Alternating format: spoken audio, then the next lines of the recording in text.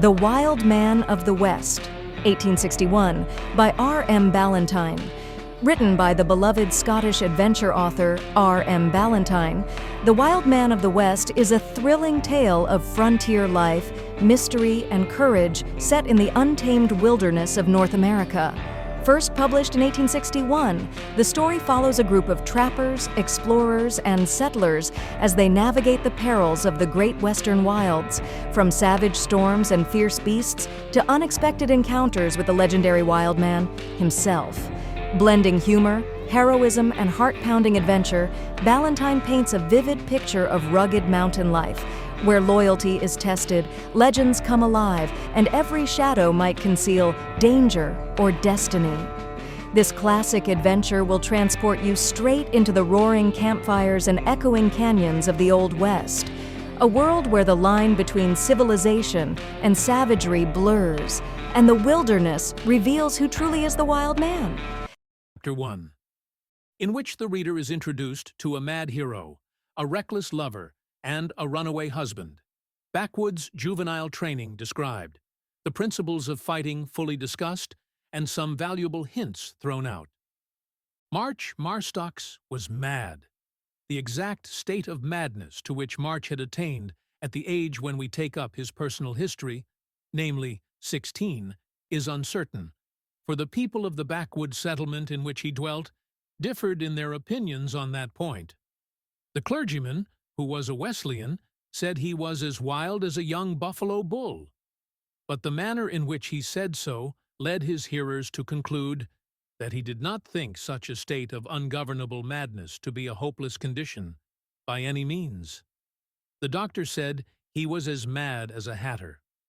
But this was an indefinite remark, worthy of a doctor who had never obtained a diploma, and required explanation, inasmuch as it was impossible to know how mad he considered a hatter to be. Some of the trappers who came to the settlement for powder and lead said he was as mad as a grizzly bear with a whooping cough, a remark which, if true, might tend to throw light on the diseases to which the grizzly bear is liable, but which failed to indicate to anyone except, perhaps, trappers, the extent of young Marston's madness. The carpenter and the blacksmith of the place, who were fast friends and had a pitched battle only once a month, or twice at most, agreed in saying that he was as mad as a wild cat. In short, everyone asserted stoutly that the boy was mad, with the exception of the women of the settlement, who thought him a fine, bold, handsome fellow, and his own mother, who thought him a paragon of perfection, and who held the opinion, privately, that in the wide range of the habitable globe there was not another like him, and she was not far wrong. Now, the whole and sole reason why March Marston was thus deemed a madman was that he displayed an insane tendency, at all times and in all manners, to break his own neck, or to make away with himself in some similarly violent and uncomfortable manner. There was not a fence in the whole countryside that March had not bolted over at full gallop, or ridden crash through if he could not go over it. There was not a tree within a circuit of 4 miles from the top of which he had not fallen.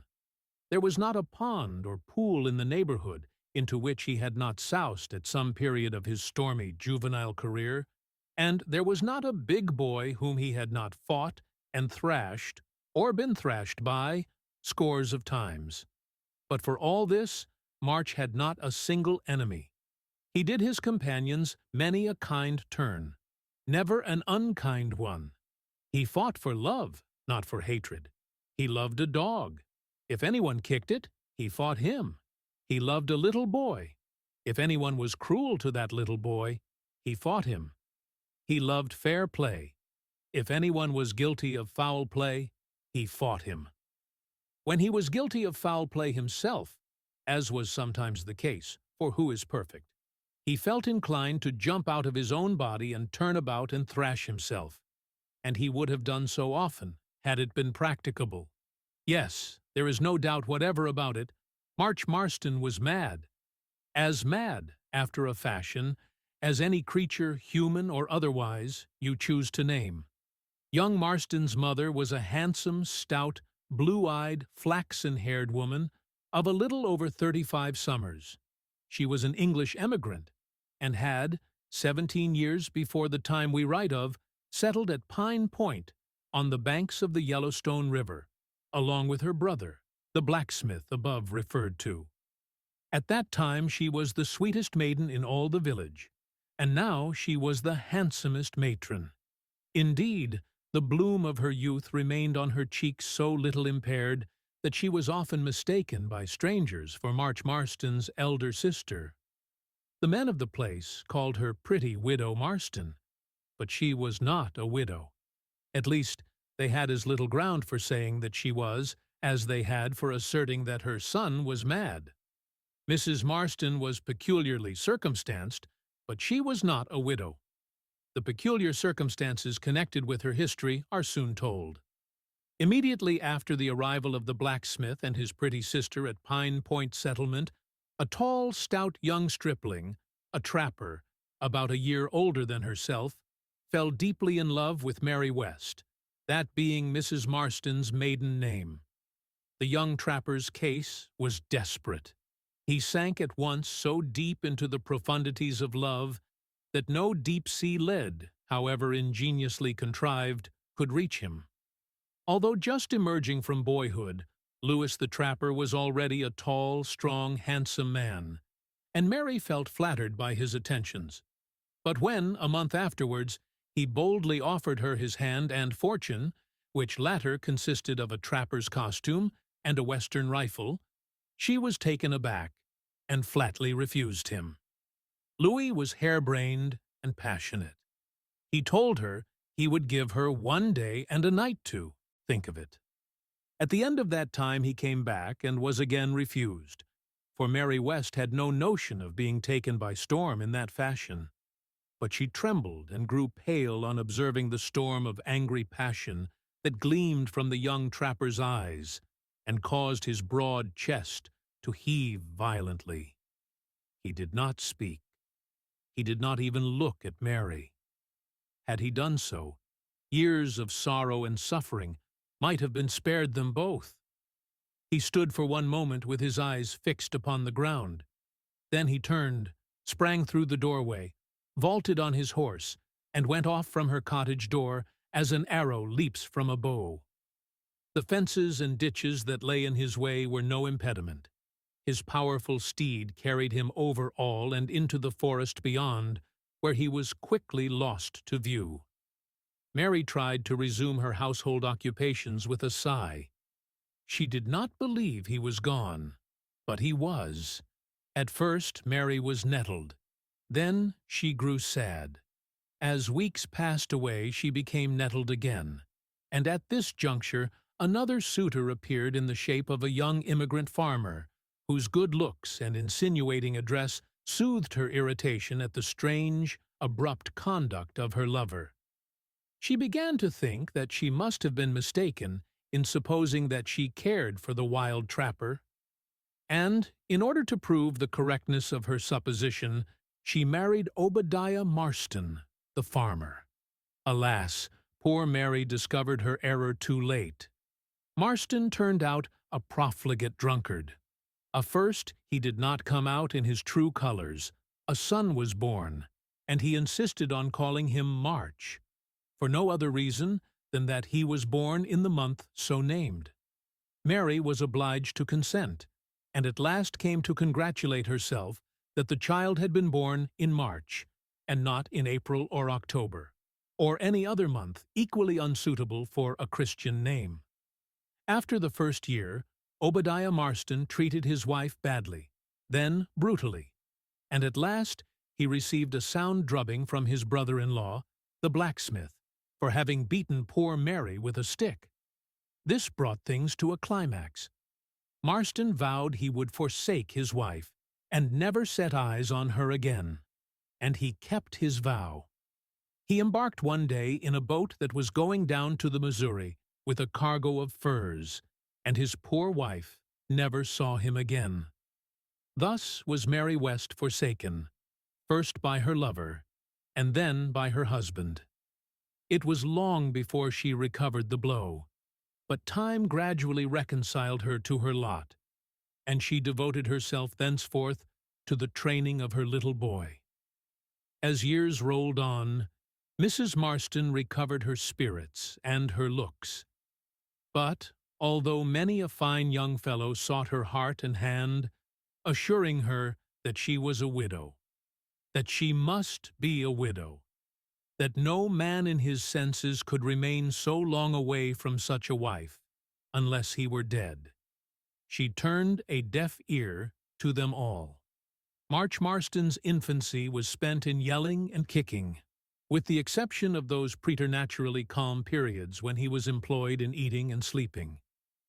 As he grew older, the kicking and yelling decreased, the eating increased, and the sleeping continued pretty much the same.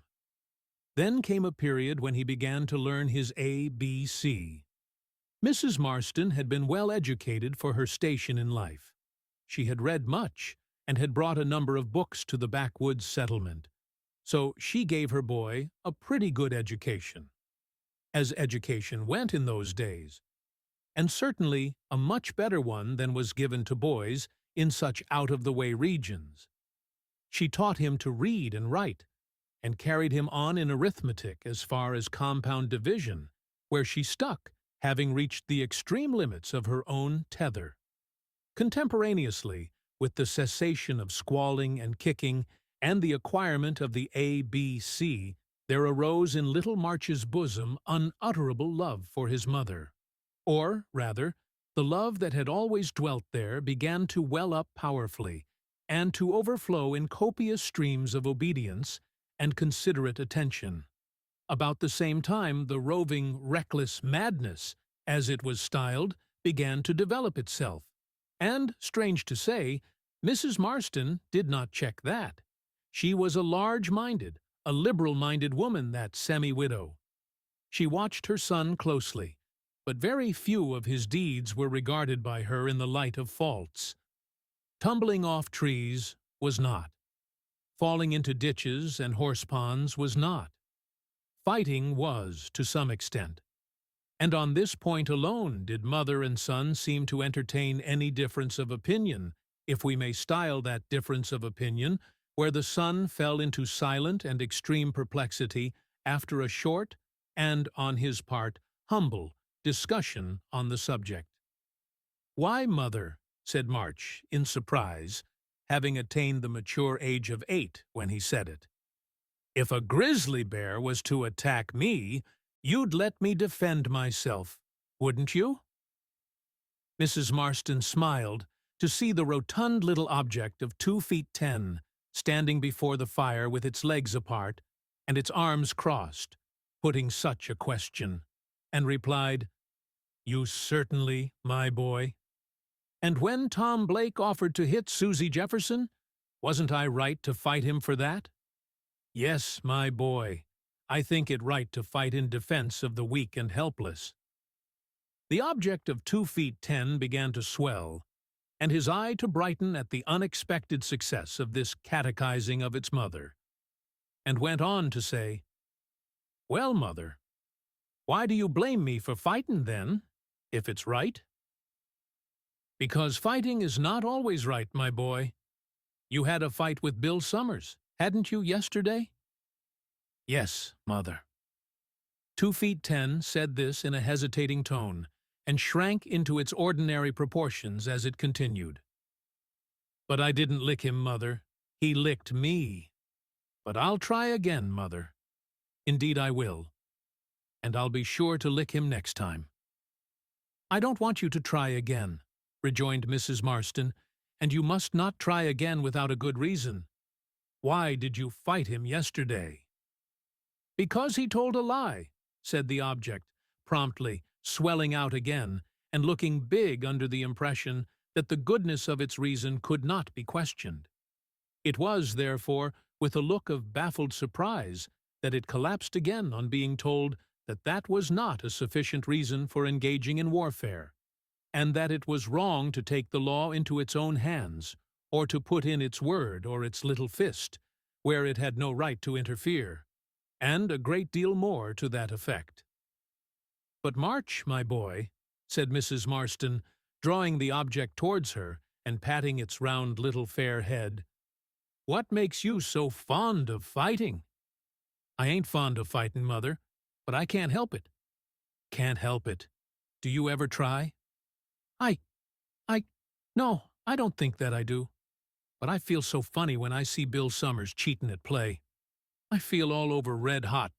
Like, oh, you've seen the big pot boilin' over? Well, I just feel like that. And when it boils over, you know, Mother, it must be took off the fire, else it kicks up sich a row.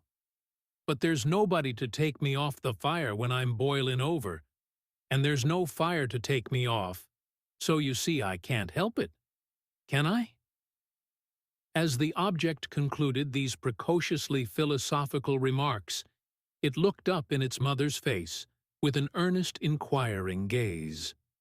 The mother looked down at it with an equally earnest look, though there was a twinkle in each eye and a small dimple in each cheek that indicated a struggle with gravity, and said, "I could stop the big pot from boiling over without taking it off the fire." "How?"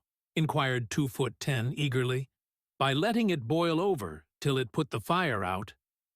The object opened its eyes very wide and pursed its mouth very tight.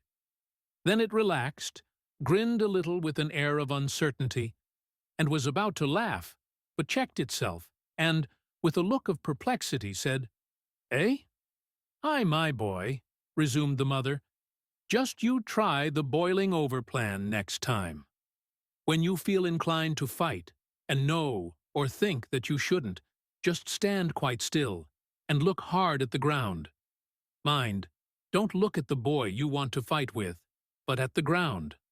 And begin to count 1, 2, 3, 4, and so on, and I'm quite sure that when you've counted 50, the fire will be out.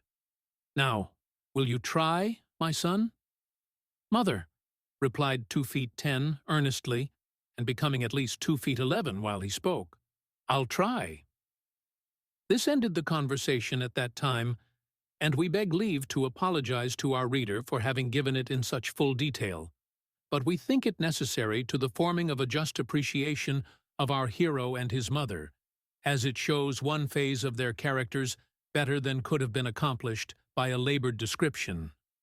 Before March, Marston had attained to the age of 16, he had read aloud to his mother, not once, but several times, The Vicar of Wakefield, Robinson Crusoe, The Pilgrim's Progress, The Tales of a Grandfather, Aesop's Fables, and a variety of tales and stories and histories of lesser note, all of which he stored up in a good memory, and gave forth in piecemeal to his unlettered companions as opportunity offered. Better than all this, he had many and many a time read his Bible through, and was familiar with all its leading heroes and histories and anecdotes. Thus, it will be seen that March Marston was quite a learned youth for a backwoodsman, besides being a hero and a madman.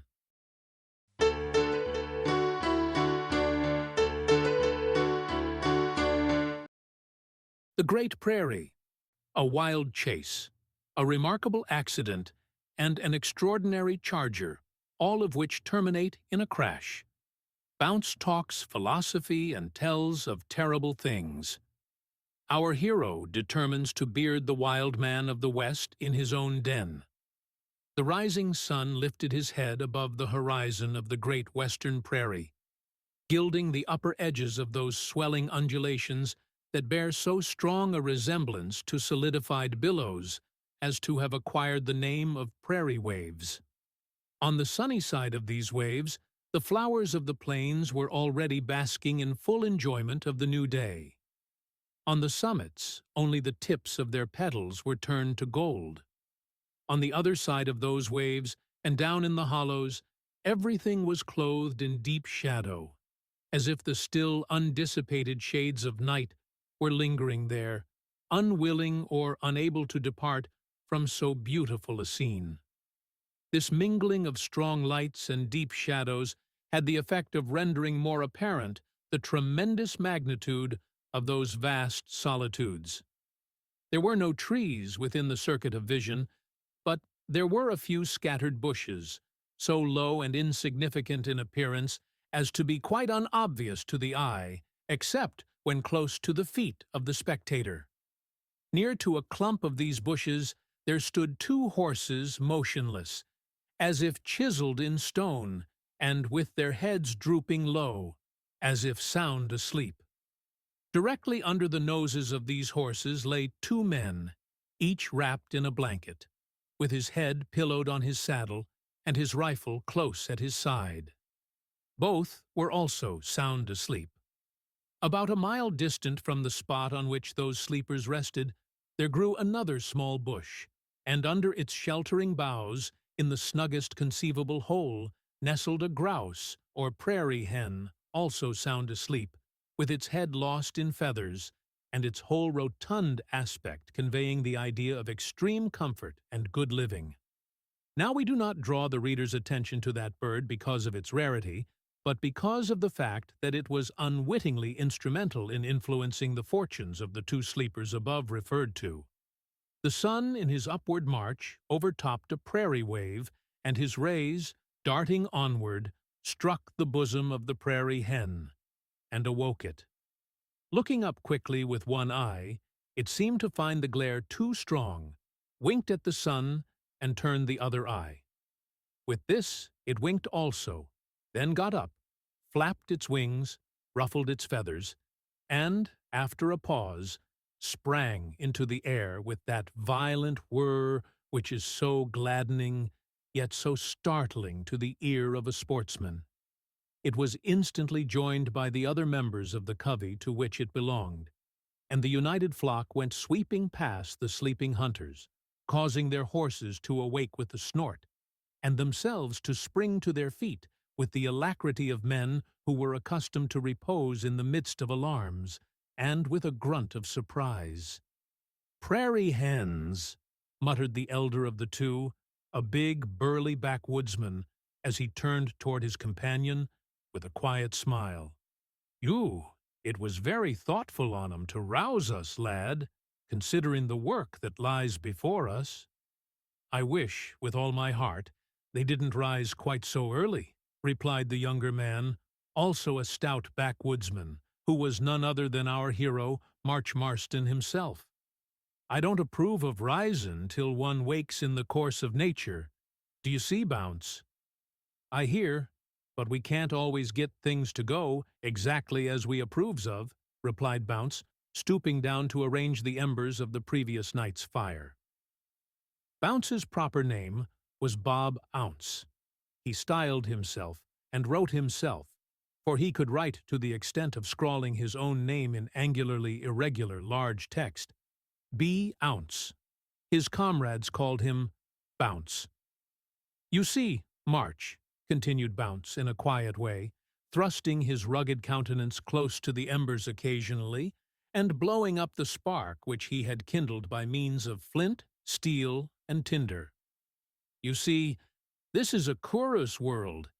It takes a philosopher to understand it correctly, and even he don't make much of it at the best. But I've always noticed that when the time for wakin' up's come, we've got to wake up whether we like it or no. Do you see, lad?" "I'd see better if you didn't blow the ashes into my eyes in that way," answered March, laughing at the depth of his companion's philosophical remark.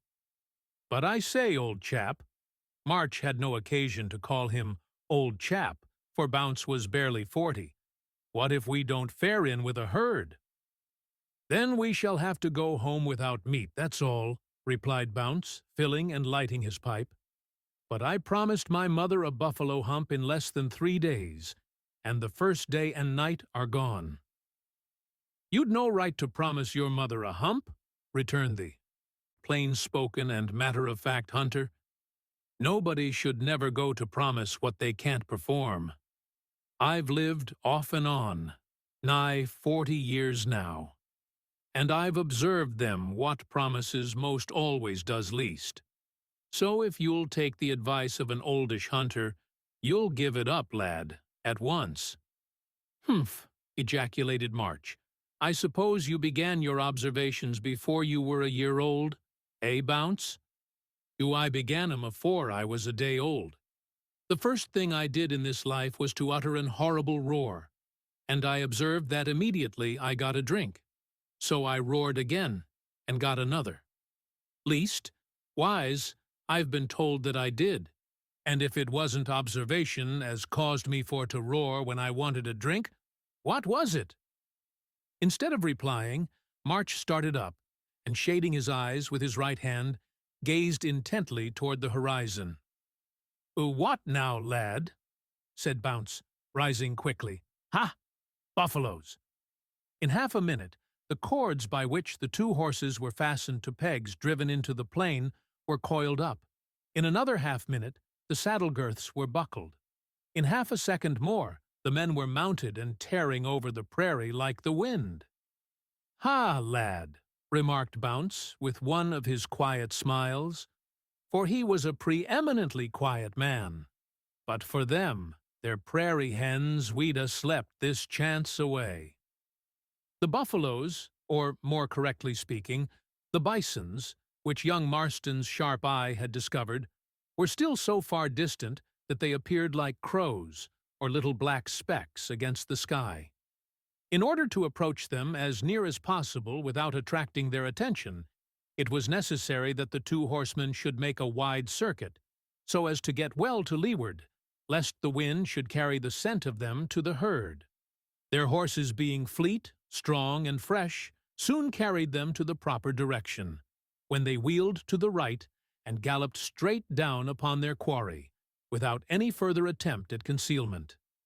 The formation of the ground favored their approach, so that they were within a mile of the herd before being discovered. At first, the huge, hairy creatures gazed at the hunters in stupid surprise. Then they turned and fled. They appeared at the outset to run slowly and with difficulty, and the plain seemed to thunder with their heavy tread, for there could not have been fewer than 1,000 animals in the herd. But as the horsemen drew near, they increased their speed, and put the steeds, fleet and strong though they were, to their mettle. On approaching the buffaloes, the horsemen separated, each fixing his attention on a particularly fat young cow, and pressing toward it. Bounce was successful in coming up with the one he had selected, and put a ball through its heart at the first shot. Not so Marston. Misfortune awaited him. Having come close up with the animal he meant to shoot, he cocked his rifle and held it in readiness across the pommel of his saddle, at the same time urging his horse nearer, in order to make a sure shot. When the horse had run up so close that its head was in line with the buffalo's flank, he pointed his rifle at its shoulder. At that precise moment, the horse, whose attention was entirely engrossed with the buffalo, put his left forefoot into a badger hole. The consequence of such an accident is, usually, a tremendous flight through the air on the part of the rider, while his steed rolls upon the plain. But on the present occasion, a still more surprising result followed. March Marston not only performed the aerial flight, but he alighted with considerable violence on the back of the affrighted buffalo.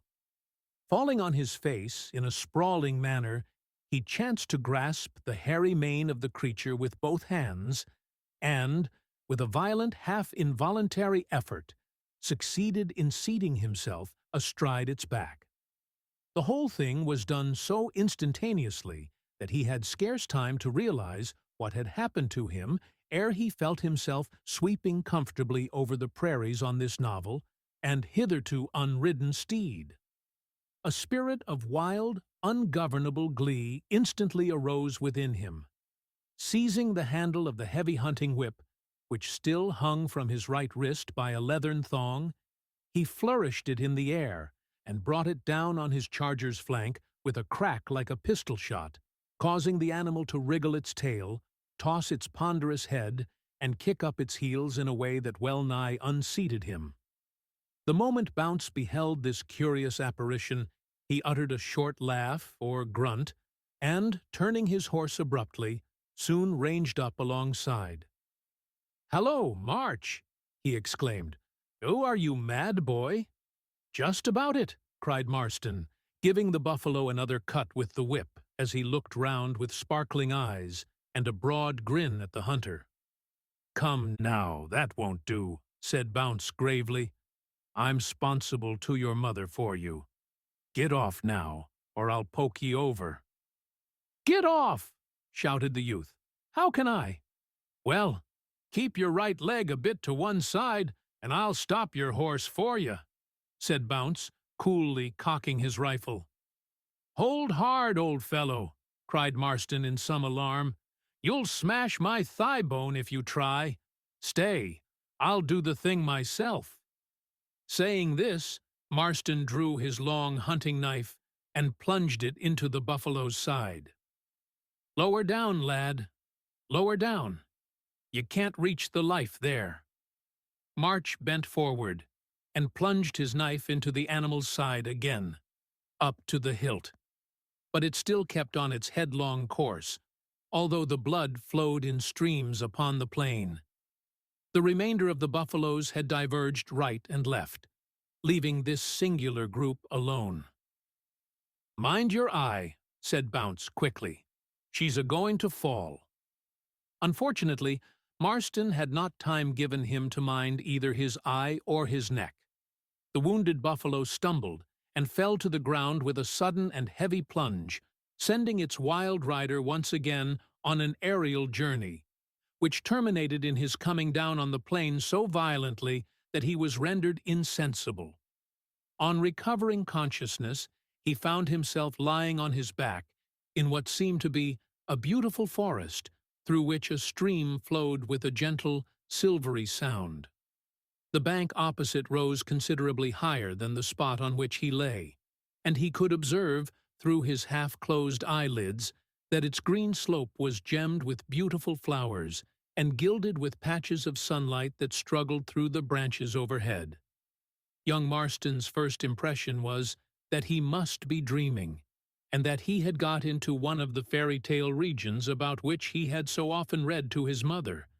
A shadow seemed to pass over his eyes as he thought this, and, looking up, he beheld the rugged face of Bounce gazing at him with an expression of considerable interest and anxiety. "I say, Bounce, this is jolly." "Is it?" replied the hunter with a "Humph! Why, if you try to lift your head, one guess you'll change your opinion." Marston did try to raise his head, and did change his opinion. His neck felt as if it were a complication of iron hinges, which had become exceedingly rusty, and stood much in need of oil. "Oh, dear!"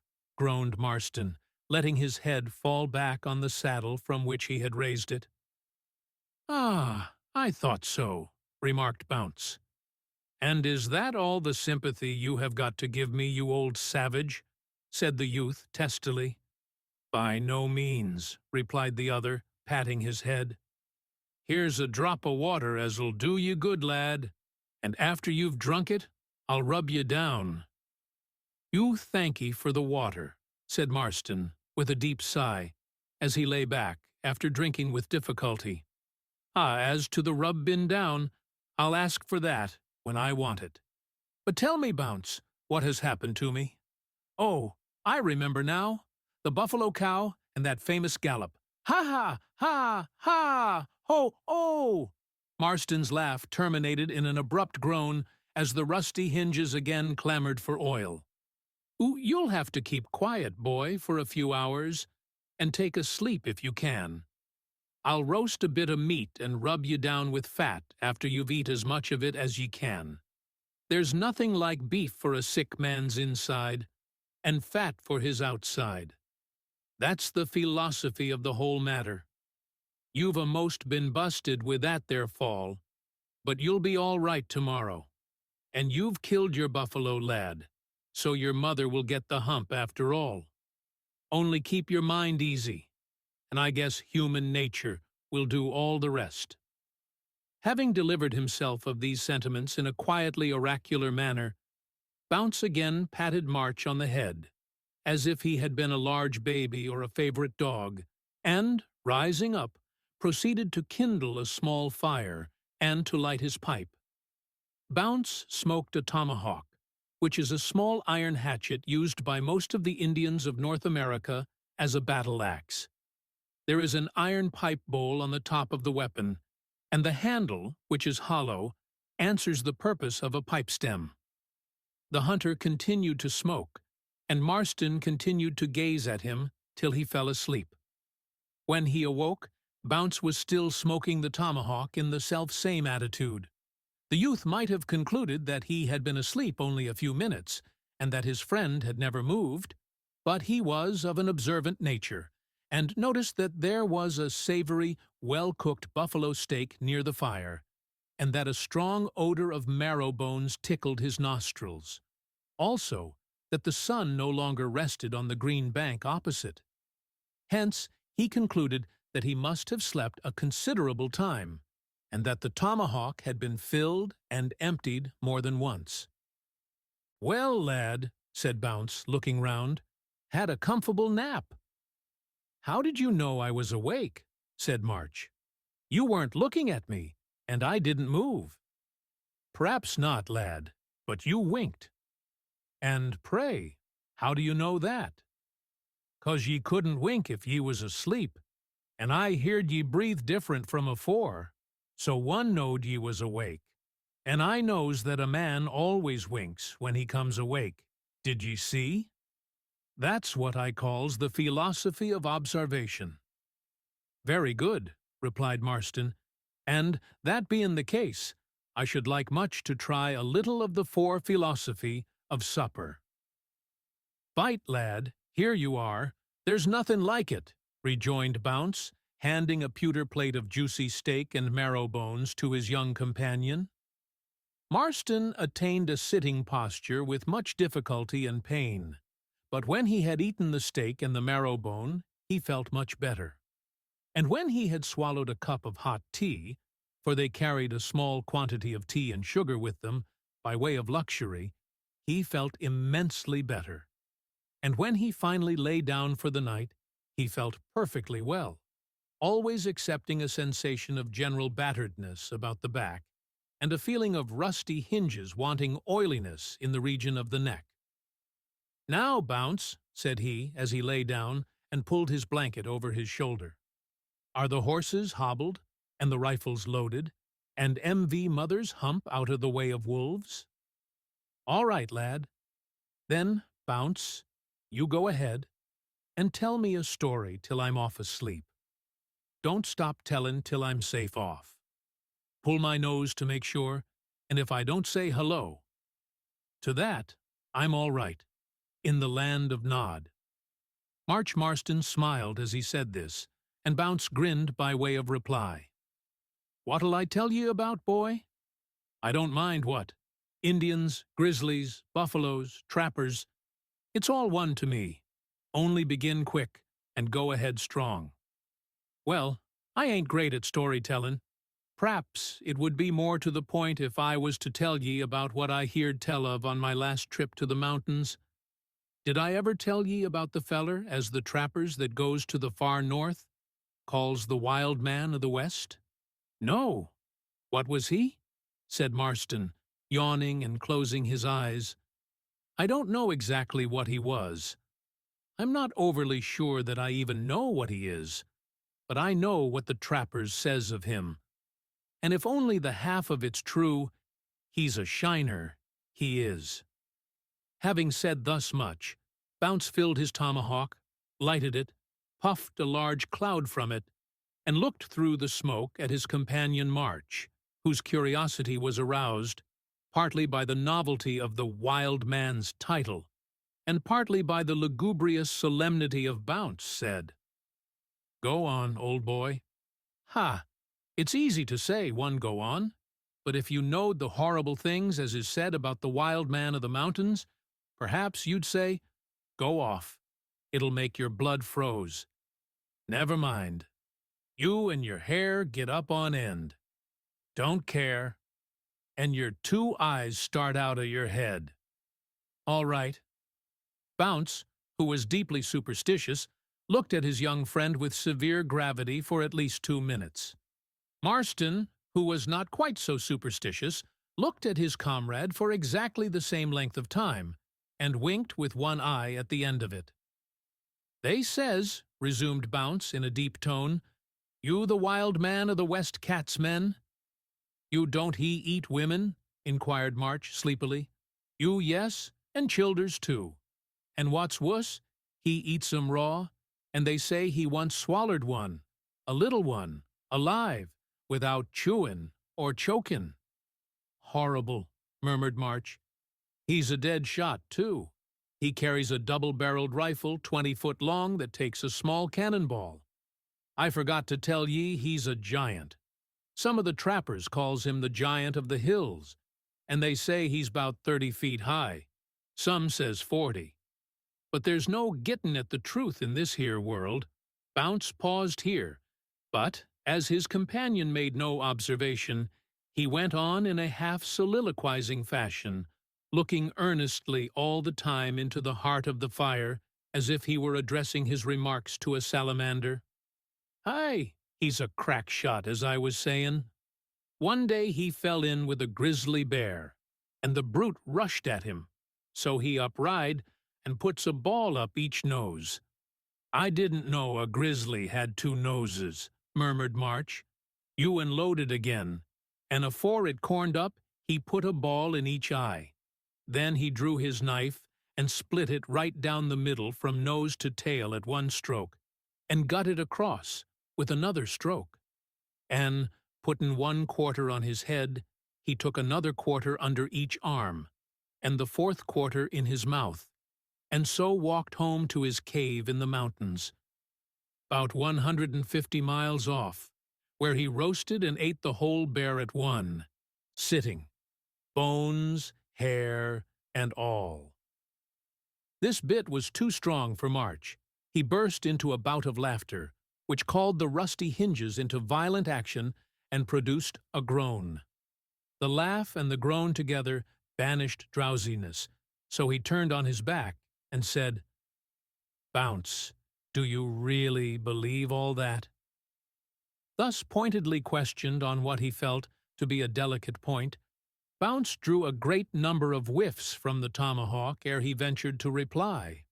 At length he said, "Well, to say truth, and taking a philosophical view of the point, I don't, but I believe some of it. I do believe there's some extraordinary critter in them there mountains, for I've lived nigh 40 years, off and on, in these parts, and I've always observed that in this world, whenever you find any trouble, you've always got something. Nobody never got hold of something, and found afterwards that it was nothing. So I believe there's something in this wild man. How much I done know." Bounce followed up this remark with a minute account of the reputed deeds of this mysterious creature, all of which were more or less marvelous, and at length succeeded in interesting his young companion so deeply as to fill him with a good deal of his own belief in at least a wild something that dwelt in the heart of the Rocky Mountains.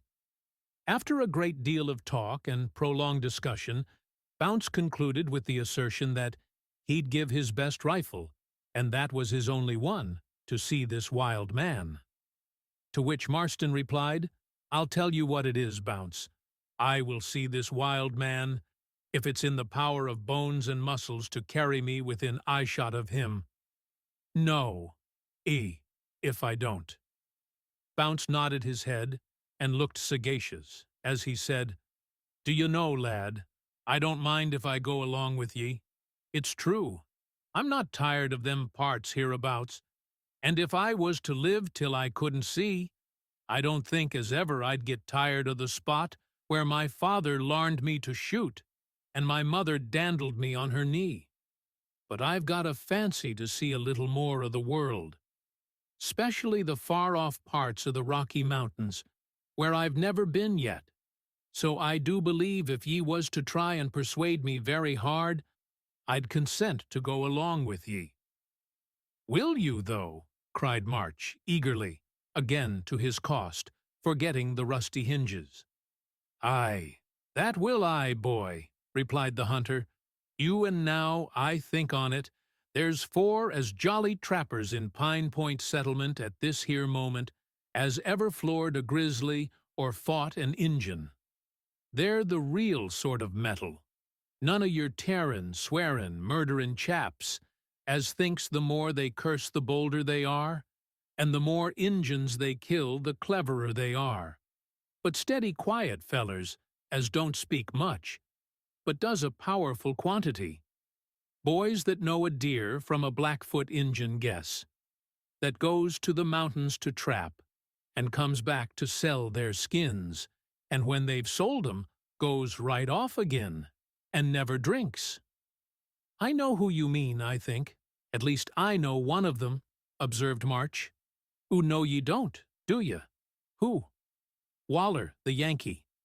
"That's one," said Bounce, nodding. "Big Waller, we calls him." "I'm not sure that I can guess the others. Surely Tim Slater isn't one?" "No," said Bounce, with an emphasis of tone and a peculiar twist of the point of his nose that went far to stamp the individual named with a character the reverse of noble. "Oo try again." "I can't guess." "One's a French-Canadian," said Bounce. "A little chap with a red nose and a pair of coal-black eyes, but as bold as a lion." "I know him," interrupted March. "Gibault Noir, Black Gibault, as they sometimes call him. Am I right?" "Right, lad. That's 2. Then there's Hawks. Wing, the Injun, whose wife and family were all murdered by a man of his own tribe, and who left his people after that, and tuck to trappin' with the whites. That's 3. And Talikour's Red Hand, the old trapper that's been off and on between this place and the Rocky Mountains for nigh 50 years, I believe." "Oh, I know him well. He must be made of iron, I think, to go through what he does at his time of life. I wonder what his right name is?" "Nobody knows that, lad. You know as well as I do that he was called Red Hand by the Injuns in consequence of the lot of grizzlies he's killed in his day, but nobody never could get at his real name. Perhaps it's not worth gettin' at. Now, them 4'll be startin' in a week or 2 for the mountains, and what's to hinder us a jinin' of them?" To his own question, Bounce, after a pause, replied with deliberate emphasis, "Nothin' what somethin'," and his young companion heartily echoed the sentiment. Exactly 36 hours after the satisfactory formation of the above resolution, March Marston galloped furiously toward the door of his mother's cottage, reined up, leaped to the ground, seized the buffalo hump that hung at his saddle-bow, and entered with a good deal of that impetuosity that had gone far to procure for him the title of madman. Flinging the bloody mass of meat on the floor, he sat down on a chair and said, "There, mother." "Well, you are a clever fellow," said Mrs. Marston, drying her hands, for she had been washing dishes, and giving her son a hearty kiss on the forehead. "Clever or not clever, mother, I'm off to the Rocky Mountains in 2 days." Mrs. Marston was neither dismayed nor surprised. She was used to that sort of thing, and didn't mind it. "What to do there, my boy?"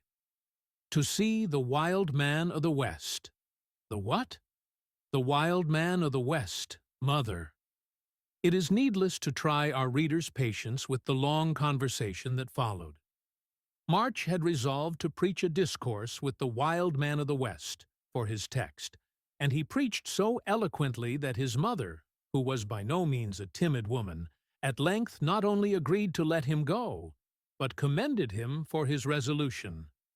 The only restraint she laid upon her son had reference to his behavior toward the wild man, if he should happen to meet with him.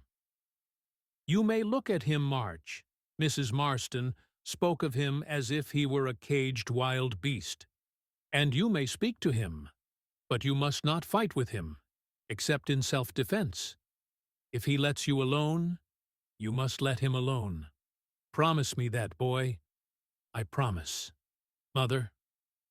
Not long after this promise was made, a light bark canoe was launched upon the river, and into it stepped our hero, with his friend Bounce, and Big Waller, Black Gibault, Hawkswing, and Red Hand, the trappers. A cheer rang from the end of the little wharf at Pine Point, as the frail craft shot out into the stream. The wild wood echoed back the cheer, which mingled with the lusty answering shout of the trappers, as they waved their caps to the friends they left behind them. Then, dipping their paddles with strong, rapid strokes, they headed the canoe toward the Rocky Mountains, and soon disappeared up one of those numerous tributary streams that constitutes the headwaters of the Missouri River.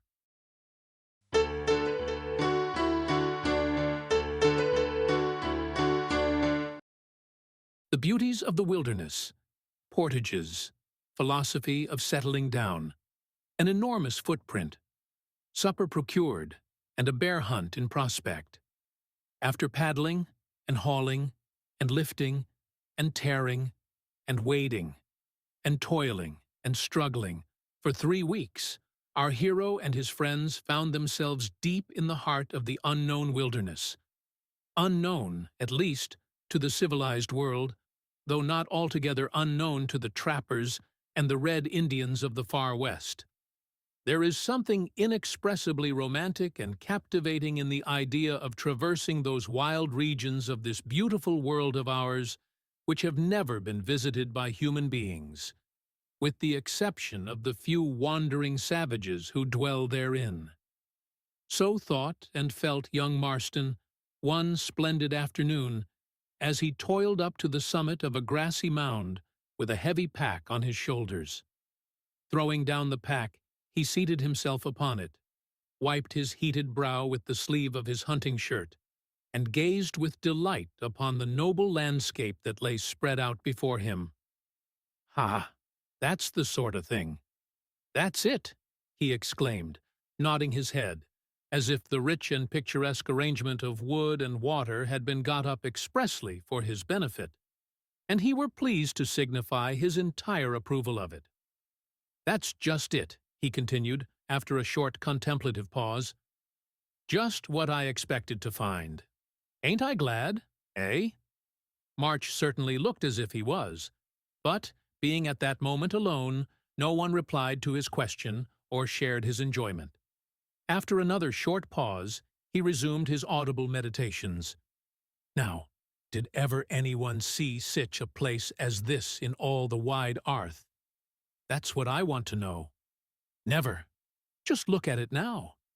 There's miles and miles of woods and plains and lakes and rivers, wherever I choose to look, all round me.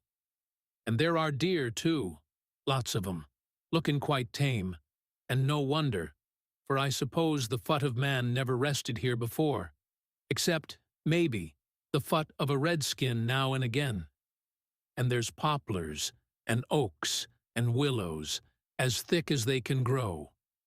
March might have added that there were also elm, and sycamore, and ash, and hickory, and walnut, and cottonwood trees in abundance, with numerous aspen groves, in the midst of which were lakelets margined with reeds and harebells, and red willows, and wild roses, and chokeberries, and prickly pears, and red and white currants. He might, we say, have added all this, and a great deal more, with perfect truth, but he didn't, for his knowledge of the names of such things was limited. So he confined himself, like a wise youth, to the enumeration of those things that he happened to be acquainted with. "And," continued March, starting up and addressing his remark to a hollow in the ground a few yards off, "there's grizzly bars here, too, for there's the footmark of one, as sure as I'm a white man." Most people would have been inclined to differ with March in regard to his being a white man, for he was as brown as constant exposure in hot weather could make him. but he referred to his blood rather than to his skin, which was that of white parents. The footprint which he had discovered was, indeed, that of a grizzly bear, and he examined it with more than usual interest, for, although many of those ferocious denizens of the western woods had been already seen, and a few shot by the trappers on their voyage to this point, none had been seen so large as the monster whose footprint now attracted Marston's attention. The print was 11 inches long, exclusive of the claws, and 7 inches broad. While March was busily engaged in examining it, Black Gibault came panting up the hill with a huge pack on his back. "Ho, March, me garcon, that you be fiend la?" cried the Canadian, throwing down his pack and advancing. "A bar, Gibault. Caleb himself. A regular big un, too. Just look here. Ah, oui, vraiment, dat am be one extonishin' vopper, sure enough. Mais him's gone past long ago, so you better come away and finish de portage." "Not I, lad," cried March gaily as he flung himself upon the grassy mound. "I'm going to admire this splendid country till I'm tired of it, and leave you and the other fellows to do the work." "Oh, ver gut," replied Gibault, sitting down beside our hero and proceeding to fill his pipe. "I will mire de country too. Ha! It be unmarkably beautiful, specially when beholded true one cloud of tobacco smoke." "Alas, Gibault, we'll have to move off sooner than we expected, for there it comes." The two friends leaped up simultaneously and, seizing their packs, hurried down the mound, entered the thick bushes, and vanished. The object whose sudden appearance had occasioned this abrupt departure would, in truth, have been somewhat singular, not to say alarming, in aspect, to those who did not know its nature. At a distance, it looked like one of those horrible antediluvian monsters one reads of, with a lank body about 30 feet long. It was reddish-yellow in color, and came on at a slow crawling pace, its back appearing occasionally above the underwood. Presently its outline became more defined, and it turned out to be a canoe instead of an antediluvian monster, with Big Waller and Bounce acting the part of legs to it.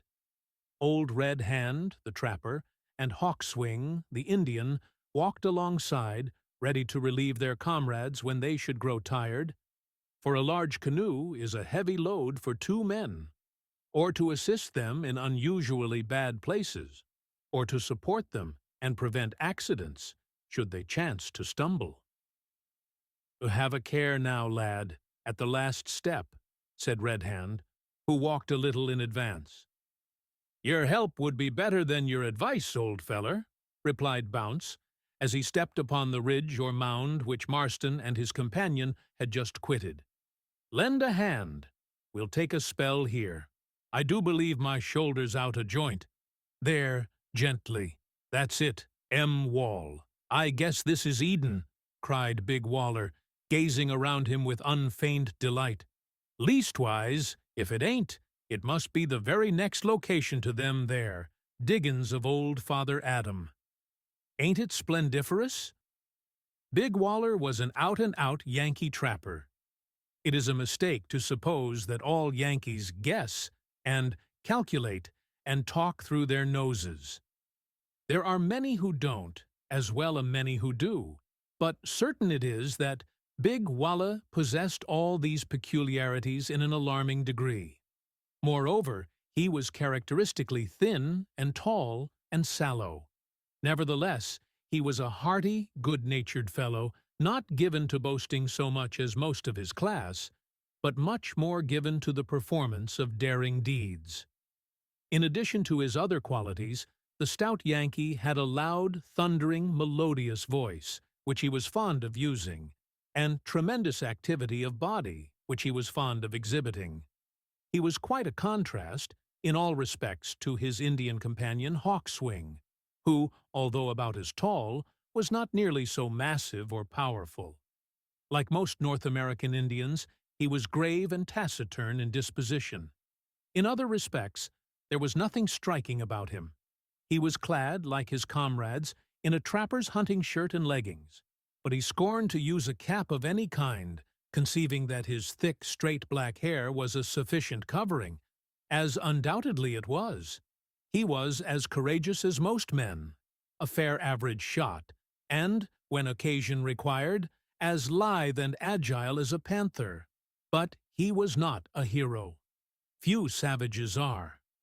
He possessed one good quality, however, beyond his kinsmen. He preferred mercy to revenge, and did not gloat over the idea of tearing the scalps off his enemies and fringing his coat and leggings therewith.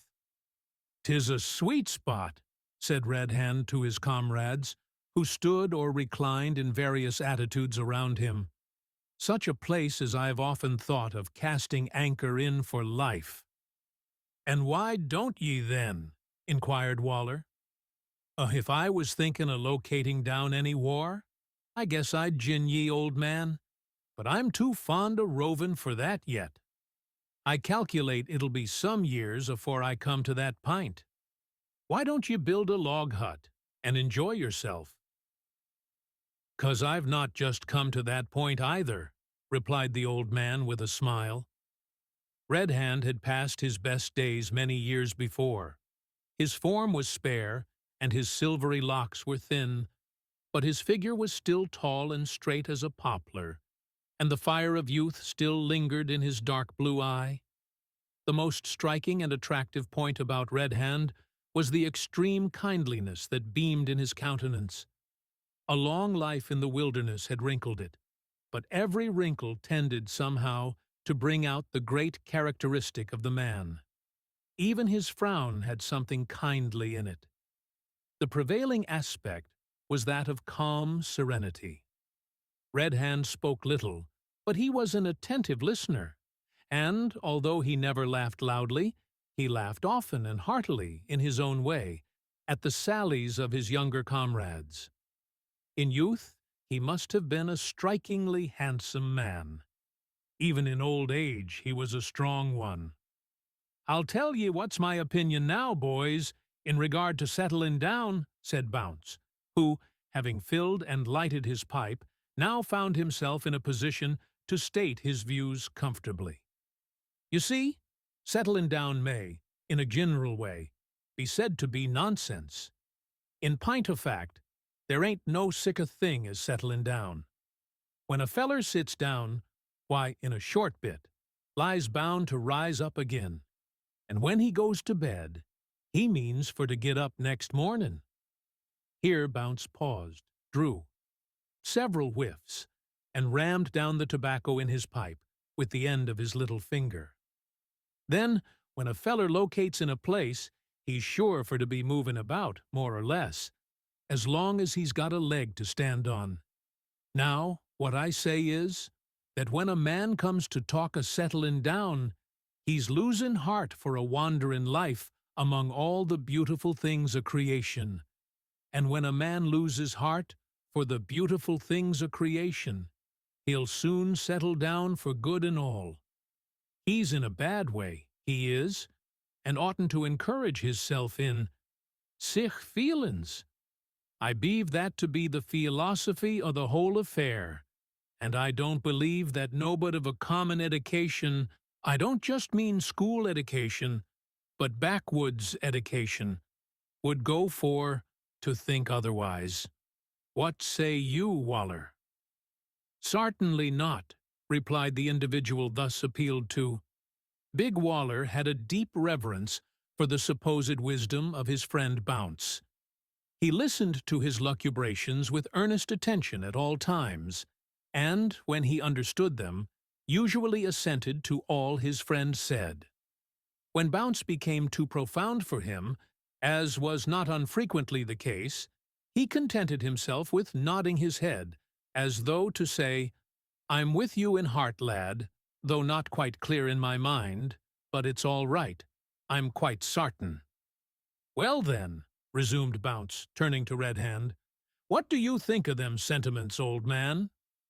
Red Hand, who had been paying no attention whatever to these sentiments, but, during the delivery of them, had been gazing wistfully out upon the wide expanse of country before him, laid his hand on Bounce's shoulder, and said in a low, earnest tone, "It's a grand country. Do you see the little clear spot yonder, on the river bank, with the aspen grove behind it, and the run of prairie on the right, and the little lake not a gunshot off on the left? That's the spot I've sometimes thought of locatin' on when my gun begins to feel too heavy. There'll be cities there some day. Bricks and mortar and stone'll change its face, and cornfields, but not in our day, lad, not in our day. The redskins and the bears'll hold it as long as we're above ground. Yes, I'd like to settle down there." "Come, come, Red Hand," said Bounce. "This orta thing'll never do. Why, you're as hale and hearty as the best on us. What on arth makes you talk of settlin' down in that there fashion?" "Ha!" exclaimed Waller energetically. "I guess if ye goes on in that style, you'll turn into a rig'lar hypochondric. Ain't that the word, Bounce? I heerd the minister say it was the wust kind of the blues. What's your opinion o' settling down, Hawkswing?" To this question the Indian gravely replied, in his own language, with which the trappers were well acquainted, that, not having the remotest idea of what they were talking about, he entertained no opinion in regard to it whatever. "Well, whatever others may hold," remarked Bounce emphatically, "I'm strong agin settlin' down nowhere." "So am I, out and out," said Waller. "Dat be plain to the naked eye," observed Gibault, coming up at the moment. "Surement you have settled down here forever. Ho you s'pose, mes gargons, dat de canoe will carry hisself over de portage? Yoily! Vat is dat?" Gibault pointed to the footprint of the grizzly bear as he spoke. "It's a bar," remarked Bounce quietly. "Caleb," added Waller, giving the name frequently applied to the grizzly bear by Western hunters. "I calc'late it's nothin' new to see Caleb's feet in the mud." "Mais, it be new to see him's fut so big, you oogly Yankee," cried Gibault, putting wafflery cap over his eyes, and running into the bush to avoid the consequences. At that moment a deer emerged from the bushes, about 50 yards from the spot on which the trappers rested, and, plunging into the river, made for the opposite bank.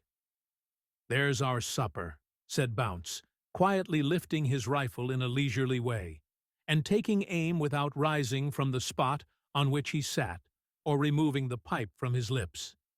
The sharp crack was followed by a convulsive heave on the part of the deer, which fell over on its side and floated downstream.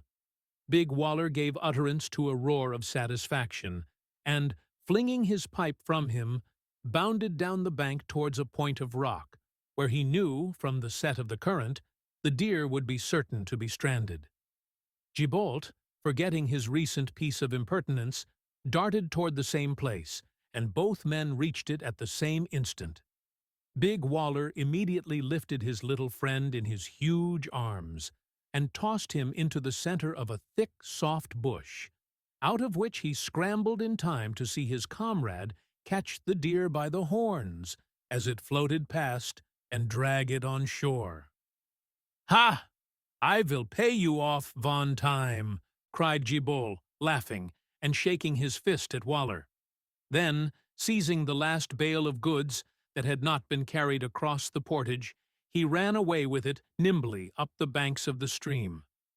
Big Waller placed the deer on his shoulders with some difficulty, and followed in the same direction. On reaching the other end of the portage, they found the canoe reloaded, and in the water, and their comrades evincing symptoms of impatience. "Come on, lads, come on," cried March, who seemed to be the most impatient of them all. "We've seen Caleb. He's up the river, on this side. Get in. He's sich a banger, oh." Before the sentence was well finished, all the men were in their places except Black Gibault, who remained on the bank to shove off the canoe. "Now, lad, get in," said Red Hand, whose usually quiet eye appeared to gleam at the near prospect of a combat with the fierce and much dreaded monster of the far west. "All right, mes galons," replied Gibault. "You hand me mine gun. I will walk on the bank, and see which way hims go. So, adieu." With a powerful push, he sent the light craft into the stream and, turning on his heel, entered the woods. The others at once commenced paddling up the river with energetic strokes. "He's a wild feller, that," remarked Bounce, after they had proceeded some distance and reached a part of the stream where the current was less powerful. "I'd bet my rifle he's get the first shot at Caleb. I only hope he'll not fall in with him till we get ashore, else it may go hard with him." "So it may," said Waller. "If it goes as hard with Gibault as it did with my old comrade, Bob Swan, it'll be no fun, I guess." "What happened to him?" asked March, who was ever open-eared for stories. "Oh, it was nothing very curious, but I guess it was onconvenient, as them coons from Ireland says. Bob Swan went, he did, away right off alone, all by hisself, to shoot a grizzly with a old musket, as wasn't fit to fire powder, not to speak a ball. He was sich a desprit feller, Bob Swan was, that he cut after it without toddin' time to see what woes in the gun. I follered him as fast as I could, hollerin' for him to stop and see if he was loaded. But I calc'late he was past stoppin'. Wall, he comes up with the bar suddenly, and the bar looks at him, and he looks at it. Then he uns up, claps the gun to his shoulder, and pulls the trigger. But it was a rusty old lock, and no fire came. There was fire come from the bar's eyes, though, I do guess. It ran at him, and he ran away. Of course, Caleb soon came up, and Bob primed as he ran and wheeled about, stuck the muzzle of the old musket right into Caleb's mouth, and fired. He swallowed the whole charge. That bar did, as if it had been a glass of grog. And didn't he cough some? Oh, no, and he roared, too, just like this. Big Waller, in the excitement of his narrative, was about to give a vocal illustration, when Bounce suddenly extinguished him by clapping his hand on his mouth. "Hist, you wild buffalo," he said. "You'll frighten off all the bars within 10 miles of us, if you raise your horrible trumpet." "I do believe I forgot," said the Yankee, with a low chuckle when his mouth was released. "Well, but what happened to Bob Swan?" inquired March eagerly. "What happened? I guess the bar cotched him by the leg, and smashed it in 3 places, before you could wink. But, by good luck, I come up at that moment, and put a ball right through Caleb's brains. Bob got better, but he never got the right use of his leg after that, and we found that he'd fired a charge of small shot down that bar's throat. He had." "Hello, look, is yon Caleb?" inquired March, in a hoarse whisper, as he pointed with his paddle to a distant point up the river where a dark object was seen moving on the bank. "That's him," said Bounce. "Now then, do your best, and we'll land on the point just below him." "That's sooner said than done," remark it. Red Hand quietly, "for there's another portage between us and Caleb." As the old man spoke, the canoe passed round a low point which had hitherto shut out the view of the bed of the river from the travelers, and the vision of a white, though not high, waterfall burst upon their sight, at the same moment that the gushing sound of water broke upon their ears. At any other time the beauty of the scene would have drawn forth warm, though, perhaps, quaint and pithy remarks of admiration. Wood and water were seen picturesquely mingled and diversified in endless variety.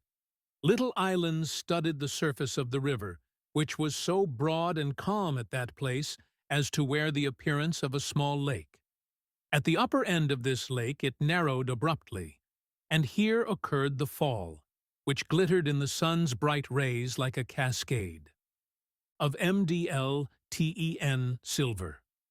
The divers' trees and shrubs, both on the islets and on the mainland, presented, in some places, the rich cultivated appearance of the plantations on a well-tended domain, but in other places the fallen timber, the rank tangled vegetation, and the beautiful wild flowers showed that man's hand had not yet destroyed the wild beauty of the virgin wilderness.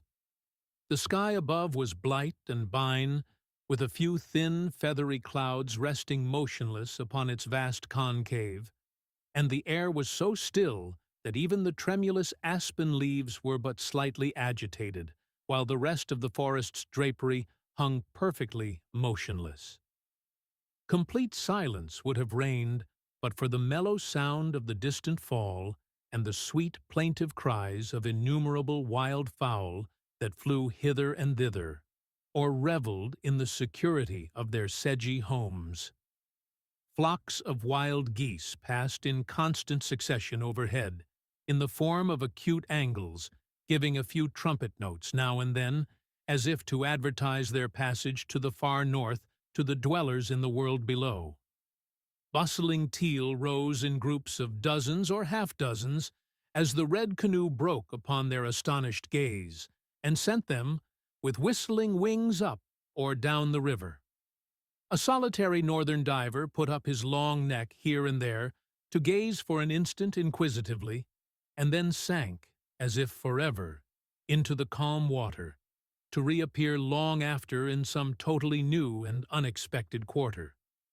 A napping duck or two, being well-nigh run over by the canoe, took wing with a tremendous splutter, and a perfectly idiotical compound of a quack and a roar, while numerous flocks of plover, which had evidently meant to lie still among the sedges and hide while the canoe passed, sprang into the air at the unwonted hullabaloo, and made off, with diverse shriek and whistle, as fast as their wings could carry them.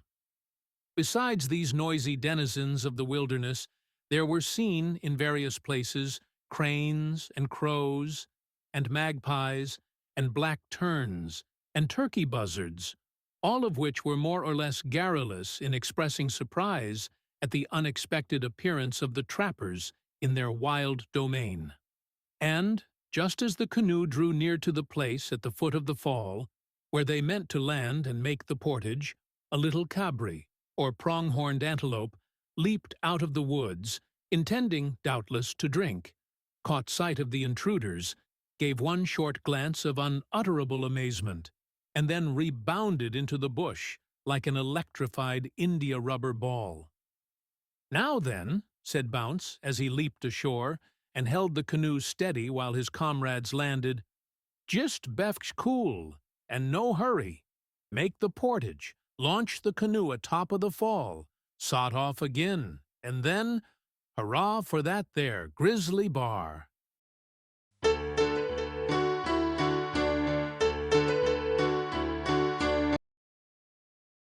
Gibault has an adventure and discovers a very strange creature in the woods. A most tremendous bear hunt, particularly described. Meanwhile, Black Gibault, having followed the course of the river for some distance on foot, struck into the woods, sought for and found the track of the bear, and, looking carefully to the priming of his gun, and knocking the edge of the flint to sharpen it, pushed forward in pursuit with the ardor of a reckless man. Gibault Noir was a goose. But he was an amiable goose, therefore men forgave his follies. Had Gibault not been a goose, he never would have set off alone in pursuit of a grizzly bear, when he had comrades who might have accompanied him. Everyone knows, at least, if everyone does not know, everyone who reads these pages may know henceforth, that the grizzly bear of the western prairies and Rocky Mountains is one of the most desperate monsters and most dreaded animals on the face of the earth. Not dreaded merely by the weak and timorous, but dreaded also by the bravest Indians and the boldest trappers. Of course, we do not mean to say that by these latter the grizzly bear is dreaded with anything like cowardly terror. but it is regarded with that degree of wholesome anxiety and extreme caution with which men usually regard an excessively dangerous and powerful enemy. Unlike other bears, the grizzly bear scorns to fly from before the face of man. His ferocity, when wounded, is terrible, and his tenacity of life is such that however many mortal wounds one may give him, he will retain life and strength long enough to kill his assailant before he himself dies, unless he is shot dead at once by a ball being planted in his heart or brain, both of which are difficult to reach. He has a grumpy sort of magnanimity of his own, however, and will usually let men alone, if men will let him alone. But men are not prone to let anything alone. Hence encounters are frequent. Wounds, on both sides, are numerous, and death, on one or other side, is almost certain. Old trappers are not fond of attacking Caleb single-handed, but young hot-blooded fellows, who have got their names to make, are less cautious, and sometimes even court the combat, as was the case in the present instance with reckless Gibault Noir. For half an hour, Gibault went over the ground at a sort of half-walk, half-trot, stopping occasionally to examine the prints of the bear more narrowly when they passed across hard ground that did not take a good impression. At length he came to a deep gully or creek where the bushes were so dense that he could not see far through them in any direction. Here he halted, re-examined his priming, and, peering cautiously through the underwood, advanced with much greater deliberation and care than heretofore. In descending the gully, Gibault stumbled once or twice, and made one or two crashing bursts through bushes that would have proved quite impervious to most men. After much toil, he reached the bottom, and, standing there, up to the ankles in a small rivulet, gazed upward at the bank he had now to ascend. "Vraiment, it be uncommonly difficile," said he, addressing himself to the task, while the perspiration began to roll down his forehead. At last he reached the top of the bank on the other side, and, after panting for some time, began to look for the bear's footprints. But these could not now be found.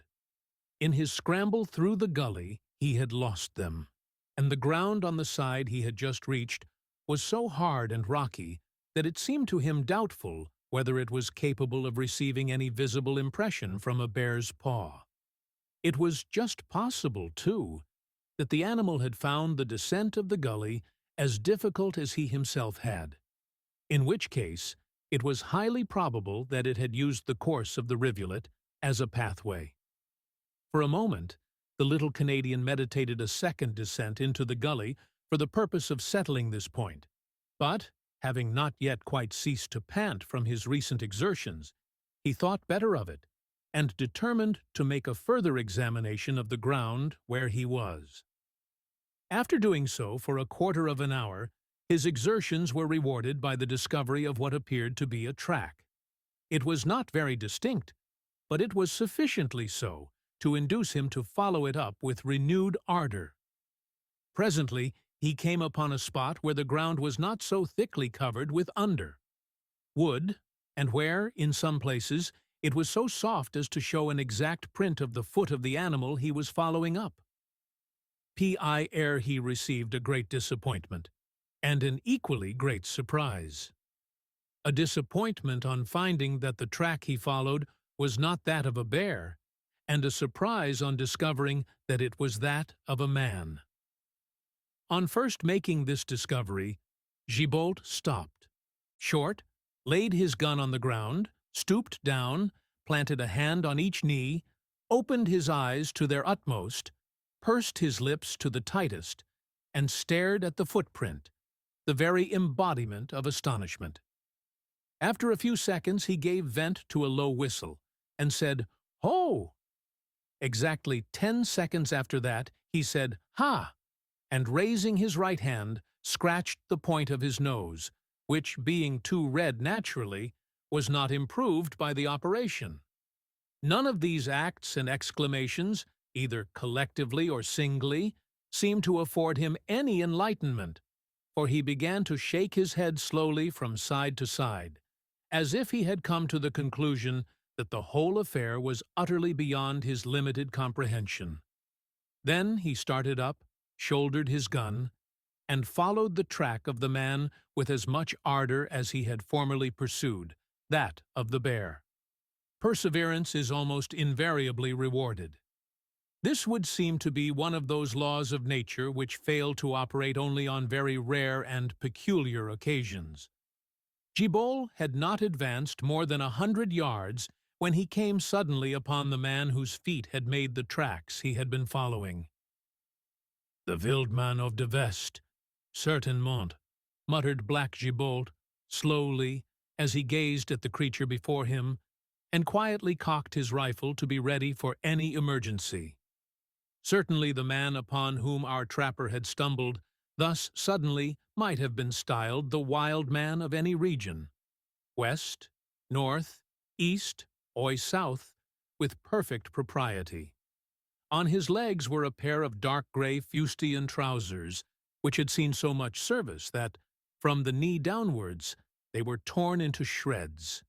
His feet were covered by a pair of moccasins. Instead of the usual hunting shirt, he wore one of the yellow deerskin coats of a Blackfoot chief, which was richly embroidered with beads and quilt work and fringed with scalp locks. On his head he wore a felt hat with a broad brim and a tall conical crown, somewhat resembling a Spanish sombrero, and beside him, on the bough of a tree, hung a long blue Spanish cloak. The countenance of this extraordinary man was handsome and youthful, but wild and somewhat haggard, as if from much recent suffering. His eye was black and piercing, his nose aquiline, and his forehead broad, but his mouth was effeminate, his chin small and beardless, his neck long, his shoulders narrow and sloping, and his black hair hung in long, straight locks over his shoulders. A short sword, somewhat resembling that of the ancient Roman, lay on the sward beside him, and near to it a huge cavalry pistol of the olden time, with a brass barrel and a bell mouth, a species of miniature blunderbuss. Its fellow was stuck in his belt, beneath the chief's coat, as could be observed from the appearance of the butt protruding from the opening in the breast thereof. This personage was seated on a grassy knoll, so absorbed in some curious kind of occupation that he was totally unobservant of the presence of Gibault until he had approached to within 30 yards of him.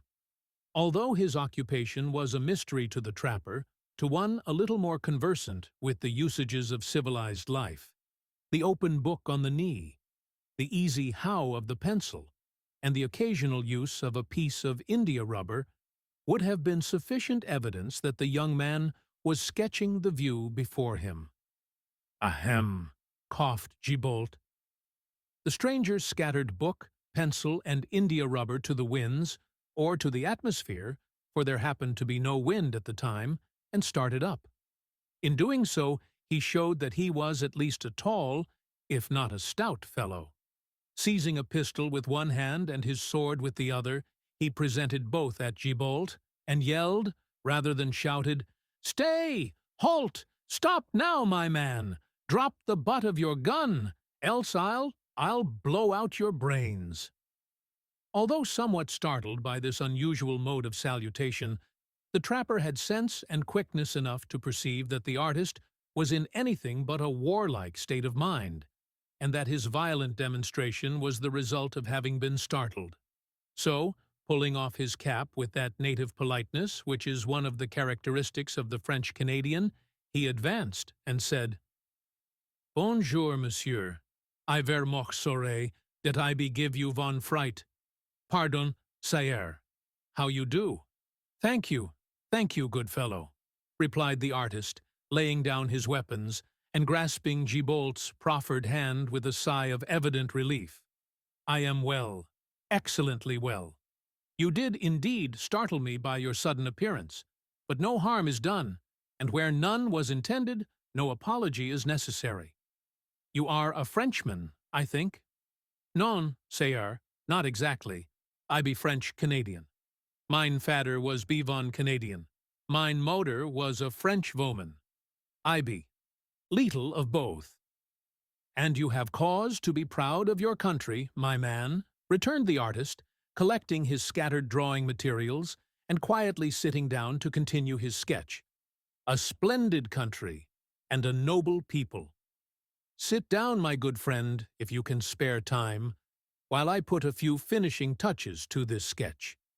You may, said Gibault, rubbing his nose in great perplexity at the coolness of this eccentric wanderer.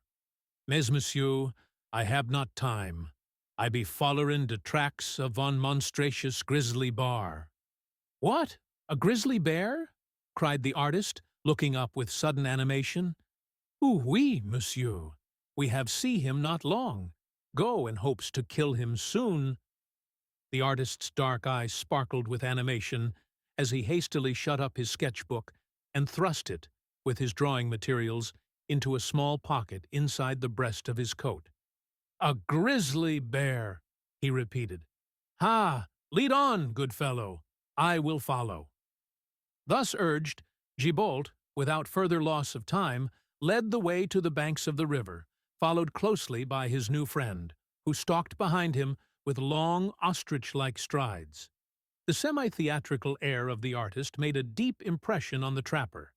Had Gibault known what a theatrical air was, he might have been immensely tickled. But, being what he was, an unsophisticated son of the wilderness, he knew nothing about such airs, and therefore regarded his companion in the light of a superior order of being, or a madman. He was not quite sure which. In a few minutes, they emerged from the bushes and came out upon the bank of the river, which, at that part, was high and precipitous, with few trees, but a considerable quantity of underwood on the slopes. "Are you sure, friend, that a bear has been seen by you?" inquired the artist. "Oui, most positively sure, sire. Ha ha, and here be him's foot encore. I have lose him in de wood. Now, monsieur, have your pistol ready." "Lead on," returned the artist. "I have longed much for this day. To shoot an individual of this ferocious class has been my ambition. Oh, friend, look here. Yonder object seems like a canoe. Whence comes it? Think yon. This region, I know, is not very safe. There are Indians who do not love the whites in—" "No fear, monsieur," interrupted Gibault. "Ut be mine comrades, good mans and true every von. They come to land here, I see." A low growl in the bushes, a little distance ahead of them, put an abrupt termination to the conversation. Gibault threw forward the muzzle of his gun and glanced at his comrade. The glance did not tend to comfort him. The artist was pale as death. This, and an occasional twitch of the lip, were clear and unmistakable signs to the backwoodsman that fear had taken possession of his friend, and that he was not to be counted on in the moment of danger. Yet there was a stern knitting of the eyebrows and a firm pressure of the lips that seemed to indicate better qualities, and perplexed him not a little. "Perhaps, monsieur," suggested Gibault hesitatingly, "you had better vet for de canoe." "Ou led on," said the artist, cocking both pistols and pointing with one of them to the place whence the growl had issued. Gibault elevated his eyebrows, shrugged his shoulders characteristically, and, uttering the single word, "Bien," walked quickly forward.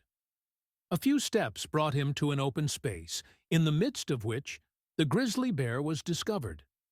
It was seated on its haunches, looking sulkily about, as if it had a suspicion that enemies were tracking it. Creeping with the utmost caution on his hands and knees, Gibault got to within 40 yards of the monster, whose aspect at that moment was enough to try the courage of most men.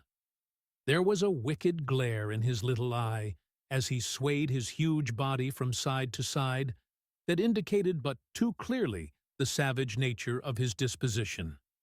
Even Gibault felt a little uneasy, and began to think himself a fool for having ventured on such an expedition alone. His state of mind was not improved by the sound of the artist's teeth chattering in his head like castanets. Taking a very long and deliberate aim at the bear's heart, he pulled the trigger, but the faithless lock of his old flint gun missed fire.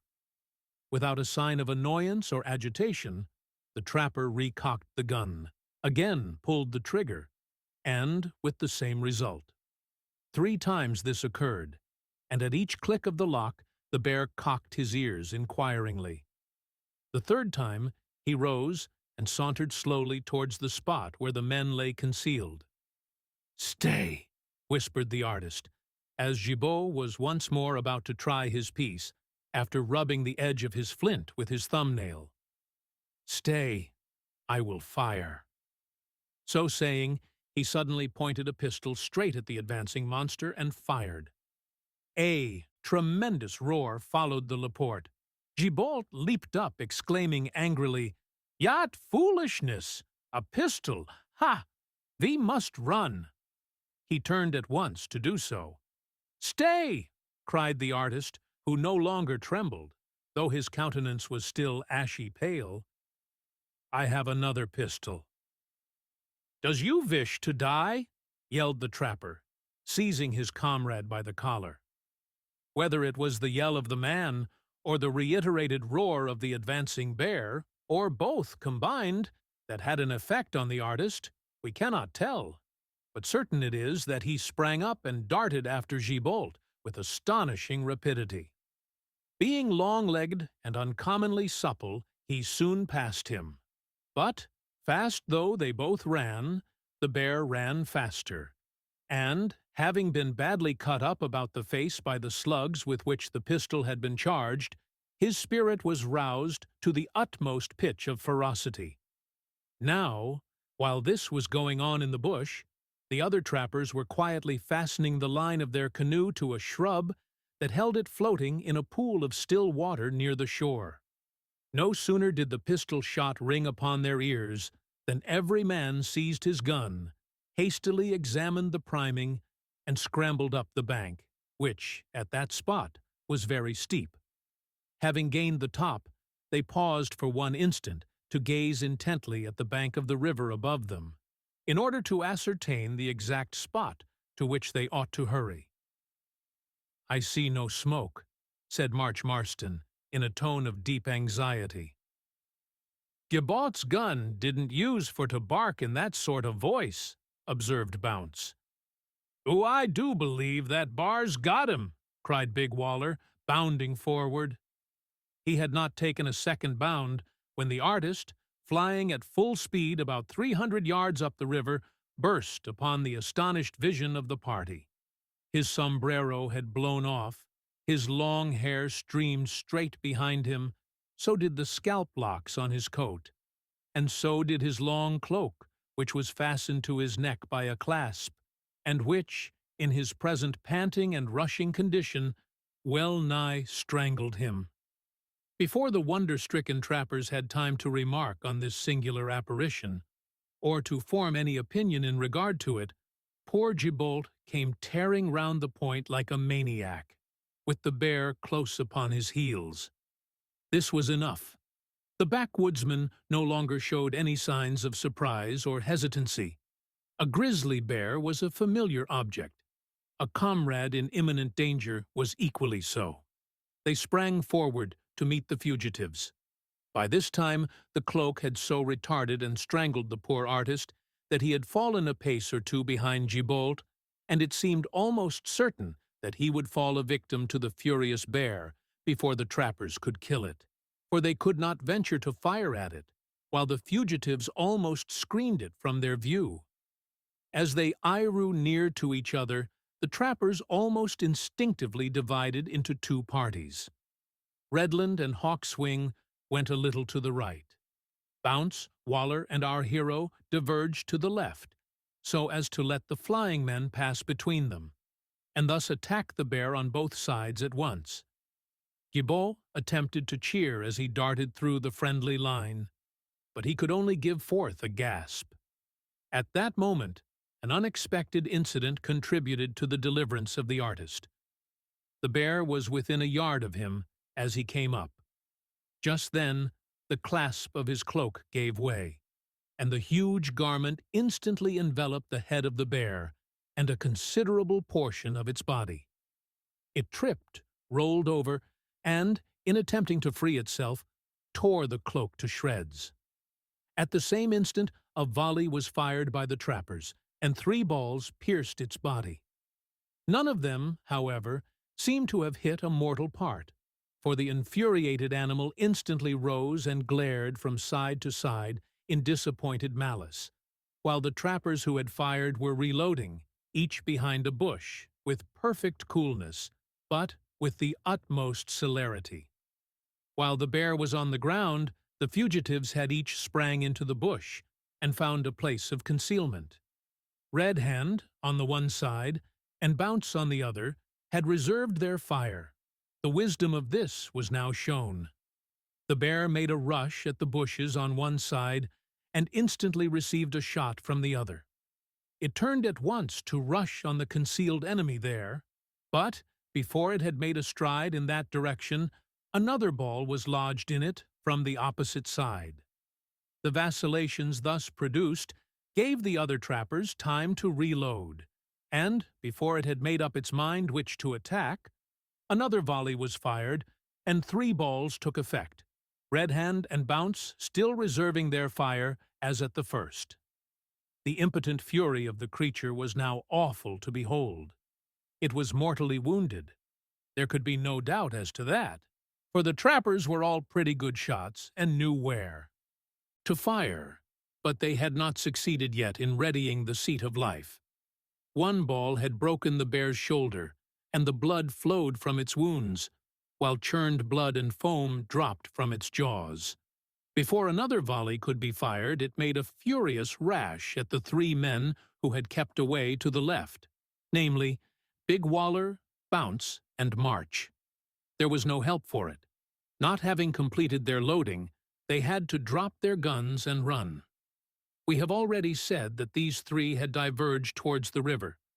It now proved to be unfortunate that they had done so, for the bank at that place jutted out into the stream in such a way that it was impossible for them to avoid leaping into the river.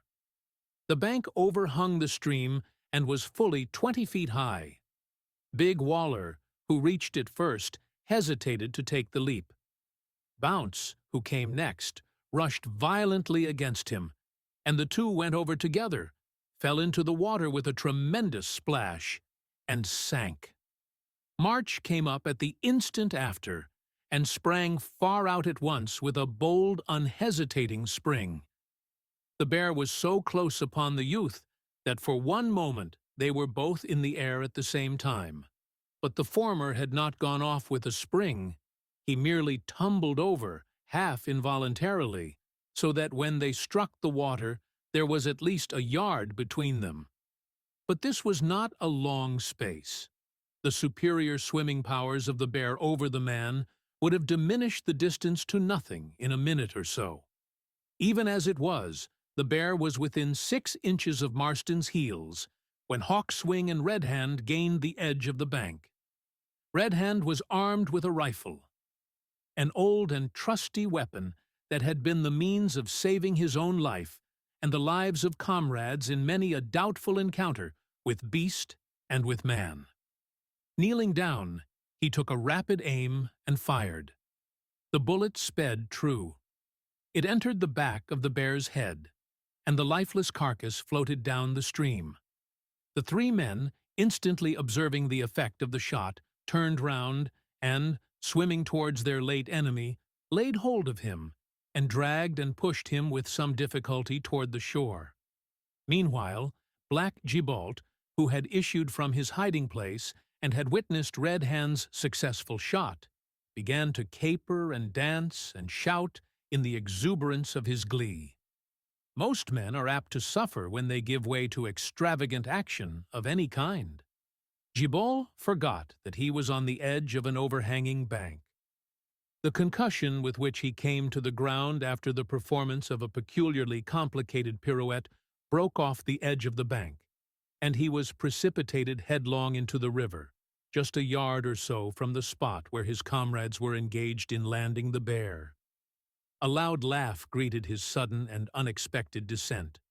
Scrambling on shore and laying hold of the bear's tail, he exclaimed, "Ha! Mes garçons, heave away!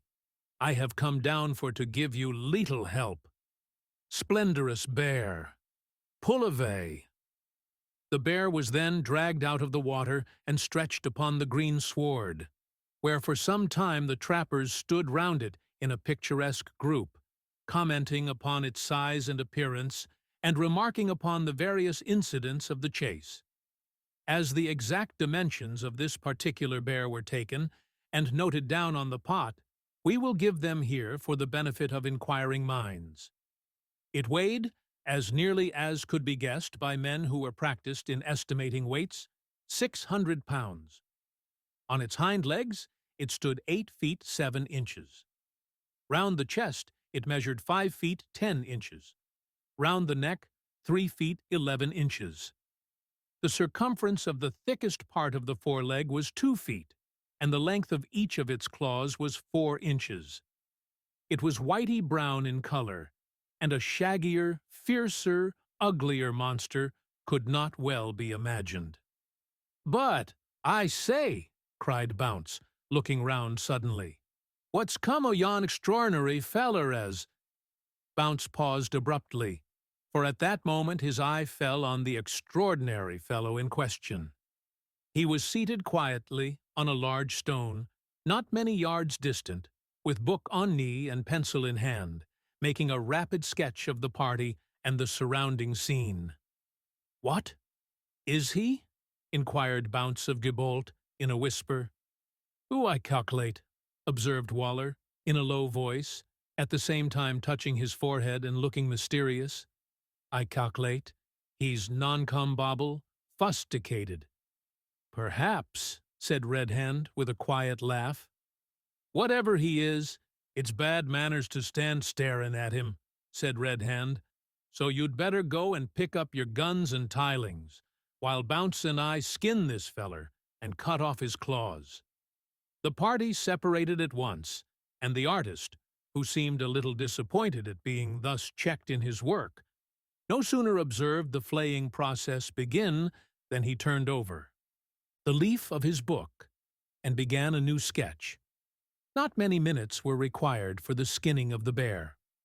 When it was done, it, along with all the scattered things, was placed in the canoe, and then Red Hand, approaching the artist, touched his cap and said, "You have shared our hunt today, sir. Hap you'll not object to share our camp and our supper." "Most willingly, my good friend," replied the artist, rising and holding out his hand, which the trapper shook heartily. "You seem to be trappers." "We are, sir, at your service. It's getting late, and we've a good bit to go yet before we come to the place where we mean to camp, so you'd better come at once."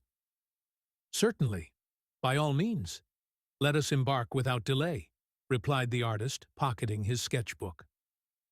"Pardon me, sir," said Red Hand with some hesitation. "Oh, are you alone?"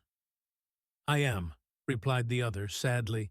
Then, as if a sudden thought had struck him, "I had 2 pistols and a cloak once." "We've picked 'em up, sir. They're in the canoe now. At least the pistols are. And what's light of the cloak?"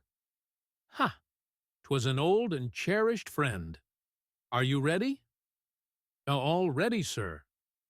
So saying, the old man led the way to the canoe, and embarked with his strange companion. Then, pushing out into the stream just as the shades of night began to descend upon the wilderness, the trappers paddled swiftly away, wondering in their hearts who and what the stranger could be, and talking occasionally in subdued tones of the chief incidents of the exciting combat through which they had so recently passed.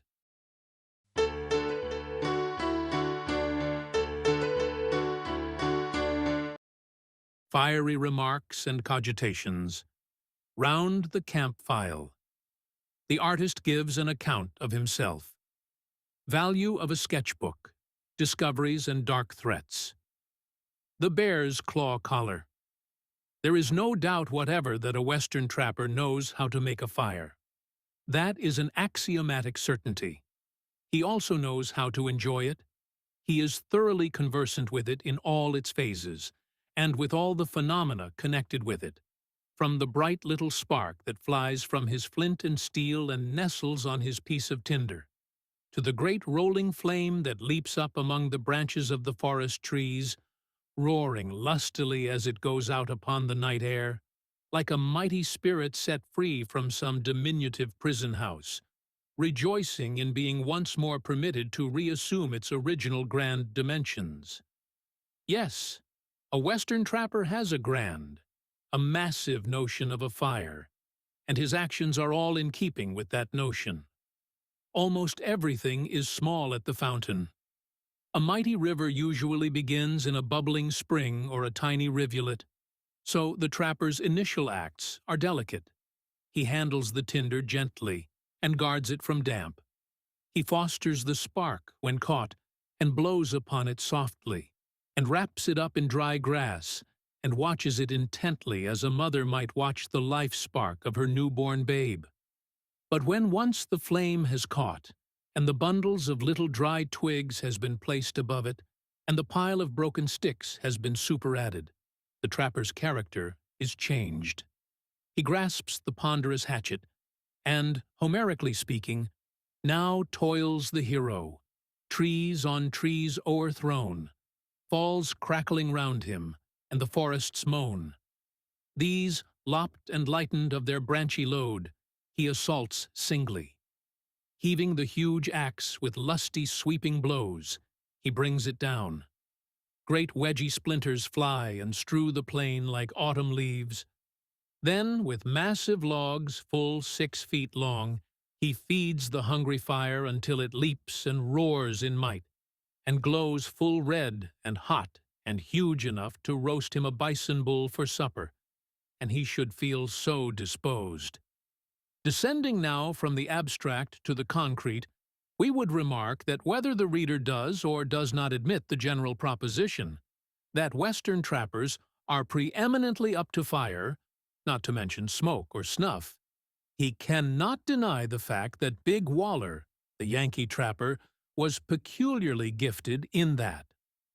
On the evening of the day on which occurred the memorable encounter with the grizzly bear, as related in the last chapter, that stalwart individual heaved his ponderous axe and felled the trees around him in a way that would have paled the ineffectual fires of Ulysses himself, and would probably have induced that hero not only to cease cutting trees, but to commence cutting his stick thenceforth from the field of competition. March Marston, meanwhile, kindled the spark and nursed the infant flame. The others busied themselves in the various occupations of the camp. Some cut down pine branches, and strewed them a foot deep in front of the fire, and trod them down until a soft elastic couch was formed on which to spread their blankets. Others cut steaks of venison and portions of the grizzly bear, and set them up on the end of sticks before the fire to roast, and others made fast and secured the canoe and her lading. The artist, seating himself beside the fire, just near enough to profit by the light, but far enough away to obtain a general view of everything and everybody, proceeded with enthusiasm to sketch the whole affair, collectively and in detail. He devoted his chief attention, however, to Big Waller. He caught that gigantic Yankee in every conceivable action and attitude. He photographed him, we might almost say, with his legs apart, the hatchet high above his head, and every muscle tense and rigid, preliminary to a sweeping blow. He took him with a monstrous pile of logs on his brawny shoulder. He portrayed him resting for a moment in the midst of his toil. He even attempted to delineate him tumble over one of the logs and hurling a shoulder load upon the ground. But he failed utterly in the last attempt, being quite destitute of comical perception. and he did not finally conclude until Gibault went forward and informed him that supper was ready. Then he shut up his book, and taking his place beside the trappers, began supper. "This is comfortable. This is pleasant," remarked the artist, as he sat down before the warm blaze and applied himself with infinite relish to the venison steak placed before him by Bounce. "You live well here, it would seem." This latter remark was addressed to Hawkswing, who sat close beside him. But that imperturbable worthy shook his head gravely. "He don't understand ye," interposed Bounce. "You knows nothin' but his own mother tongue.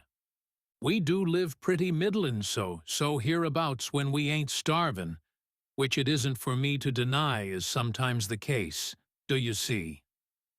Bounce stopped his own talk at this point by stuffing his mouth so full of meat that no word, not even a word of one syllable, could have forced itself out, had it tried ever so much.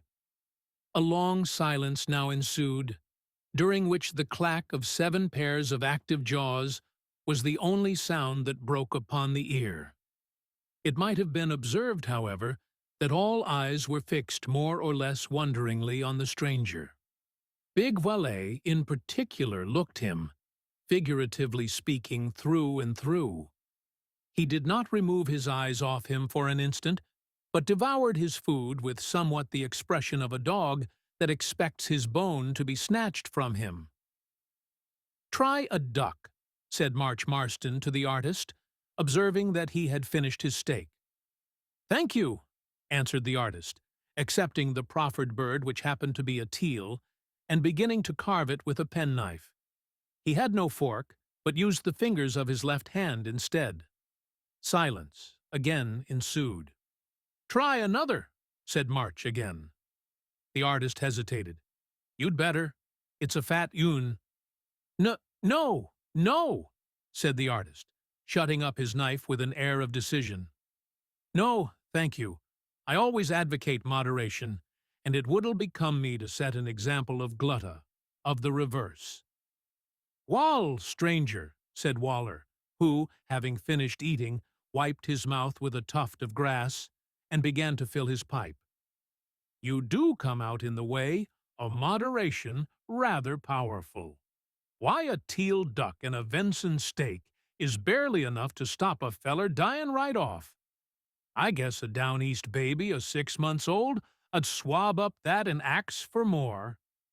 "Nevertheless, it is quite enough for me," replied the artist, leaning down on his elbow. "I could, indeed, eat more, but I hold that man should always rise from table, capable of eating more, if required." Here was a proposition that it had not entered into the minds of the trappers, even in their most transcendental efforts of abstruse meditation, to think of. They gazed at each other in amazement. "What? Not eat your fill when you get the chance?" exclaimed Bounce. "No, certainly not." "I say, stranger, when did you feed last?" inquired Big Waller. "Why do you ask?" said the artist, looking quickly up. "'Cause I wants to know." The artist smiled. My last meal was eaten yesterday morning." "Ooh-ha! I was sure of that," cried Gibault. "Your face looks like as if you be full of starvation." "And what did ye eat last?" inquired Bounce, laying down his pipe and looking at their guest with much interest not unmingled with pity. "I breakfasted on a little bird about the size of a hen's egg. I know not what it is named, but it was excellently flavored. I relished it much." On hearing this, Gibault pressed his hand on his stomach, as if the mere thought of such a delicately minute breakfast caused him pain in that region. "I say, stranger," broke in Waller, in a tone of voice that seemed to imply that he was determined to be at the bottom of this mystery, and would stand it no longer. "What's your name?" "Theodore Bertram," replied the artist without hesitation. "Where do you come from?" "From England." "Where air you a-going to?" To the Rocky Mountains. What for to do there? You are inquisitive, friend, said Bertram, smiling, but I have no reason for concealing my object in traveling here. It is to sketch and shoot and take notes and witness the works of the Almighty in the wilderness. I hold it to be an object worthy the ambition of a great man to act the part of pioneer to the missionary and the merchant in nature's wildest and most inaccessible regions. And although I pretend not to greatness, I endeavor, humbly, to do what I can. No one can do more than that, said Red Hand, regarding the young enthusiast with interest. But surely you have not traveled to this out-of-the-way place without a guide. Bertram pointed up to the stars. These are my guides, said Lai. The man who can read the heavens needs no guide. But that book ain't always readable, said Red Hand. When clouds are flying, what do you do then? Fur traders in the far north have taught me how to ascertain the north by the bark on the trees. Besides this, I have a bosom friend who always points the way. So saying, he pulled a small compass from an inner pocket and held it up. Good, rejoined Red Hand, but a compass is not food, neither will it kill game. Have you naught but them pistols? I have none other arms now but these, save this good sword. They will serve to defend me in the hour of need, I trust, though now that I have seen the grizzly bear, I should doubt my chance of success were I to cope with him alone. I should imagine that monster to be worse even than the wild man of the West himself. The wild man of the West, echoed Marston eagerly. Have you seen him? Nay, verily, but I have heard of him, replied the artist, smiling, and a strangely ferocious creature he must be, if all that's said of him be correct. But, to say truth, I believe the stories told of him are idle tales. Indeed, I do not believe there is such a man at all. Marston's countenance fell. No wild man of the West at all. The bare possibility of such a crushing blow to all his romantic hopes and dreams caused his heart to sink. Bertram observed the change in his countenance, and quickly divining the cause, added, But I am of a skeptical turn of mind, and do not easily believe unless I see. There is one thing I have observed, however, which is in favor of his existence. What's that? Inquired March, brightening up. That the nearer one comes to his reputed dwelling place, this wild man assumes smaller and more natural proportions. I first heard of him in the Red River prairies, where he is held to be a giant who devours men as well as brutes. As I came nearer to the Missouri, I found that the people there do not believe him to be either a cannibal or a giant, but assert that he is an enormously tall and powerful man, exceedingly fierce and the sworn enemy of the whole human race, a species of Cain, whose hand is against every man and every man's hand against him. The last white man I met, about 2 weeks ago, told me he had been with a tribe of Indians, some of whom had seen him, and they said that he was indeed awfully wild, but that he was not cruel. On the contrary, he had been known to have performed 1 or 2 kind deeds to some who had fallen into his power. Most astonishing! Exclaimed Gibault, who sat open-mouthed and open-eyed, listening to this account of the wild man of the West. For some time the party round the campfire sat smoking in silence, ruminating on what had been said. Then Big Waller broke the silence with one of his abrupt questions. "But, I say, stranger, how did you come here?" Bertram looked up without speaking. Then, settling himself comfortably in a reclining position, with his back against a tree, he said, "I will relieve your curiosity. Listen. I am, as I have said, an Englishman. My father and mother are dead.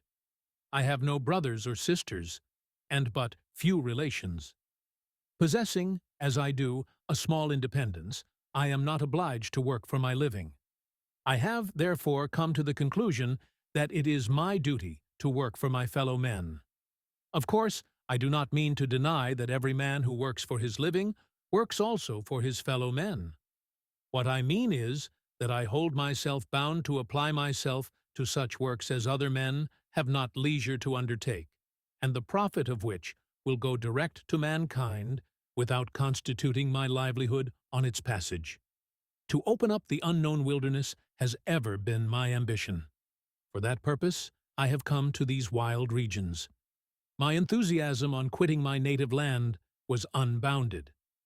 But here Bertram paused and gazed dreamily at the glowing embers of the campfire, with an expression that led the trappers to infer that experience had somewhat moderated his enthusiasm. After a few minutes he resumed. "Oh, I have done wrong to make this venture alone. On reaching Canada I succeeded, through the kindness of the governor of the Hudson's Bay Company, in obtaining a passage in one of the company's canoes through that series of rivers and lakes by which the fur traders penetrate into the regions of the far north. Arrived at Red River Settlement, I pushed forward on horseback over the plains with a small party of horsemen to the headwaters of the Saskatchewan.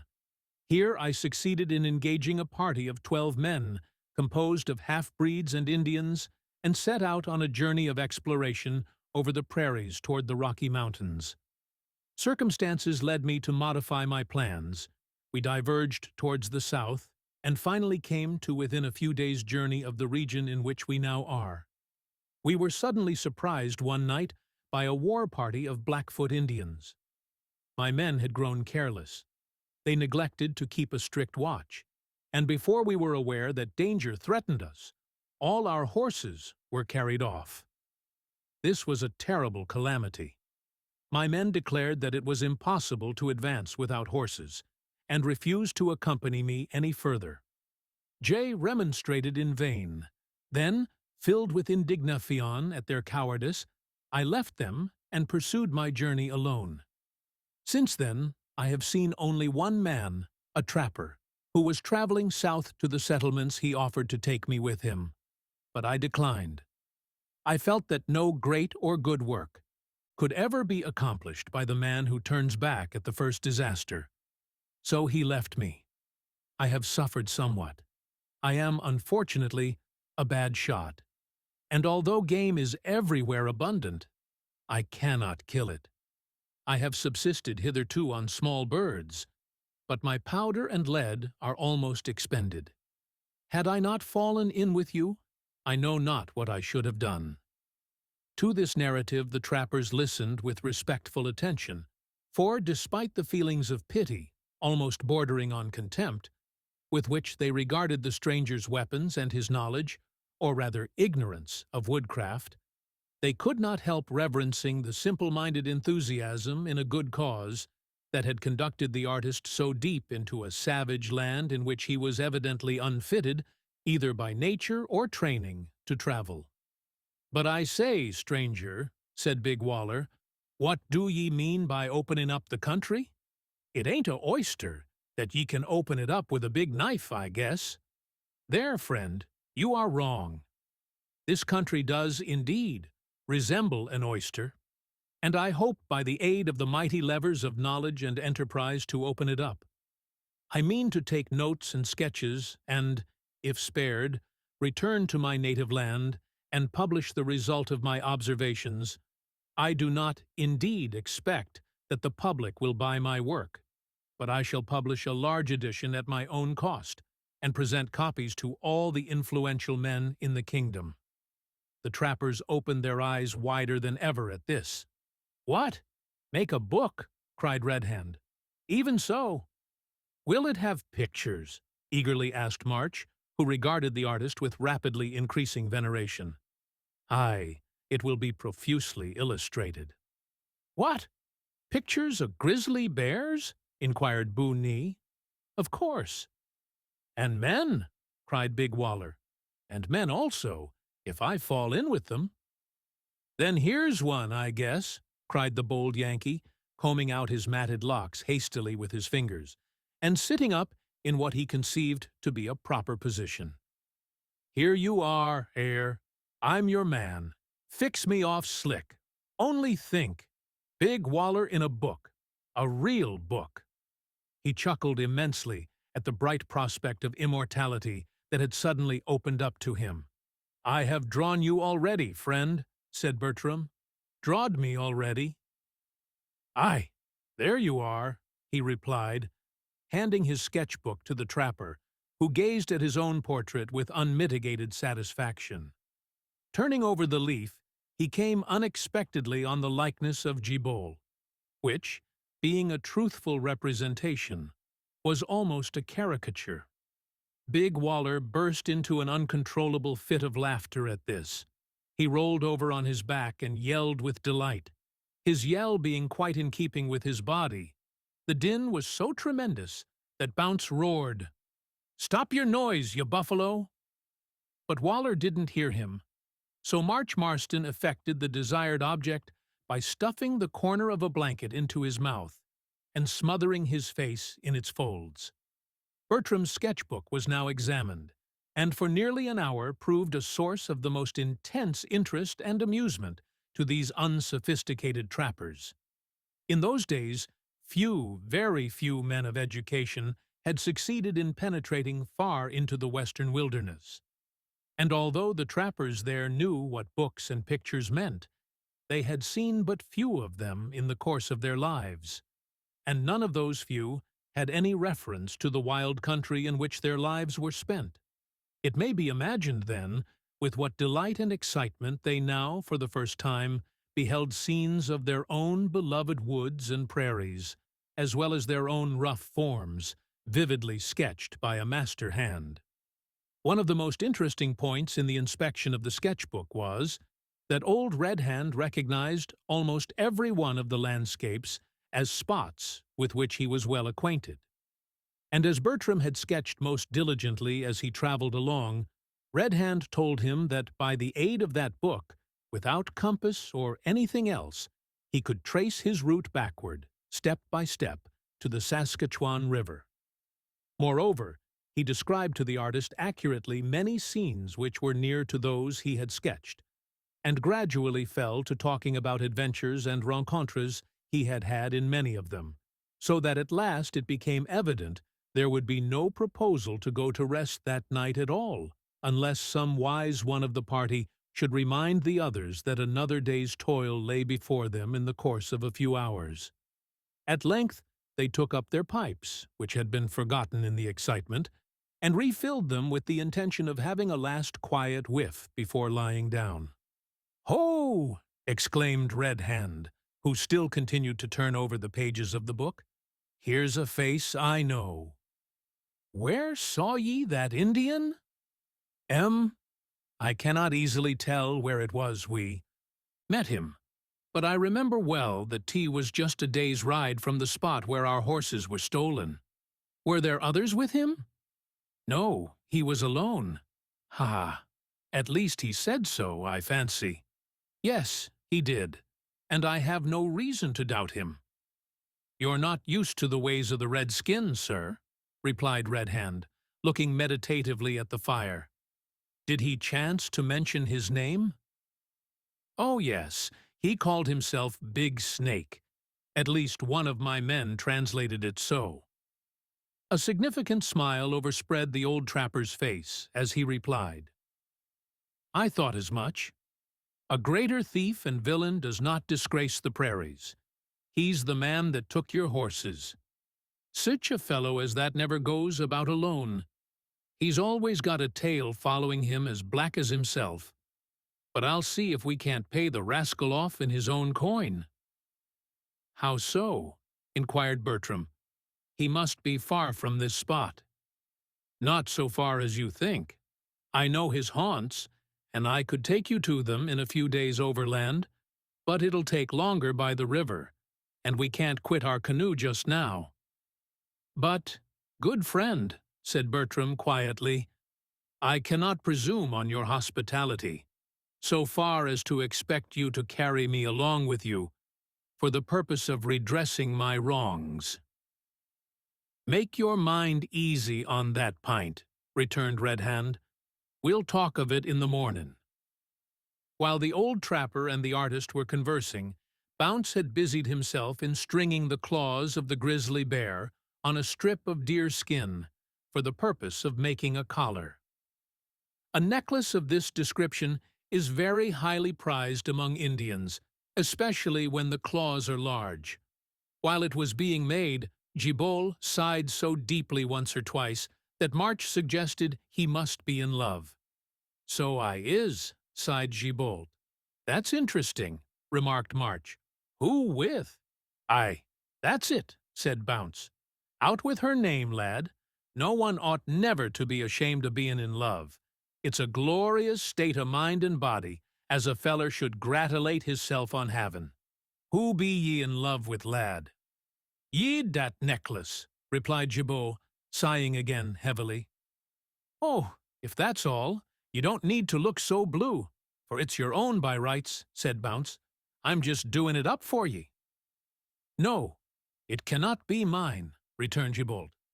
"How so?" inquired Waller. "Ye arned it, didn't ye? Drew first blood, I calculate."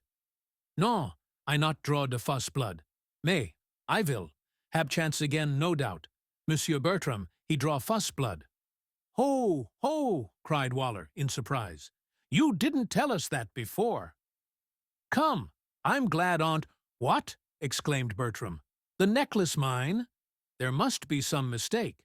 I certainly fired my pistol at the bear, but it seemed to have had no effect whatever." "Gibault," said Bounce, emphatically.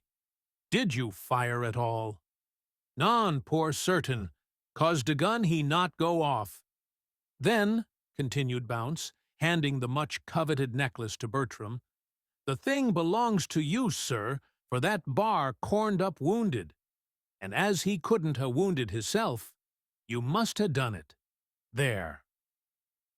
The young man positively refused, for some time, to accept of the necklace, saying that as Gibault had tracked and discovered the bear, it certainly belonged to him, but Gibault as positively affirmed that he would not disgrace himself by wearing what belonged rightfully to another man.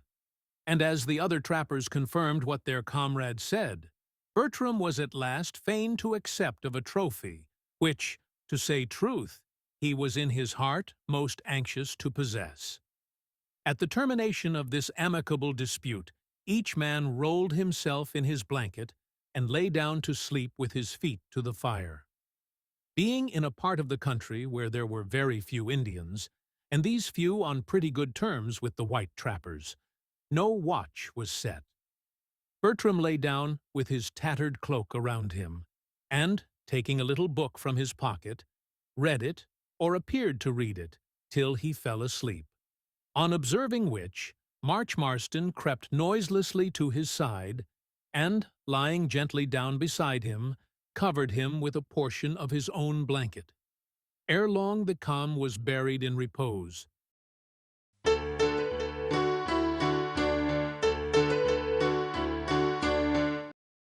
The dangers of the wilderness.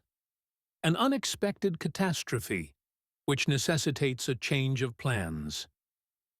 A descent upon robbers proposed and agreed to.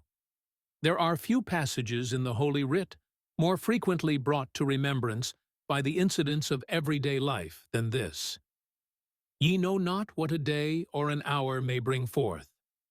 The uncertainty of sublunary things is proverbial, whether in the city or the wilderness, whether among the luxuriously nurtured sons and daughters of civilization, or among the toil-worn wanderers in the midst of savage life. To each and all there is, or may be, sunshine today and cloud tomorrow, gladness today, sadness tomorrow. There is no such thing as perpetual felicity in the world of matter. A nearer approach to it may perhaps be made in the world of mind, but, like perpetual motion, it is not to be absolutely attained in this world of ours. Those who fancy that it is to be found in the wilderness are hereby warned by one who has dwelt in savage lands that its habitation is not there. Marston thought it was. On the morning after the night whose close we have described, he awoke refreshed, invigorated, and buoyant, with a feeling of youthful strength and health. Starting up, he met the glorious sun face to face, as it rose above the edge of a distant blue hill, and the meeting almost blinded him. There was a saffron hue over the eastern landscape that caused it to appear like the plains of paradise. Lakelets in the prairies glittered in the midst of verdant foliage. Ponds in the hollows lay, as yet unillumined, like blots of ink. Streams and rivulets gleamed as they flowed round wooded knolls, or sparkled silvery white as they leaped over rocky obstructions.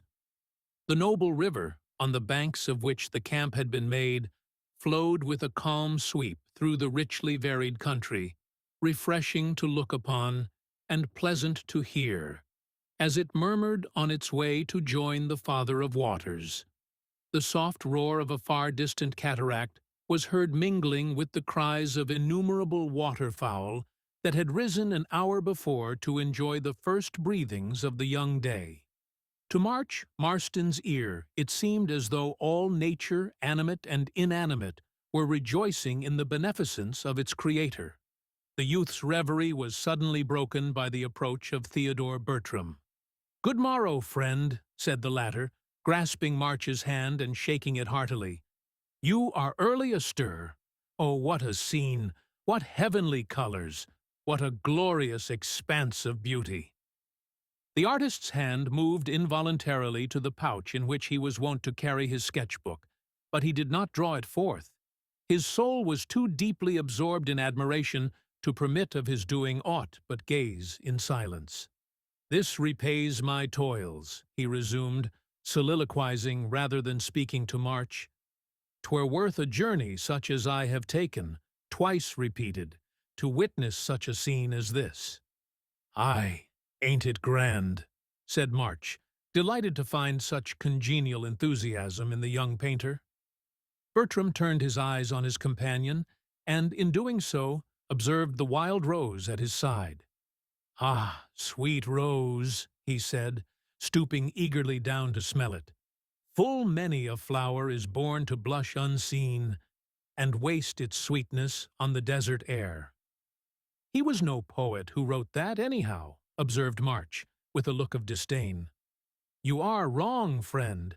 He was a good poet and true. Do you mean to tell me that the sweetness of that rose is wasted here?" "Nay, I do not say that. The poet did not mean to imply that its sweetness is utterly wasted, but to assert the fact that, as far as civilized man is concerned, it is so."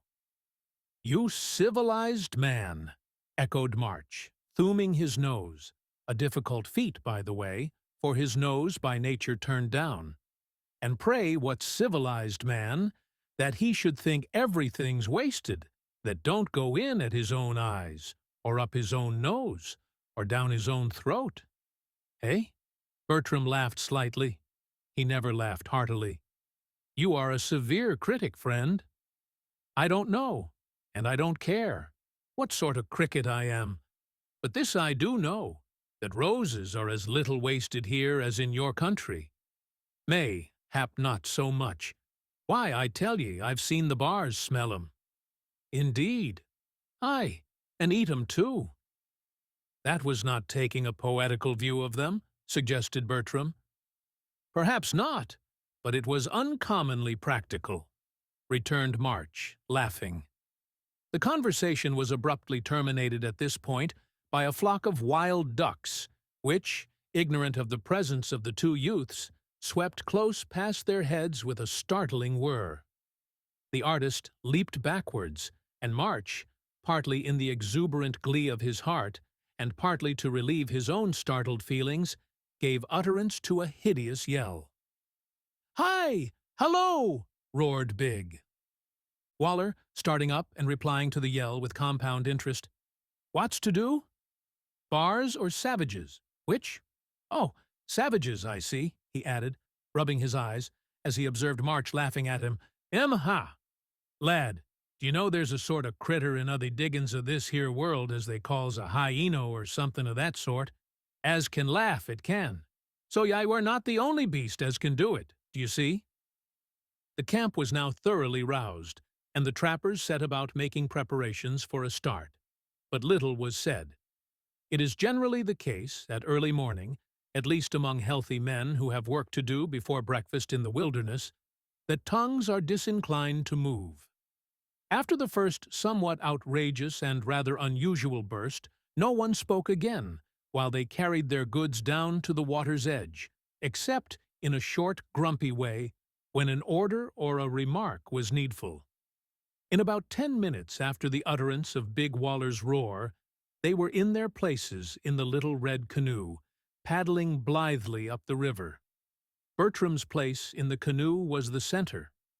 He was placed there as a passenger, but not being by any means of a lazy disposition, he relieved all the men by turns, and thus did a good share of the work during the day. Toward evening the travelers came to a cataract, which effectually barred their further progress and rendered a portage necessary. Just above the cataract there was a short stretch of comparatively smooth water, in which, however, the current was very strong. Immediately above that there was a rapid of considerable length and strength, which boiled furiously among the rocks and seemed to be impassable to a canoe. After close inspection of it, however, Red Hand and Bounce, who were tacitly recognized as joint leaders of the party, agreed that the canoe could easily enough be hauled up by means of a line to make a long portage, and so avoid the whole obstruction, was desirable. But the precipitous nature of the banks at that place rendered the carrying of the canoe and goods a work not only of severe labor, but of considerable danger. The mode of proceeding having been settled, all hands went to work without delay. The goods were carried to the top of the fall, which was about 15 feet high. Then the canoe was shouldered by Waller and Bounce, and soon it floated in a calm eddy near the head of the cataract. Having replaced the cargo, a strong line or rope was fastened to the bows, and Red Hand and Bounce proceeded to take their places in the canoe, in order to guide it through the rapid, while the others were engaged in hauling on the track line. "Stay," cried Marston, as Bounce was stepping in. "Let me go in the canoe, Bounce. You know well enough that I can manage it. Besides, you're a heavy buffalo, and more able to track than I." "You nay, lad," replied Bounce, shaking his head. "You'll only run the risk of getting a wet skin. Mayhap something worse. Now that's too bad. Do you think nobody can manage a canoe but yourself? Come, Red Hand, do let me go." "It's not safe, boy. The rapid looks bad, and you're not much used to the bow paddle." "Tut! Nonsense!" exclaimed March, pushing Bounce aside and stepping into the canoe. "Now, hold on." Before the men on the bank of the river were well aware of what the reckless youth was about, he shoved the bow of the canoe off. The instant it passed the still water of the eddy and caught the powerful stream, the light bark darted like an arrow from the bank, and Red Hand was obliged to use his paddle with the utmost dexterity, while the men on shore had to haul on the line with all their might to prevent it being swept over the brink of the fall. In a second, however, the danger was past, and, putting their strength to the track line, they dragged the canoe slowly but steadily upstream, while Red Hand and March guided it past rocks and dangerous eddies. Seeing that the youth used his paddle dexterously, Bounce, after a little thought, resolved to let him encounter the more dangerous rapid above. Red Hand silently came to the same conclusion, though he felt uneasy and blamed himself for allowing the ardor of the above to get the better of him. "March is a bold fellow," observed Bertram, who walked immediately behind Bounce, hauling on the line like the rest. "Bold he is, sir," replied Bounce, "and if ye'd eyed him, as I did not many weeks agone, a-ridin' on the back of a buffalo bull, ye'd mayhap say he was more nor that." "Ha! He is mad," cried Gibault. who, although the last in the line of tracksmen, was sharp-eared and overheard the conversation. "Oh, don't talk, Gibault," interposed Big Waller. "You need all the wind in your little carcass, I guess, to enable you to steam ahead." "Oui, mon dear ami, you is. Right, I do ver much require all mine steam, mine spirits, for to push such a heavy, useless hulk as you before me." "Here's a steep bit, lads. Mind your eye, Hawkswing," said Bounce, as the Indian who led the party began to ascend a steep part of the bank, where the footing was not secure, owing to the loose, gravelly nature of the soil. As they advanced, the path along the bank became narrower, and the cliff itself so precipitous that it seemed as if a jerk on the line would drag the men off and send them rolling down into the flood below, in the midst of which the canoe was buffeting its way through the hissing foam. Bertram, who was unused to such a position of comparative danger, and whose head was not capable of standing the sight of a precipice descending from his very feet into a roaring stream, began to feel giddy, and would have given the world to return, but he felt ashamed to confess his weakness, and endeavored, by gazing earnestly into the bank at his side, to steady himself, hoping that the nature of the track would improve as they advanced. Instead of this being the case, it became worse at every step, and the trackers were at length obliged to proceed cautiously along a ledge of rock that barely afforded them foothold.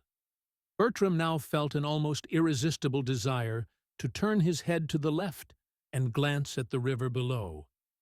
Yet he knew that if he should do so, he would become utterly unable to advance another yard.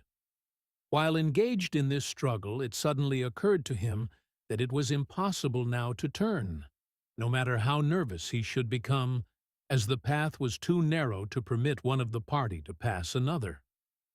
He became deadly pale, and his heart sank at the thought.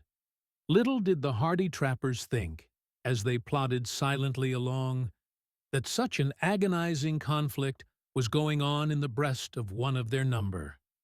A slight groan escaped him, in spite of his utmost efforts to restrain himself. Bounce looked back in surprise. "Hey, what's to do, sir?" "No matter. Lead on, I will follow," said Bertram sternly, between his clenched teeth. "Oh, hello! Up there!" shouted Red Hand, who was, at that moment, along with March, exerting his utmost strength in order to keep the canoe off a rock over which the water was bursting in volumes of thick foam. "Haul away! Haul away! We're just about up." The shout attracted Bertram's attention. He turned his eyes involuntarily towards the river. Instantly his brain swam round. He staggered, and would have fallen over the bank, had not Big Waller, who was close behind, observed his situation and caught him by the collar. In doing so, he was compelled to let go his hold of the line. The additional strain thus suddenly cast upon Gibault wrenched the line from his grasp with a degree of violence that well-nigh hurled him into the river. Bounce and Hawkswing held on for one moment, but the canoe, having been eased off a little, caught a sweep of the rapid, and went out with a dart that the united strength of the whole party could not have checked. The two men had to let go to save themselves, and in a shorter time than it takes to relate, the canoe went down the river towards the fall, dancing like a cork on the heaving spray, while the old man and the youth stood up in the bow and stern wielding their paddles, now on one side, now on the other, with ceaseless rapidity in their efforts to avoid being dashed to pieces on the rocks. The sight of this catastrophe, superadded to his already agonized feelings, caused the unhappy artist to swoon. Gibault, on seeing the line let go, turned instantly and sprang like a deer along the track they had been following, intending to render what assistance he could to his comrades at the foot of the rapid. The others could not follow, because of Big Waller and the artist, who obstructed the path. Seeing this, the powerful Yankee seized Bertram round the waist and, heaving him on his shoulder as one would swing a child, followed in Gibault's footsteps as fast as he could run. The distance to the spot whence they had commenced to track the canoe was not great, but before they reached it, the frail craft had been shattered against a rock, and was now hurrying along with the scattered cargo and the two men toward the fall, to pass over which involved certain destruction. There is nothing more uncertain, however, than the action of the whirling eddies of a great rapid. True, the general flow of its body of water is almost always the same, but its superficial billows are more variable, now tossing a drifting log to the right, anon to the left, and casting it ashore, dragging it with a fearful violence into the raging current. Although there was only the canoe's length between the old trapper and the youth when they were left. Struggling in the water, they were swept in totally different directions. Bedhand was hurled violently into the eddy, where the canoe had lain before the ascent was commenced, and was dragged safe to land by his comrades. Marston, on the other hand, was swept out near to the main current, and would, in 2 seconds more, have been carried over the fall, had he not, with wonderful presence of mind, and an almost superhuman exertion of muscle, dashed into an eddy, which was formed by a rock about 50 yards from the top of the fall. The rock was completely covered with the bursting spray, so that it formed no resting place, and it, with the partial eddy that tailed away from it, was about 20 yards from the shore, where the trappers stood gazing in horror at their companion as he struggled bravely to maintain his position by swimming. But to cross those 20 yards of gushing water, so as to afford him aid, seemed beyond the power of man. Men bred in the wilderness are not usually slow to act in cases of danger where action is possible.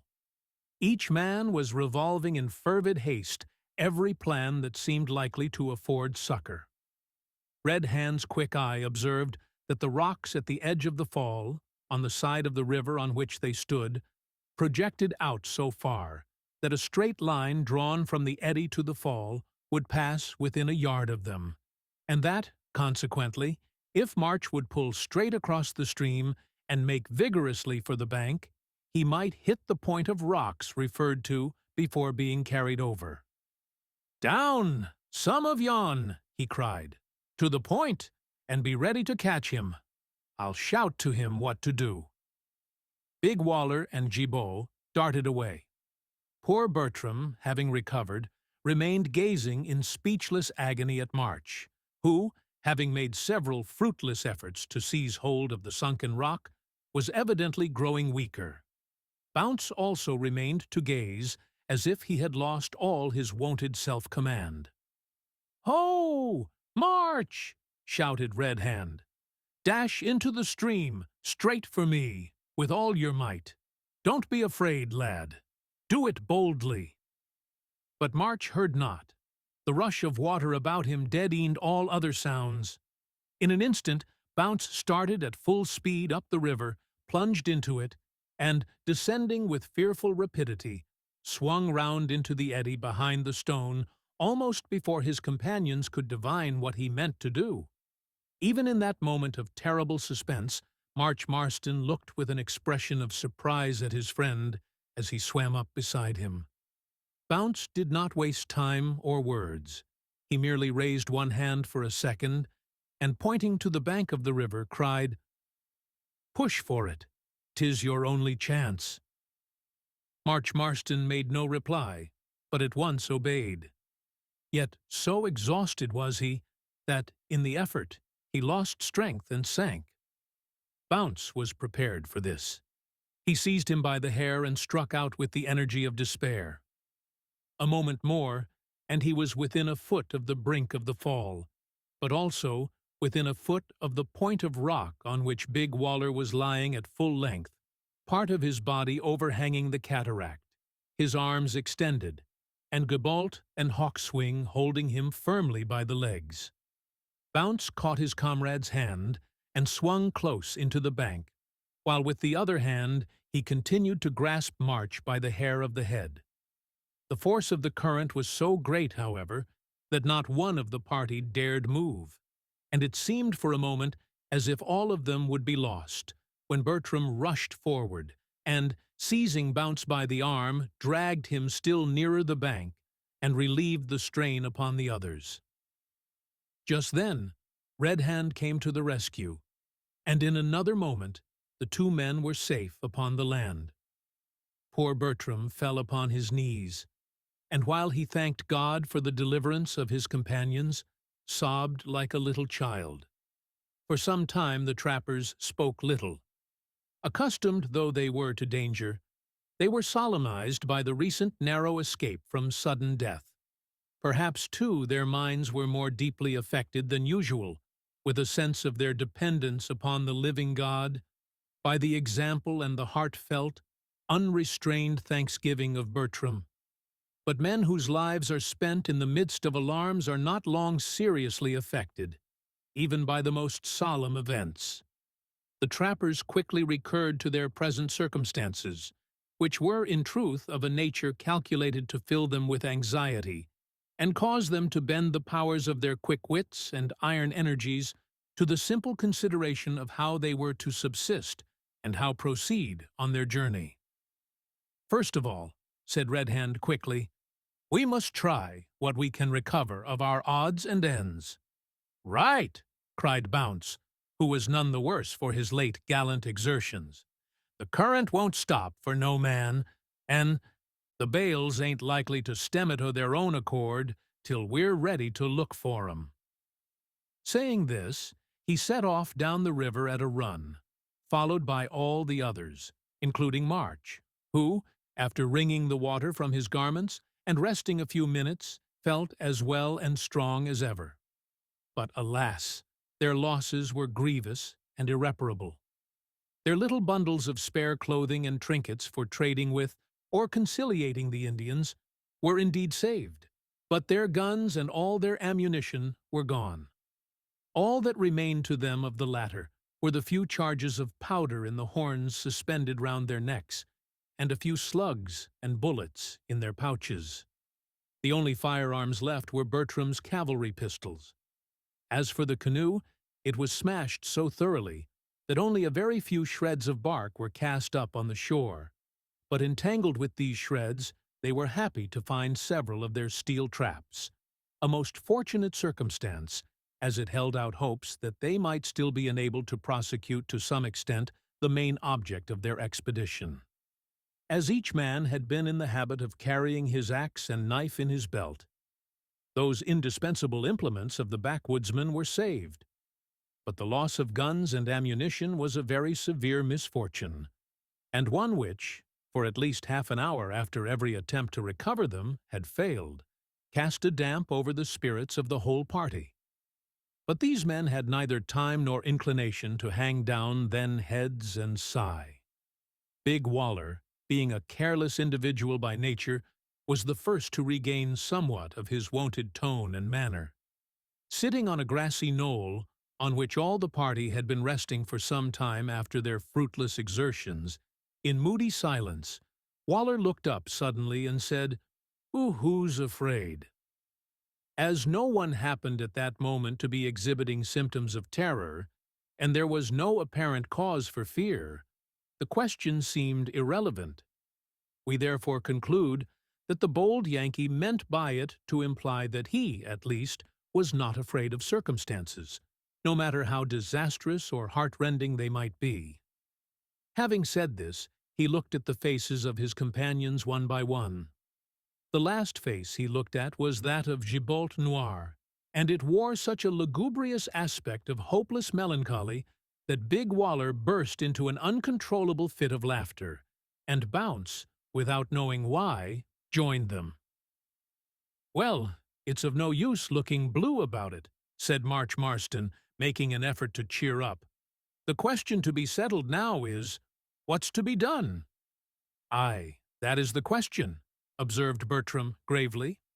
"Wall, now, that bein' the key westion," said Waller, "who's a-going to answer it?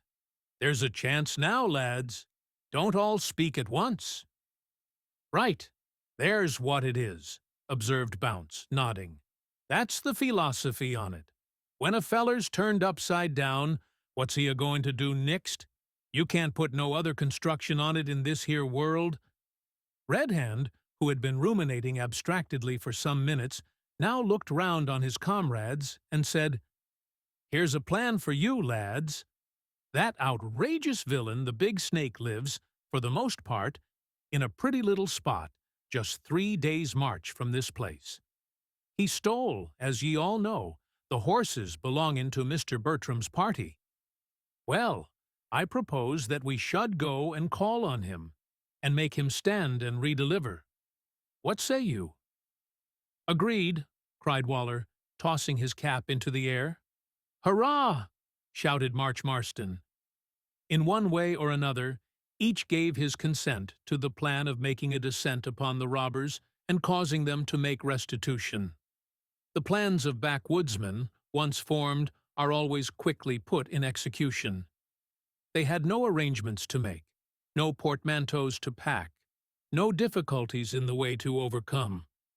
Each man strapped a portion of the remaining property on his broad shoulders, and, pushing into the forest with vigorous strides, they were soon far from the spot where their late disaster had occurred, and gradually drew near to the wild glens and gorges of the Rocky Mountains.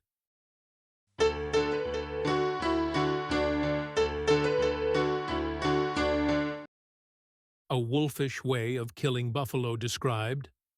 Bounce becomes metaphysical on the fine arts. Butchering enlarged on.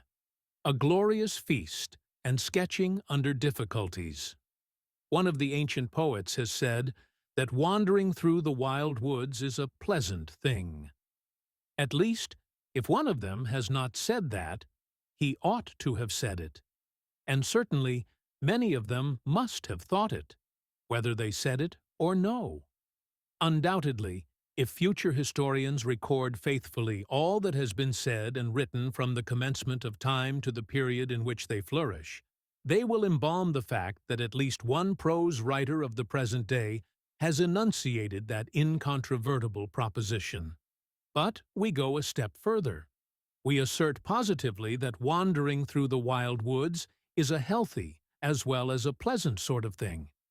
The free air of the mountains and prairies is renovating. The perfumes of the forests are salubrious, while the constantly recurring necessity for leaping and scrambling is good for the muscles, and the occasional tripping over roots, tumbling into holes, scratching one's face and banging one's shins and toes against stumps is good for, though somewhat trying to, the temper. Further still, we affirm that wandering through the wild woods is a funny thing. Anyone who had observed our friends Marston, and Red Hand, and Bounce, and Big Waller, and Black Gibault, the trappers, and Bertram the artist, and Hawkswing the Indian, one beautiful afternoon, not long after the day on which they lost their canoe, would have admitted without hesitation that wandering through the wild woods was, among other things, a funny thing. On the beautiful afternoon referred to, the first 6 individuals above named were huddled together in a promiscuous heap, behind a small bush, in such a confused way that an ignorant spectator might have supposed that Bounce's head belonged to Big Waller's body, and the artist's shoulders to Red Hand's head, and their respective legs and arms to no one individually, but to all collectively in a miscellaneous sort of way. The fact was that the bush behind which they were huddled was almost too small to conceal them all, and, being a solitary bush in the midst of a little plain of about 1/2 mile in extent, they had to make the most of it, and the least of themselves. It would have been a refreshing sight for a moralist to have witnessed this instance of man, whose natural tendency is to try to look big, thus voluntarily endeavoring to look as small as possible. This bundle of humanity was staring through the bush, with, as the saying is, all its eyes, that is, with 6 pairs of, or 12 individual eyes, and they were staring at a wolf, an enormous wolf, that was slowly walking away from the bush behind which they were ensconced. It was a very singular wolf indeed. one that was well calculated to excite surprise in the breast even of trappers. There was something radically wrong with that wolf, especially about the legs. Its ears and head were all right, and it had a tail, a very good tail for a wolf, but there was a strange, unaccountable lump under its neck, and its forelegs bent the wrong way at the knees, and it seemed to have long feet trailing behind its hind legs, besides being otherwise misshapen. The mystery is explained when we state that this wolf was none other than Hawkswing, down on his hands and knees, with a wolf skin over his back, and Bertram's blunderbuss pistol in his hand. He was creeping cautiously toward a herd of 6 or 7 buffaloes that chanced to be feeding quietly there, quite unconscious of the near proximity of so dangerous an enemy. "I hope the old pistol won't miss fire," whispered Bertram, as he observed that the wolf paused, evidently for the purpose of examining the priming. "I hope," added Bounce, "that the Injun won't miss his aim. He be not used to pistols." "Never fear," said March, with a quiet grin. "If he aims within a yard of the brute he's sure to hit, for I loaded the old blunderbuss myself, and it's crammed nigh to the muzzle with all sorts of things, including stones." At this, Big Waller stared and said emphatically, "It'll bust." Bertram felt and looked uneasy, but Bounce shook his head. "Them old things," said he, "never bust. I've been 40 years, off and on, in these parts, and I've always observed that old irons of that sort don't bust. 'Cause why?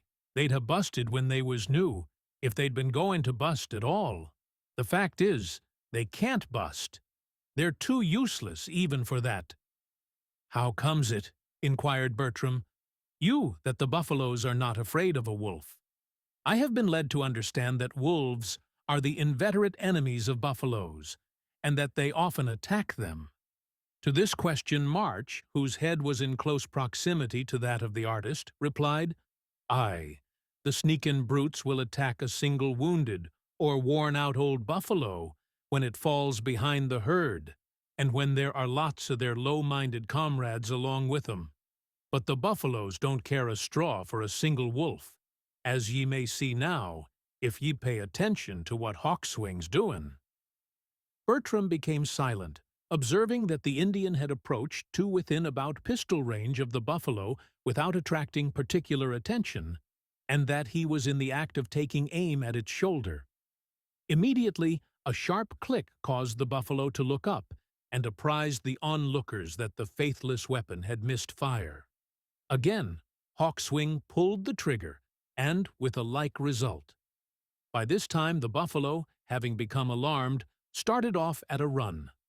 Once more the click was heard. Then the wolf, rising on its hind legs, coolly walked back to its comrades behind the bush, while the herd of buffaloes galloped furiously away.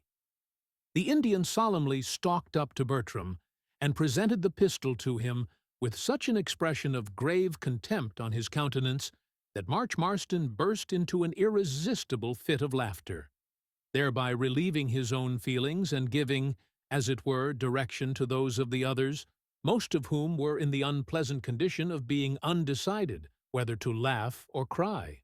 To miss a buffalo was not indeed a new or, in ordinary circumstances, a severe misfortune, but to miss one after having been 3 days without food, with the exception of a little unpalatable wolf's flesh, was not an agreeable, much less an amusing, incident. "I'll tell you what it is," said Bounce, slapping his thigh violently and emphasizing his words as if to imply that nobody had ever told anybody what anything was since the world began up to that time. "I'll tell you what it is. I won't stand this sort of thing no longer." "It is most unfortunate," sighed poor Bertram, who thoroughly identified himself with his pistol, and felt much ashamed of it, as if the fault had been his own. "Wall, lads," observed Big Waller, drawing forth his pipe as the only source of comfort in these trying circumstances, and filling it with scrupulous care. It ain't of no use gettin' growly about it, I guess. There are more buffaloes than them Watts gone. Mayhap we'll splifflicate one before we gets more waspisher. It may perhaps be necessary to explain that Waller's last word referred to the unusually small waists of the party, the result of a pretty long fast. "I'll tell ye what it is," said March, advancing toward Bounce with a swagger and drawing his hunting knife. "I quite agree with Waller's sentiments. I don't mean to allow myself to get any more waspisher, so I vote that we cut Bounce up and have a feed. What say my comrades?" "All right," replied Bounce, laying bare his broad chest as if to receive the knife. "Only p'raps you'll allow me to eat the first slice off myself afore ye begin, 'cause I couldn't well have my share afterwards. Do you see? Boofy now, I think on't. I'd be rather a tough morsel. Young meat's generally thought the tenderest. What say ye to cuttin' up March first, and tryin' me next?" "If you'll only wait, lads," said Red Hand, "till Mr. Bertram gets a new flint into his pistol, we'll shoot the victim instead of cuttin' him up. It'll be quicker, you know." "Ha! Non!" cried Gibault, leaping a few inches off the ground under the impulse of a new idea. "I will show to you what we will do. We will each cut hoff one finger. Red Hand, he will begin with the thumb, and so on till it come to me, and I will cut hoff mine leet finger. Each will devour the finger of the odor, and so we shall have von dinner without committing mordor. Ha! What say you?"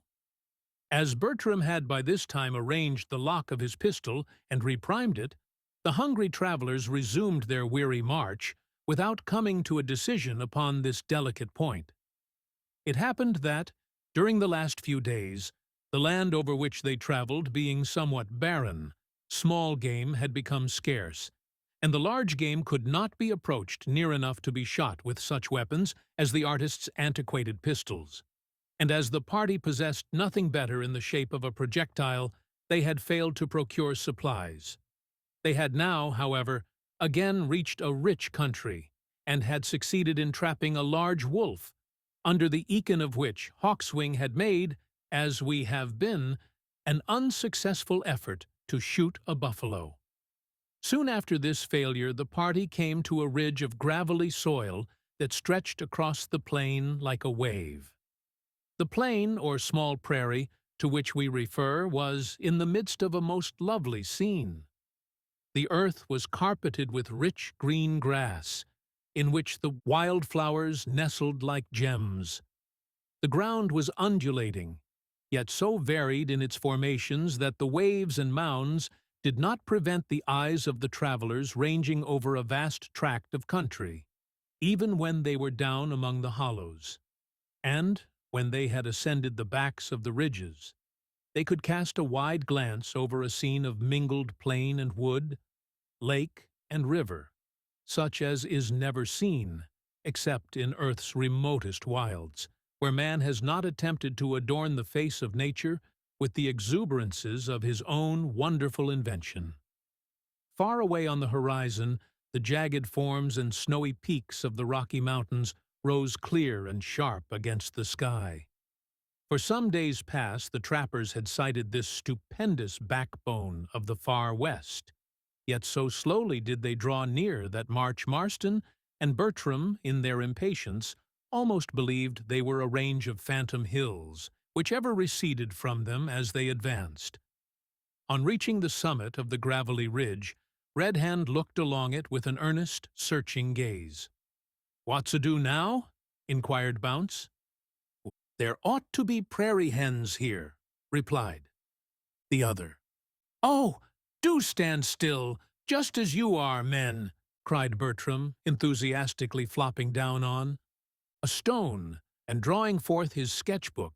"You'll make such a capital foreground." The trappers smiled and took out their pipes, having now learned from experience that smoking was not detrimental to a sketch. Rather, the reverse. "Cut away, Gibault," said Bounce, "and take." a look at the edge o' yon bluff o' poplars and willows. I've observed that prairie hens is fond o' sic places. You'll not be missed out of the picture, being only a small object, d'ye see, besides an ugly one."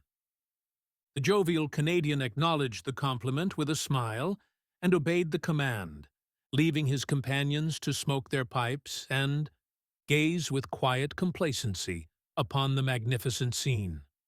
Doubtless, much of their satisfaction resulted from the soothing influence of tobacco on their empty stomachs. "I say," whispered Waller, removing his pipe, and puffing from his lips a large cloud of smoke, which rolled upwards in the form of a white ring. "I say, Bounce, I guess it's past my comprehension what he means by a foreground. How does we make a capital foreground question mark?" Bounce looked at his companion in silence for a few seconds. Then he removed his pipe, pursed his lips, frowned heavily, looked at the ground, and repeated slowly, "How does we make a capital foreground?" Waller nodded. "Aye, that's it." Bounce resumed his pipe for a few seconds, and then said with an air of the utmost profundity, "Don't you know?" "No, I don't." "Oo what? Nothing about it, whatever?" "Nothing whatsomediver." That's ochred," said Bounce, once more applying to his pipe. "'Cause do you see, it's most 'orrible difficult to explain a thing to a feller as don't know nothing whatever about it. If ye only had the smallest guess of—" "Wall, come, I does know something about it," interrupted Waller. "What's that?" inquired Bounce, brightening up. "I calculate that I knows for certain it ain't got no place whatever in my understandin'." "Ha!" exclaimed Bounce. "Come then, I'll do my best for to explain it to ye. Here's what it is. Do you see Mr. Bertram there?" "Yes, I does." "And do you see yourself?" "Wall, I does," replied Waller, looking complacently down at his huge limbs. "Good. Then did you see the ground over there?" continued Bounce, pointing with Lit's pipe to the Rocky Mountains. Waller nodded. "Now then," said Bounce in those deep, earnest tones with which men usually attempt to probe the marrow of some desperately knotty question. "Oh, now then, when Mr. Bertram's a drawin' of and tries to look at the ground over there, you and me comes before the ground, do you see? And so we're, as ye may say, before grounds. But men what studies human nature and languages, do you see, comes for to know that words is always gettin' unnecessary bits chopped off 'em, sometimes at one end, sometimes at t'other. So they tuck off the B, do you see, and made it foreground, and that's how we come to be foregrounds." "Oh," said Waller, with the vacant air of a man who feels himself as wise at the termination as he was at the beginning of an explanation. "Yes," resumed Bounce. "Ooh, that's how it is. I must confess, for my part, that I don't exactly see the advantage o' us in that light. I should ha' thought it would have been better to make UA stand to one side, do you see, and let him see how the land lies. But there's no accounting for taste in this world. I've observed that ever since I was 3'2". Having delivered himself of this graphic exposition of an abstruse subject, Bounce relapsed into silence, and the whole party continued for some minutes in a profound reverie. From this felicitous condition they were awakened by the sudden appearance of Black Gibault, who darted out of the poplar bluff and made toward them at the top of his speed. He uttered no cry, but, on coming near enough to permit of his features being clearly seen, it was observed that his eyes were eagerly wide open, and that his mouth was engaged in the formation of words. A second or two more, and he was near enough to be heard uttering the word buffaloes in a hoarse whisper. "Ho, boy! What is't?" cried Bounce, in an equally hoarse whisper. "Bah! Buffaloes! Ha! Buffaloes! Cried Gibault, panting violently as he came up. Where be de leet gun? Ho, Monsieur Bertram, out vid it. Where saw ye them? Asked Red Hand, seizing the two pistols and examining the priming. Just oder side of de bluff, very close to de bushes. Queek, queek, vite, mon garb on, you is so dreffel slow. The latter part of this sentence was addressed to Hawkswing, who was quietly putting on his wolf skin. Although too slow for the hasty spirit of Gibault, the Indian was quick enough for all useful purposes. In 3 minutes, he was in the clump of poplar trees behind which the buffaloes were reported to be feeding, and in another minute he was out upon the plain creeping toward his victims, while the rest of the party were again huddled together behind a bush, looking on with deep interest and breathless attention. Gradually and slowly, the Indian crept toward the buffaloes, pausing and snuffing about from time to time, as if he were a veritable wolf in search of something to eat. At last, he had approached near enough to the herd to attract their attention, but scarcely near enough to make sure of bringing one down. The huge, unwieldy creatures looked up inquiringly for a moment, but, seeing only a solitary enemy, they scorned to take further notice of him, and went on feeding. Hawkswing paused within a few yards of the side of a fat, sleek animal, and slowly raised his pistol. The trappers held their breath, and Bertram uttered a low groan of anxiety. 1 moment more, and a white puff was followed by a loud crack and a bellow, as the horror-stricken buffaloes tossed up their heels and fled wildly from the spot, leaving one of their number in the agonies of death upon the plain. The knife of the Indian hastened the end, and with a rush and a yell of delight, the whole party fell upon the luckless animal. It was a wonderful sight to see, the way in which these experienced men flayed and cut up that buffalo. Hawkswing, without taking time to remove his wolf-skin covering, commenced upon the head and speedily cut out the tongue. A more difficult operation than inexperienced persons would suppose. Red Hand and Bounce began at the shoulders, and Big Waller and Gibault fell to work upon the flanks.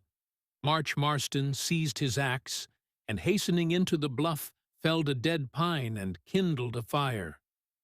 As for Bertram, he sat down to sketch the whole, with a degree of prompt facility and gusto that showed the habit had become second nature to him. The way in which these men wielded their bloody knives, flayed and sliced, dismembered and divided that buffalo is past belief, almost beyond description. Each man threw off his capote and tucked up his shirt sleeves to the elbows, and very soon each had on a pair of bright red gauntlets, and the bloody appearance of Hawkswing's mouth proved that he had been anticipating the feast with a few tidbits raw. The others were more patient. In very nearly as short a time as it takes to tell, the buffalo was converted into a mass of fragments that were powerfully suggestive of a butcher's shop, and the trappers adjourned to a neighboring rivulet to wash their hands and arms. "Now, I'll tell ye what it is," observed Bounce while thus engaged. "Who I means for to have a most awful blowout, and then go to sleep for 24 hours on end ditto," remarked Big Waller with a nod, to which Old Red Hand replied with a chuckle. "And who be go to vatch, tink you?" inquired Gibault, as they all returned to the camp. "Perhaps de Injuns look out for us, vat den?" "Ah, ye may well ask that, Gibault," said Red Hand. "The fact is, I've been thinking that now we're drawing near to enemies, we must begin to keep better watch at night, and to burn small fires of dry wood, lest the smoke should tell a tale upon us." "Oh, don't talk bam, old feller," said Waller. "Oh, I guess we'll have watchin' enough when we gets into the mountains. Let's take it easy here." "We'll have one good blowout tonight anyhow," cried Marston, heaving a fresh pile of logs on the already roaring fire.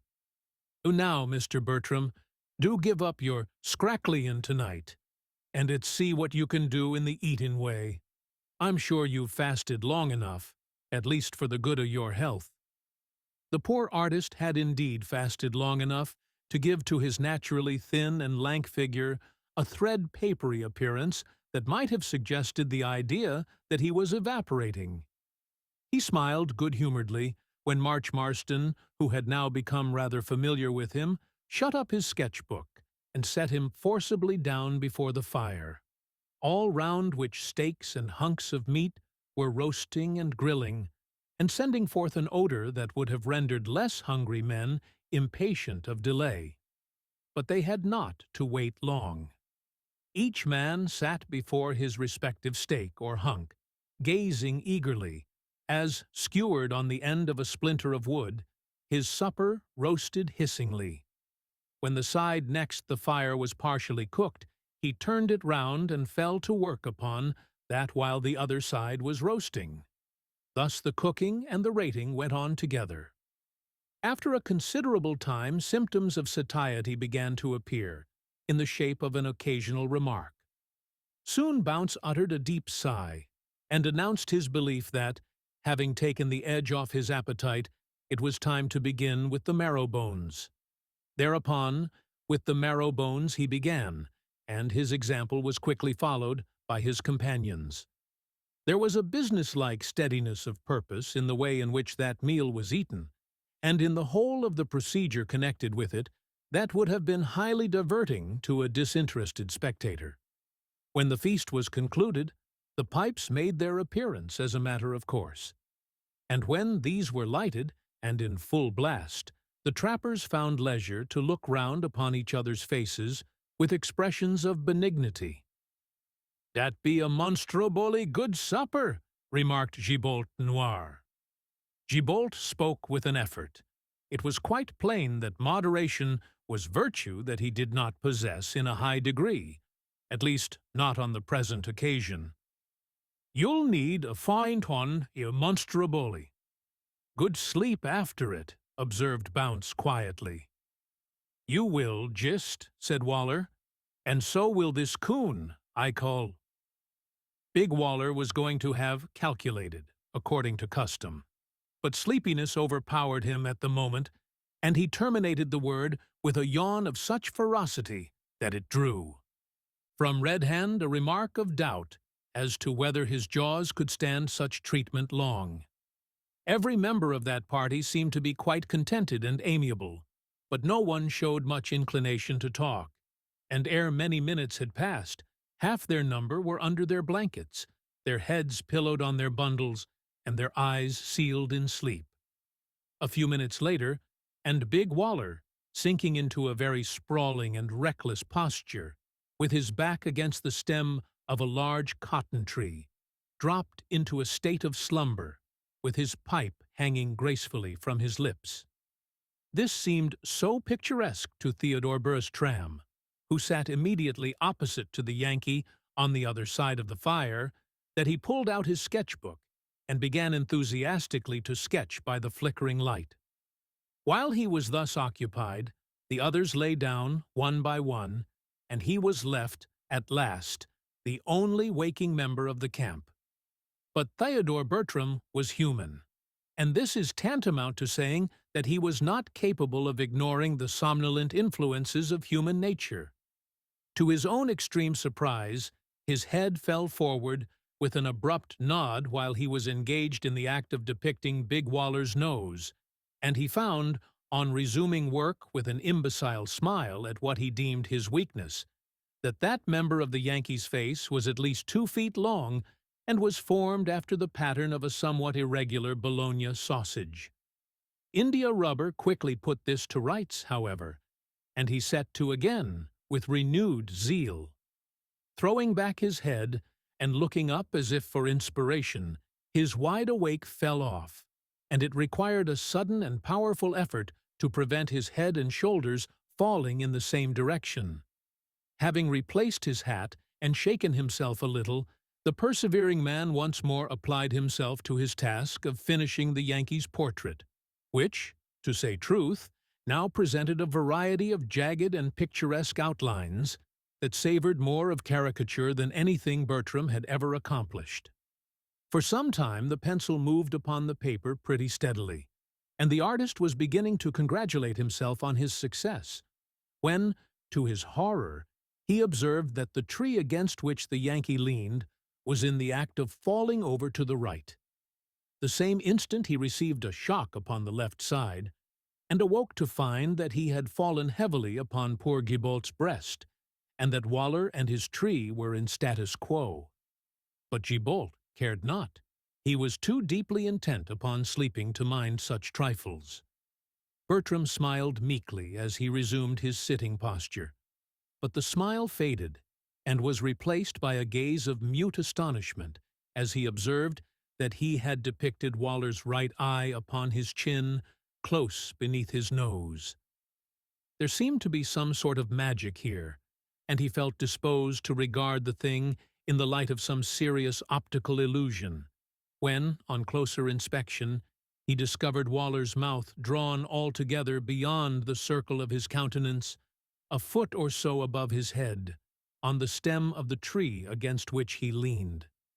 This changed the current of his thoughts, and led him to believe that he must be dreaming, under which impression he fell back and went to sleep.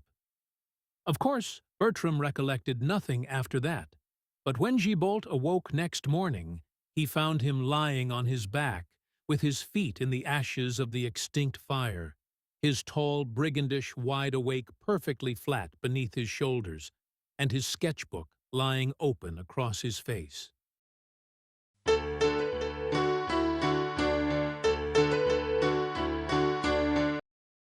Cache discovered. Bertram becomes valorous. Failure follows, and a brief skirmish, flight, and separation are the results. The sun was high, scattering the golden clouds in the bright sky, gilding the hilltops, flooding the plains, vivifying vegetable life, and gladdening the whole animal creation, when, on the following morning, our wearied trappers raised their heads and began to think of breakfast. To do these trappers justice, however, we must add that their looks, when they became wide enough awake to take full cognizance of the scenery, indicated the presence of thoughts and emotions of a more elevated character, though, from the nature of their training from infancy, they wanted words to express their feelings. It was otherwise with Bertram and Marston. Their exclamations, the instant they arose, showed that both their hearts were keenly alive to the good and the beautiful which surrounded them, and their tongues were not altogether incapable of uttering the praise of Him who clothes so gorgeously the lovely earth and peoples it with millions of happy creatures. Yes, happy creatures, for, despite the existence of death and sin and sorrow everywhere, and the croaking of misanthropes, there is much, very much, of pure, overflowing happiness here below. Come March. Mr. Bertram, time presses, said Red Hand, interrupting the two friends in the midst of an earnest conversation. We've got a long day before us, and, mayhap, a fight with redskins at the end o't, so it behoves us to make a good breakfast and set off as soon as we can. We're late enough already. Ah, Red Hand, exclaimed March, you're a terrible fellow for duty and business, and all that sort of thing. It's always time to be off, or time to think of this or that, or we mustn't put off, with you. Why won't ye let us take a breathin' spell once in a way to enjoy ourselves, eh? The old man pointed to the sun. You've enjoyed yourself late enough today, han't ye? Come, March, you're in a fault-finding humor this morning, said Bertram as they walked toward the camp. Let's enjoy ourselves in spite of circumstances. Do you know, I hold it to be exceedingly wise, as well as philosophical, to make the best of things at all times. Do you? Exclaimed March, in a tone of affected surprise. Now that's odd. You must be a real clever fellow to have made up your mind on that point, but somehow or other I'm inclined to think that most of the trappers here abouts are as wise as yourself on it, though mayhap they don't say it just in the same words. There's Waller, now, as'll tell ye that when he can't help it, he guesses he'll just grin and bear it. And there's an old Irish trapper that's been in the mountains nigh 40 years now, and who's alive at this day, if he ben't dead, that used to say to himself, when ill luck came upon him, "Now, Terence, be easy, boy, and if you can't be as easy as ye can." So you see, Mr. Bertram, we have got a few sparks of wisdom in these diggin's. "Now then, stop your philosophy," cried Bounce, hitching his shoulders so as to induce his light load to take up a more accommodating position. "Ooya didn't used to be a slow feller, March. What's to do? Ya ain't a-goin' to cave in, 'cause we're gettin' nigh the Redskins, are ya?"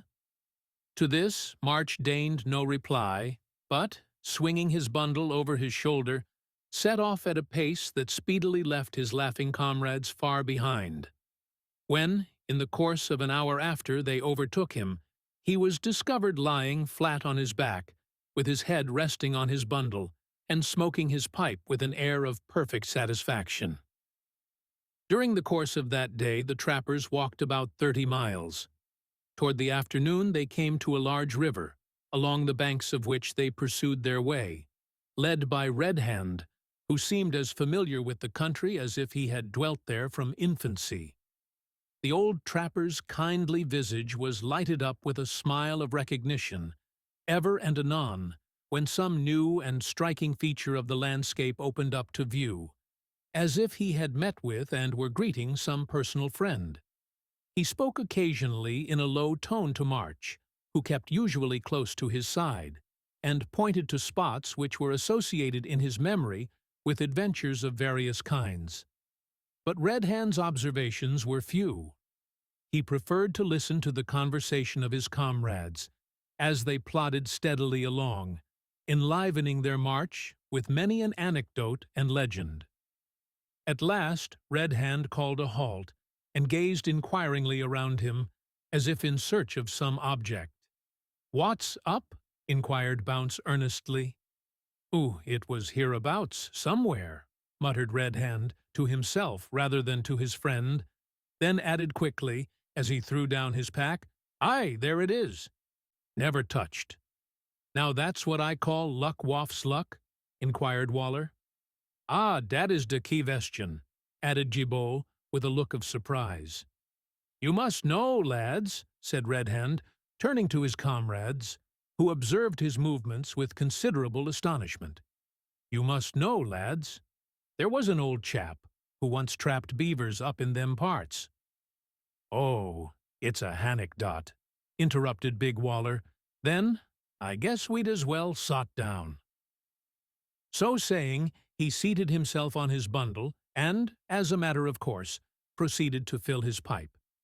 The others followed his example, with the exception of Red Hand, who remained standing, and of Bertram, who quickly opened his sketchbook, that being the first opportunity he had enjoyed during the day of making an entry therein. "Right," exclaimed Bounce. "It's alters more philosophical to sot than to stand, also more economical, 'cause it saves your moccasins. Go on with your story, old man." "It ain't a story," said Red Hand, "nor I don't think it can even be called an anecdote. Well, this old chap that once trapped beaver in them parts came down to Pine Point Settlement one year with a load of furs, sold 'em all off, took a ragin' fever, and died." Red Hand paused and gazed dreamily at the ground. "I say," observed Bounce seriously, "ain't that what ye may call rather a short anecdote? Not much in it, eh?" "But before he died," resumed Red Hand, without noticing the interruption, "he sent for me and said, 'Red Hand, I'm going onder, and I've got some property as I don't want lost.' 'Ye know Beaver Creek, yes,' says I, every foot of it. 'Well then,' says he. "There's a spot there with 3 mounds on the right side of the creek, and a tall poplar in front of 'em." "I know it," says I. "Well, when I last come from that part," says he, "I made a cache at the foot of that poplar, and put 1 or 2 things in, which it'd be a pity to lose. So I give 'em to you, Red Hand. I was chased by Injuns at the place, so I couldn't stop to bring 'em away. Do you see?" "And what were the things ye put there?" said I. But he gave me no answer. His mind began to wander, and he never spoke sense again. "Now, lads, this is Beaver Creek, and there stands the poplar in front of the 3 mounds." Red Hand pointed to the tree as he spoke, and the others started up with alacrity, for the little touch of romance connected with the incident, combined with their comparatively destitute condition and their ignorance of what the concealed treasure might be, powerfully stirred their curiosity.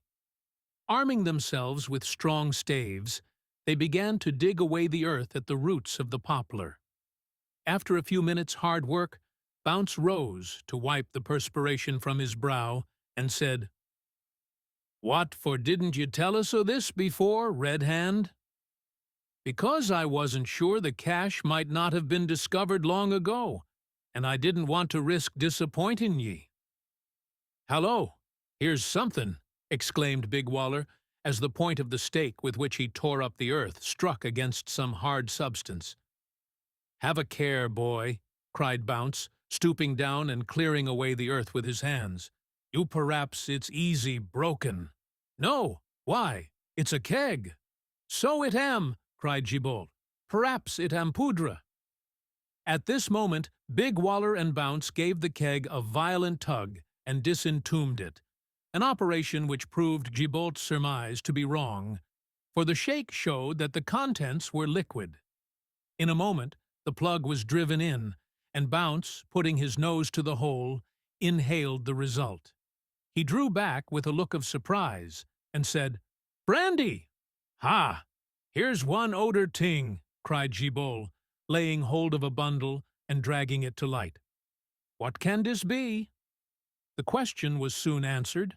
The string was cut, the leathern cover unrolled, and a considerable quantity of tobacco was disclosed to the view of the trappers, whose looks showed pretty clearly that this latter discovery was much more agreeable than the former. After digging deep all round the tree, they came to the conclusion that this was all that the cache contained. "Now," said Bounce, after some talk in reference to their newly found treasure, "what's to be done with dis here keg o' brandy?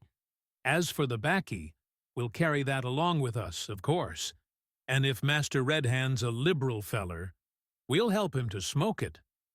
But the brandy keg's heavy, and to say truth, I'm not much inclined for it. I never was fond of fire water." "If you'll allow me, friends, to suggest," said Bertram, whose experience among trappers in other regions had convinced him that spirits was a most undesirable commodity, "I would recommend that you should throw this brandy away. I never saw good come of it. We do not require it for health, neither do we for sickness. Let us throw it away, my friends. It's a dangerous and deceitful foe." "Mais, monsieur," interposed Gibault, with a rueful countenance, "you speak the truth. But though hims be dangerous and ver bad for drink often, yet ven it be cold vetter, it do varm de cockles of de heart." Big Waller laughed vociferously at this. "I guess Gibault's right," said he. "It'd be a powerful shame to fling it away." "Way, lads," said Red Hand, "it's evident that we can't drink it just now, for it would unsteady our hands for the work we have to do this night. It's also clear we can't carry it with us on a war expedition. So I propose that we should put it where we found it, and come back for it when we've done with the redskins." This plan was finally agreed to. The keg was reburied at the foot of the poplar, and the party continued their journey, carrying the much-prized tobacco along with them. The sun was still blazing above the mountains in the west, tinging their snowy spires with rosy red, when the trappers came upon the first indication of the neighborhood of Indians in the shape of recent footprints and cuttings in the woods. A large canoe was also found lying bottom up on the bank of the creek. This Red Hand examined, and found it to be in good condition, although, from the marks in the vicinity, it was evident that it had not been recently used. Men who spend their lives in the backwoods of America are celebrated for the closeness with which they observe every object and circumstance which happens to pass within the range of their perceptions. This habit and acuteness of observation is the result of necessity. The trapper and the Red Indian are alike dependent very much on this faculty for their sustenance and for their safety.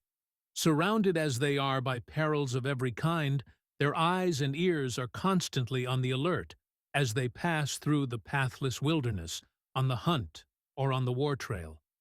No object within the range of vision is passed with indifference. Everything is carefully yet quickly noted.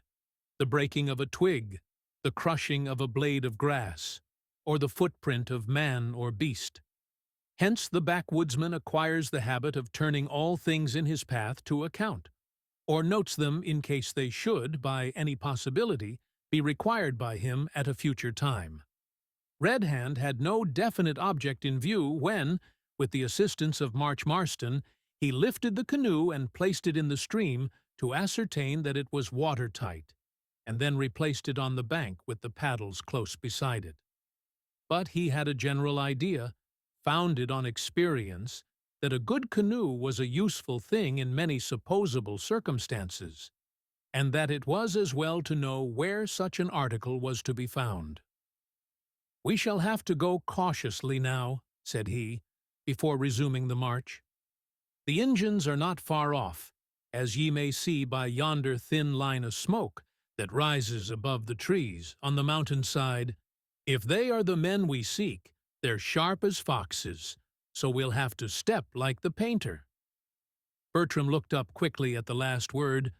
Then he smiled the next moment, as he remembered that the panther was thus styled by trappers. Proceeding cautiously forward in single file, they at length gained a spot beyond which they could not advance without running the risk of being discovered.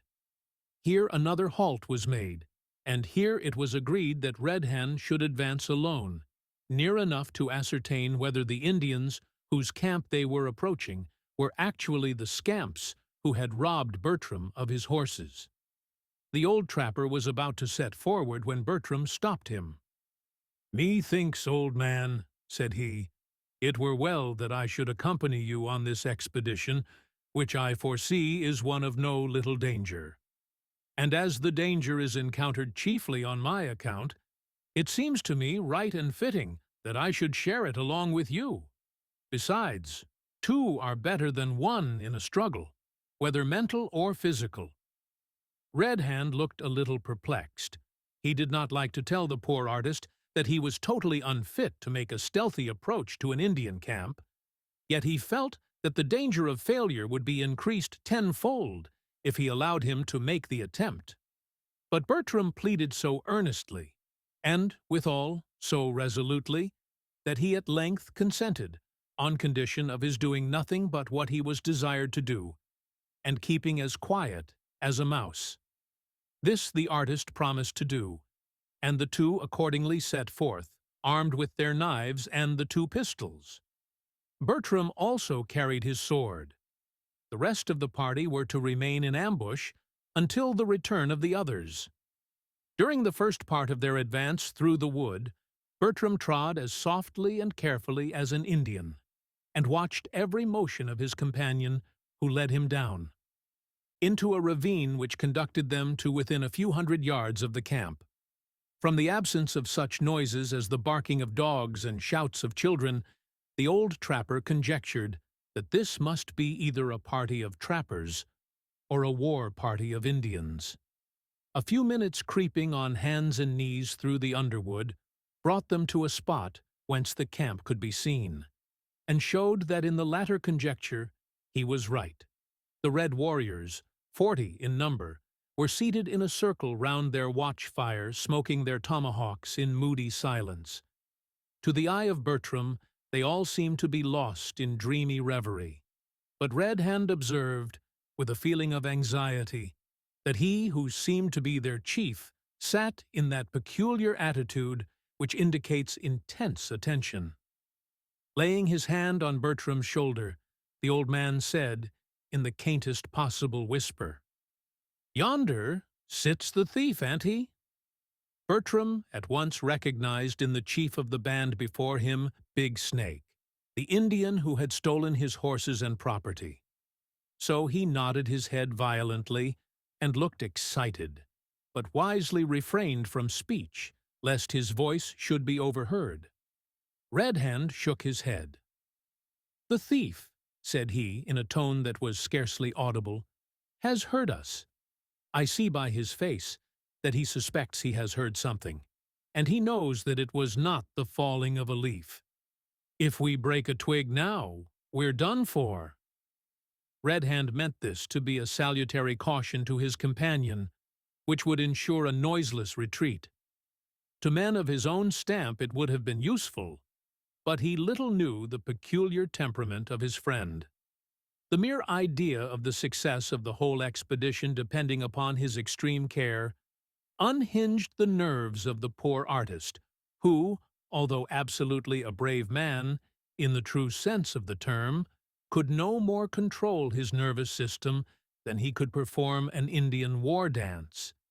He could have rushed single-handed on the whole body of warriors with ease, but he could not creep among the dried twigs that strewed the ground without trembling like an aspen leaf lest he should break one. It is wonderful, however, what necessity will enable men to do. Bertram did creep after his friend, back toward the spot where the rest of his party lay, as softly and noiselessly as if he had been bred to the work from infancy. On regaining the edge of the ravine, they rose and advanced in a crouching posture. Then Bertram sighed and felt that imminent danger was over. Alas, that feeling of partial security cost him dear. The step that succeeded the sigh was a careless one. His foot caught in a projecting root, and next moment he went headforemost into the center of a decayed bush with a crackling crash that was absolutely appalling in the circumstances. Red Hand cast upon the luckless man one glance of horror, and uttering the words, "Run for your life," dashed down the bank and coursed along the bottom like a hare. At the same moment, that terrific yell, which has so often chilled the heart's blood of men and women in those western wilds, rang through the forest, telling that they were discovered and that the Indians were in pursuit. Bertram kept close to the heels of the old trapper at first, but before he had run 50 yards, he tripped and fell again. On attempting to rise, he was seized and thrown violently to the ground by an Indian warrior. Looking back and observing this, Red Hand turned at once, like a hare doubling on its course, and rushed to the rescue. But before he reached his friend, he was surrounded by a dozen yelling Indians. At the foremost of these he leveled his pistol, but the faithless weapon missed fire, and he was in the act of hurling it at his adversary when a blow from behind felled him to the ground. While this was going on, the trappers were bounding to the succor of their comrades. When they came to the field of action and saw neither of their friends, for they had been borne swiftly away, and beheld an overwhelming band of armed savages rushing toward them, they at once perceived that strength or courage could avail them nothing in such an unequal conflict. So they turned and fled, scattering themselves among the bushes so as to divert pursuit as much as possible. Bounce and Gibault were the only two who kept together. These made for the spot where the canoe had been left, but the latter outran the former so quickly that he was soon lost to view ahead of him. In a few minutes, Bounce gained the bank of the stream and seized the end of the canoe. To his amazement, Gibault was nowhere to be seen. But he had no time for thought, for at that moment he was discovered by two Indians who ran toward him. The canoe was launched, and a paddle seized in an instant, but the trusty trapper was loath, even in his extremity, to push off while his comrade might be in danger. "Ooh-ho! Gibault! Gibault noir!" he shouted. "Quick, lad! You're too late almost! Ho!" Grinding his teeth in an agony of anxiety, he made a sudden rash at the foremost Indian, who little dreamed of such an attack, and hit him with the paddle with all his force. The savage dropped like a stone, and the paddle flew into a dozen splinters. This was a foolish act on the part of Bounce, for the second Indian was now close upon him, and, seeing the fate of his companion, he stopped short, and hastily fitted an arrow to his bow. Just then, several of the savages burst from the wood with fierce cries. There was no time to lose. Bounce turned, pushed off the canoe, and leaped in as an arrow grazed his neck. The bold trapper's condition seemed hopeless, for having broken the paddle to pieces, Lai could not propel his little bark out of danger. The stream was broad and rapid at that place, and swept him away swiftly. Immediately a shower of arrows fell around him, some grazing his person and piercing his clothes and the canoe, but fortunately not wounding him. Meanwhile, 3 of the Indians darted downstream, and, throwing themselves into the current, swam out so as to intercept the canoe as it passed. Bounce, having laid down at full length in the bottom of his tiny bark, to avoid the arrows which were discharged at him, did not observe these men, and the first intimation he had of what was taking place was the canoe being nearly upset, as a powerful savage laid hold of the side of it. To draw his knife and pass it round the wrist of the Indian so as to sever the tendons was the work of a moment. The savage fell back with a yell of mingled rage and pain. The others, seeing what had occurred, wisely turned and made for the shore. This incident was the means of saving the trapper, for the Indians, fearful of wounding their comrade, had ceased to discharge their arrows, and when they again ventured to do so, a tumultuous rapid had caught the canoe and whirled it nearly over to the opposite shore. Bounce watched his opportunity. As he swept near to a rocky point, he sprang toward it with all his might. He fell short, but happily the water did not reach above his knees. Next moment he sprang up the bank and stood on the edge of the underwood, where he paused, and, turning round, shook his clenched fist at his enemies and uttered a shout of defiance. The disappointed Indians gave vent to a fiendish howl and discharged a cloud of arrows, most of which fell short of their mark. Ere the last shaft had fallen harmless to the ground, Bounce had entered the forest and was gone.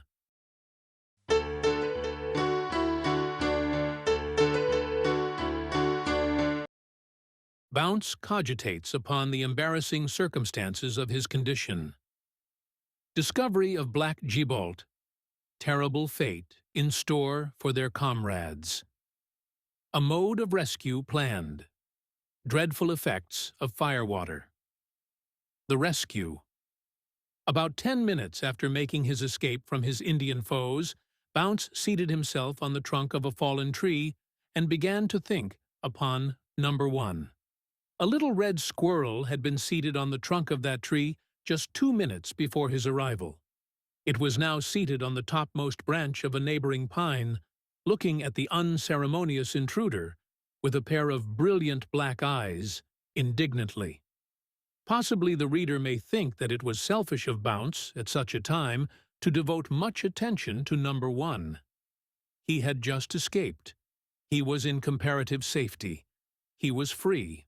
While here could be little or no doubt that his late companions were prisoners, if not killed, and that, in the ordinary course of things, they would eventually suffer death by torture. At such a time and in such circumstances, it would be more natural, even in a selfish man, to think of any or of all the other numerals than number 1. But, reader, I need scarcely tell you that things are not always what they seem. Men are frequently not so bad as, at a first glance, they would appear to be. Bounce always reasoned philosophically, and he often thought aloud. He did so on this occasion, to the immense edification of the little red squirrel, no doubt. At least, if we may judge from the way in which it glared and stared at the trapper, peeped at him round the trunk of the tree, and over the branches and under the twigs and through the leaves, jerking its body and quirking its head and whisking its tail, we have every reason to conclude that it experienced very deep interest and intense excitement. Pleasure and excitement being, with many people, convertible terms, we have no reason for sup, posing that it is otherwise with squirrels, and, therefore, every reason for concluding that the squirrel in question enjoyed Bounce's visit greatly. "Now this is what it comes to," said Bounce, calmly flipping his pipe, from the mere force of habit, for he had not at that time the most distant idea of enjoying a smoke. "This is what it comes to. Savages is savages all the world over. And they always was savages. And they always will be savages. And they can't be nothing else." At this point, Bounce recollected having seen an Indian missionary who had been taken when a boy from his father's wigwam and educated, and who had turned out as good and respectable a Christian gentleman as most white men, and better than many. So he checked himself and said, "Leastwise, they can't be nothing but savages, so long as they is savages." This argument, although exceedingly obvious, seemed even to his own mind to possess so little power, that he endeavored to enforce it by slapping his thigh with such energy that the body of the red squirrel nearly jumped out at its own eyes. It clasped the tree stem to its beating heart bravely, however, and, judging from its subsequent conduct, speedily recovered its self-possession. "That's how it is," continued Bounce, "and that bein' the case, savages always invariably thinks on number 1, before they thinks on nothing else. Now, as men judge theirselves, so they judges of others. That's a fact, as all philosophy has proclaimed, and all experience has proven. What then? Why, them savages'll think I've cleared off, made tracks, thankful to get away with my own skin whole, and carin' no more for my comrades than if they was so many stumps.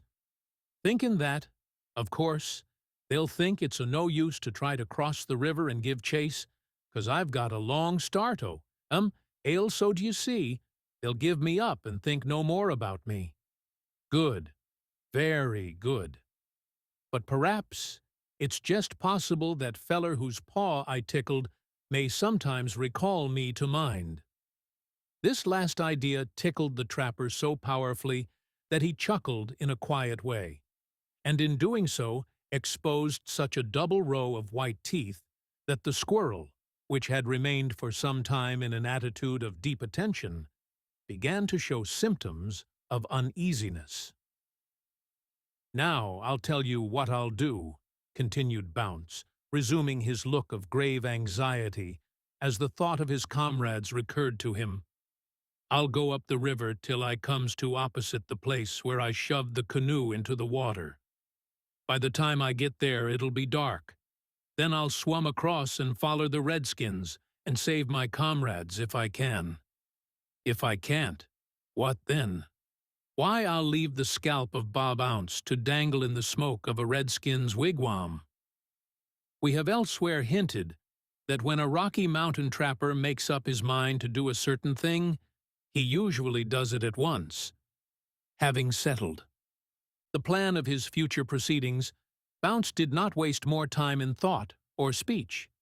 He thrust his unsmoked pipe into his bosom, leaped up from the trunk of the fallen tree, and darted from the spot with such sudden promptitude that the horrified squirrel sprang wildly into empty space and vanished from the scene forever. For a quarter of an hour, Bounce glided noiselessly through the forest, keeping a course parallel with the river. In the deepening gloom of evening, he appeared more like a spectre than a human being. So quick and agile were his motions, as he flitted past the tree stems, yet so noiseless the tread of his moccasined feet. The bushes were thick and in places tangled, compelling him to stoop and twist and diverge right and left as he sped along. But, being unencumbered with weapons or weight of any kind, he advanced so rapidly that in the short space of time we have mentioned he stood opposite to that part of the bank where the attack had been made, and below which he had been swept for a great distance in the canoe by the rapid stream. Here he spent some time in reconnoitering the opposite bank, but without gathering much information from his observations. No symptom of the presence of human beings could be discovered. No column of smoke rising above the trees to tell of the watchfire of white man or red. The trapper listened intently. Then he bethought him, for the first time, of giving the signal which, at setting out on their journey, they had agreed to use in all circumstances of danger. It was the low howl of a wolf followed immediately by the hoot of an owl. The reply to it was to be the hoot of the owl without the cry of the wolf when danger should be imminent and extreme caution necessary, or the howl of the wolf alone if the danger should have passed away. To the first utterance of the signal no reply was made. After waiting a few seconds, Bounce gave it forth again. Immediately after, the low howl of a wolf was heard on the opposite bank, and a figure appeared at the edge of the river.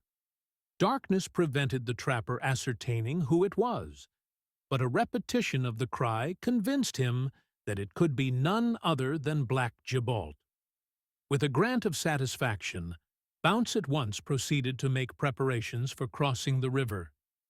Cutting a large piece of bark from a neighboring tree, he hastily formed it into a species of dish or flat boat.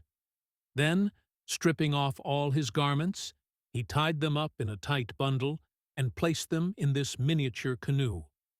After which, he plunged boldly into the stream and made for the opposite shore, pushing his little ark before him.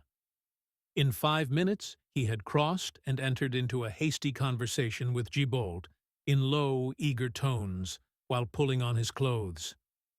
"First of all, lad," said Bounce, laying his hand impressively on the other's shoulder, "are they all safe? None killed?"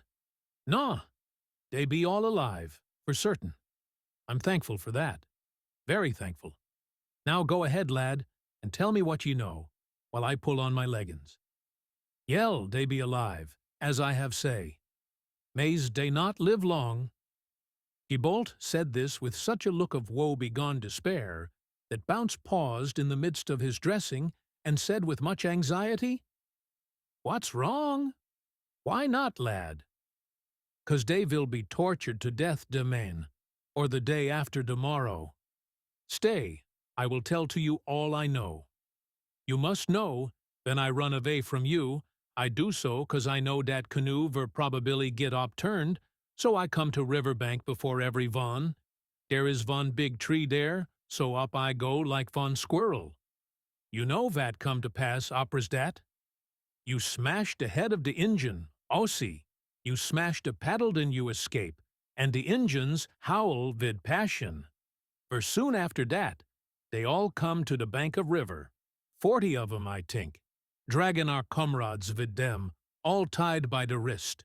Red Hand, and Big Valor, and March, and Hawkswing, and poor Monsieur Bertram. May dat Monsieur Bertram be most strordinary man. He terriblement frightened for every leetle ting, but him not fright von bit for big ting. Him's look acts de savage, that hold him as if him be a lion ado. Ink Monsieur Bertram would fight Vale, if him's obliged. After good deal of consulteration, and dis pewterin, they was about for go away. So I sit ver still, but I move my foot von leet morsel, and von small leaf fall to the ground. It was very small leaf, but Hawkswing him see it. Ah, he be von clever Injun, Ver sharp in sight, too. I think him should be named Hawkseye. No von else notice it, but I see Hawksving whisper to Big Valor. Dat man be sharp feller, too. He turns him's back to de tree. Never vonce looked up, but him burst into loud laugh, like von Tondra clap, and cry out, "Vail done, Gibault! Keep close, old feller. Their village is one day off toward de sun." And den he laugh again. Ah, ho, how my heart him jump ven he speak my name. But de Injuns tink hims yell out to some von cross de river, for him look dat vay. Vale, off dey go, and I begin to breathe more easy. But ven dey get far off, I hear the voice of Big Valor come back like far of a tundra, cryin', "They're going to roast us alive tomorrow. Look sharp, dat was de last I hear. Den de darkness come, and den you come, and now, what is to come next?" Poor Gibault spoke fast, and perspired very much, and looked wild and haggard, for his nature was sensitive and sympathetic, and the idea of his comrades meeting with such a horrible fate was almost too much for him.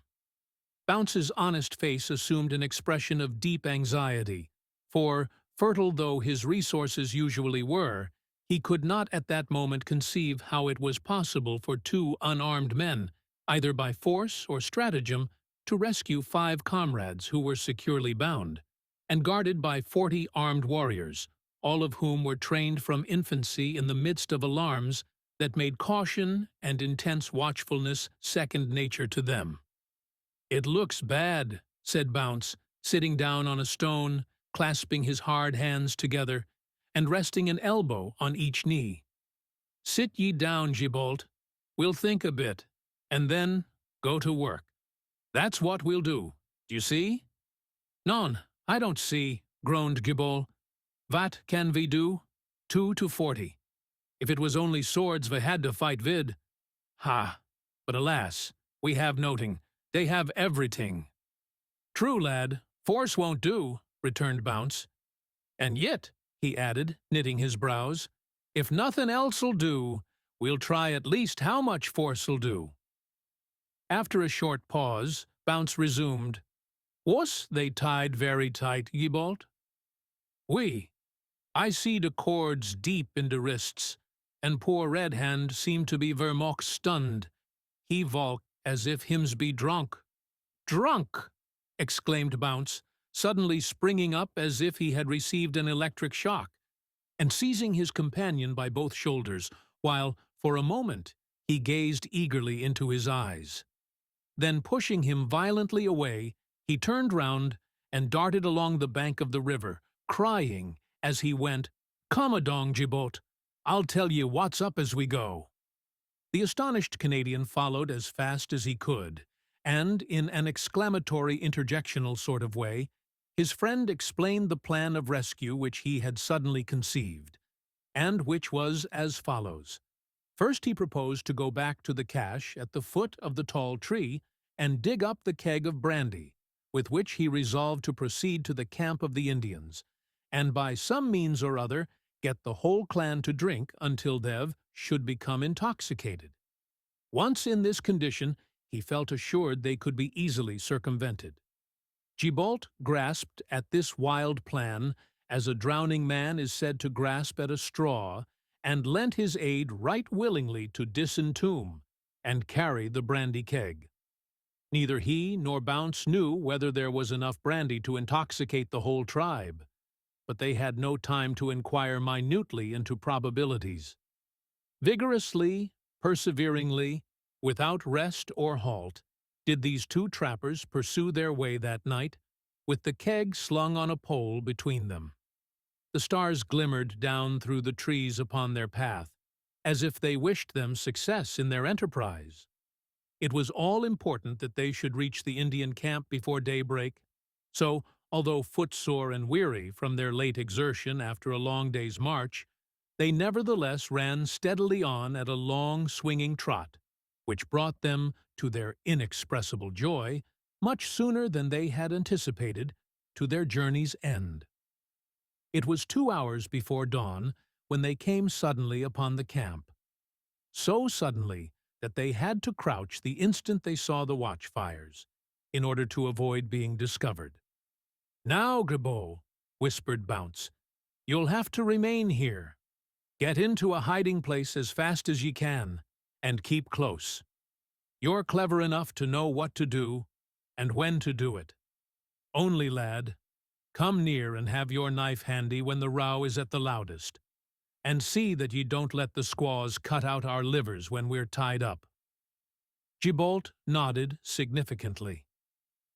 "It's a curious fact," continued Bounce, in a somewhat sad tone, "that I'm more afraid of the squaws than of the men. Hows'ever, it's got to be done." So saying, Bounce shouldered the keg, and, shaking his comrade by the hand, as if he felt that he might be parting with him forever, he glided into the darkness of the forest, leaving Gibault to secrete himself on the side of a mound from which he could witness all that went on in the camp. From this point of observation, the poor Canadian beheld what was not calculated to allay his fears. The camp lay in a hollow, surrounded by trees. On an open space were erected several leathern huts or tents, in the midst of which blazed a large camp foe. Round this, the 40 warriors were seated, eating their supper, while a number of squaws were sitting in the entrances to their tents, variously engaged. Horses hobbled, that is, with the 4 feet tied together to prevent their running away, were cropping the grass close to the tents.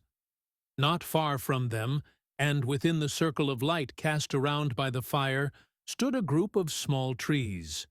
To each of these was tied a man, and Gibault had no difficulty in making them out to be his unfortunate comrades. Occasionally, as he gazed, 1 or 2 of the old Indian women went up to these helpless men, with a yell of execration, and, brandishing scalping knives before their faces, appeared as if about to plunge them into their hearts. But their time had not yet come. The hags were only anticipating the feast of butchery that awaited them on the morrow.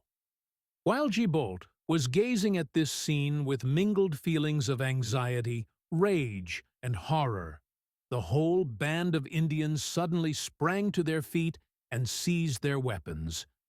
Almost at the same moment, Bounce strode into the circle of light and deposited his cask on the ground.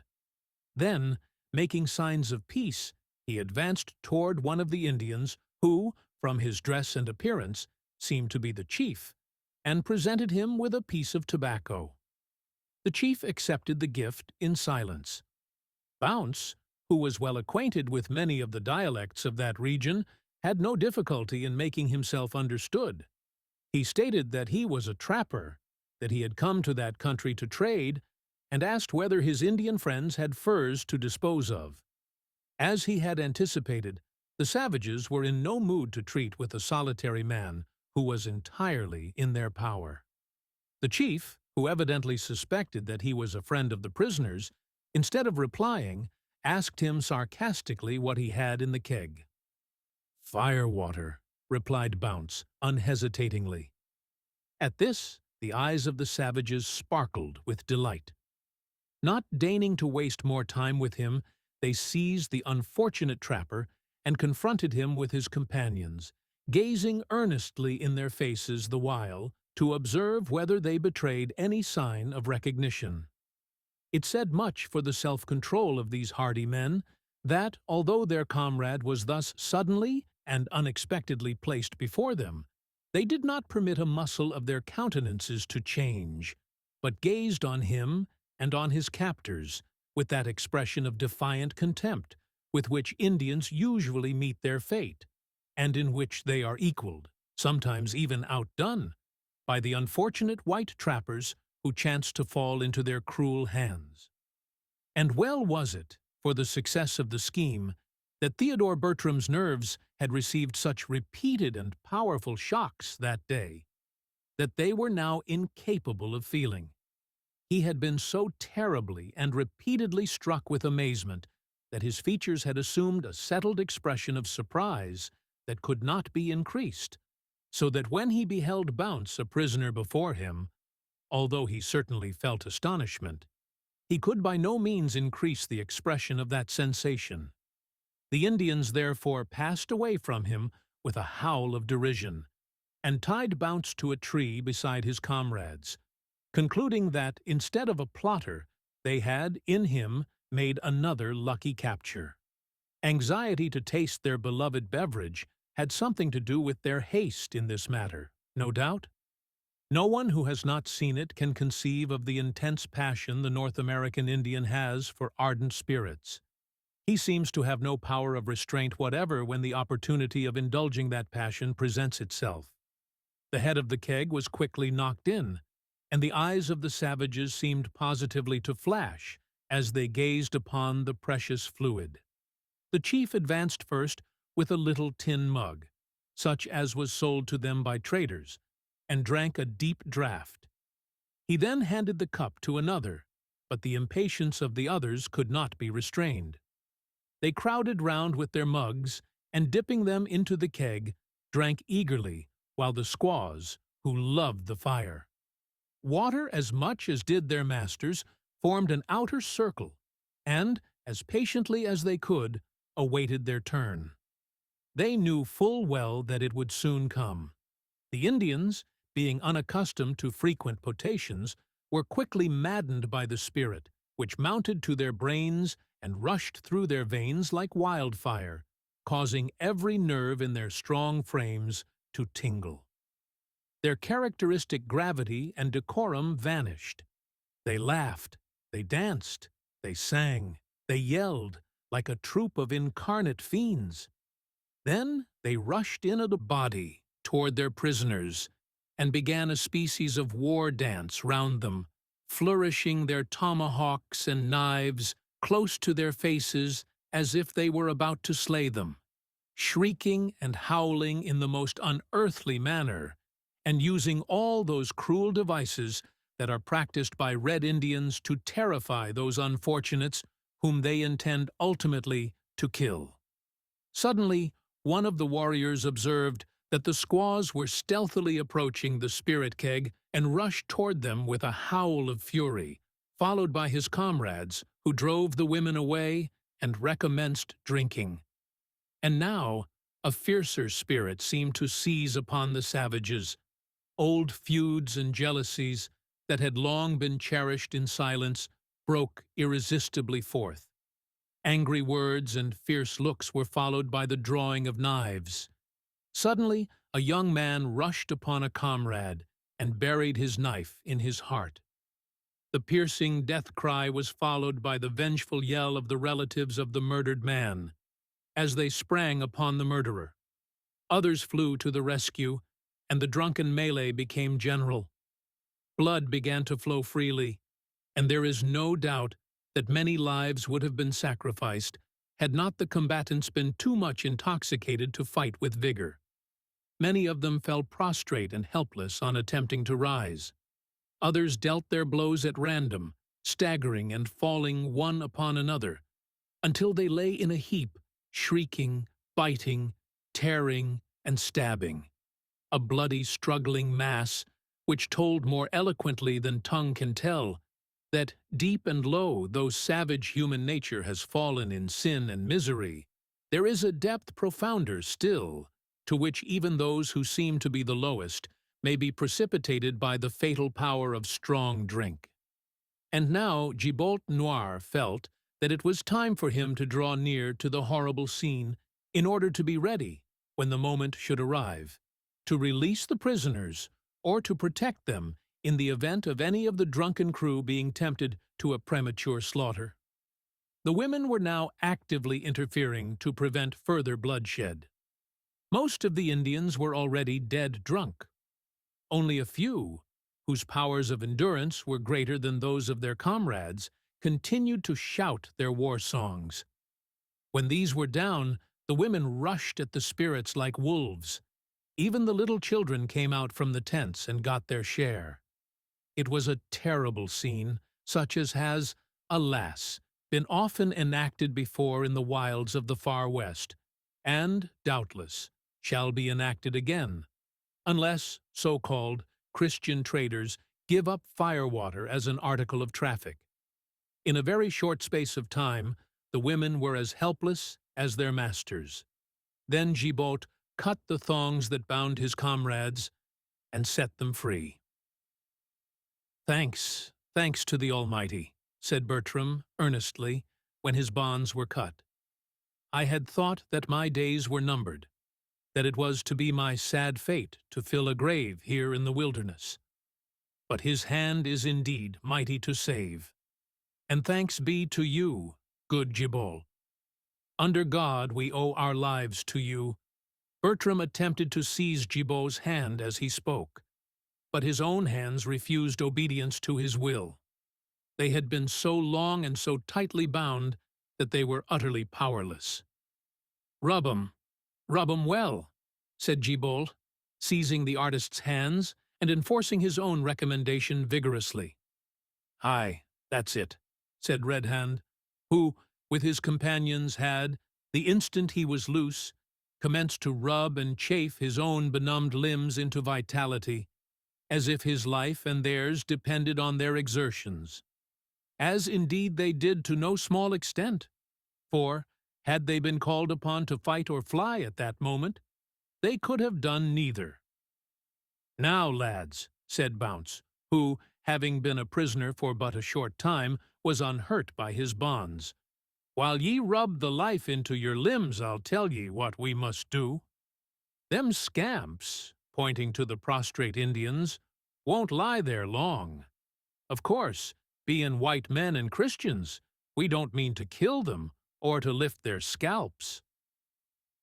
"I've knowed white men," interrupted Red Hand, "who called themselves Christians and didn't object to take scalps when they got the chance."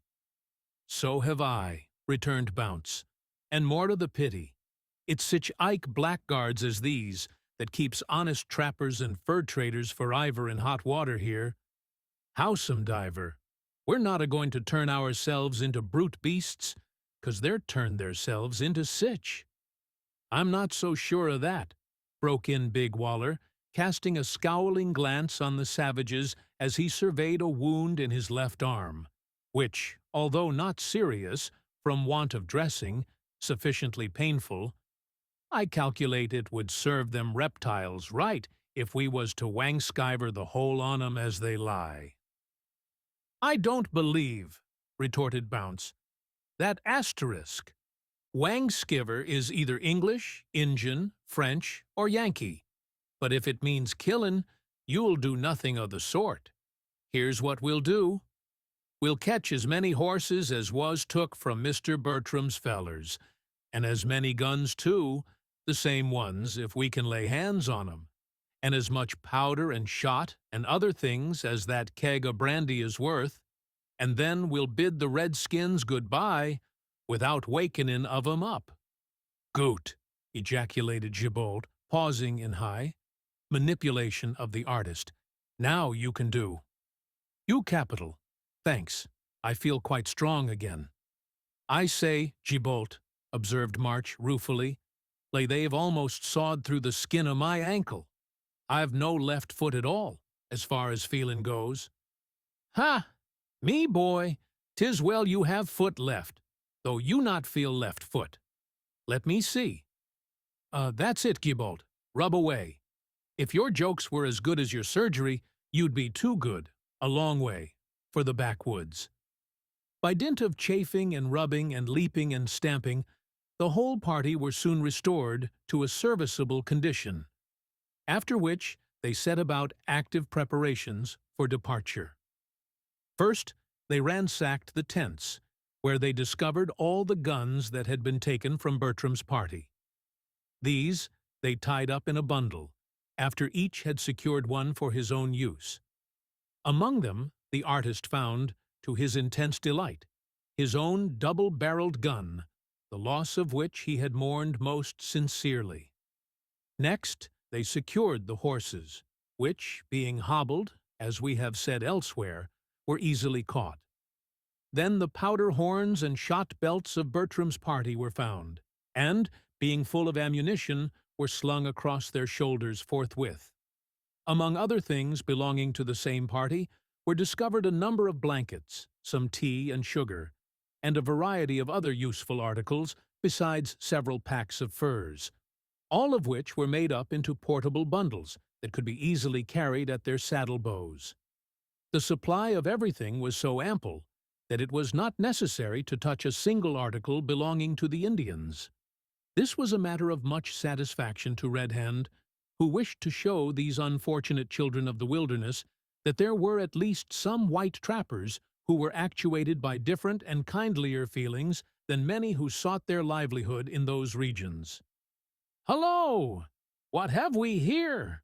cried Big Waller, who was poking inquisitively about among the tents, to the consternation of the poor Indian children, who lay huddled up in their rabbit-skin blankets, trembling from head to foot, and expecting to be scalped forthwith.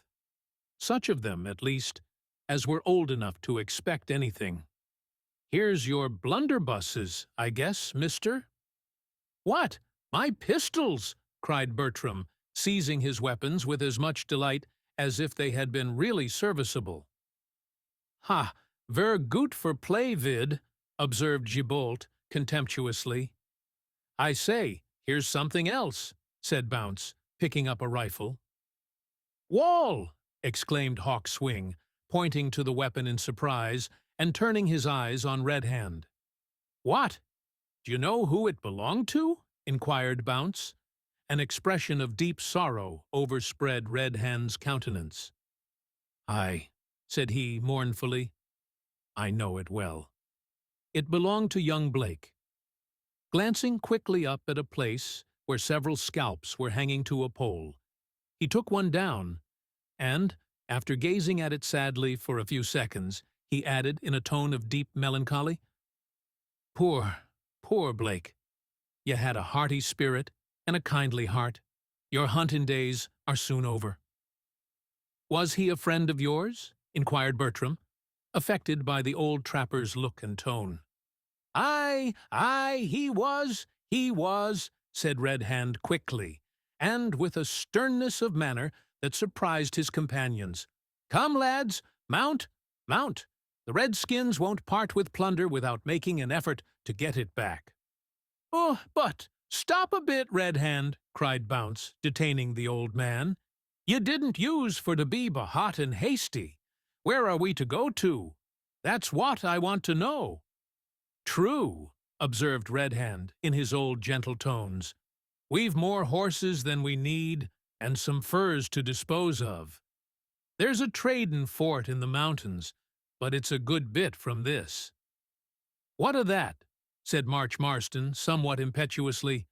"Oh, are we not armed and well mounted and strong, and have we not lots of time before us?" "Well said," cried Bounce. "Ditto," echoed Waller. "You then will do it," cried Red Hand, vaulting into the saddle with a spring that a young man might have envied. The others followed his example, and in a few seconds they were picking their way carefully down the ravine in which the Indian camp was situated. Leaving this quickly behind, they trotted briskly along the more open banks of the river until they gained a level sweep of land which terminated in a belt of low bushes. Beyond this lay the Great Plains. Breaking into a gallop, they speedily cleared the underwood, and just as the rosy smile of morning beamed in the eastern sky, they dashed away, with light hearts and loose reins, out upon the springy turf of the open prairie.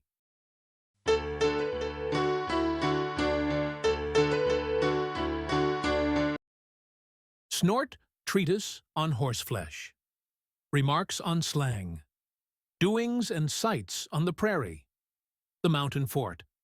A horse is a wonderful thing. If we may presume to style so noble a creature, a thing. And the associations connected in some minds with a horse are wonderful associations. No doubt a horse, to many people, is a commonplace enough sort of thing, and the associations connected with horseflesh in general, in some minds, are decidedly low, having relation to tugging a cart, or tumbling along with a plough, or rattling with a cab, or prancing in a carriage, or being cut up into butcher's meat for cats and dogs. Nevertheless, a horse is a wonderful creature, and man's associations in connection with him are, not unfrequently, of the most wonderful and romantic kind. Talk to the warrior of his steed, and he will speak of him as of his dearest friend. Talk to the Arab of his horse, and he will talk of his pet, his spoiled child. As it is with these, so is it with the trapper of the western prairies. After a few weeks' acquaintance, the trapper and his horse become one, part and parcel of each other, at least so far as it is possible for man and horse to amalgamate. On the one hand, the horse is tended, hobbled, patted, saddled, spoken to, watched over, and tenderly cared for by the man. On the other hand, the man is carried, respected, sometimes bitten, playfully, depended on, and loved by the horse. Day after day and week after week, the limbs of the one and the ribs of the other are pressed against each other until they become all but united, and the various play of muscles on the part of both becomes so delicately significant that the bridle, to a great extent, becomes unnecessary, and the rider feels when the horse is about to shy, just as quickly as the horse feels, by a gentle pressure on either side, how much the rider wishes him to diverge to the right or left.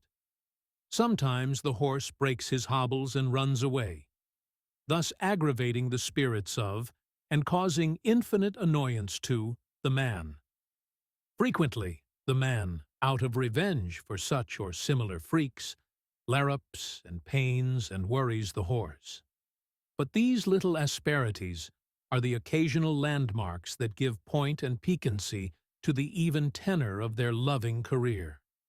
Neither would, for a moment, think of allowing such incidents to rankle in his bosom. Both would repudiate with scorn the idea that they were a whit less useful, or in any degree less attached to each other on account of such trifling tiffs.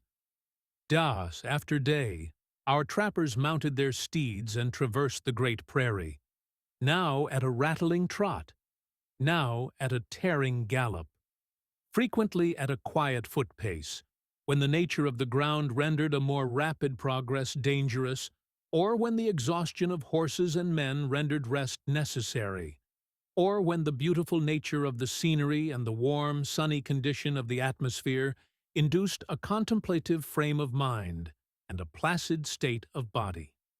Night after night, the horses, having stuffed themselves, like greedy things as they were, with the greenest and tenderest herbage on the rich plains, returned to the campfire round which the trappers were lying in deep slumber, and each selecting his own master, would stand over him with drooping head and go to sleep, until dawn called them again to united action.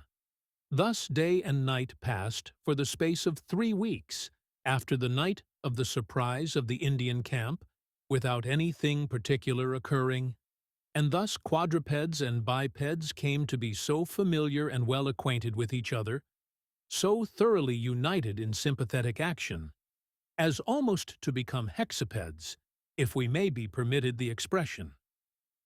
March Marston's quadruped was a beautiful little bay, whose tendency to bound over every little stick and stone, as if it were a 5-barred gate, and to run away upon any and every occasion, admirably suited the tastes and inclinations of its mercurial rider. There was one among the quadrupeds which was striking in appearance, not to say stunning. No, we won't say stunning, because that is a slang expression, and many persons object to slang expressions.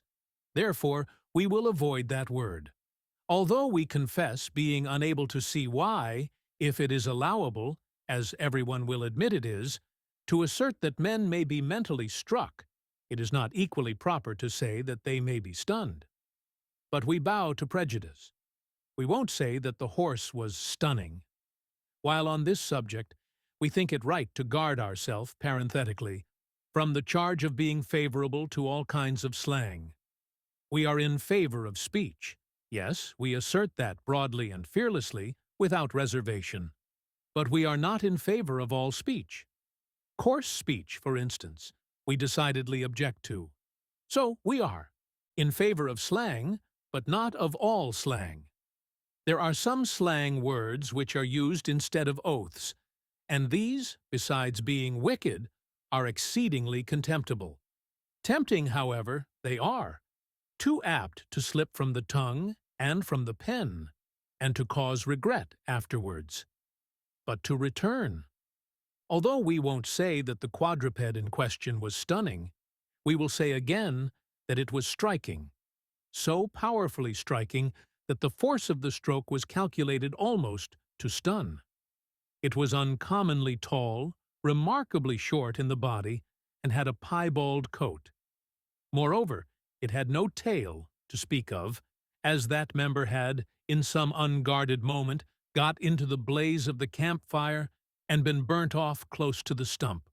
The stump, however, was pretty long, and, at the time when the trappers became possessed of the animal, that appendage was covered with a new growth of sparsely scattered and very stiff hair, about 3 inches long, so that it resembled a gigantic bottle brush.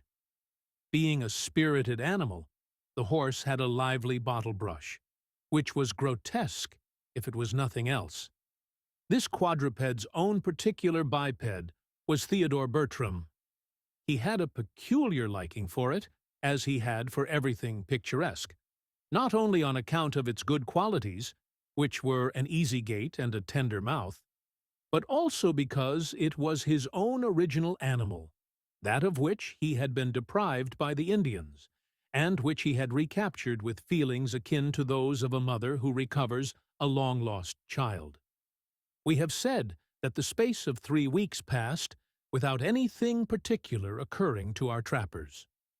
This remark, however, must be taken in a limited sense. Nothing particularly connected with the thread of this story occurred, though very many and particularly interesting things of a minor nature did occur during the course of that period.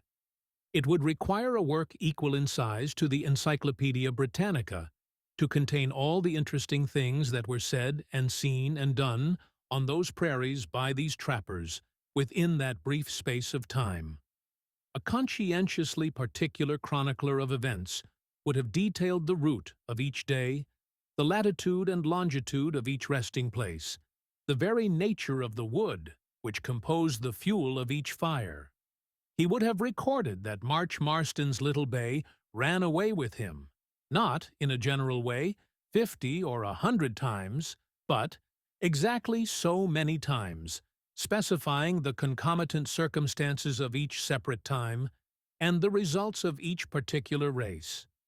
He would have noted, with painful accuracy, the precise number of times in which Theodore Bertram, being a bad rider, fell off his horse, or was pitched off in consequence of that quadruped putting its foot inadvertently into badger holes. He would have mentioned that on each occasion the unfortunate artist blackened his eave, or bled, or skinned his nasal organ, and would have dilated anatomically on the peculiar color of the disfigured orb and the exact amount of damage done to the bruised nose. He would have told not only the general fact that bears and elks and antelopes and prairie dogs and wolves and buffaloes were seen in great numbers continually, and were shot in abundance, but he would have recorded that Bertram did, on one occasion, in the height of his enthusiastic daring, give a shout and draw one of his blunderbuss pistols on observing a grizzly bear at a short distance ahead of him, that he dashed his heels violently against the sides of his remarkable horse. Chat the said horse did toss his head, shake his bottle brush, and rush full tilt toward the bear until he caught sight of it, when he turned off at a sharp angle, leaving Bertram on the plain at the mercy of the bear. That Bruin, who was in no wise alarmed, observing his condition, came to see what was the matter with him, and that he, Mr. Bertram, would certainly have fallen a victim to his own headstrong courage on the one hand, and to the bear's known tendency to rend human beings on the other, had not March come up at that moment and shot it through the heart, while bed hand shot it through the brain. And this supposed conscientious chronicler of events, had he been a naturalist, would have further detailed, with graphic particularity, the rich, exuberant, and varied flora of the region, from the largest plant that waved and blossomed in the prairie winds to the lowliest flower that nestled among the tender and sweet-scented grasses on the prairie's breast. In regard to the fauna of those regions, he would have launched out upon the form, the color, size, habits, peculiarities, and of every living thing, from the great buffalo, which he would have carefully explained was not the buffalo, but the bison, down to the sly, impudent, yet harmless little prairie dog, which he would have also carefully noted was not the prairie dog, but the marmot. Had this supposed recorder of facts been of an erratic nature, given to wander from anecdote to description, and vice versa, he would perhaps have told, in a parenthetical sort of way, how that, during these 3 weeks, the trappers enjoyed uninterrupted fine weather, how the artist sketched so indefatigably that he at last filled his book to overflowing, and had to turn it upside down, begin at the end, and sketch on the backs of his previous drawings, how Big Waller and Black Gibault became inseparable friends and sang duets together when at full gallop, the latter shrieking like a wild cat, the former roaring like a buffalo bull. How Marston became madder than ever, and infected his little steed with the same disease, so that the two together formed a species of insane compound that caused Red Hand and Bounce to give vent to many a low chuckle and many a deep, sagacious remark, and induced Hawkswing to gaze at it, the compound, in grave astonishment. All this and a great deal more might be told, and, no doubt, might prove deeply interesting. But, as no man can do everything, so no man can record everything. Therefore we won't attempt it, but shall at once, and without further delay, proceed to that part of our tale which bears more directly on the Rocky Mountains and the wild man of the West himself. "It's a strong place," said Red Hand, checking the pace of his horse and pointing to a small edifice or fort which stood on the summit of a little mound or hill about 1/4 of a mile in advance of them. A very strong place, such as would puzzle the redskins to break into if defended by men of ordinary pluck. "Men of pluck sometimes get careless, and go to sleep, though," said Marston, riding up to the old trapper. "I've heard of such forts being taken by redskins before now." "So have I, lad, so have I," returned Red Hand. "Oh, I've heard o' a fort being attacked by Injuns when the men were away hunting, and being burnt down. But it generally turns out that the whites have had themselves to thank for it." "Aye, that's true," observed Bounce. "You some of the whites in them parts is no better nor they should be. They treats the poor Injuns as if they was dogs or varmints, and then they're astonished if the redskins murder them out of revenge. I knowed one feller as told me that when he lived on the west side of the mountains, where some of the Injuns are a murderin' set of thieves, he niver lost a chance o' killin' a redskin. Of course, the redskins niver lost a chance o' killin' the whites, and so they come to sich a state o' war that they had to make peace by giving them no end o' presents o' guns and cloth and beads, enough to buy up the furs o' a whole tribe. I guess they was powerful green to do anything of the sort," said Big Waller. "I knowed a feller as was in command of a party o' whites, who got into much the same sort of fix with the Injuns, always fightin' and murderin'. So what does he do, think ye?" "Shooted de chief and all him's people," suggested Gibault. "Nothin' o' the sort," replied Waller. "Oh, he sends for the chief and gives him a grand present, and says he wants to marry his darter. And so he did marry his darter, right off, and the whites and redskins was friends ever after that. The man What did that was a gentleman too. So they said, though for my part, I don't know what a gentleman is. No more do I believe there ain't such a thing. But if there be, and it means anything good, I calculate that that man was a gentleman. For when he grew old, he took his old squaw to Canada with him, spite the larfin o' his comrades, who said he'd have to sot up a wigwam for her in his garden. But he says, "No," says he, "I married the old 'ooman for better and for worse, and I'll stick by her to the last. There's too many o' you chaps as leaves your wives behind ye when ye go home. I'm detarmined to sot ye a better example." And so he did. He tuck her home and put her in a grand house in some town in Canada. I don't well mind which, but when he wasn't watchin' of her, the old 'ooman would squat down on the carpet in the drawing-room, for do you see, she hadn't been used to chairs. His friends used to advise him to put her away, and the kindlier sort said he should give her a room to herself, and not bring her into company where she warn't at ease. But no, the old man said always, "She's my lawful wedded wife, and if she was a buffalo cow, I'd stick by her to the last." And so he did. Vraiment, he was von curus creatur, ob served Gibault. "You see, they have descried us," exclaimed Bertram, pointing to the fort, which they were now approaching, and where a bustle among the inhabitants showed that their visitors were not always peacefully disposed, and that it behoved them to regard strangers with suspicion. "Would it not be well to send one of our party on, in advance, with a white flag?" observed Bertram. "No need for that," replied Red Hand. "They're used to all kinds of visitors, friends as well as foes.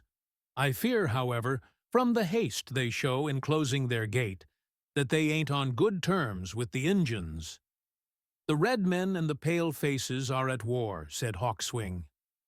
"Aye, you're used to the signs, no doubt," returned Red Hand, "for you've lived here once upon a time, I believe." The Indian made no reply, but a dark frown overspread his countenance for a few minutes. When it passed, his features settled down into their usual state of quiet gravity.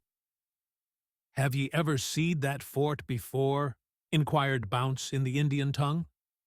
"I have," answered Hawkswing. "Many moons have passed since I was in this spot. My nation was strong then. It is weak now. Few braves are left. We sometimes carried our furs to that fort to trade with the pale-faces. It is called the Mountain Fort. The chief of the pale-faces was a bad man then. He loved fire-water too much. If he is there still, I do not wonder that there is war between him and the red men." "That's bad," said Bounce, shaking his head slowly. "Very bad, for the redskins'll kill us if they can, on account of them rascally fur traders. Hows'ever we can't mend it, so we must bear it." As Bounce uttered this consolatory remark, the party cantered up to the open space in front of the gate of the fort, just above which a man was seen quietly leaning over the wooden walls of the place, with a gun resting on his arm. "Hallo!" shouted this individual when they came within hail. "Hallo!" responded Bounce. "Friends or foes, and where from?" inquired the laconic guardian of the fort. "Friends," replied Red Hand, riding forward. "We come from the Yellowstone, have lost some of our property, but got some of it back, and want to trade furs with you." To this the sentinel made no reply, but looking straight at Big Waller, inquired abruptly, Are you the wild man?" "What wild man?" said Waller gruffly. "Why, the wild man of the West." "No, I hain't," said Waller, still more gruffly, for he did not feel flattered by the question. "Oh, have you seen him?" "No, I hain't, and guess I shouldn't know him if I had." "Why do you ask?" inquired Marston, whose curiosity had been roused by these unexpected questions. "'Cause I want to know," replied the man, quitting his post and disappearing. In a few minutes he opened the gate, and the trappers trotted into the square of the fort. The mountain fort, in which they now dismounted, was one of those little wooden erections in which the hardy pioneers of the fur trade were wont in days of old to establish themselves, in the very heart of the Indian country. Such foyers may still be seen in precisely similar circumstances, and built in the same manner, at the present day, in the Hudson's Bay territories, with this difference that the Indians, having had long experience of the good intentions and the kindness of the pale-faces, no longer regard them with suspicion. The walls were made of strong, tall palisades, with bastions built of logs at the corners, and a gallery running all round inside close to the top of the walls, so that the defenders of the place could fire over the palisades, if need be, at their assailants. There was a small iron cannon in each bastion. One large gate formed the entrance, but this was only opened to admit horsemen or carts. A small wicket in one leaf of the gate formed the usual entrance. The buildings within the fort consisted of 3 little houses, one being a store, the others dwelling houses, about which several men and women and Indian children, besides a number of dogs, were grouped. These immediately surrounded the trappers, as they dismounted. "Who commands here?" inquired Red Hand.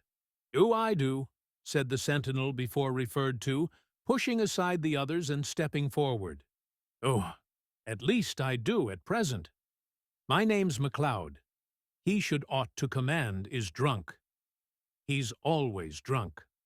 There was a savage gruffness in the way in which MacLeod said this that surprised the visitors, for his sturdy-looking and honest countenance seemed to accord ill with such tones. "And may I ask who he is?" said Red Hand. "Oh, yes. His name's McGregor. You can't see him tonight, though. There'll be bloody work here before long if he don't turn over a new leaf." MacLeod checked himself, as if he felt that he had gone too far. Then he added in a tone that seemed much more natural to him, "Now, sirs, come this way. Here," turning to the men who stood by, "look too. These horses and see them fed. Come into the hall, friends, and the squaws will prepare something for you to eat while we have a smoke and a talk together." So saying, this changeable man, who was a strange compound of a trapper and a gentleman, led the way to the principal dwelling-house, and, throwing open the door, ushered his guests into the reception hall of the mountain fort.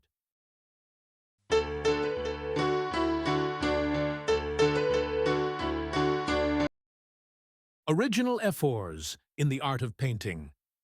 Fur trading hospitality. Wonderful accounts of the wild man of the West. From an eye witness. Buffalo hunting, scalping, murdering, and a summary method of inflicting punishment. The reception hall of the mountain fort, into which, as we have stated, the trappers were ushered by MacLeod, was one of those curious apartments which were, in those days, and in a few cases still are, created for the express purpose of astonishing the natives. It was a square room, occupying the center of the house, and having doors all round, which opened into the sleeping or other departments of the dwelling. In the front wall of this room were the door, which led direct into the open air, and the 2 windows. There were no passages in the house. It was all rooms and doors. One of these doors, toward the back, opened into a species of scullery, but it was not exactly a scullery, neither was it a kitchen, neither was it a pantry. The squaws lived there, especially the Yuking squaws, and a few favored dogs. A large number of pots and pans and kettles, besides a good deal of lumber and provisions in daily use, also dwelt there. A door led from this room out to the back of the house, and into a small offshoot, which was the kitchen proper. Here a spirited French-Canadian reigned supreme in the midst of food, fire, and steam, smoke, smells, and fat. But to return to the reception hall. There were no pictures on its walls, no draperies about its windows, no carpets on its floors, no cloths on its tables, and no ornaments on its mantel shelf. Indeed, there was no mantel shelf to put ornaments upon. The floor, the walls, the ceiling, the chairs, the tables, all were composed of the same material: wood. The splendor of the apartment was entirely due to paint. Everything was painted, and that with a view solely to startling effect. Blue, red, and yellow, in their most brilliant purity, were laid on in a variety of original devices, and with a boldness of contrast that threw Moorish effort in that line quite into the shade. The Alhambra was nothing to it.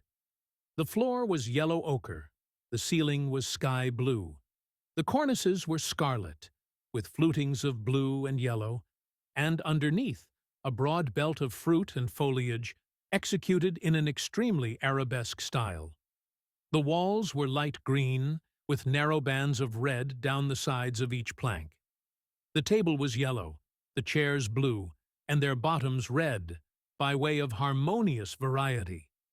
But the grand point, the great masterpiece in the ornamentation of this apartment, was the centerpiece in the ceiling, in the execution of which there was an extraordinary display of what can be accomplished by the daring flight of an original genius, reveling in the conscious possession of illimitable power, without the paralyzing influence of conventional education.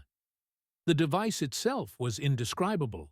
It was a sun or a star, or, rather, a union and calm, mingling of suns and stars in violent contrast, wreathed with fanciful fruits and foliage, and cupids, and creatures of the now extinct species.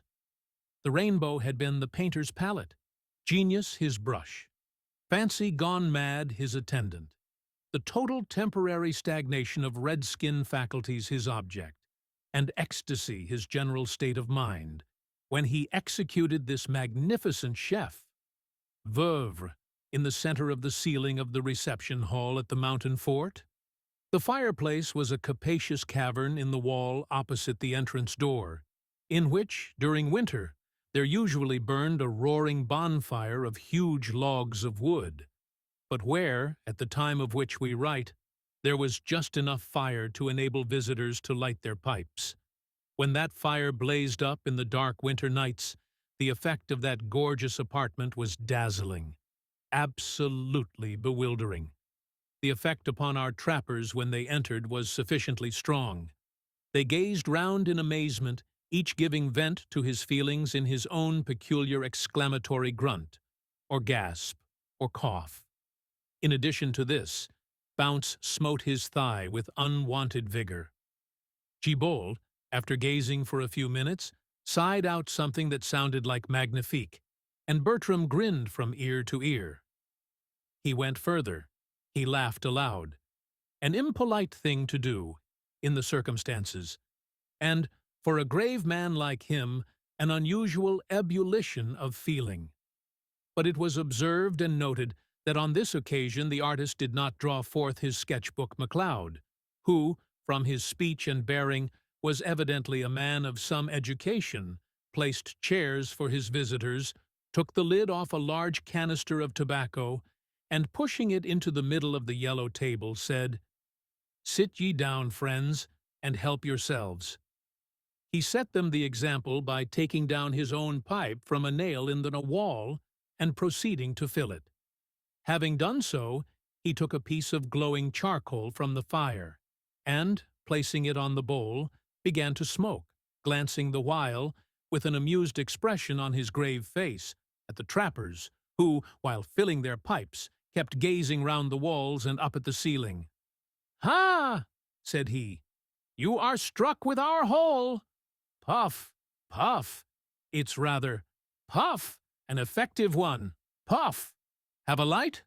Bounce, to whom the light was offered, accepted the same, applied it to his pipe, and said, "Well, yes, puff.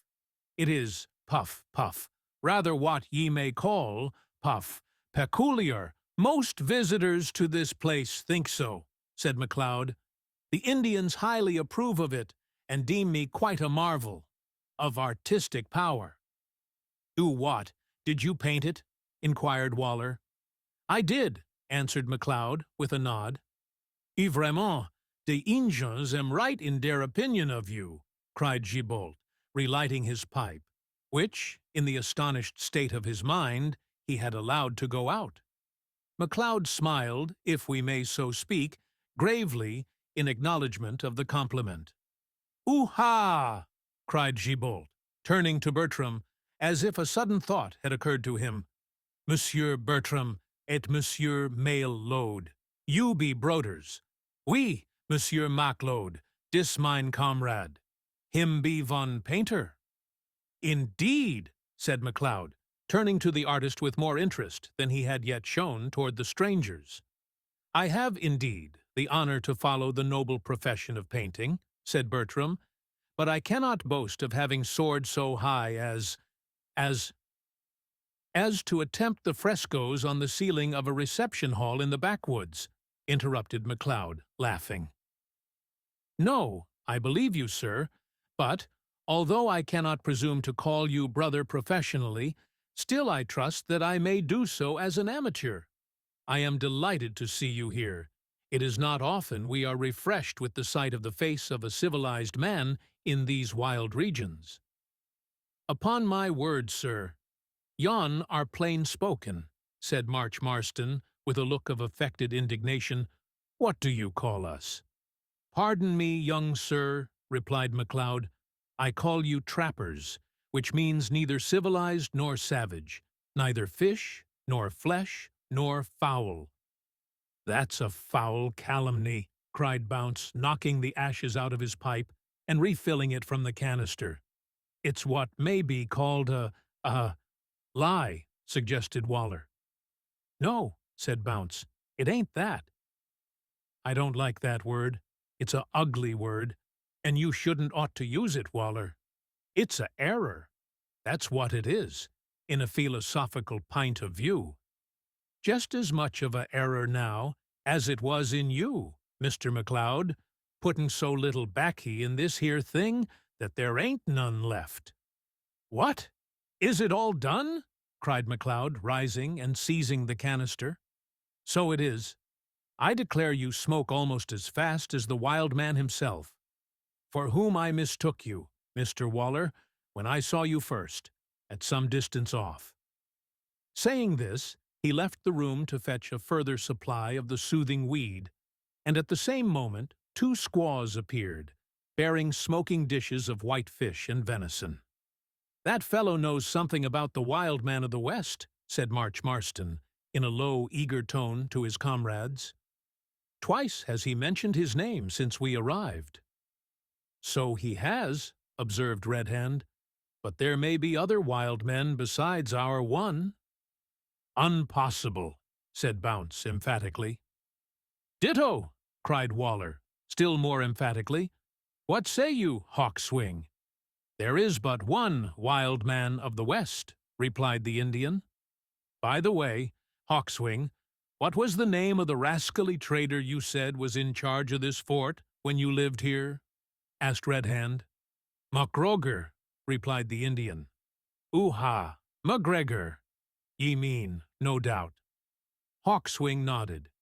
"Here you are, friends," said MacLeod, re-entering the room with a large roll of tobacco.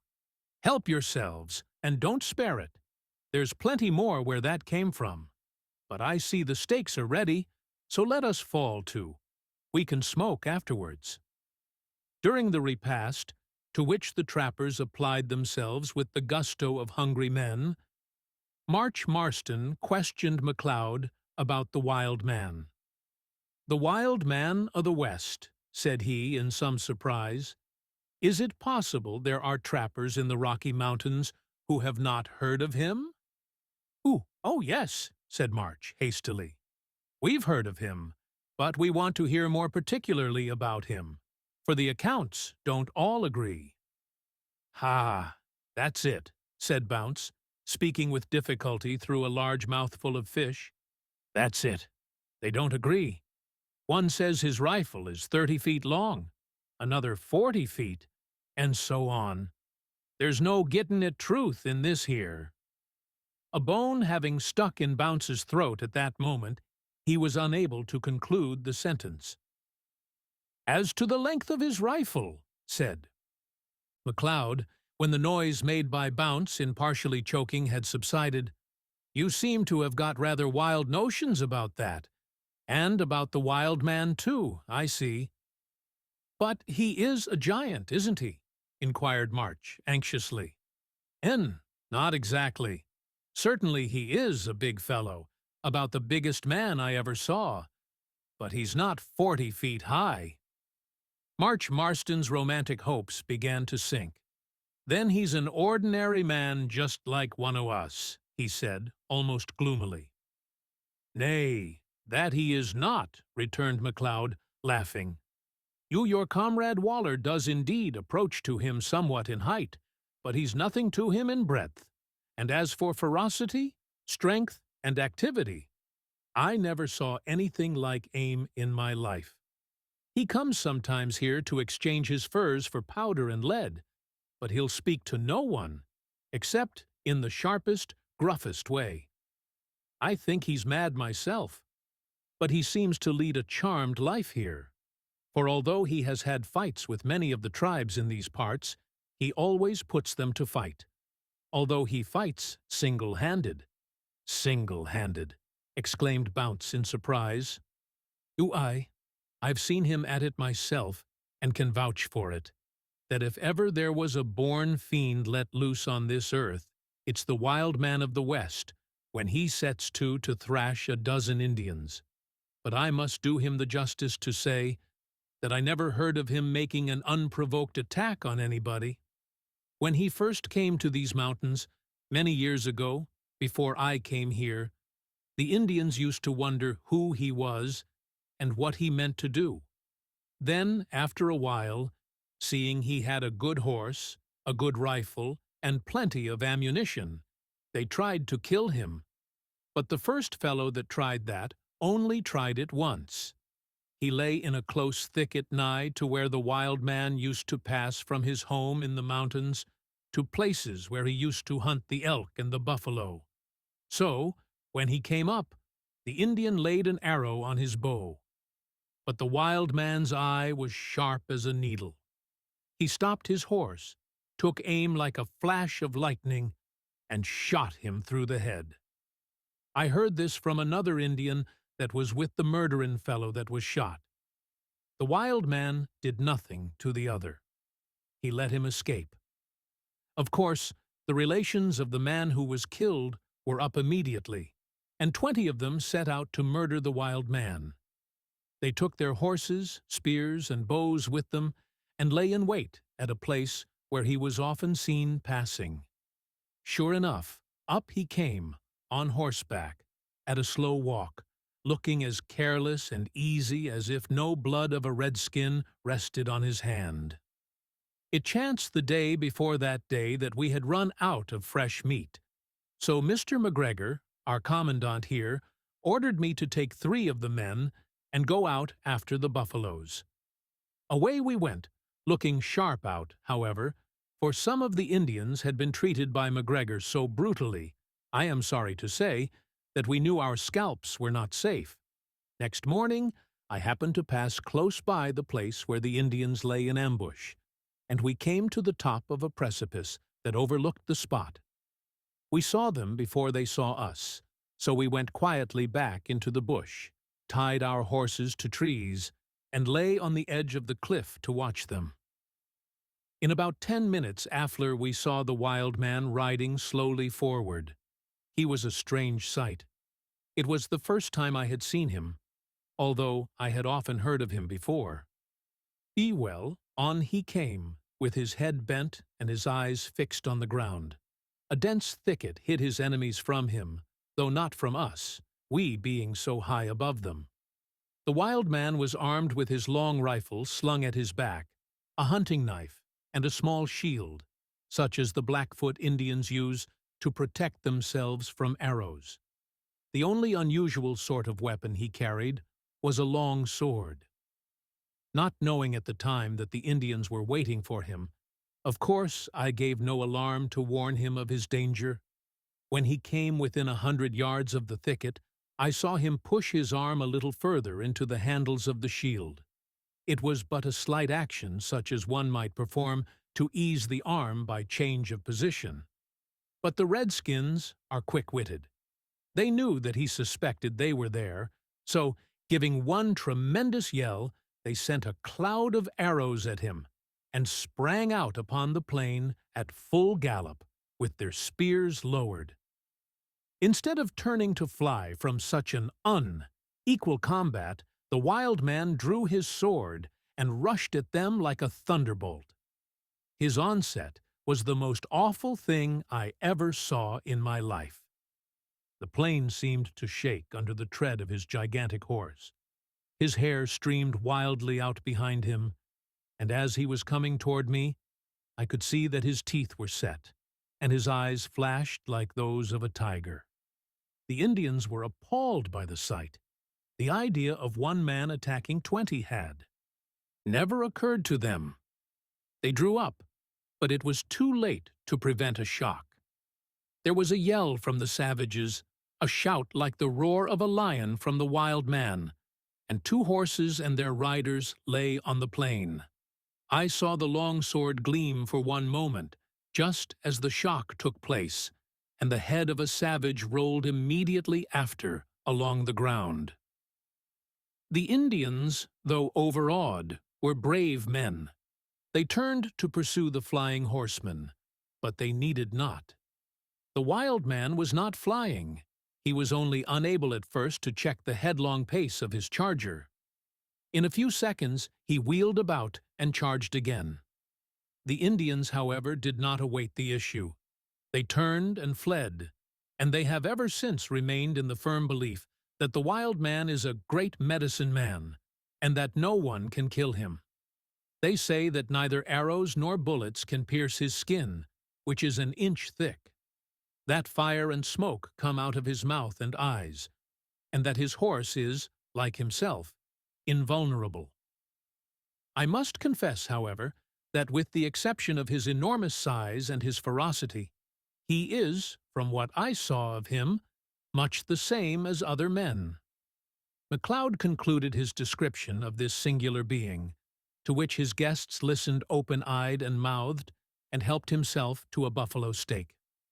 "And what did he when the Indians ran away?" inquired Marston. "Oh, he quietly pulled up his horse and let them run. After they were gone, he continued his journey, as slow and cool as if nothing had happened. Few Indians attack him now, except new bands from distant parts of the country who don't know him. But all who meddle with him find, to their cost, that it would have been better had they let him alone." "Is he cruel? Does he eat men and childers?" inquired Bounce, commencing a 4th steak, with a degree of violent energy that suggested the possibility of his being himself able to do some execution in the cannibal line, if necessary. MacLeod laughed. "Oh, dear, no. He's not cruel. Neither does he eat human flesh. In fact, he has been known to do some kind acts to poor starving Indians when they least expected it. The real truth is that he is only fierce when he's meddled with. He never takes revenge, and he has never been known to lift a scalp. But what like is he when he comes to trade his furs at the fort here? How does he speak, and in what language?" inquired Marston, who, although delighted with the account given of the strength and valor of the wild man of the West, was by no means pleased to learn that he was not an absolute giant. Something like the giant Despair of whom he had read in the Pilgrim's Progress. He's just like a trapper, only he's a tremendous big one. 6'6" if he's an inch, and would make 2 of the biggest of the present company round the shoulders. But he's very silent, and won't let anyone question him. The long and the short of it is that I believe he is a madman. Luckily, he's a well-disposed madman, and I can vouch for it he is a crack hunter, though he don't bring many furs to trade. I think he spends most of his idle time in moping among the caves of the mountains." "Does anyone know where he lives?" asked Bertram, who was gradually becoming interested in this strange being. "No. We have sometimes tried to track him, but at a certain place we have invariably lost all traces of him." "But what is his face like? And how does he dress?" inquired March eagerly. "You have not yet said anything about that." MacLeod was about to reply when he was interrupted by a loud shouting in the yard of the fort. Leaping from their seats, the whole party ran to the windows. "I thought so," cried MacLeod, seizing his cap and hurrying out. "These are 6 of my men who have been out after the buffalo, and I see they have been successful." The fort gate had been swung open, and just as the guests issued from the reception hall, 6 hunters galloped into the square with all the wreck. Less noise and dash peculiar to that class of men leaping from their foaming steeds, they were quickly surrounded by their comrades and by the women and children of the place, who congratulated them on their success in the chase and plied them with eager questions. That they had indeed been successful was evident from the masses of fresh meat with which the horses were laden. "Well done, Davis," said MacLeod, stepping up to one of the men, who, from his age and intelligence, had been put in command of the hunting party. "You are back sooner than I anticipated. Surely your good genius sent the buffalo across your path." "We have been in luck, sir," replied the hunter, touching his cap. "We've lulled more than we could carry, and, what's worse, we've killed more than we wanted." "You? How so?" "We've had a brush with the redskins, sir, and we had to kill 1 or 2 in self-defense." MacLeod's brow darkened, he clenched his teeth, and the large veins swelled in his neck and forehead.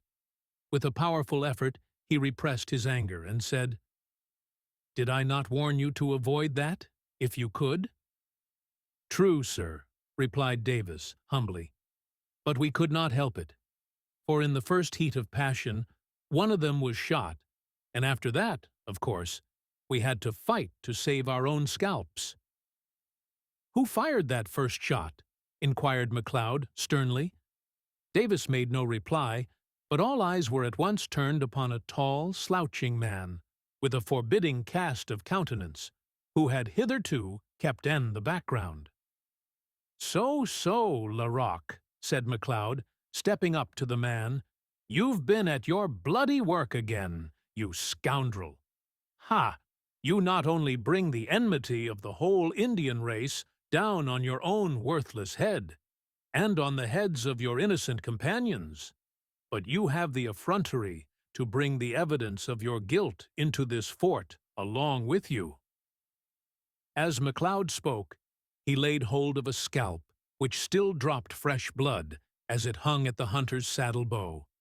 "If I'm to answer to you for every scalp, choose to lift in self-defense, the sooner I quit you the better," answered Larocque sulkily. "Was there any occasion to lift this scalp at all?" demanded MacLeod, as he seized the man by the collar. "Who talks of lifting scalps?" growled a loud, deep-toned voice. All eyes were instantly turned on the speaker, and the crowd fell back to permit Mr. McGregor, the person in command of the mountain fort, to approach the scene of action. The man who now appeared on the scene was a sad and a terrible sight to behold. He was one of that wretched class of human beings who, having run a long course of unbridled wickedness, become total wrecks in body and mind long before the prime of manhood has been passed. McGregor had been a confirmed drunkard for many years. He had long lost all power of self-control, and had now reached that last fearful stage when occasional fits of delirium tremens rendered him more like a wild beast than a man. Being a large and powerful man, and naturally passionate, he was at these times a terror to all who came near him. He had been many years in charge of the fur-trading establishment, and having on many occasions maltreated the Indians, he was hated by them most cordially. One of his mad fits had been on him for some days before the arrival of Marston and his friends. He had recovered sufficiently to be able to stagger out of his room just at the time the buffalo hunters, as above described, entered the square of the fort. As he strode forward, with nothing on but his shirt and trousers, his eyes bloodshot, his hair matted and disheveled, and his countenance haggard in the extreme, he was the most pitiable, and, at the same time, most terrible specimen of human degradation that the mind of man could conceive of. "What now? Who has been lifting scalps?" he growled between his set teeth, striding up to Larocque and glaring in his face with his bloodshot eyes like a tiger. MacLeod held up the bloody scalp. "Who did it?" roared MacGregor. "I did," said Larocque, with an attempt at a defiant air. The words had barely passed his lips when he received a blow between the eyes that felled him to the earth. He attempted to rise, but, with a yell that sounded more like the war cry of a savage than the wrathful shout of a civilized man, MacGregor knocked him down again, and, springing at his throat, began to strangle him. Up to this point, MacLeod refrained from interfering, for he was not sorry to see the murderer receive such severe punishment. But, having no desire to witness a second murder, he now seized his master, and, with the assistance of two of the men, succeeded in tearing him off from Larocque, and in conveying him, as respectfully as possible in the circumstances, to his private chamber.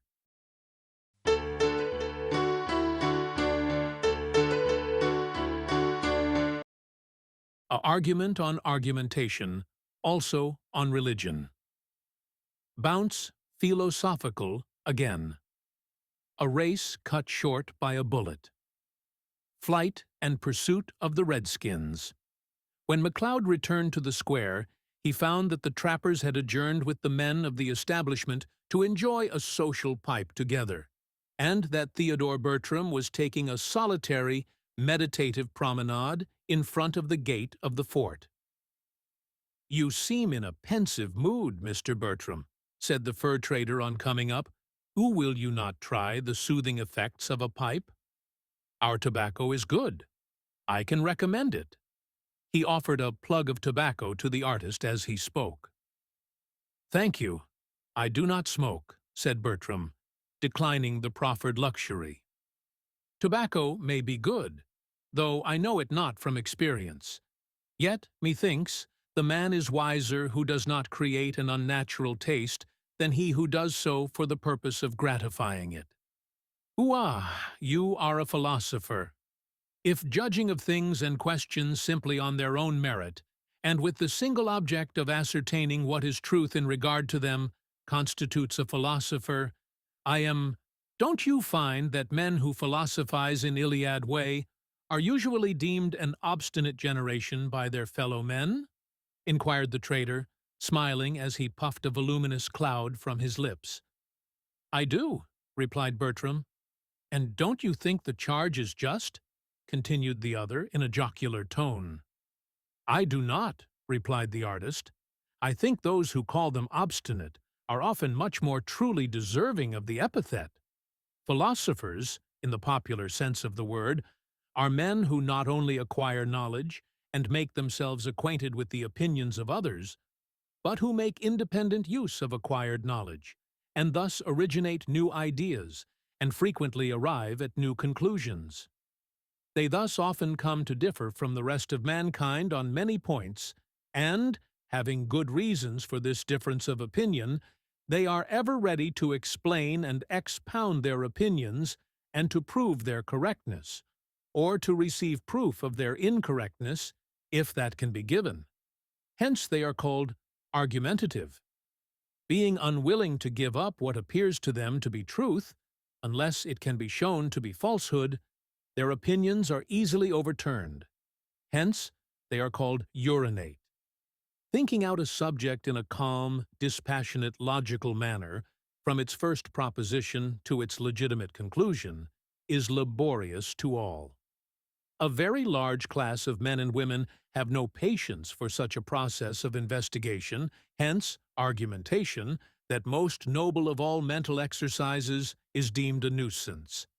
Certainly, argumentation with unphilosophical persons is a nuisance, but I know of few earthly enjoyments more gratifying than an argument with a true philosopher. "That's what I says, so I do, out and out," observed Bounce, who had come up unperceived, and had overheard the greater part of the above remarks. "Just what I thinks myself, Mr. Bertram, only I couldn't exactly put it in the same way, do you see? That's what I calls out-and-out philosophy." "You glad to hear you're such a wise fellow," said MacLeod patronizingly. "So you agree, of course, with Mr. Bertram in condemning the use of the pipe." "Condemn the pipe?" said Bounce, pulling out his own special favorite and beginning to fill it. "What, condemn smokin'? No, by no means whatsomediver. That's quite another key westion, what we hain't been a-disputing about. I only heard Mr. Bertram a-talkin' about obstinateness and argumentation." "Well, in regard to that," said Bertram, "I firmly believe that men and women are all alike, equally obstinate." "Ha!" ejaculated Bounce, with that tone of mingled uncertainty and profound consideration which indicates an unwillingness to commit one, self in reference to a new and startling proposition. "On what grounds do you think so?" asked MacLeod.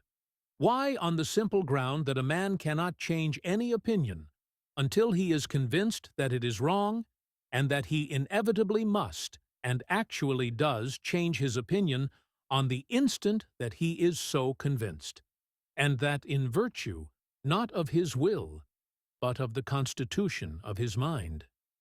Some men's minds are of such a nature, they take such a limited and weak grasp of things, that they cannot be easily convinced. Others are so powerful that they readily seize upon truth when it is presented to them. But in either case, the instant the point of conviction is reached, the mind is changed. Pride may indeed prevent the admission of this change, but it takes place, as I have said, inevitably." At this Bounce opened his eyes to their utmost possible width, and said solemnly, "What? Do ye mean for to tell me, then, that there ain't no sich thing as obstinacy?" He accompanied this question with a shake of the head, which implied that if Bertram were to argue till doomsday, he would never convince him, Bounce, of that.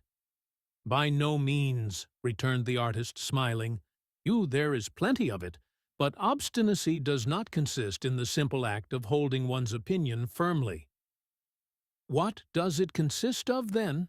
"In this, in holding firmly to opinions that have been taken hastily up, without the grounds on which they are founded having been duly weighed, and in refusing to consider these grounds in a philosophical, which means a rational way, because the process would prove tiresome. The man who has comfortably settled all his opinions in this way very much resembles that fool of whom it is written that he is wiser in his own conceit than 7 men who can render a reason." "Well, but, to come back to the starting point," said MacLeod, "many wise men smoke."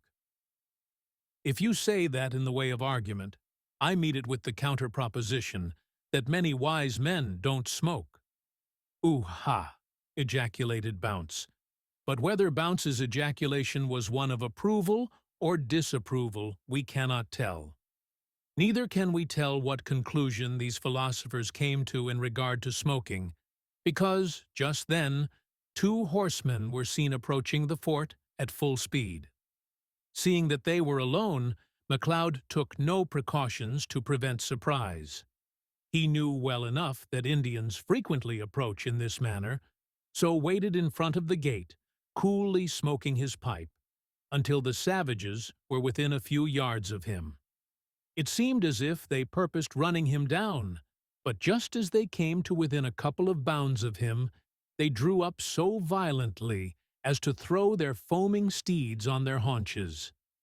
Leaping to the ground, the Indians, who were a couple of strong, fine-looking savages, dressed in leathern costume, with the usual ornaments of bead and quill work, tags, and scalp locks, came forward and spoke a few words to MacLeod in the Cree language, and immediately after, delivering their horses to the care of one of the men of the establishment, accompanied him to the store. In less than half an hour they returned to the gate, when the Indians remounted, and, starting away at their favorite pace, full gallop, were soon out of sight. "Them fellows seem to be in a hurry," remarked Bounce as they disappeared. "Aye, they're after mischief too," replied MacLeod, in a sad tone of voice. "They are two Cree chiefs, who have come here for a supply of ammunition to hunt the buffalo. But I know they mean to hunt different game, for I heard them talking to each other about a war party of blood Indians being in this part of the country. Depend upon it, scalps will be taken ere long. 'Tis a sad, sad state of things. Blood, blood, blood seems to be the universal cry here, and, now that we've had so many quarrels with the Redskins, I fear that the day is not far distant when blood will flow even in the mountain fort. I see no prospect for a better state of things, for savage nature cannot be changed. It seems a hopeless case." There was a touch of pathos, their hence tone, in which this was said, that was very different from MacLeod's usual bold and reckless manner.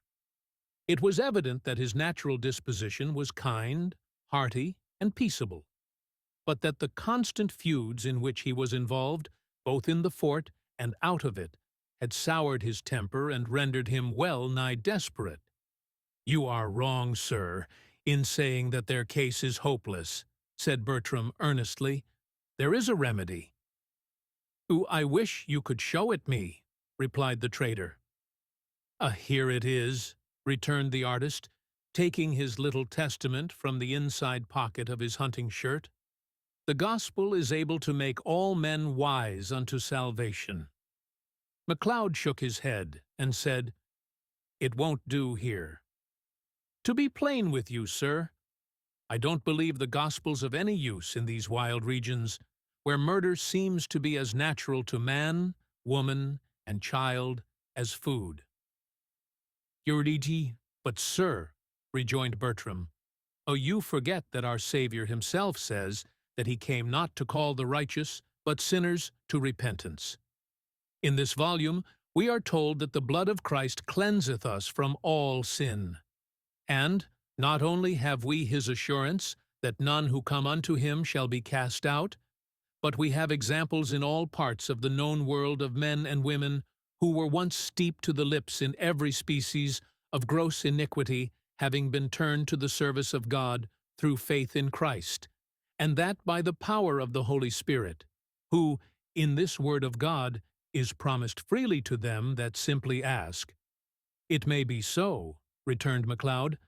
"I have not studied these things much. I don't profess to be a very religious man, and I cannot pretend to know much of what the gospel has done elsewhere, but I feel quite sure that it cannot do much here." "Then you do not believe the Bible, which says distinctly that this one gospel is the power of God unto salvation to every one that believeth."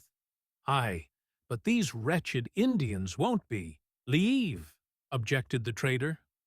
"True," answered Bertram.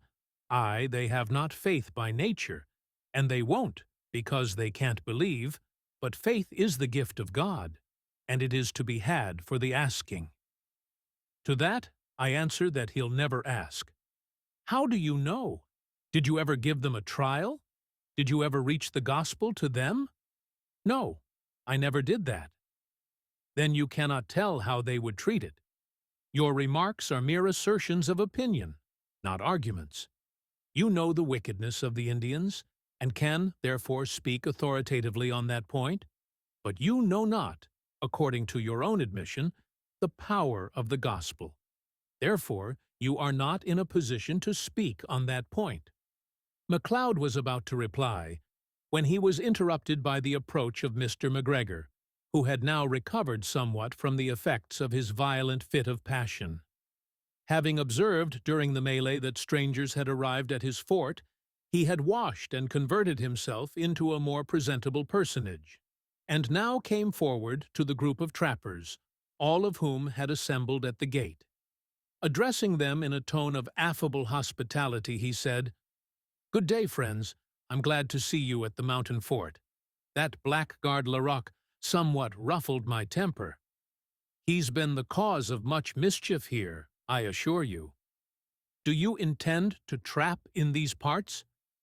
The latter part of this speech was addressed to Red Hand, who replied, "We do mean to try our luck in these parts, but we haven't yet made up our minds exactly where to go. Mayhap you'll give us the benefit of your advice." While he was speaking, the fur trader glanced with an earnest yet half-stupid stare at the faces of the trappers, as if he wished to impress their features on his memory. "Advice," he replied. "You're welcome to all the advice I've got to give ye, and it's this: go home.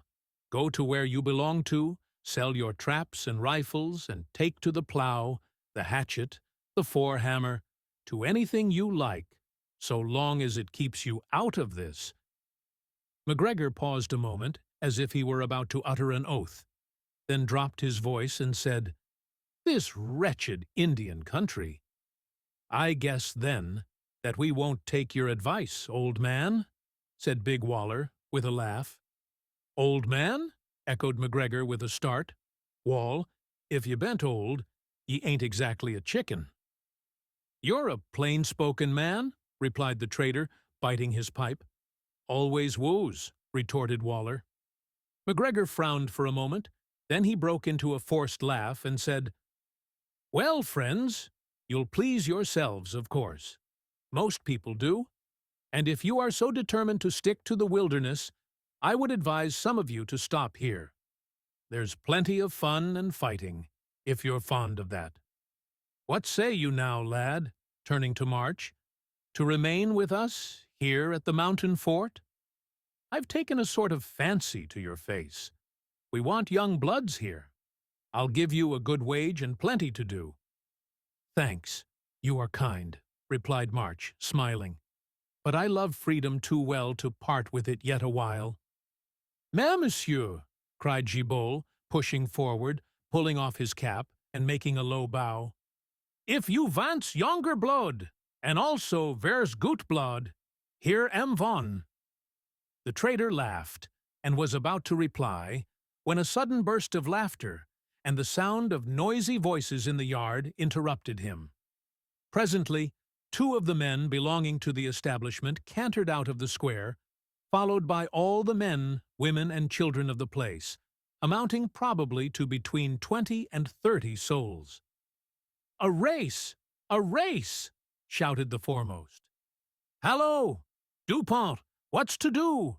inquired MacLeod as the two horsemen came up. "Ooh, please, monsieur, Lincoln have bet me von gun dat him's horse go more queek than mine. So we try." "Yes, so we shall, to guess," added the man named Lincoln, whose speech told that he was a Yankee. "Go it, stranger.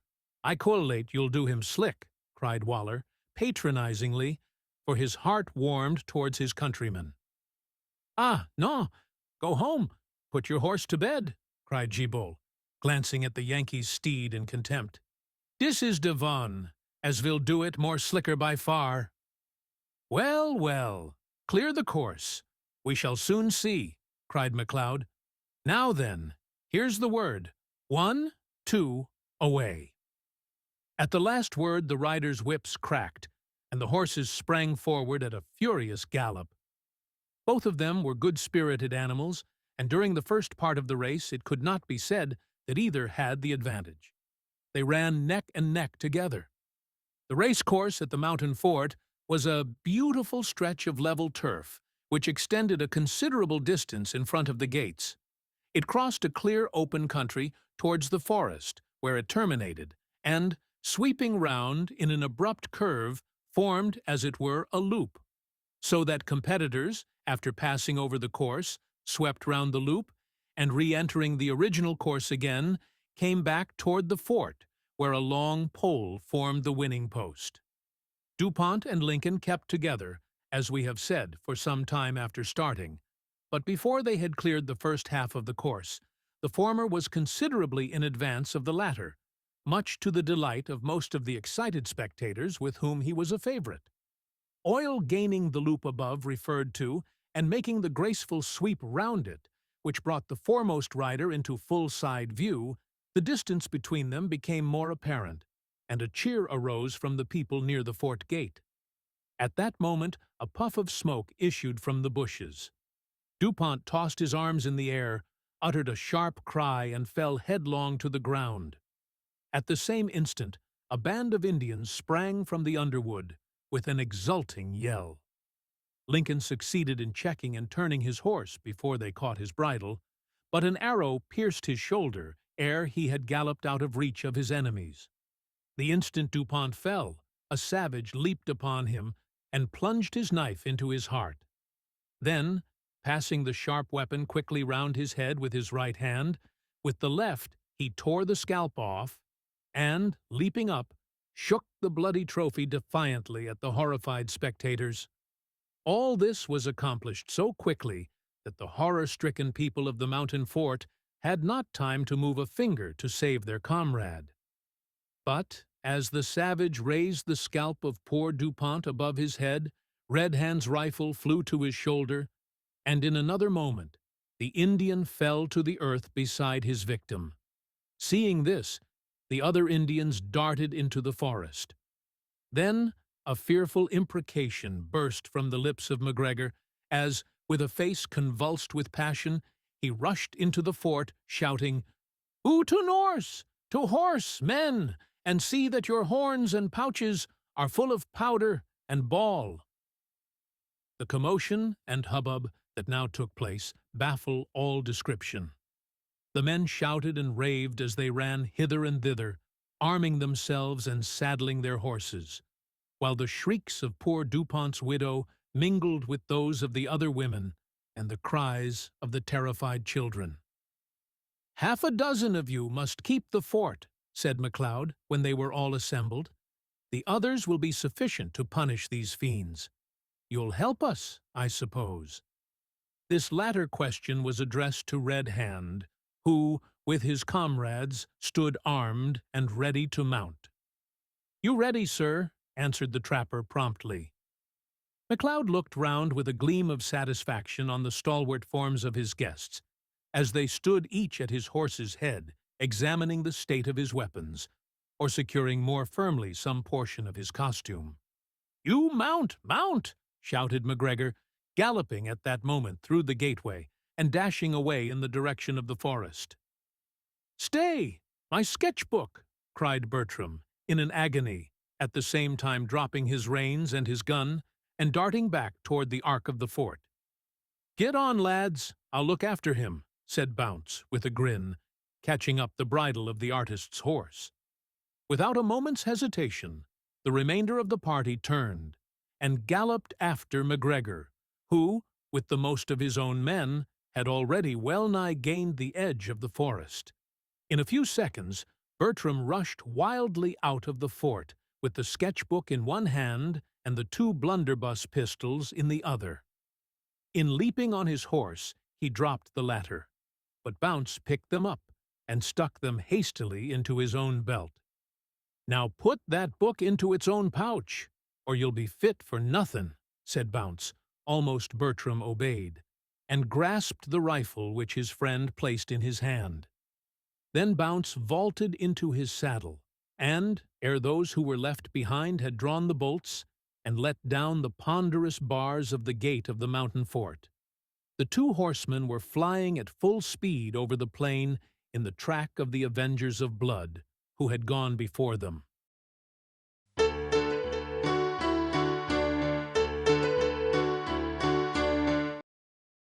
The pursuit. Conscientious scruples of the artist. Strategic movements. Surprised in the Wildcat Pass. March shows coolness and pluck in the hour of danger. A terrific onslaught by a wonderful warrior. The battle. Hard knocks and mysterious differences of opinion.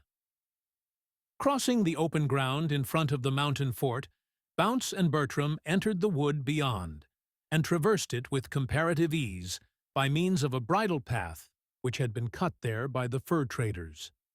A few minutes' gallop brought them to the other side of the wood, which was one of those narrow strips or clumps of forest which grow, more or less thickly, on the skirts of the Rocky Mountains, forming that fine, picturesque region where the prairie and the forest meet and seem to contend for the mastery.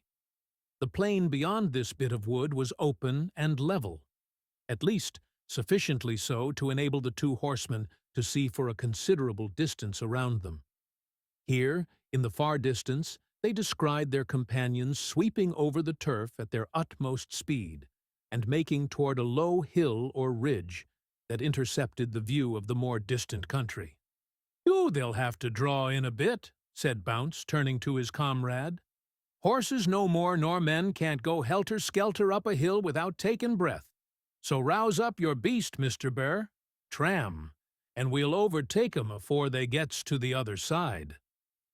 Bertram obeyed his friend's command, but made no rejoinder, his thoughts being too deeply engaged at that moment in a controversy with his conscience as to the propriety of the business he had then in hand. The young artist had a deep veneration for abstract truth pure and simple, not only in reference to morals, but to all things terrestrial and celestial, and he was deeply impressed with the belief that what was right, and what was wrong, and could not, by any possibility, be otherwise. He felt also that the man who recognized truth and acted upon it must go right, and he who saw and did otherwise must go wrong. Holding this simple creed very tenaciously, and, as we think, very properly, Bertram nevertheless found that his attempts to act up to it frequently involved him in a maze of perplexities. On the present occasion, as he and Bounce thundered over the green turf of the dowering plains, scattering the terrified grasshoppers right and left, and causing the beautifully striped ground squirrels to plunge with astonishing precipitously into their holes, he argued with himself that the mere fact of a murderous deed having been done was not a sufficient reason, perhaps, to justify his sallying forth with a reckless band of desperate fur traders, bent on indiscriminate revenge. It was quite true, in his opinion, that a murderer should be punished with death, and that the pursuit and capture of a murderer was not only a legitimate act in itself, but, in the circumstances, a bounden duty on his part. Yet it was equally time that most of the men with whom he was associated were thirsty for vengeance, and from past experience he knew full well that there would be no attempt to find out the murderer, but a simple and general massacre of all the Indians whom they could overtake. Then it suddenly occurred to him that the murderer had already been shot by Red Hand, so that his mission was one of simple revenge. But, a moment after, it flashed across his troubled mind that Lincoln had been left in the fort wounded, might possibly be dead by that time, so that there were probably among the flying savages other murderers Lobey dealt with. This idea was strengthened by another thought, namely, that the savage who stabbed and scalped DuPont might not have been the savage who shot him. The complication and aggregate of improbability amounted, in Bertram's mind, so nearly to a certainty that he dismissed the digressive question as to whether there might or might not be a murderer among the Indians, and returned to the original proposition as to whether it was right in him to take part in a pursuit of vengeance that would very likely terminate murderously. But before he could come to any satisfactory conclusion on that point, he and Bounce found themselves suddenly in the midst of the cavalcade, which had halted on the summit of the ridge in order to allow them to come up. "Here we are, lads," cried McGregor, his flushed face still blazing with wrath, which he made no effort to subdue, and his eyes red with prolonged debauchery, flashing like the eyes of a tiger. "Here we are, too late to cut off the retreat of these detestable reptiles from the woods, but not too late to circumvent them." The fur trader spoke rapidly, almost breathlessly, and pointed to the band of Indians they were in pursuit of, who, observing that their pursuers had halted, also drew rein on the edge of a belt of thick forest that extended for miles into the mountains. They appeared to wait, in order to ascertain what their enemies meant to do. "The villains," continued MacGregor, "think we've given up pursuit as hopeless, but they're mistaken. They're mistaken, as they'll find to their cost. Now, mark me, men. We shall turn back as if we had really given in. But the moment we get down into the hollow, out of sight, we'll go as hard as we can bolt up that valley there and round by the place we call the Wildcat's Pass. It's a difficult pass, but who cares for that? Once through it, we can get by a shortcut to the other side of that wood and meet the redskins right in the teeth. They're Blackfoot Indians, I know by their dress, and as they don't belong to this part of the country, they can't be aware of the pass. But some of us must go back a good way toward the fort, so as to deceive the blackguards, who'll be sure to get on the first hill they can to see where we've gone to. Now, away. Stay," he added, in a less commanding tone. "I don't know that my guests are willing to go with us through thick and thin in this fashion. I've no desire to have unwilling warriors." "Had we not been willing," replied Red Hand dryly, "we wouldn't have come even thus far." "Very good," rejoined MacGregor, with a grim smile.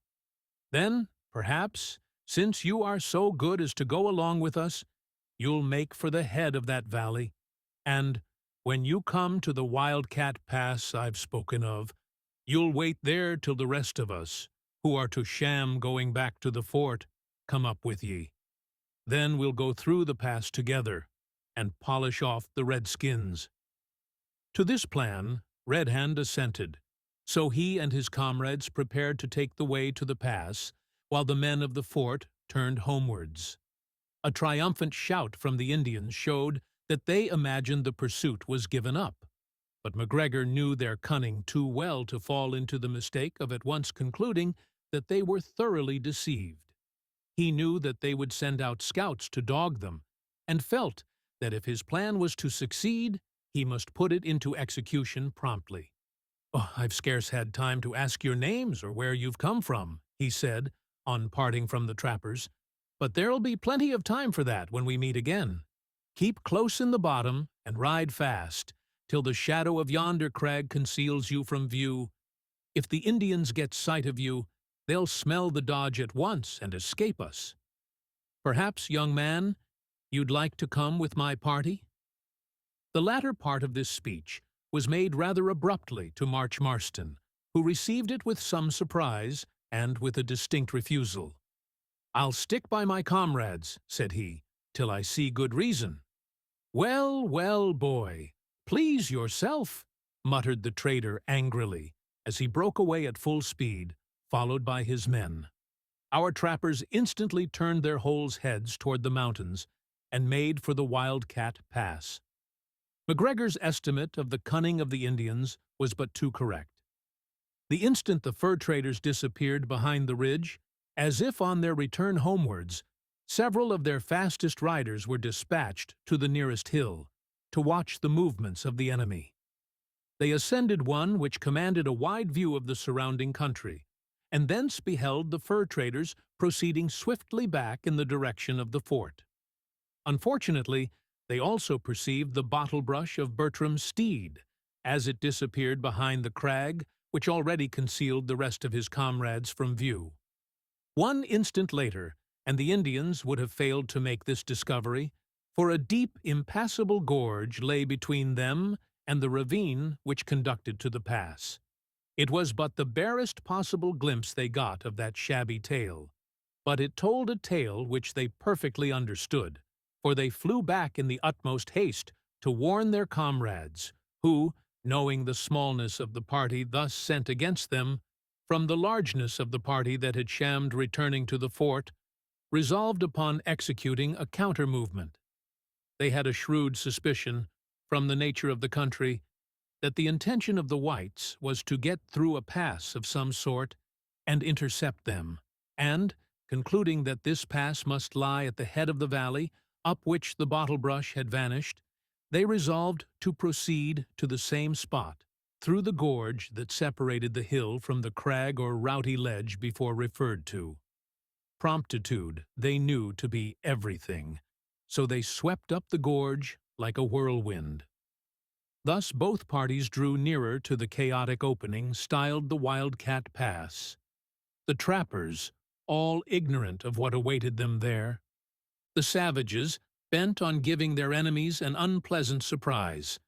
But, unknown to either, there was a pair of eyes high on a rock above the Wildcat Pass that overlooked the two valleys or ravines and gazed with considerable interest and curiosity on the two advancing parties. Those eyes belonged to a solitary horseman, who stood on the edge of the wild precipice that overhung the pass. The hunter, for such his leathern dress bespoke him, stood beside his horse, his right arm over its arched neck, and his right hand patting its sleek shoulder. From the position which he occupied, he could see without being seen. His magnificent steed seemed to be aware that danger was at hand, for it stood like a statue, absolutely motionless, with the exception of its fine, fiery eyes. Whatever this solitary hunter's thoughts regarding the two approaching parties might be, it was evident that he meant to remain an invisible spectator of their doings, for he stood in the same attitude of statue-like attention until they reached the heads of the two ravines where they were separated from each other only by the pass. Here, on the one side, the Indians, about 40 in number, lay in ambush among the rocks, prepared to surprise and attack the trappers when they should pass. On the other side, the trappers halted, and, dismounting, allowed their horses to graze, while they awaited the arrival of MacGregor and his party. "They won't be long a-cornin'," remarked Red Hand, seating himself on a stone and proceeding to strike a light. "That fellow, MacGregor, ain't the man to waste time when he's out after the redskins. I only hope he won't waste life when he gets up to them." "So do I," said Bounce, seating himself beside Red Hand, and carefully cutting a small piece of tobacco into shreds by means of a scalping knife. "A sartain amount of punishment is needful, d'you see, to keep 'em down. But I don't like slaughterin' human beings unnecessary like." "I'd skiver 'em all, I guess. Everyone," observed Big Waller angrily. "They're a murderin', thievin' set of varmints as don't desarve to live nohow." "Bah!" exclaimed Gibault in disgust. "You is most offerfully unphilosophical, as Bounce do say. If dey not fit for live, for fat was dey made. You vict, man." Big Waller designed no reply. "I'm off to look at the pass," cried Marston, vaulting suddenly into the saddle. "Come, Bertram, you'll go with me, won't you, and see if we can find some wild cats in it?"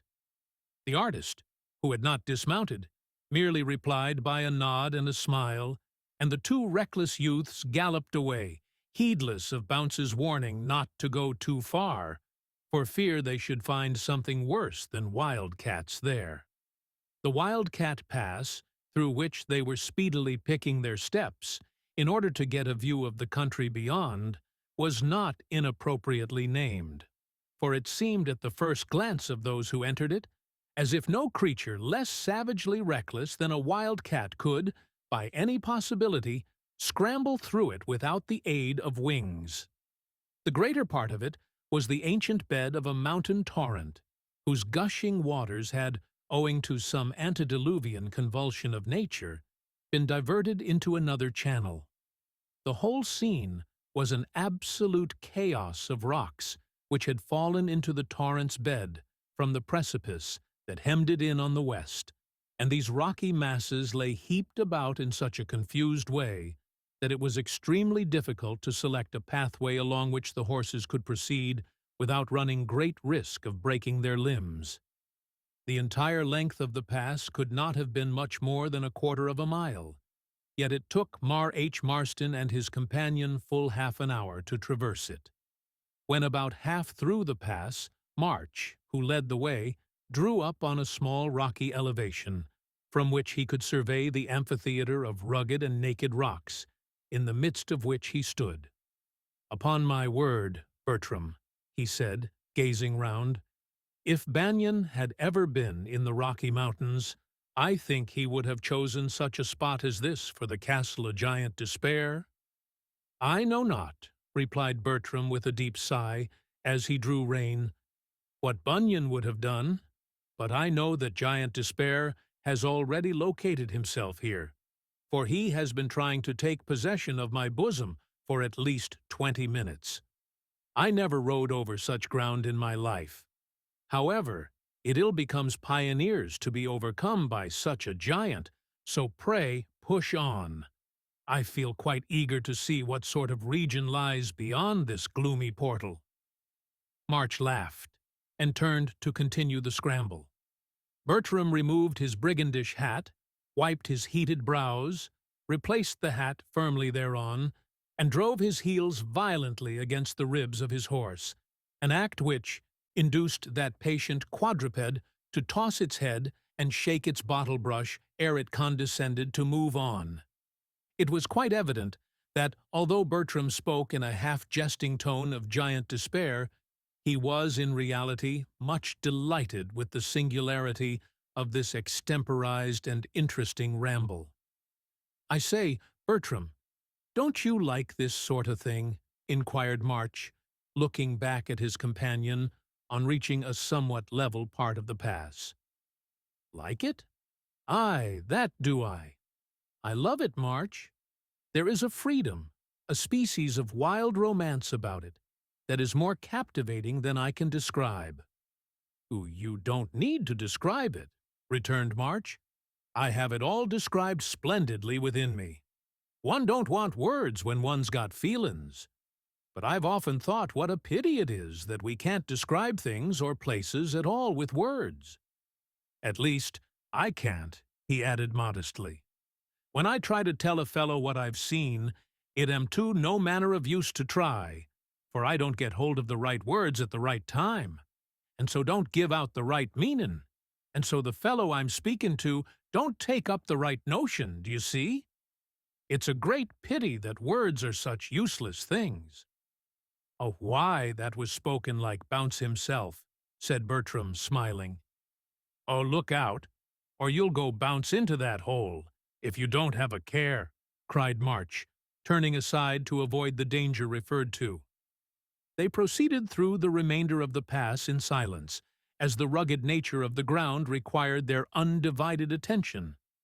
Had there been a sprite in that place, who could have hopped invisibly to some elevated pinnacle, or have soared on gossamer wings to the air, so as to take in a bird's-eye view of the whole scene, he would have noted that while Marston and the artist were toiling slowly through the Wildcat Pass, the solitary hunter before referred to regarded their proceedings with some surprise, and that when he saw they were bent on going quite through the pass, his expression changed to a look of deep concern.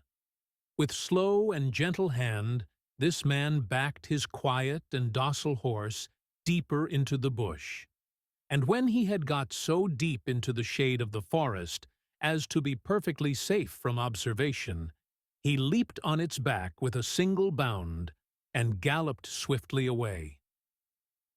A few minutes after the occurrence of this incident, March and his friend emerged from the pass and trotted out upon a level plain, whence they obtained a fine view of the magnificent country beyond. The pass from which they had just issued seemed to be the entrance to the heart of the Rocky Mountains. The plain, or rather the plateau, on which they stood, was a level spot covered with soft grass, free from bushes, and not more than 100 yards in extent. On 3 sides it was encompassed by inaccessible precipices and rocky ground, in the midst of which the opening out of the pass was situated.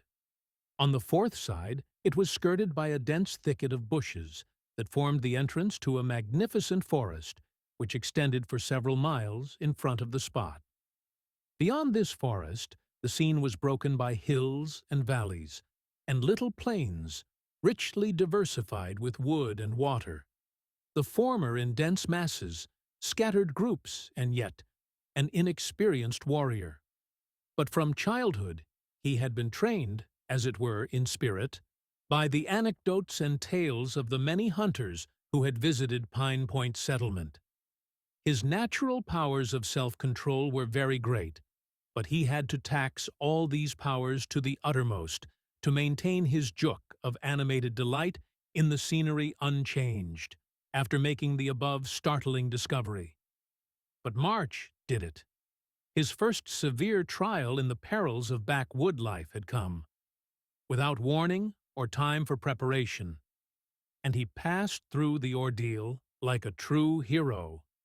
That a spear handle must necessarily support a spearhead, that an Indian probably grasped the former, that, in the present position of affairs, there were certainly more Indians than one in ambush, and that, in all probability, there were at that moment 2 or 3 dozen arrows resting on their respective bows, and pointed toward his and his comrades' hearts, ready to take flight the instant they should come within sure and deadly range, were ideas which did not follow each other in rapid succession through his brain, but darted upon the young hunter's quick perceptions instantaneously, and caused his heart to beat on his ribs like a sledge-hammer, and the blood to fly violently to his face.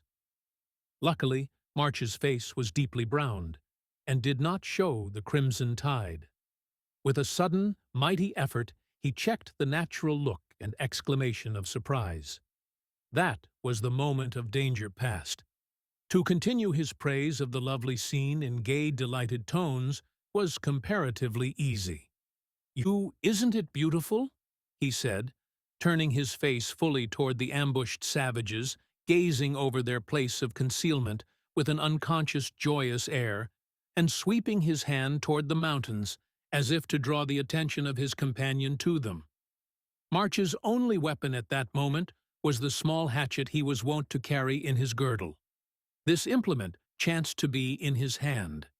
Placing it carelessly in his belt, as though nothing was further from his mind than the idea of requiring to use it at that time, he cried, "See, yonder is a mound from which we may get a better view," and trotted to the summit of the spot alluded to. In doing so, he placed himself still nearer to the Indians. This was a bold stroke, though a dangerous one, meant to deceive the enemy. After gazing a few seconds from this spot, he wheeled round and walked his horse quietly toward the entrance to the pass. Arrived there, he turned, and pretending that he saw something in the far distance, he shaded his eyes with his hand and gazed for a short time intently. Then calling to Bertram, who still remained in his original position all unconscious of lush danger, said, "I say, come here. Look at yonder splendid lake. It's worth seeing. Ivel worth seeing. And if you don't see it with that curious light on it, you'll not care to see it at all." March did not dare, by energy of voice, to force his friend's attention. Therefore the first part of this speech was unheeded. But the reference to a curious light had the desired effect. Bertram turned and rode to join his companion. Getting Bertram into such a position that his own person partially screened him from the Indians, he made the following remarkable speech, from beginning to end, in the gay tones of one who discourses eloquently on the beauties of nature, pointing here and there as he rattled on. "Ain't it beautiful? Eh? I say, just look at it now. Listen to me, Bertram, attentively, but gaze admiringly at the scene. At the scene. Oh, man, do what I bid ye. Your life hangs on it. Pretend to admire it. We're in great danger. But, what? Where?" exclaimed the artist in a tone of intense excitement, at the same time laying his hand on one of his pistols and gazing anxiously all round him. Alas, poor Bertram! It needed not the acute apprehension of a redskin to understand that you had been told of present danger. Neither did it require much acuteness on the part of March to divine what was to follow. Scarcely had the symptoms of alarm been exhibited, when 4 arrows whizzed through the and passed close to the persons of the 2 friends, who instantly turned and made a dash for the entrance of the pass. At the same time the savages uttered a yell and darted after them. "We will never be able to escape by the pass," exclaimed March, looking behind him hurriedly as they approached the rocky gorge. "And, I declare, there's only 4 of them on foot. Come, Bertram, let's make a bold stroke for it. We'll easy break through 'em." He reined up so suddenly as almost to throw the horse on its haunches, and, wheeling round, darted toward the savages. Bertram followed, almost mechanically. The Indians offered no opposition, but at that moment another yell rose from the bushes, and about 30 mounted Indians, who had been concealed behind a projecting cliff, sprang forward and closed up the only piece of escape with a formidable array of spears. From then, not using their arrows, it was evident that they wished to capture the white men alive, for the purpose, no doubt, of taking them home to their wigwams, there to put them to death by slow torture with the assistance of their squaws. Marston's spirit rose with the occasion. He uttered a furious cry, flourished his hatchet above his head, and dashed at full gallop toward the line. Seeing this, one of the Indians leveled his spear and rode out to meet him. Bertram's nerves recovered at that moment. He fired both pistols at the advancing savage, but without effect. In despair, he hurled one of them violently at the head of the Indian. The missile went true to the mark and felled him. On beholding this, the whole body of savages rushed upon the 2 white men. One powerful Indian seized March by the throat. Before either could use his weapon, the horses separated, and both fell violently to the ground. Bertram leaped off his horse and sprang to the rescue, but he was instantly surrounded, and for a few seconds defended himself with the butt of his large cavalry pistol with an amount of energy and activity that would have filled those who knew him best with amazement. At that moment there was a clatter of hoofs in the gorge, and a roar or bellow was heard above the din of the fight. All eyes were turned toward the pass, and next moment a solitary horseman leaped over the broken rocks and bounded over the turf toward the combatants. The aspect of this newcomer was something terrible to behold. Both he and his horse were gigantic in size. The man was dressed in the costume of an Indian, but his hair and beard were those of a white man. The mane and tail of his huge horse were of enormous length, and as he swept over the little plain, which seemed to tremble beneath his heavy tread, the wind blew out these and the tags and scalp locks of his coat and leggings, as well as his own beam and hair, in such a confused and commingled way as to make the man and horse appear like one monstrous creature. The Indians turned to flee, but seeing only one enemy, they hesitated. In another moment, the wild horseman was upon them. He carried a round shield on his left arm and a long double-edged sword in his right hand. 2 Indians lowered their spears to receive him. The point of one he turned aside with his shield, and the shock of his heavy war-horse hurled horse and man upon the plain. The other he cut the iron head off with a swoop of his sword, and, with a continual ion of the same cut, he cleft his opponent to the chin. Turning rapidly, he bounded into the very midst of the savages, uttering another of his tremendous roars of indignation. The suddenness of this act prevented the Indians from using their bows and arrows effectively. Before they could fit an arrow to the string, 2 more of their number lay in the agonies of death on the ground. Several arrows were discharged, but the perturbation of those who discharged them and their close proximity to their mark caused them to shoot wide. Most of the shafts missed him. 2 quivered in his shield, and 1 pierced the sleeve of his coat. Turning again to renew his rapid attacks, he observed one of the Indians, probably a chief, leap to one side, and turning round, fit an arrow with calm deliberation to his bow. The furious horseman, although delivering his sweeping blows right and left with indiscriminate recklessness, seemed during the melee to have an intuitive perception of where the greatest danger lay.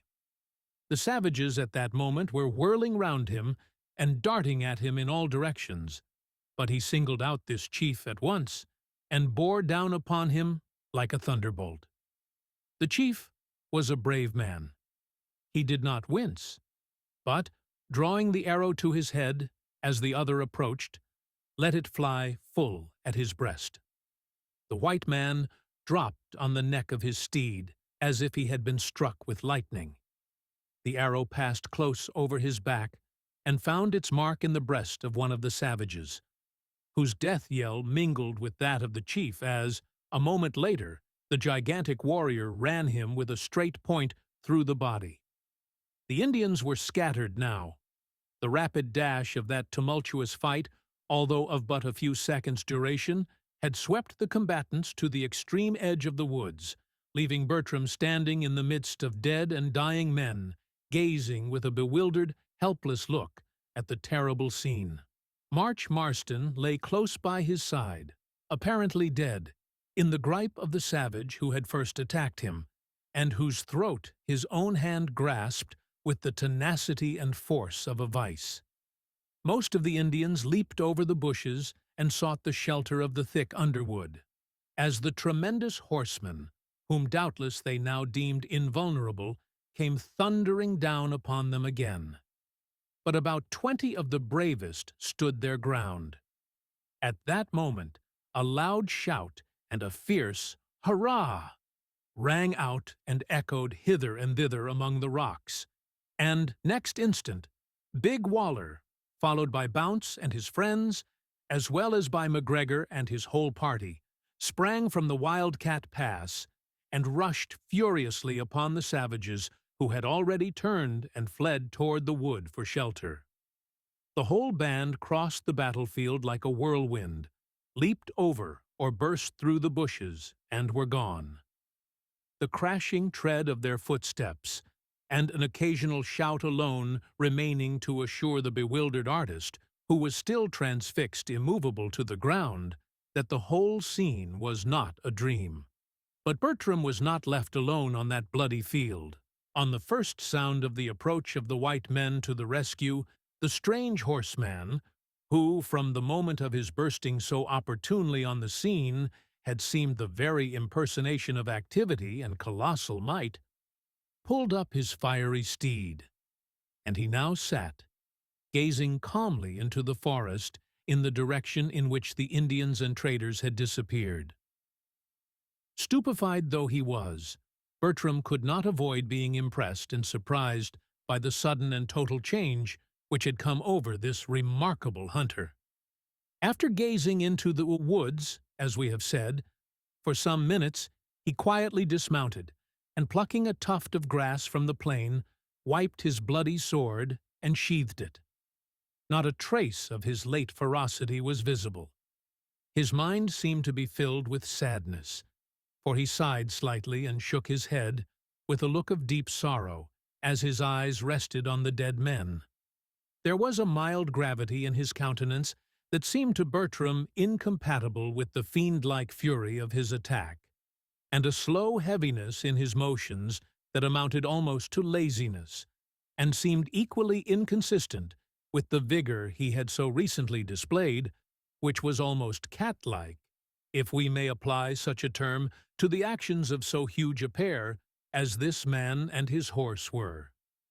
A profusion of light brown hair hung in heavy masses over his Herculean shoulders, and a bushy mustache and beard of the same color covered the lower part of his deeply browned face, which was handsome and mild, but eminently masculine in expression. Remounting his horse, which seemed now to be as quiet and peaceable as himself, this singular being turned and rode toward that part of the wood that lay nearest to the wild rocky masses that formed the outlet from the pass. On gaining the verge of the plain, he turned his head full round and fixed his clear blue eyes on the wondering artist. A quiet smile played on his bronzed features for an instant, as he bestowed upon him a cheerful nod of farewell. Then, urging his steed forward, he entered the woods at a slow walk, and disappeared. The heavy tramp of his horse's hoofs among the broken stones of the rugged path had scarcely died away when the distant tread of the returning fur traders broke on Bertram's ear. This aroused him from the state of half-skeptical horror in which he gazed upon the scene of blood and death, in the midst of which he stood. Presently his eye fell, for the first time, upon the motionless form of Marston. The sight effectually restored him. With a slight cry of alarm, he sprang to his friend's side, and, kneeling down, endeavored to loosen the death-like grasp with which he still held the throat of his foe. The horror of the poor artist may be imagined when he observed that the skull of the Indian was battered in, and that his young comrade's face was bespattered with blood and brains. Just then, several of the trappers and fur traders galloped upon the scene of the late skirmish. "Hello, Mr. Bertram, here you are. Guess we've polished 'em off this time a few." "Hey, what's this?" cried Big Waller, as he and some the others leaped to the ground and surrounded Bertram. "Not dead, is he?" The tone in which the Yankee trapper said this betrayed as much rage as regret. The bare idea of his young comrade having been killed by the savages caused him to gnash his teeth with suppressed passion. "Out of the way, lads! Let me see him!" cried Bounce, who galloped up at that moment, flung himself off his horse, pushed the others aside, and kneeling at his side, laid his hand on Marston's heart. "All right," he said, raising the youth's head. "He's only stunned. Run, Gibault. Fetch a drop of water. The horse that brained this here red. Skin, by good luck, only stunned March." "Ah, mon pauvre enfant!" cried Gibault as he ran to obey. The water quickly restored March, and in a few minutes he was able to sit up and call to remembrance what had passed. Ere his scattered faculties were quite recovered, the fur traders returned, with MacGregor at their head. "Well done, the wild man of the West!" cried MacLeod as he dismounted. "Not badly hurt, young man, I trust." "Oh, nothing to speak of. Only a thump oiled the head from a horse's hoof," said March. "I'll be all right in a little time. Did yon say anything about the wild man of the West?" he added earnestly. "To be sure I did.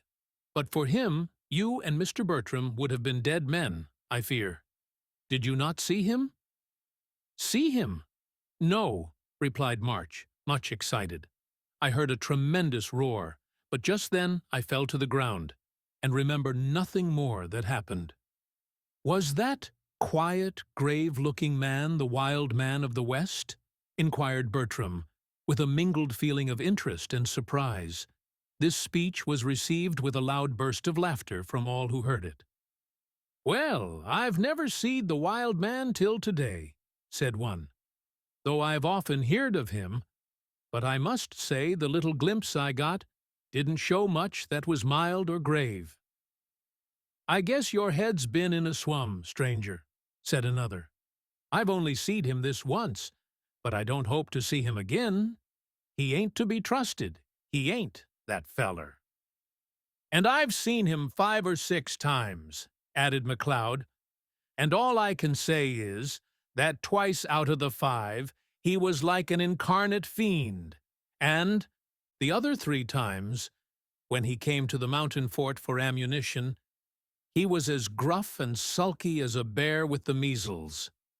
"Well, gentlemen," said Bertram, with more emphasis in his tone than he was wont to employ, I have seen this man only once, but I've seen him under two aspects today, and all that I can say is that if that was really the wild man of the West, he's not quite so wild as he gets credit for." On hearing this, Marston rose and shook himself. He felt ill at ease in body and mind. The idea of the wild man of the West having actually saved his life, and he not seen him, was a heavy disappointment, and the confused and conflicting accounts of those who had seen him, combined with the racking pains that shot through his own brain, rendered him incapable of forming or expressing any opinion on the subject whatever. So he said, abruptly, It's of no use talking here all night, friends. My head's splittin', so I think we'd better encamp." March's suggestion was adopted at once. Provisions had been carried with them from the fort. The dead bodies of the Indians were buried. A spot at some distance from the scene of the fight was chosen. The fires were lighted, supper was devoured, and a watch set. And soon Marston was dreaming wildly in that savage place about the wild man of the West.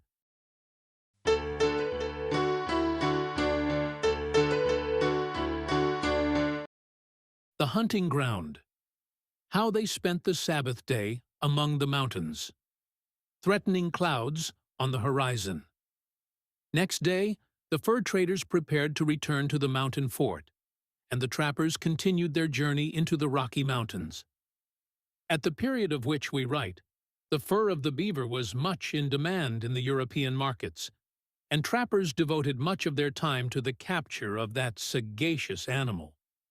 From MacLeod, Red Hand learned that a journey of 8 or 10 days to the southeastward would bring them to a country that was reported to be much frequented, not only by the beaver, but by many other fur-bearing and wild animals. So it was resolved that, having brought their traps and supplies with them, the trappers, instead of returning to the fort, should part with their entertainers at the spot where the skirmish had occurred, and make for that hunting ground as quickly as possible. "I suppose you don't want to part company with us yet, Mr. Bertram," said old Red Hand. They were about to start. "By no means," replied the artist quickly. "I have no intention of quitting you. That is, if you do not find me a burden on your hands." "Ooh," he added with a sad smile. "You a burden!" cried Bounce in surprise. "I tell ye what, sir, I consider your company a honor." "So you won't return with us, young man?" said MacGregor to Marston as he mounted his horse. "I'm in want of a stout young fellow, and you'll like the life." "I thank ye, sir, for your good opinion," returned March. "But my mind's made up. I'll stick by my comrades. I like trappin', but I don't like tradin', though I'm obliged to you for bein' so pressin' all the same." The two parties bade each other adieu and separated, the one retracing its way through the Wildcat Pass, the other, with old Red Hand at its head, descending into the beautiful country that has been briefly described in the last chapter. 6 quiet and peaceful weeks now succeeded to the stormy period that had just passed. During this time, they wandered pleasantly about in as beautiful a region of the world as the heart of man could wish to dwell in. They reached this country after several days' travel. After arriving, they moved about from one beautiful spot to another, setting their beaver traps in the streams, and remaining a longer or shorter time at each place, according to their success in trapping and hunting. The country was of so peculiarly diversified a formation that within the compass of 10 miles, every possible variety of scenery existed, from the level stretch of prairie to the towering snow peaks of the mountains, from the brake-encompassed swamp in which the frogs, ducks, geese, plover, and other denizens of the marshes maintained perpetual jubilee, to the dry bush-dotted mounds and undulating lands, where the badger delighted to burrow in the sandy soil, while in other places the wolf, the fox, and the grizzly bear prowled amid the dark recesses of the forest. It was a truly beautiful and a preeminently enjoyable region, and in the midst of it, under the spreading branches of a magnificent pine, which grew on the top of a little mound that commanded an extensive prospect on every side, the trappers pitched their camp and began their campaign against the fur-bearing animals that dwelt there. It was a quiet, sunny Sabbath morning when our trappers arrived at the tree above referred to. They had camped the previous night on a swampy piece of ground, having traveled too late to afford time to search for a better spot, so that they were glad to rise and push forward at the peep of day op Sabbath. But when, in the course of a couple of hours, they reached the dry country, they at once proceeded to encamp. During their journeying, the trappers had mutually agreed to rest from all labor on the Sabbath day. Some of them did so from no higher motive than the feeling that it was good for themselves and for their beasts to rest one day in 7 from bodily labor.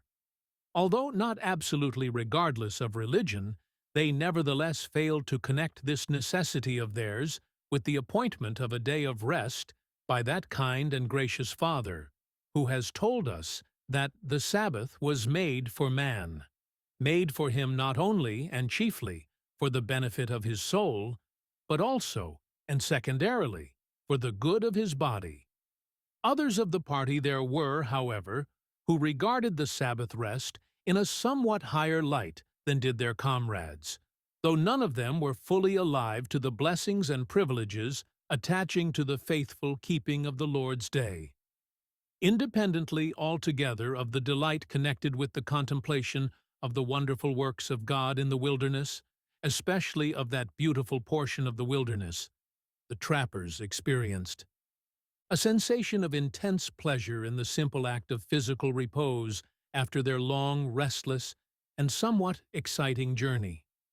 They wandered about from spot to spot, from hill to hill, in a species of charming indolence of body that seemed to increase, rather than to diminish, the activity of their minds. Sometimes they rambled or rested on the sunny slopes in groups, sometimes in couples, and sometimes singly. Marston and the artist sauntered about together, and conversed with animated fluency and wandering volubility, as young minds are wont to do, on things past, present, and to come things terrestrial and celestial. In short, there was no subject, almost, that did not get a share of their attention, as they sauntered by the rippling brook, or over the flowering plain, or stood upon the mountainside. They tried everything by turns and nothing long, and, among other mental occupations, they read portions of the Bible together. For Bertram found that March carried his mother's testament in an inner breast pocket of his hunting shirt, and March discovered that his friend had a small copy of the Bible. Also a mother's gift, which shared the pouch of his leather coat with the well-known sketchbook. They conversed freely and somewhat boldly on what they read, and we doubt not that our learned divines, had they listened to the talk of the youthful pioneer and the young hunter, would have been surprised, perhaps edified, by the simple, practical, common-sense views promulgated by those raw theologians.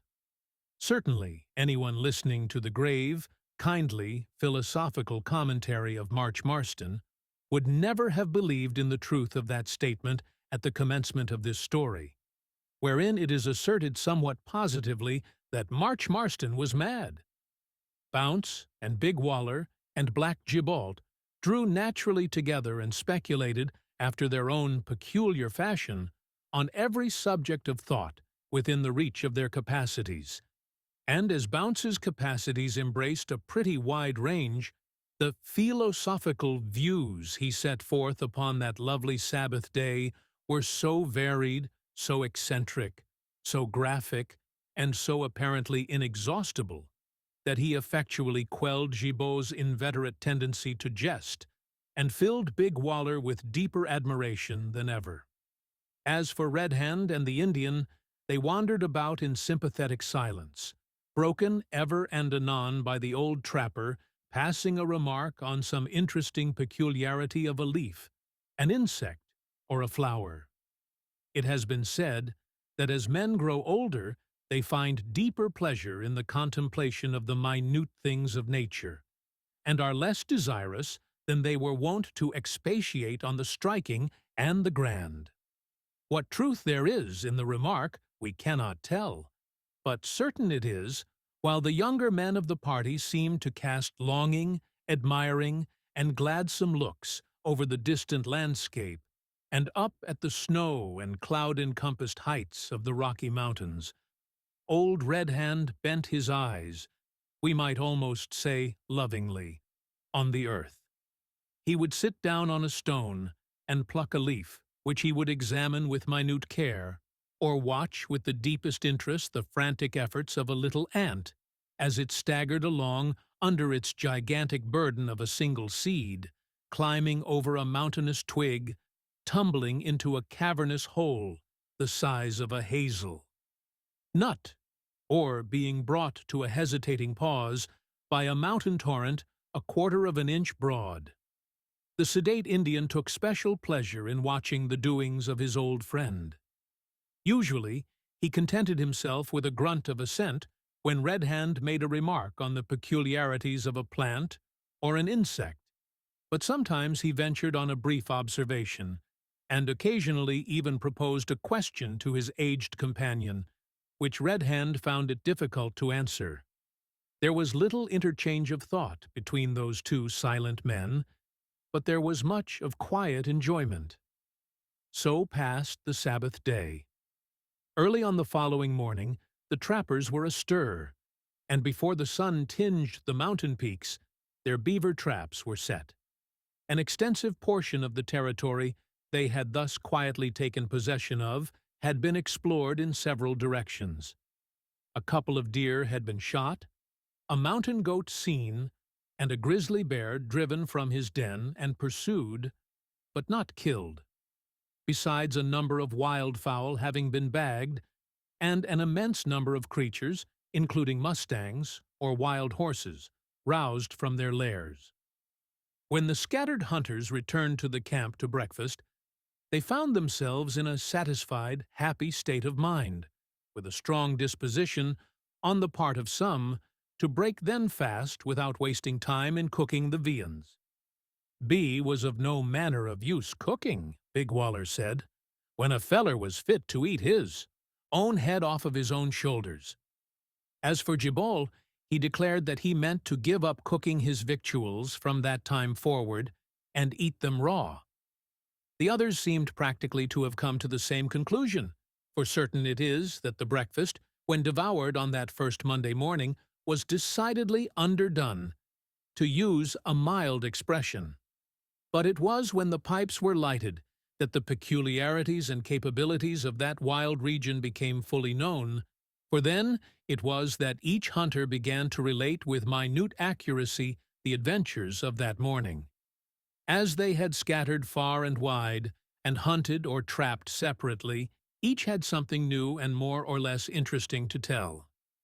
March told of how he had shot a gray goose, and had gone into a moving swamp after it, and had sunk up to the middle, and all but took to swimming to save himself, but had got hold of the goose, notwithstanding, as the drumstick he had just picked would testify. Bounce told of having gone after a moose deer, and, failing to come up with it, was fain to content himself with a bighorn and a buck, and Big Waller asserted that he had suddenly come upon a grizzly bear, which he would certainly have shot had it not run away from him. Whereupon Gibault, wilfully misunderstanding, said, with a look of unutterable surprise, that he would never have believed it. No, never. Had anybody else told him that Big Waller had actually run away from a bear? He couldn't bear to hear of it, and would not believe it though Waller himself said it. As for Bertram, having filled the pages of his sketchbook, back and front, he was compelled to take to miniature drawing in corners and blank bits, and in this way began to book the entire region, and to revel in his loved art. Several wrecks passed away, and during that time of peace and plenty, our trappers had it all to themselves. They caught and killed numbers of animals, stripped off, dried, and packed quantities of valuable furs, ate enormous meals with the gusto of men W7 who had laboriously earned the right to do so, and related stories and anecdotes enough to fill a huge volume. In short, they enjoyed themselves beyond conception, and Bertram agreed with Marston in thinking that Bunyan's land of Beulah could not have surpassed that delightful region. But one day there came a small cloud on their blue sky of felicity. An event occurred which rudely dispelled their pleasant dreams, filled their hearts with anxiety, and finally broke up their camp in a way that led to disastrous, though not altogether ruinous, consequences.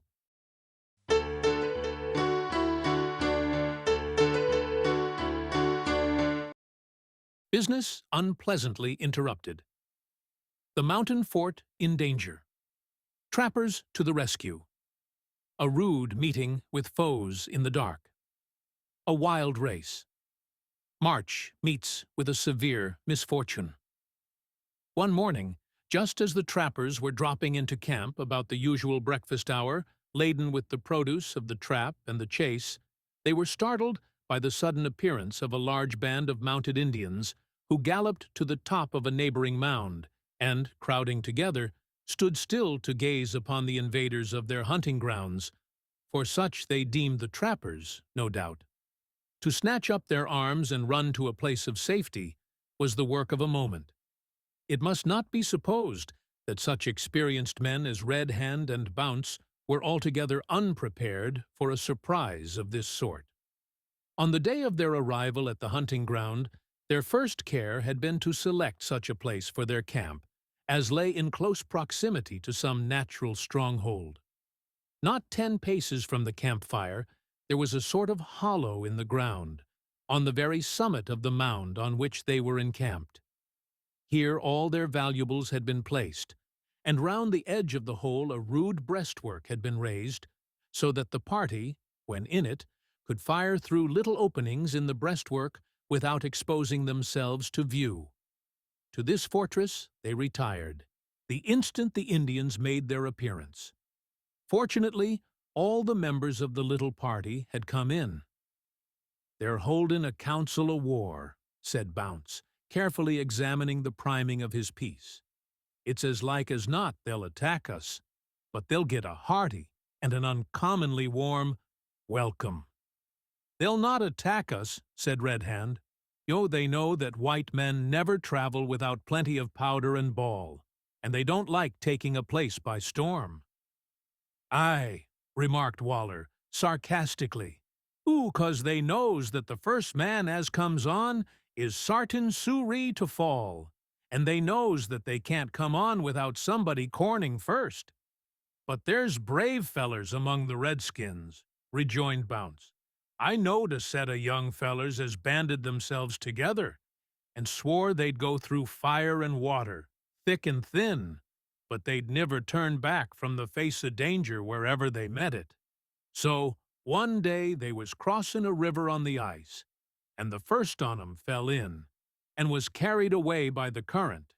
And what does the second do? But he walked straight into the hole, and was drowned too, and the nixt was going to foller, when the old warriors ran at him and forced him back.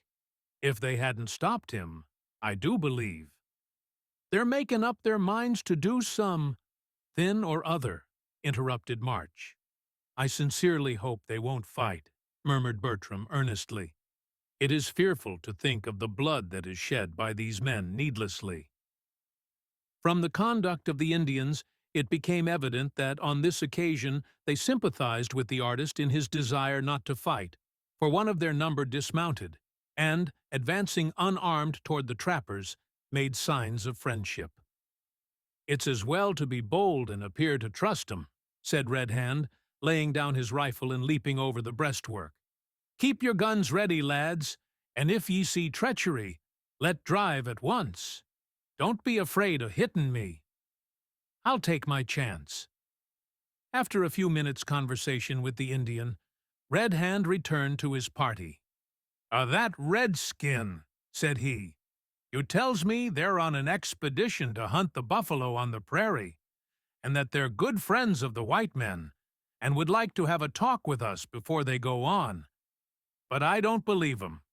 From what I heard Mr. McLeod say at the mountain fort, I think it not unlikely they are bound on an expedition against the whites. The very fact of their wish to keep friends with us instead of trying to lift our scalps and carry off our furs and horses shows me that they've some more pressin' business on hand. Mr. McLeod described to me the appearance of one or two of the Injuns that hates the fur traders most, so that I might be on my guard, and I'm quite sure of some of them are with that band. Now, what say ye? Shall I tell 'em we don't want their acquaintance?" "Tell 'em they're a set of lying thieves," said Big Waller. "I guess we'll have nothin' to say to 'em whatever."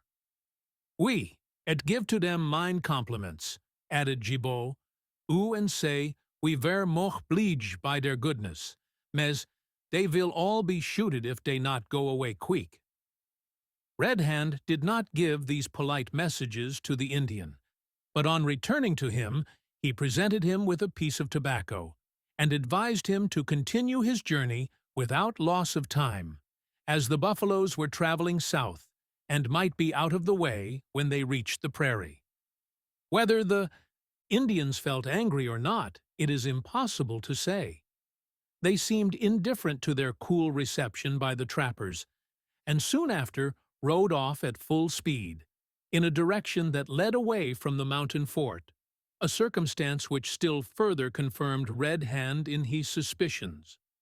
After an eager, hasty consultation, it was resolved that they should follow the savages, and if their trail was found to diverge, as was fully expected, toward the fort, that they should endeavor to pass them in the night and proceed by forced marches in order to get there in time to warn the fur traders of the impending danger.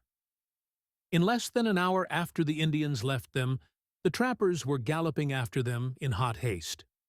During the course of the day, they found that the trail doubled back, as they had anticipated. So, making a wide detour, they headed the Indians, and during the afternoon got a little in advance of them on their way to the mountain fort. But the trappers had a subtle enemy to deal with.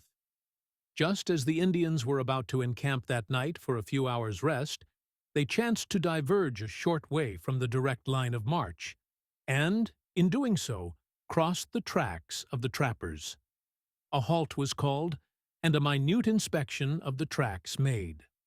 One of the savages galloped back on them a considerable distance, and soon returned with the information that they led toward the camp of the Pale Faces.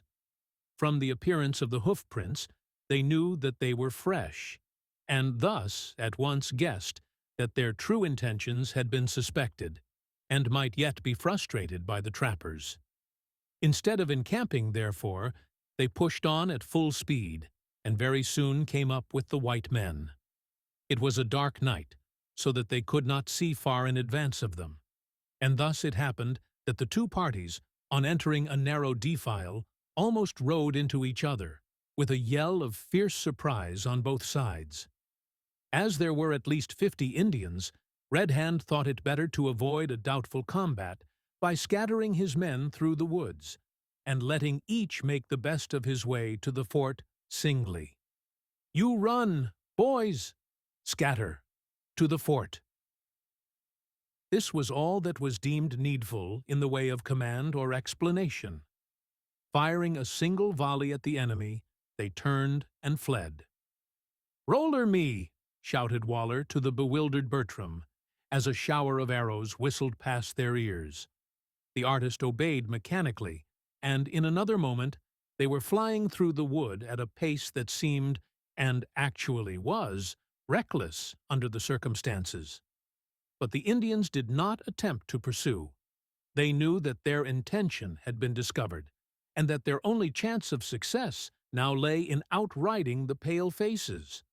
The ride, in fact, became a long race, neither party making the slightest attempt to hunt up the other, but each straining every nerve and muscle to get first to the doomed fort.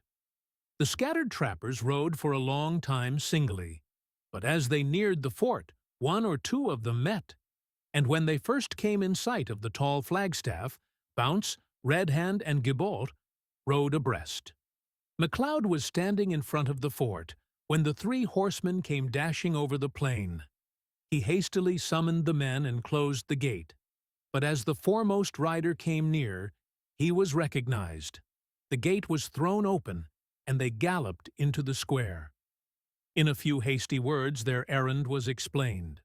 Arms and ammunition were served out, and 6 men were stationed at the gate to be in readiness to open it to approaching friends, or to shut it in the face of foes. But the others of the party were not so fortunate as these 3.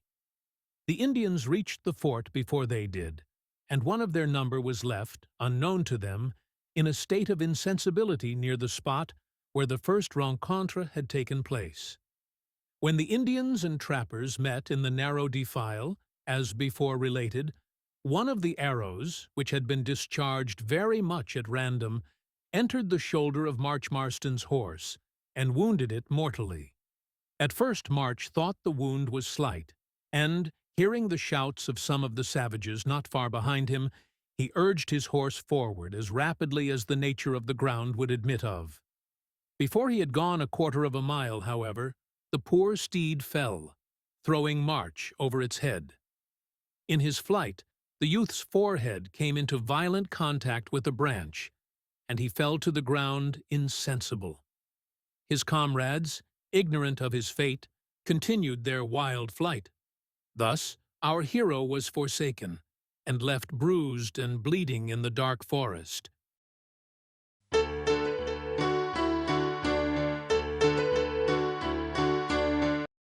March gets a surprise. More than that, he gets a variety of surprises. Meets with a strange hunter. Goes in a strange fashion to a strange cavern and beholds strange sights. Besides other matters of interest. On recovering consciousness, March discovered that it was broad daylight, from which he argued in a confused sort of way that he must have lain there all night. He also discovered that his head, which ached violently, rested on the knee of some unknown individual who bathed his temples with cold water. Looking up, he encountered the gaze of a pair of soft blue eyes. Now there is something exceedingly captivating in a pair of soft blue eyes. Not that there may not be something quite as captivating in a pair of brown or black or gray eyes, but there is something singularly captivating in the peculiar style of captivation wherewith a man is captivated by a pair of blue, distinctly blue, eyes. Perhaps it is that their resemblance to the cerulean depths of the bright sky and the blue profundities of the ocean invests them with a suggestive influ that is agreeable to the romantic and idealizing tendencies of human nature. Or that the color is, or ought to be if it is not, emblematic of purity. We throw out this suggestion solely for the benefit of unimpassioned philosophers, those whose hearts are already under the pleasant thraldom of black or brown eyes are incapable of forming an opinion on the abstract question. Well, March observed further that below those soft blue eyes there was a handsome Roman nose, and immediately below that a mustache and a thick short beard of curly light brown hair. A slight, very slight, feeling of regret mingled with the astonishment with which March passed from the contemplation of the soft blue eyes to the bushy beard. He also noted that the stranger wore a little leathern cap, and that a profusion of rich brown hair descended from his head to his shoulders. "You're better, lad," said the owner of the blue eyes in that deep musical bass voice, which one meets with but rarely, and which resembles strongly, at times, the low pipes of a cathedral organ. "Thank ye. Yes, I'm... There, don't move yet awhile. You're badly bruised, lad. I'll go fetch ye another drop of water." The owner of the blue eyes rose as he spoke, laid March's head softly on the ground, and walked toward a neighboring brook. In doing so, he displayed to the wondering gaze of March the proportions of a truly splendid-looking man. He was considerably above 6 feet in height, but it was not that so much as the Herculean build of bis chest and shoulders that struck March with surprise. His costume was the ordinary leather hunting shirt and leggings of a backwoodsman, and, although deeply bronzed, his color not less than his blue eyes and brown hair told that he was not an Indian. As he returned, carrying a little birch-bark dish full of water in his hand, March observed that the lines of his forehead indicated a mingled feeling of anger and sadness, and that his heavy brows frowned somewhat. He also noted more clearly now the man's towering height and the enormous breadth of his chest. As he lay there on his back, with his head pillowed on a tuft of moss, he said inwardly to himself, "I never saw such a fellow as that before in all my life." And little wonder that March Marston thought thus, for, as no doubt the reader has already guessed, the far-famed wild man of the West himself stood before him. But he did not know him. On the only occasion on which he had had an opportunity of holding this renowned man, March had been rendered insensible just as he came on the field, and the exaggerated descriptions he had heard of him seemed quite irreconcilable with the soft blue eye and gentle manner of the hunter who had come thus opportunely to his aid. For one moment, indeed, the idea did occur to March that this was the wild man. It was natural that, having had his thoughts for so long a period filled with conjectures in reference to this wonderful creature, he should suppose the first tall, mysterious man he met must be he. But he dismissed the notion as untenable and absurd on second thoughts. That the blue-eyed, calm, dignified hunter who kneeled by his side and held the refreshing water to his lips as if he were a trained sick nurse should be the wild man, the man reported to be 40 feet high, covered with hair, and exceeding fierce besides ugly, was out of the question. And when March shut his eyes in the full enjoyment of the cool draught, of which, poor fellow, he stood much in need, and heard the supposed wild man give vent to a sigh, which caused him to look up in surprise, so that he observed the mild blue eyes gazing sadly in his face, and the large head to which they belonged shaking from side to side mournfully. He almost laughed at himself for even momentarily entertaining such an absurd idea. March Marston had much to learn. We mean in the way of reading human character and in judging from appearances. He had not yet observed in the course of his short life that if a blue eye is capable of expressing soft pity, it is also preeminently capable of indicating tiger-like ferocity. He did not consider that the gentlest natures are, when roused to fury, the most terrible in their outward aspect. He did not reflect that if this giant, for he almost deserved thus to be styled, instead of being engaged in an office of kindness that naturally induced gentleness of action, and that called for no other feelings than those of tenderness and pity, were placed on a war-horse, armed with sword and shield, and roused to fury by some such sight as that of a large band of savage Indians attacking a small and innocent group of white trappers, he might then amply fulfill all the conditions that would entitle him to the wildest possible name that could be invented. The prominent ideas in March's mind at that time were a pair of blue eyes and a large, gentle hand. So he quietly and finally dismissed the wild man from his thoughts. Luckily, the wild man did not treat March in a similar manner. After allowing him to rest quietly for a few minutes, he said, "Now, lad, I think you're improvin'. You're badly battered about the head and shoulders, so I'll take you home with me." "Home with you?" repeated March. "Aye, put your arms round my neck," returned the wild man in a tone which, though soft and low, it was not possible to disobey. March performed this somewhat endearing action in silent surprise, Whereupon the wild man introduced his left arm below the poor youth's back, and with his right grasped him round the legs, and thus lifted him from the ground and carried him away. March experienced a sensation as if all his larger joints were being dislocated, and felt disposed to cry out, but restrained himself with a powerful effort. Presently his bearer stopped, and, looking round, March observed that he was standing by the side of a horse. "Hold on, lad, till I mount." "You'd better let me down till you get up," suggested March. "No," replied this singularly laconic individual.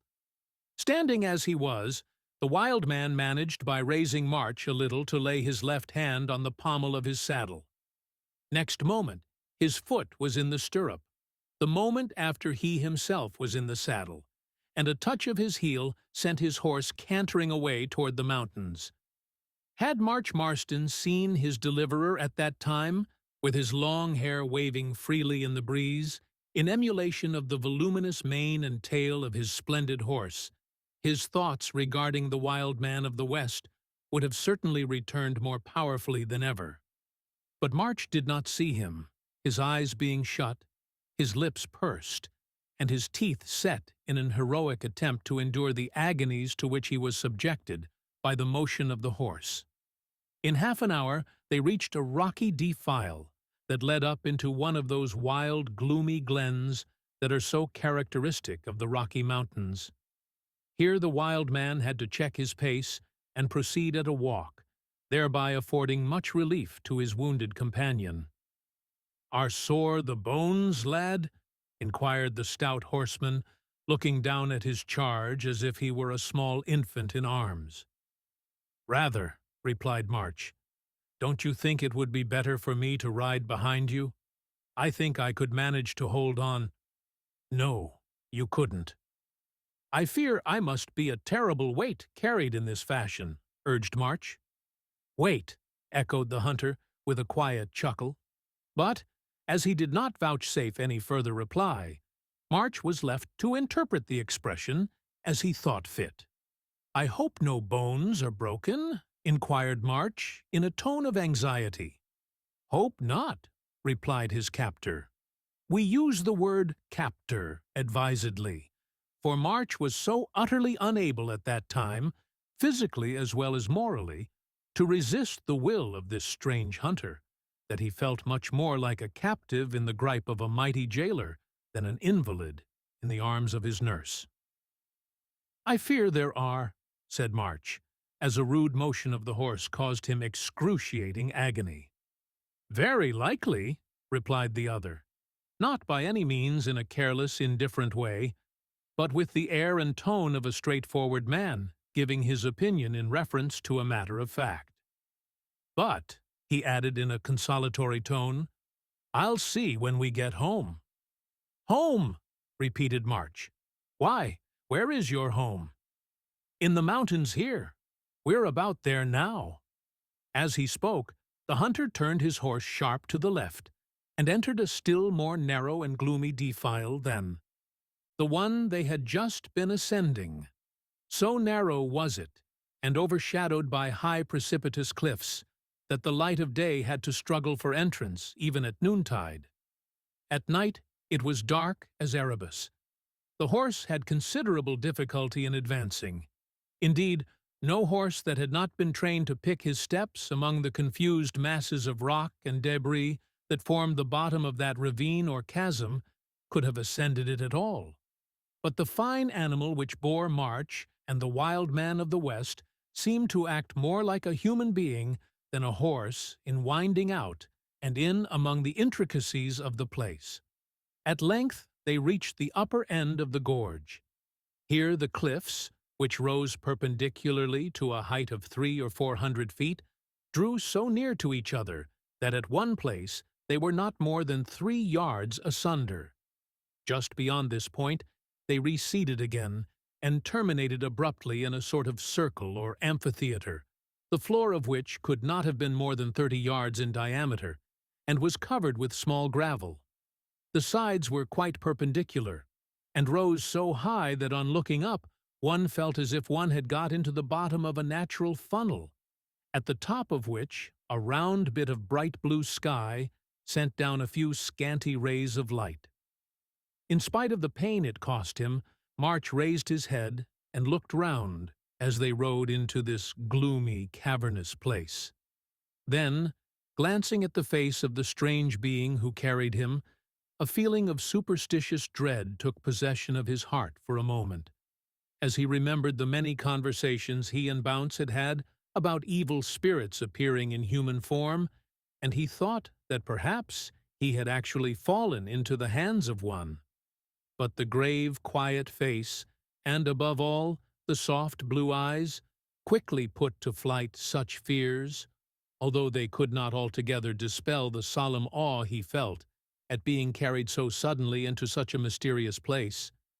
But he had scarcely recovered some degree of confidence when his mind was again thrown into a violent state of agitation by the fact that the horse, turning to the right, began deliberately to ascend the precipice, which was as perpendicular as a wall. It did not indeed ascend after the manner of a fly on a window, but it went up on what appeared to be a narrow, spiral pathway. In a few seconds they had ascended about 50 feet, and March, projecting out from the precipice as he did, owing to his position in the rider's left arm, felt a horrible sensation of giddiness come over him, and could not suppress a slight groan. "Don't be afeard, lad," said his companion. "I've got ye tight, and the horse is used to it. The track's broader than ye think, only ye can't see it as ye lie now." March felt reassured. Nevertheless, he shut his eyes very tight and held his breath. Presently, he felt that they had turned sharp to the right, so he ventured to open his eyes and found that they were standing at the mouth of what appeared to be a cavern. In another moment, they were under its dark roof, and the horse came to a stand. From the hasty glance he gave it, he could only ascertain that the interior was buried in profound darkness. Without causing March to move in any way, the stout horseman dismounted. In fact, the burden seemed no greater to him than a child would be to an ordinary man. "Here we are, at home," he said. "Come, old horse, get away in."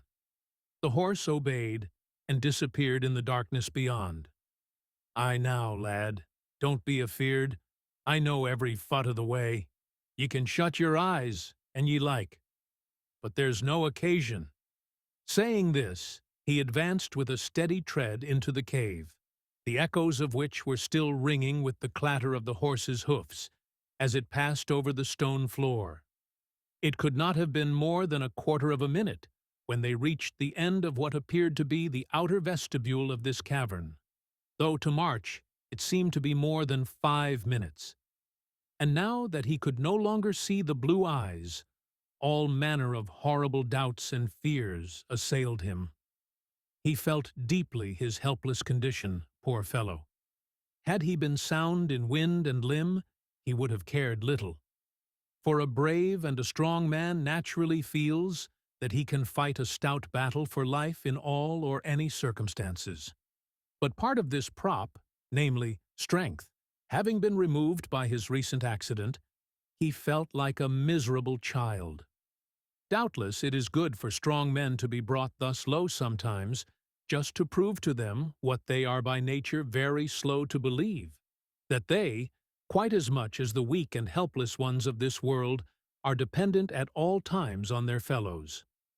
On reaching the outer end of the outer cave, the hunter turned to the left, stooped down in order to pass below a small natural arch, and finally stood in the middle of another cavern, on the floor of which he deposited his burden with much tenderness and care.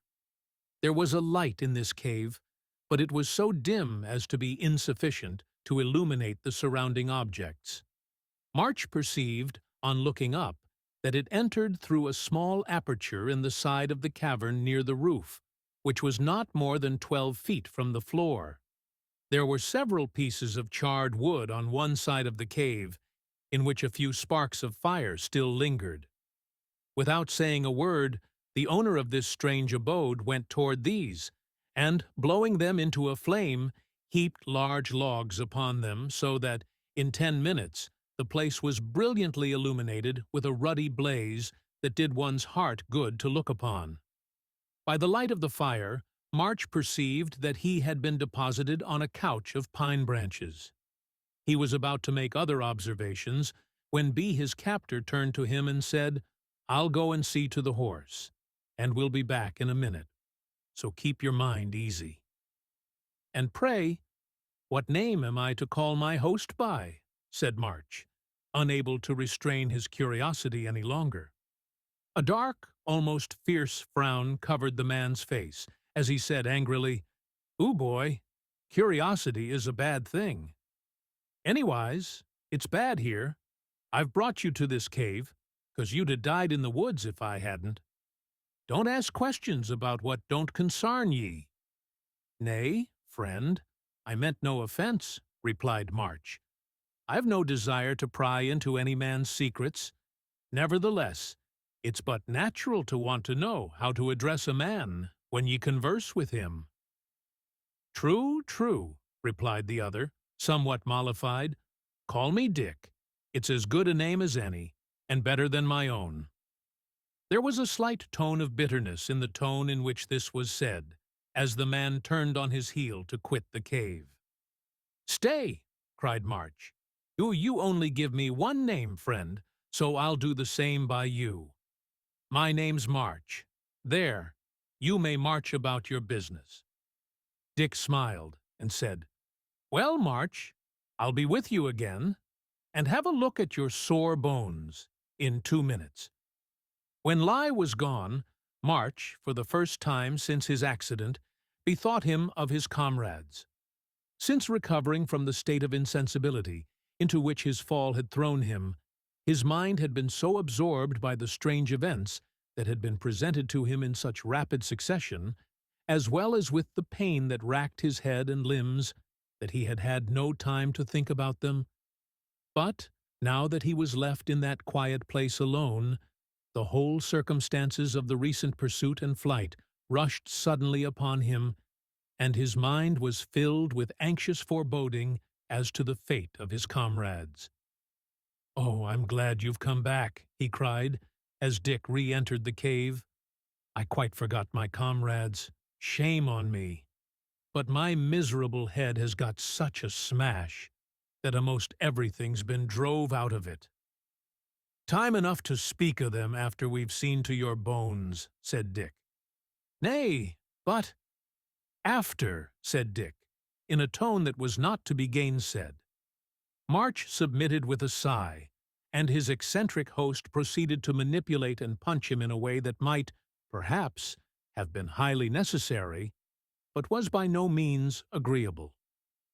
After a few minutes, he pronounced his patient all right, only a little bruised. Having said which, he proceeded to prepare some food, and said to March that he might now speak about his comrades. At first he seemed to pay little attention to the youth's hasty narrative, but on hearing that the Indians were hastening to attack the mountain fold, he sprang up and asked a few questions eagerly. It was evident that the news troubled him deeply. Taking 1 or 2 hasty strides up and down, he cavern, and paying no attention to the roasting meat, which he seemed to have utterly forgotten, the wild man of the West muttered angrily to himself, and a slight dash of that tiger-like flash, which had gone so far as to earn him his title, lighted up his blue eye, insomuch that Marston looked at him in amazement, not unmingled with awe. Thoughts of the wild man of the West once more occurred to him, but in his former cogitations on that subject he had so thoroughly discarded the idea of this kind blue-eyed hunter being that far-famed and ferocious individual, that his thoughts only took the form of the mental question, "I wonder if the wild man of the West could beat such a fellow as that at a fair stand-up fight." So powerfully did this thought affect him that he could not refrain from exclaiming, "I say, Dick, did you ever hear of the wild man of the West?" Dick was so much tickled by the question that his angry mood vanished, and, turning toward his guest with a smile, while his blue eye seemed milder than ever it had appeared before, he said, "Yes, lad, I've heard of him." "Have you seen him?" continued March eagerly. "Who I have, many a time. What is he like?" "He's like me," replied Dick, with another smile, the softness of which would have driven March to an immeasurable distance from the truth, had he ever been near it. "Like Yule? Oh, I suppose you mean he's something about your size. Well, I don't wonder at that, for you're an uncommonly big fellow, Dick, but I fancy his appearance is very different." "Well, no. He's got light hair and blue eyes, like me." This was a poser to March. It was so totally subversive of all his preconceived ideas that it reduced him for some moments to silence. "Isn't he hairy all over, like a fox, and very ugly?" inquired March, recovering from his surprise. This was a poser, in turn, to the wild man. To be called upon suddenly to pronounce an opinion on his own looks was embarrassing, to say the least of it. "He's not exactly hairy all over," said Dick, after a moment's thought, "though it can't be denied he's got plenty of hair on his head and chin, like me. As for his looks, lad, it ain't easy to say whether he's ugly or pretty, for men don't agree on such points, d'ye see." "Do sit down beside me, Dick, and tell me about this wild man," said March earnestly. "You can't fancy how anxious I am to see him. I've come here for that very purpose. No doubt I've come to shoot and trap too, but chiefly to see the wild man of the West. And isn't it provokin'? I might have seen him some weeks agone, if I hadn't been stunned with a fall just as he come jumping into the middle o' us like a clap o' thunder." "What, lad?" interrupted Dick. "Was it you that I—" Just at this moment, Dick was seized with a very violent fit of coughing, which, coming as it did from such a capacious chest and so powerful a pair of lungs, caused the roof of the cavern to reverberate with what might have been mistaken, outside, for a species of miniature artillery. "You've caught cold," suggested March, who gazed in unspeakable admiration at the magnificent locks and beard of this remarkable man, as they shook with the violence of his exertion. "I never had a cold," replied Dick, becoming quiet again.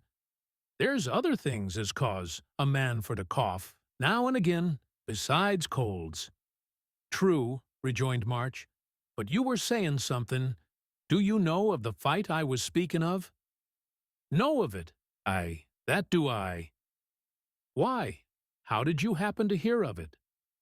"It's wonderful, lad, how I comes to know about things in this part of the country. I know everything the wild man does. He can't move without my being on his track directly. In fact, I toilers him like his shadow. Leastwise, his shadow toilers me." "Indeed," exclaimed March, whose interest in Dick became suddenly tenfold more deep on learning this. "But why do you follow him about in this fashion? Does he like your company? Or do you only follow him on the sly and keep out of sight? Explain yourself, Dick. You puzzle me." "I can't explain just now, lad," said Dick, rising abruptly. "You forget that your comrades may be in a fix before now with them black. Guard, redskins. I must go and help them. It's but right that white men should lend one another a helping hand in these regions, where the Injuns have it almost all their own way. But the mountain fort is far away from this, and I'm afraid you'll never be able to get there in time," said March, with an anxious expression of countenance. "I'll try," returned Dick. "Anyhow, I'll send the wild man of the West to help them," he added, with a peculiar smile. "Now, boy, listen. I must not waste more time in idle talk. I shall leave you here under the charge of my little girl." "Your little girl?" echoed March in surprise. Aye, she ought to have been in before now, continued Dick, without noticing the interruption. And I would like to ha' told her who ye are, and how I came by ye, and what to do till I come back. But I can't wait. Time's precious as gold just now. So I'll tell you what to say to her when she— At that moment, a light footstep was heard in the outer cavern. The wild man sprang up on hearing it, and strode hastily through the natural doorway, leaving March to listen, in a state of the utmost bewilderment, to a silvery musical voice, which held rapid converse with his strange host.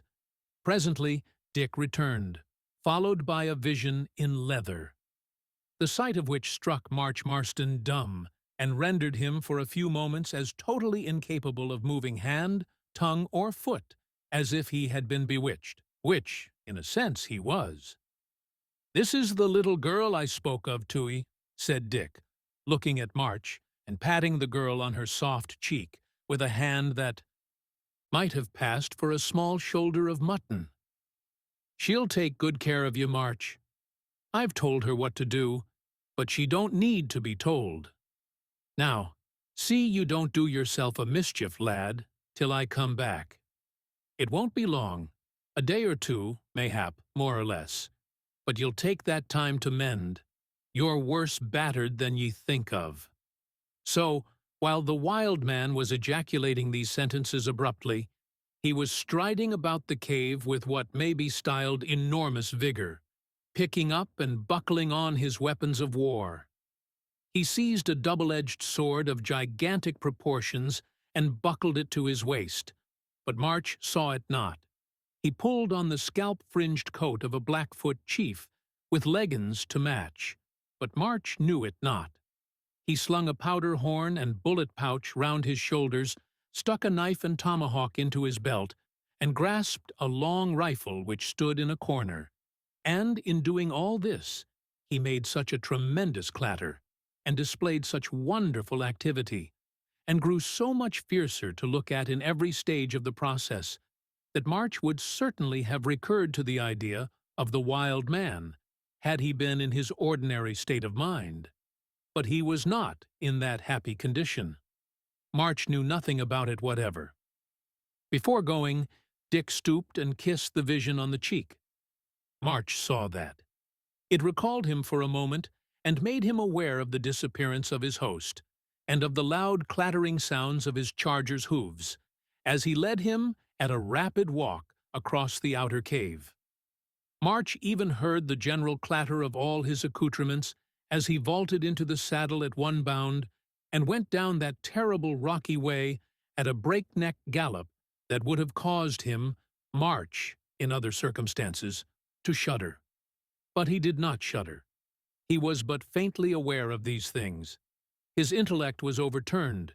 His whole soul was captivated.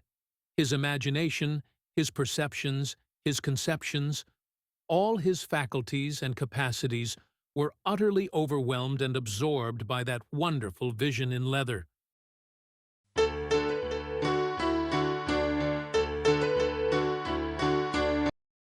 The vision in leather. It is all very well for men of the word, men of fashion, men who pride themselves on being highly civilized and peculiarly refined, to fancy that there are no other visions in this world than visions in silk, visions in white, and the like. Those who think thus labor under an egregious, though civilized, mistake. Happily, there are land-loving, pretty faces in this world, the possessors of which know nothing about pink gauze or white muslin. Faces that have never felt the hot air of a drawing-room, but are much used to present themselves, unveiled, to the fresh breezes of the prairie and the mountain. Faces that possess the rare quality of universal attraction, and that cause men to fancy, when they see them for the first time, that they have beheld a vision. The fact is that some faces are visions, whether the forms that support them appear to us in muslin or in deerskin. The only requisite needful to constitute a face, a vision to any particular person, is that it should have in it that peculiar something which everybody wants, but which nobody can define, which is ineffably charming, though utterly incomprehensible, and which, when once seen by anyone, constitutes the countenance that possesses it a vision evermore. It is quite immaterial what material composes the dress in which the vision appears. No doubt, the first time it bursts upon the smitten victim, dress may be a powerful auxiliary. But after the first time, dress goes for little or nothing. Marston's vision appeared, as we have said, in leather. After the wild man had vanished, March continued to gaze at his new companion with all kinds of feelings and emotions, but without being able to move or speak. The vision returned the compliment, also without speaking or taking any further notice of him. She was a wonderful creature, that vision in leather. That she was of Indian extraction was evident from the hue of her skin, yet she was not nearly so dark as the lightest complexioned Indian. In fact, her clear, soft forehead was whiter than those of many so-called pale faces, but her ruddy cheeks, her light brown hair, and, above all, her bright brown eye showed that white blood ran in her veins. She was what men term a half-caste. She was young, almost girlish in her figure and deportment, but the earnest gravity of her pretty face caused her to look older than she really was. March, unconsciously and without an effort, guessed her to be 16. He was wrong. She had only seen 15 summers. Her dress was a beautifully dressed deerskin gown, reaching below the knees, as soft as chamois leather, and ornamented with beads and quillwork. It was girded round her small waist by a leather belt from which depended a small hunting knife. A pair of ornamented leggings of the same material as the gown covered her limbs, and moccasins her feet, which latter, as well as her hands, were small and beautifully formed. Over her shoulders were slung the masculine appendages of a powder horn and bullet pouch, proving that this creature was, so to speak, a Dianic vision. Her staring so hard and so long at March, without speaking or smiling, or taking any more notice of him than if he had been an effigy on a tombstone, seemed unaccountable to that youth. Had he been able to look at himself from her point of view, he would not have been so much surprised. In his late accident, he had received so severe a blow on the left eye that that orb was altogether shut up. As he did not move, and as the other eye, with which he gazed in supreme astonishment at the sweet face before him, happened to be furthest from the fire, besides being hid in the shadow of his own nose, which was not a small one by nature, and was a peculiarly large one by force of recent circumstances, the vision very naturally thought that he was fast asleep. As she stood there gazing wonderingly and somewhat sadly at the poor youth, with the red flickering flame of the fire lighting up her yellow garments, deepening the red on her round cheeks, glinting on the loose masses of her rich tresses, and sparkling in the depths of her bright brown eyes, March thought he had never in all his life before beheld such an exquisite creature. Supposing that he was asleep, the vision sat down quietly on a log beside the fire, still keeping her eyes, however, fixed on her guest. The action took her out of the direct line of fire of March's sound eye, therefore he turned his head abruptly, and so brought his staring orb into the light of the fire, and revealed the fact that he was wide awake. Whereupon the vision uttered an exclamation of surprise, rose hastily, and went to his side. "You is woke," she said. "Me tink you was be sleep." "You asleep?" cried March with enthusiasm. "No, I wasn't asleep. More than that, I'll never go to sleep any more." This bold assertion naturally filled the vision with surprise. "Why for not?" she asked, sitting down on a log beside March in such a position that she could see him easily. "For thinkin' o' you," replied the bold youth firmly. The vision looked at him in still greater astonishment, opening her eyes slowly until they seemed like two pellucid lakelets of unfathomable depth into which March felt inclined to fling himself, clothes and all, and be drowned comfortably. She then looked at the fire, then at March again. It was evident that she had not been accustomed to hold intercourse with jocular minds. Perceiving this, March at once changed his tone, and, with a feeling of respect which he could not well account for, said rather bluntly, "What's your name?" "Mary." Did your father give you that name?" "My father," echoed the girl, looking hastily up. Did Dick give it you?" "Did him tell you him's name be Dick?" asked Mary. "Oh, he's known by another name to you? Then, it would seem." "But, Mary, what is his name?" The girl pursed her mouth and laid her finger on it. Then, with a little sad smile, said, "Him tell you Dick. That be good name. But Dick not my father. My father dead." The poor thing said this so slowly, and in such a low, pathetic tone, that March felt sorry for having unwittingly touched a tender chord. He hastened to change the subject by saying, "Is Dick kind to you, Mary?" "Kind!" she cried, looking up with a flashing eye and flushed face, while with one of her little hands she tossed back her luxuriant tresses. "Kind! Him be my father now. No have got nobody to love me now but him." "Yes, you have, Mary," said March stoutly.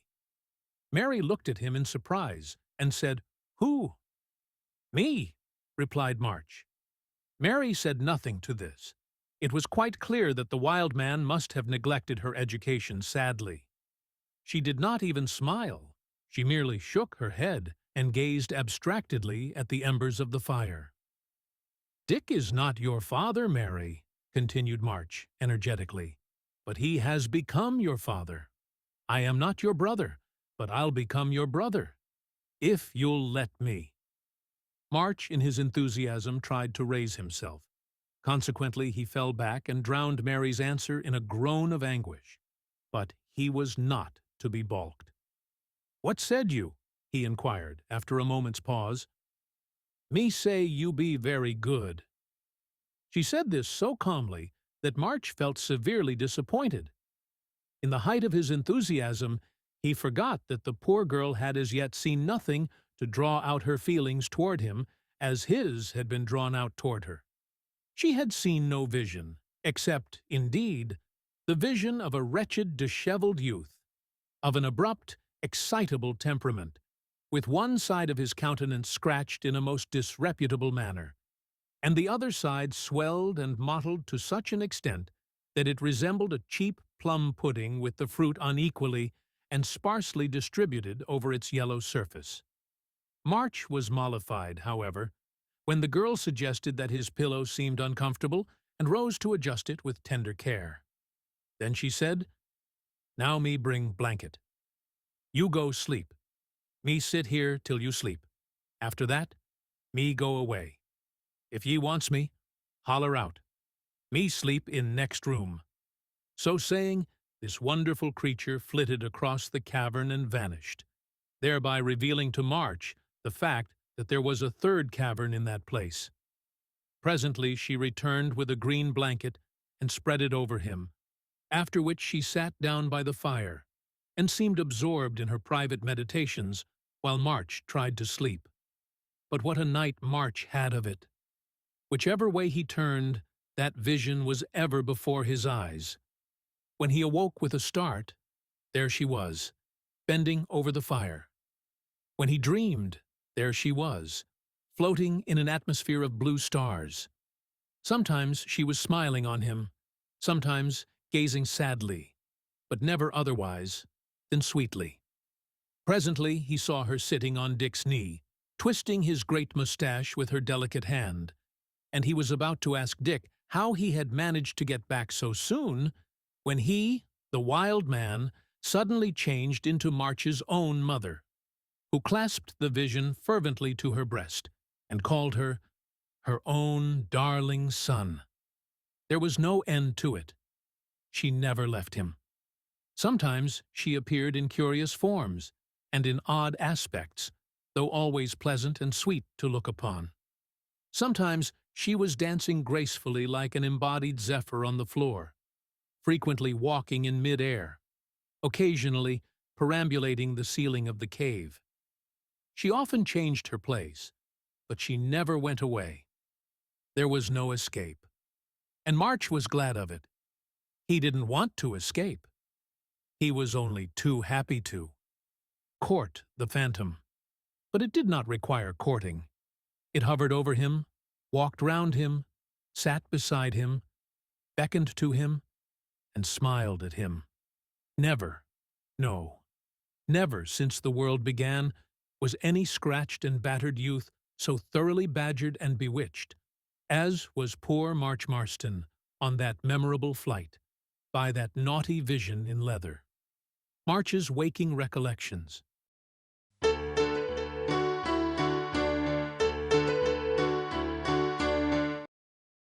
The Cave of the Wild Man of the West. March and Mary hold pleasant intercourse. Dick's good qualities enlarged on.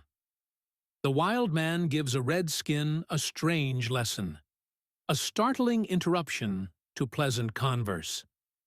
When March Marston awoke the following morning and found himself lying on a low couch in the mysterious cavern of the Wild Man of the West, he experienced the curious sensation with which everyone is more or less familiar, of not knowing where he was. The vision in leather which had worried him to such an extent during the night had left him in peace, as most visions usually do, an hour or so before daybreak, and as the real vision had not yet issued from the inner chamber of the cave, there was nothing familiar near him when he awoke to recall his scattered senses. His first effort to rise, however, quickened his memory amazingly. Pains shot through all his limbs. The chase, the fall, Dick, the cavern, recurred to him. And last, but not least, for it obliterated and swallowed up all the rest, the vision broke upon his beclouded brain and cleared his faculties. Looking curiously round the cavern, he observed for the first time what he might have observed the night before had he not been preoccupied with sudden, numerous, and powerful surprises, that the walls were hung with arms and trophies of the chase. Just opposite to him hung the skin of an enormous grizzly bear, with the head and skull entirely, and the mouth and teeth grinning at him in an awful manner. Near to this were the skin and horns of several buffaloes. In other places there were more horns and heads and hides of bears of various kinds, as well as of deer, and, conspicuous above the entrance, hung the ungainly skull and ponderous horns of an elk. Mingled with these, and arranged in such a manner as to prove that Dick, or the vision, one or other or both, were by no means destitute of taste, hung various spears and bows and quivers and shields of Indian manufacture, with spears and bows whose form seemed to indicate that Dick himself was their fabricator. There was much of tasteful ornament on the sheaths and handles of many of these weapons. The floor of the apartment in which he lay was of solid rock, cleanly washed and swept, but there was no furniture of any kind, only a pile of fresh-cut pine branches, with which the place was perfumed, and 2 or 3 rough logs which had been used as seats the night before by the host and hostess of this, to March, enchanted castle. March was staring earnestly at one of these logs which lay close to the ashes of the fire, trying to recall the form that had last occupied it, when a rustle at the inner passage attracted his attention, and next moment the vision again stood before him. It was, if possible, more innocent and young and sweet than on the previous night. "Good mornin'. You very good sleep, me hope." "Aye, that had I, a capital sleep," cried March heartily, holding out his hand, which the vision grasped unhesitatingly, and shook with manly vigor. "Bees, you hungry?" "No, not a bit," said March. The girl looked sad at this. "You must heat," she said quickly, at the same time raking together the embers of the fire and blowing them up into a flame, over which she placed a large iron pot. "Dick hims always heat well and keep well. Once me was be sick. Dick him say to me, heat. Me say, no want heat. Him say you must heat. So me try, and sure enough, get well tomorrow." March laughed at this prompt and effectual remedy for disease and said, "Well, I'll try. Perhaps it will cure me, especially if you feed me." Poor March saw, by the simplicity of his companion's looks, that gallantry and compliments were alike thrown away on her, so he resolved to try them no more. Having come to this conclusion, he said, "I say, Mary, come and sit by me while I talk with you. I want to know how you came to be in this wild, out-of-the-way place, and who Dick is, and what brought him here, and in short, all about it." The girl drew her log near as he desired, but said, "What Dick no tell, me no tell." "But surely," urged March in a somewhat thrusty tone, "you may tell me something about ye." Mary shook her head. "Why not?" "Dick say, I no tell." "Oh, Dick's an ass." Had Mary known the meaning of her companion's rude speech, she might possibly have surprised him with a decided opinion in regard to himself. But, never having heard of nor seen such a creature in all her life, she only looked up with a quiet expression of curiosity and said, "What be's an ass?" "Ha, ha, ha, ho, ho! Ass!" roared our hero with a mingled feeling of exasperation and savage glee. "An ass? Why, it's a lovely slender creature with short, pretty ears and taper limbs and a sleek, glossy coat, like me, Mary dear. Why, I'm an ass myself. Pray, do get me something to eat. I really believe my appetite's coming back again." Mary looked at March in much concern. She had once nursed the wild man through a severe illness and knew what delirium was, and she began to suspect that her guest was beginning to give way. "Now, lie down," she said, with an air of decision that was almost ludicrous in one so youthful. Yet March felt that he must obey. "Me will get meat ready. You sleep little bit." March shut his eyes at once.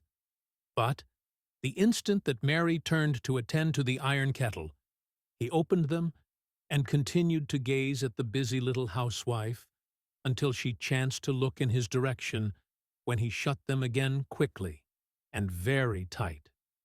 This was done twice, but the third time Mary caught him in the act and broke into a merry laugh. It was the first time she had laughed aloud since March met her, so he laughed too, out of sheer delight and sympathy. When March had finished breakfast, he tried to get up, and found, to his great relief and satisfaction, that no bones were broken, a fact of which he had stood in considerable doubt, and that his muscles were less acutely pained than they had been. Still, he was very stiff, and quite unable, with any degree of comfort, to walk across the cave. So he made up his mind to lie there till dew got well, a resolution which, in the pride of his heart, he deemed exceedingly virtuous and praiseworthy, forgetting, either deliberately or stupidly, that the presence of Mary rendered that otherwise dull cavern the most delightful of sick chambers, and that her attendance was ample compensation and reward for any amount of pain or self-denial. "Mary," he said, when she had cleared away the debris of the morning meal, "sit down here and tell me a few things. You're so terribly close that one doesn't know what he may ask and what he may not. But if you don't like to speak, you can hold your tongue, you know. Now, tell me, how old are you?" "15," replied Mary. I thought ye'd been older. How long have ye been with Dick? In cave here, 10 year. Before that, me live in my father's wigwam. Was your father a trapper? Inquired March tenderly. Mary's face at once assumed an expression of earnest gravity, and she answered, yes, in a low, sad tone. March was going to have inquired further on this point, but fear lest he should hurt the feelings of the poor child induced him to change the subject. "And how came ye," said he, "first to meet with Dick?" "Dick's good qualities." Mary pressed her lips. "Ooh, oh, very well. Don't tell if it ain't right, by no manner o' means. Do ye think that Dick intends to keep ye here always?" "Me not know." "Humph! And you say he's good to ye?" "Oh, yes," cried Mary, with a sudden blaze of animation on her usually placid countenance. "Turns good. Very good. Gooder to me than nobody else." "Well, I could have guessed that, seeing that nobody else has had anything to do with ye but him for 10 years past. But him's not only good to me, good to everybody," continued the girl, with increasing animation. "You not know how good. Can't know." "Certainly not," assented March. "It ain't possible to know, not having been told. But if you'll tell me, I'll listen." March Marston had at last struck a chord that vibrated intensely in the bosom of the warm-hearted child. She drew her log closer to him in her eagerness to dilate on the goodness of her adopted father, and began to pour into his willing ears such revelations of the kind and noble deeds that he had done, that March was fired with enthusiasm, and began to regard his friend Dick in the light of a demigod. Greatheart, in the Pilgrim's Night. Pilgrim's Progress seemed most like him, he thought. Only Dick seemed grander, which was a natural feeling. For Bunyan drew his great heart true to nature, while Mary and March had invested Dick with a robe of romance, which glittered so much that he looked preternaturally huge. March listened with rapt attention, but as the reader is not March, we will not give the narrative in Mary's bad English. Suffice it to say that she told how, on one occasion, Dick happened to be out hunting near to a river, into which he saw a little Indian child fall. It was carried swiftly by the current to a cataract 50 feet high, and in a few minutes would have been over and dashed to pieces when Dick happily saw it, and plunging in, brought it safe to shore. Yet with difficulty that he barely gained the bank, and grasped the branch of an overhanging willow when his legs were drawn over the edge of the fall. He had to hold on for 10 minutes, till men came from the other side of the stream to his assistance. Mary also told him, and it was evening ere she finished all she had to tell him, how that, on another occasion, Dick was out, after grizzlies, with a hunter, who had somehow allowed himself to be caught by a bear, and would have been torn to pieces had not Dick come up with his great two-edged sword, having fired off his rifle without effect, and, with one mighty sweep at the monster's neck, cut right through its jugular vein, and all its other veins down to the very marrow of its backbone. In fact, killed it at one blow, a feat which no one had ever done, or had ever heard of as being done, from the days of the first Indian to that hour. Many such stories did Mary relate to the poor invalid, who bore his sufferings with exemplary patience and fortitude, and listened with unflagging interest. But of all the stories she told, none seemed to afford her so much pleasure in the telling as the following. One day Dick went out to hunt buffaloes, on his big horse, for he had several steeds, one or other of which he rode according to fancy, but he always mounted the big black one when he went after the buffalo or to war.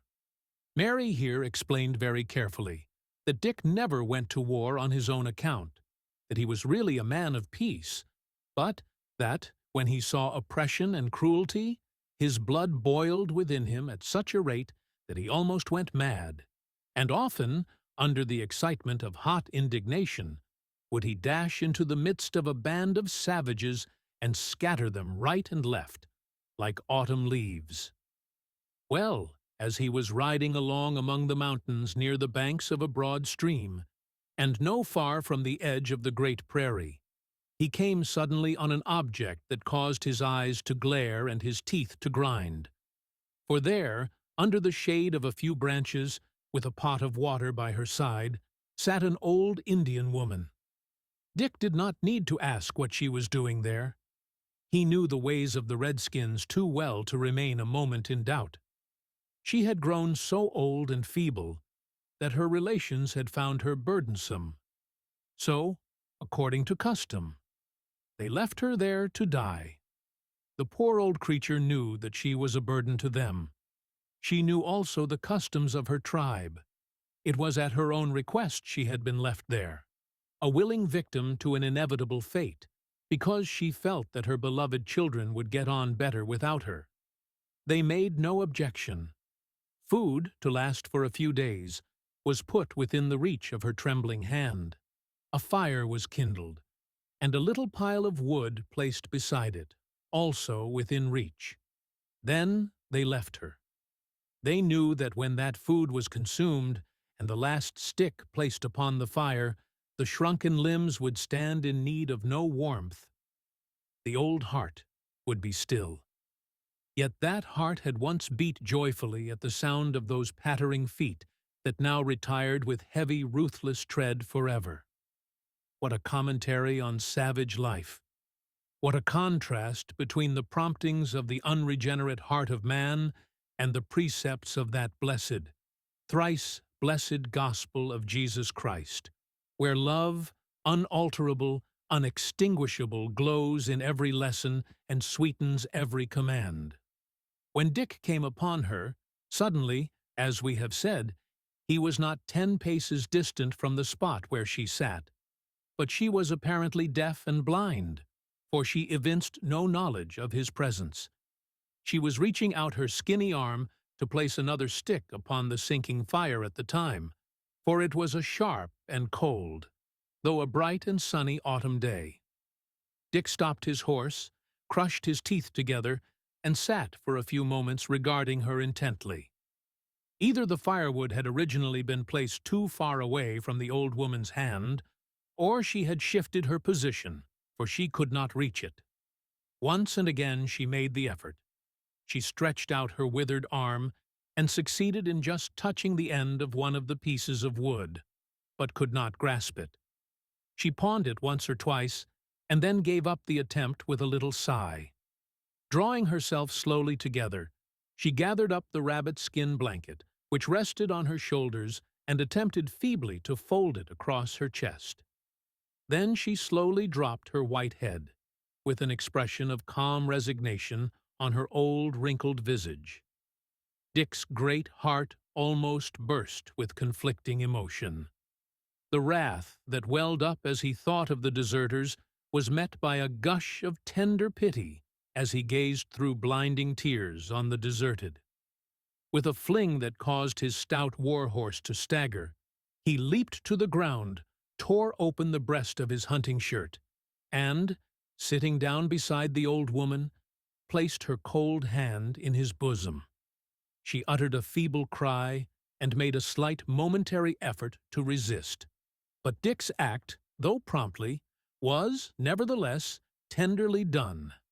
And the big hand that stroked her white head was so evidently that of a friend that the poor creature resigned herself to the enjoyment of that warmth of which she stood so much in need.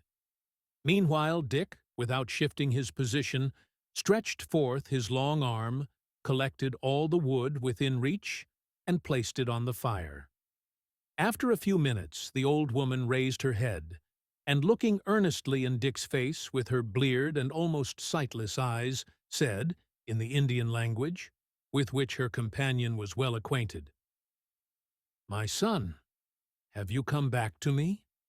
A gush of indignant feeling had again to be violently stifled ere Dick could answer in moderate tones, "No, mother, He's not come back, but I'll be a son to ye. See, sit up and warm yourself at the blaze. I'll get ye some meat and sticks."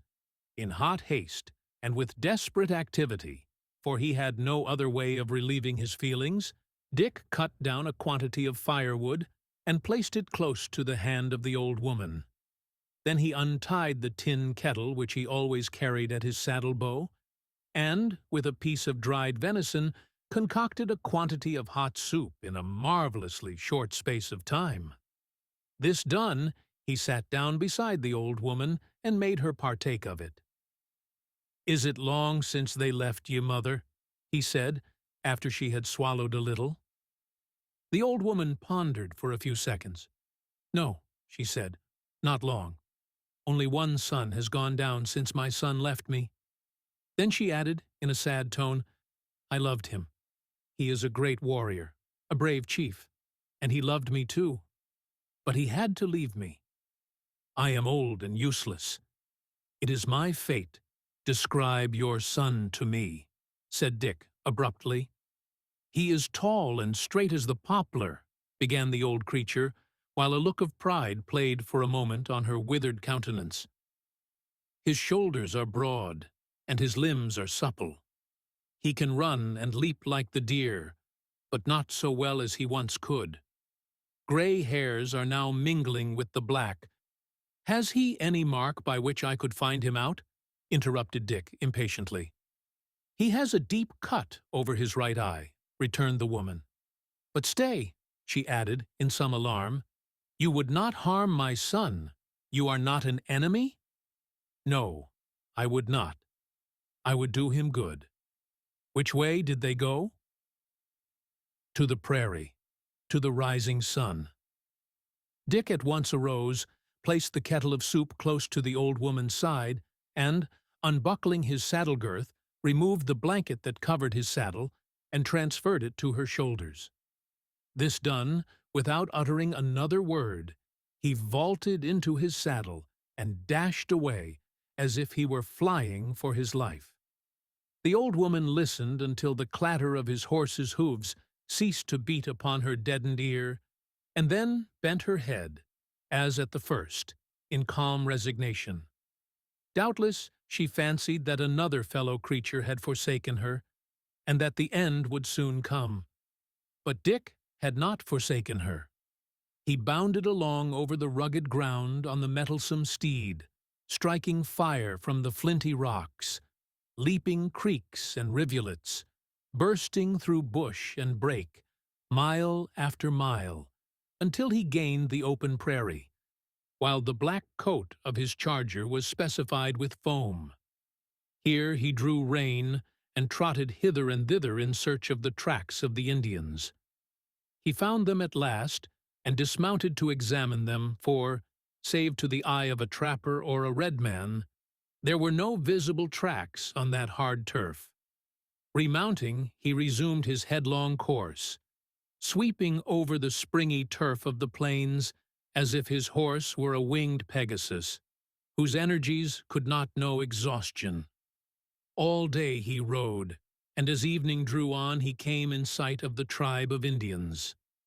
They had encamped for the night, and were preparing their evening meal. But when they saw the solitary horseman on the far-off horizon, the braves and old men went to the verge of the camp to watch him. On he came, bounding over the turf like the prong-horned antelope, turning neither to the right hand nor to the left, but taking everything that intercepted him in a flying leap, and bearing down on the camp as an arrow flies from the bow.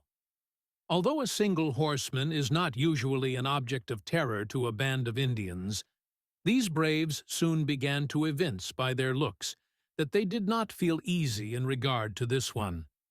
As he drew near, they recognized him, for Dick had on a former occasion given this particular tribe a taste of his prowess. Each man instantly rushed to his weapons and horse, but the horses had been turned out to graze and could not be easily caught. Before they secured their weapons, Dick was in the midst of them. With an eagle glance, he singled out the chief with the cut over his right eye, and rode between him and his tent. the Indian, seeing that he was cut off from his. Weapons darted swiftly out upon the plain and made for a clump of stunted trees, hoping to find shelter until his comrades could come to his rescue.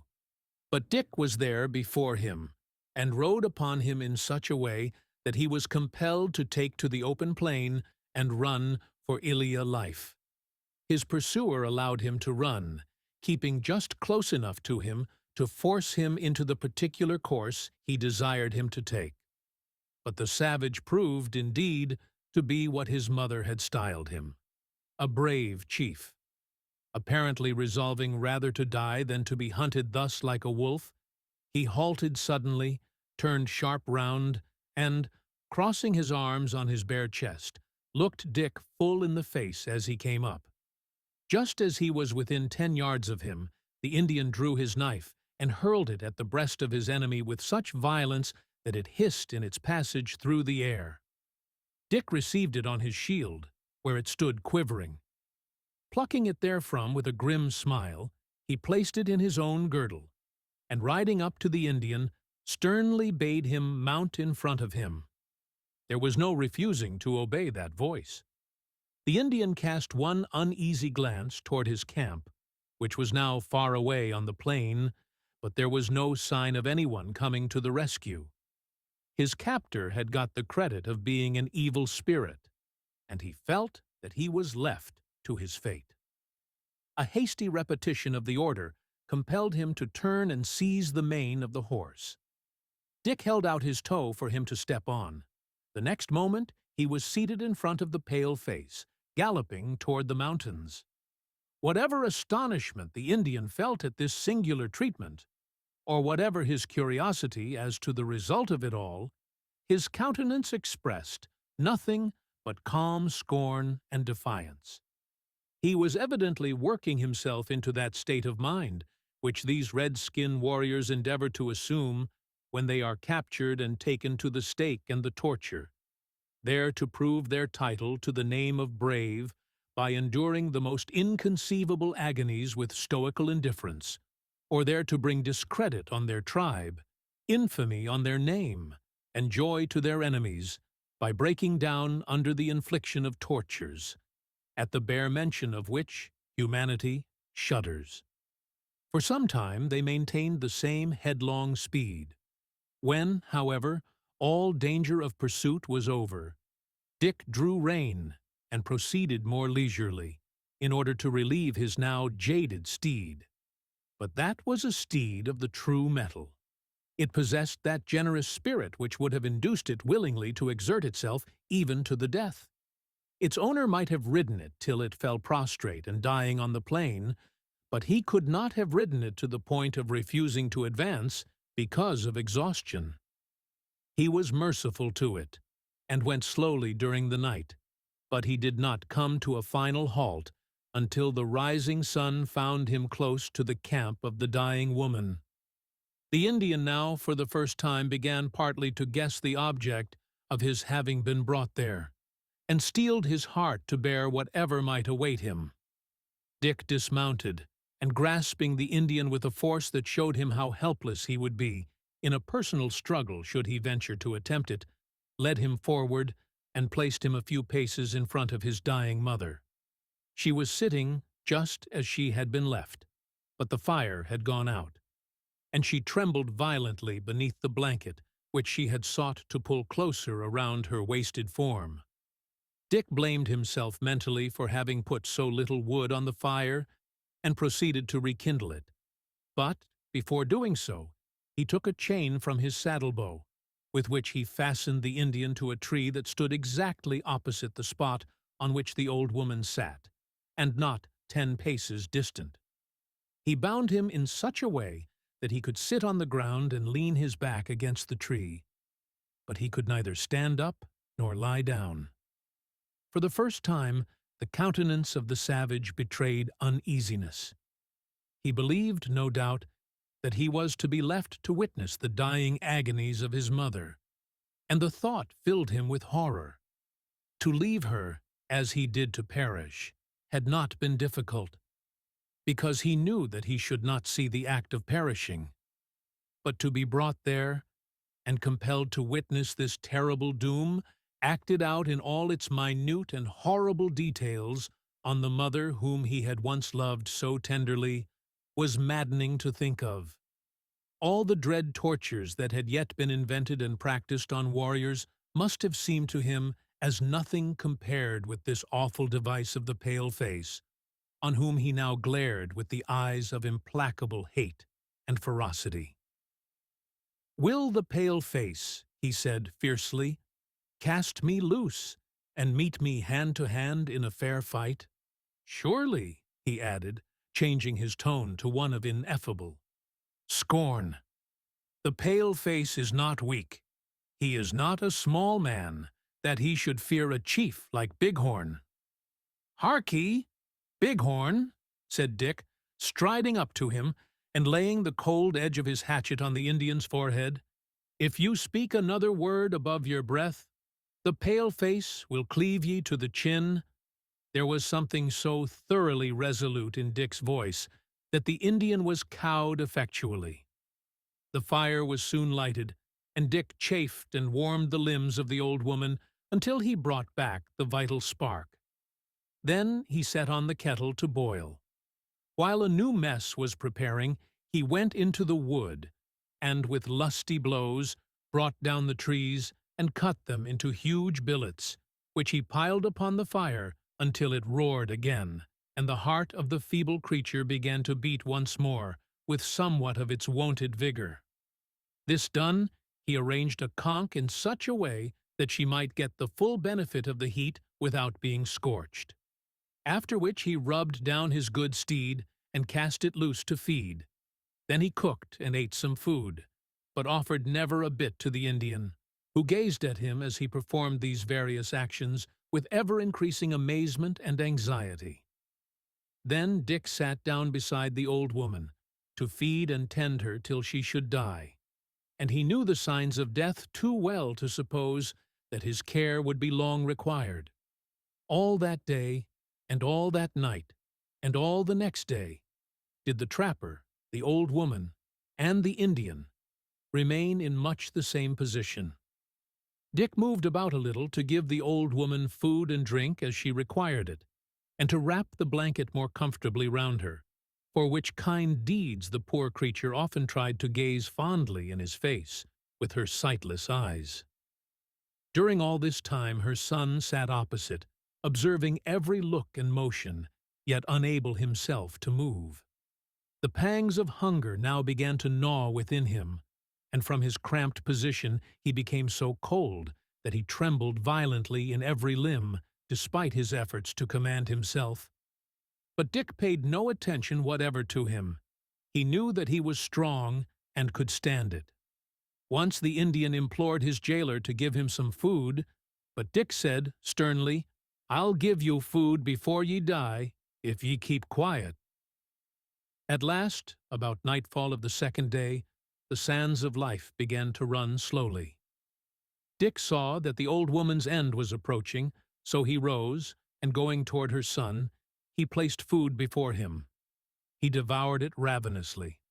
Then he gave him drink, and, loosing him, led him to the fire, where he speedily recovered his wonted heat and energy. After that, Dick led him to his mother's side and made him kneel. "Mother," said Dick, "can you see and hear me?" "Aye, but you are not my son," said the dying woman faintly. "You are a pale face, you are very good, but you are not my son." "True, mother, but see, I have brought your son back to you." "Lay your hand on her forehead," he added, in that low, stern undertone which he had used throughout to Bighorn, who could not but obey. "Stroke her head, look in her eyes, and speak to her." The redman did not require to be told now. A natural impulse led him to do as he was bid. The instant the tones of his voice struck her ear, the old woman seemed to awaken with a start. She looked up eagerly, caught the hand that touched her forehead, and, passing her own thin hand up to the Indian's face, felt the scar over his eye, as if to render herself doubly sure. Then she grasped the hand again in both of hers, and, taking it under the blanket, pressed it to her withered breast, and held it tightly there. But that burst of unexpected joy hastened the falling of the last few grains of sand. For 10 minutes longer they watched her, as the breath came and went more and more feebly. Then it ceased altogether, and death sealed her eyes. But she did not release the hand of her son. He had some difficulty in loosening that clasp of maternal love, which was stronger even than death. After all was over, Dick seized the Indian and led him to the tree, to which he chained him again. Then he dug a grave in the soft soil, in which he placed the body of the old woman with gentle care. Having covered it over, he went into the woods, caught and saddled his horse, and led him toward the wondering savage, whom he once more unbound and set free. "Bighorn," said Dick impressively, "you've been made to comfort and gladden the heart of your old mother in her last moments. If ye was a pale-face, ye'd thank the Great Spirit for that to the last day o' your life. If you ever do come to think like the pale-faces, you'll remember that you've to thank me for bringing you here. Go, tell the redskins who it is that caught ye, and what he did and said to ye." Saying this, Dick mounted his horse and rode very slowly into the forest, leaving the redman standing by the side of his mother's grave. After Mary had concluded this story, which, we may remark, she related with much fewer comments than we have seen fit to pass upon it, she and March looked at each other for a long time in silence. Then March suddenly exclaimed, "He's a splendid fellow, Dick." Mary, both by looks and words, highly approved of this opinion. "And yet," said she, somewhat abstractedly, "this be's the man who peoples call." Mary pursed her lips suddenly. "Call what?" inquired March quickly. "Wicked, wild, bad man," replied Mary, who, fortunately, could say all this with perfect truth, without betraying her secret.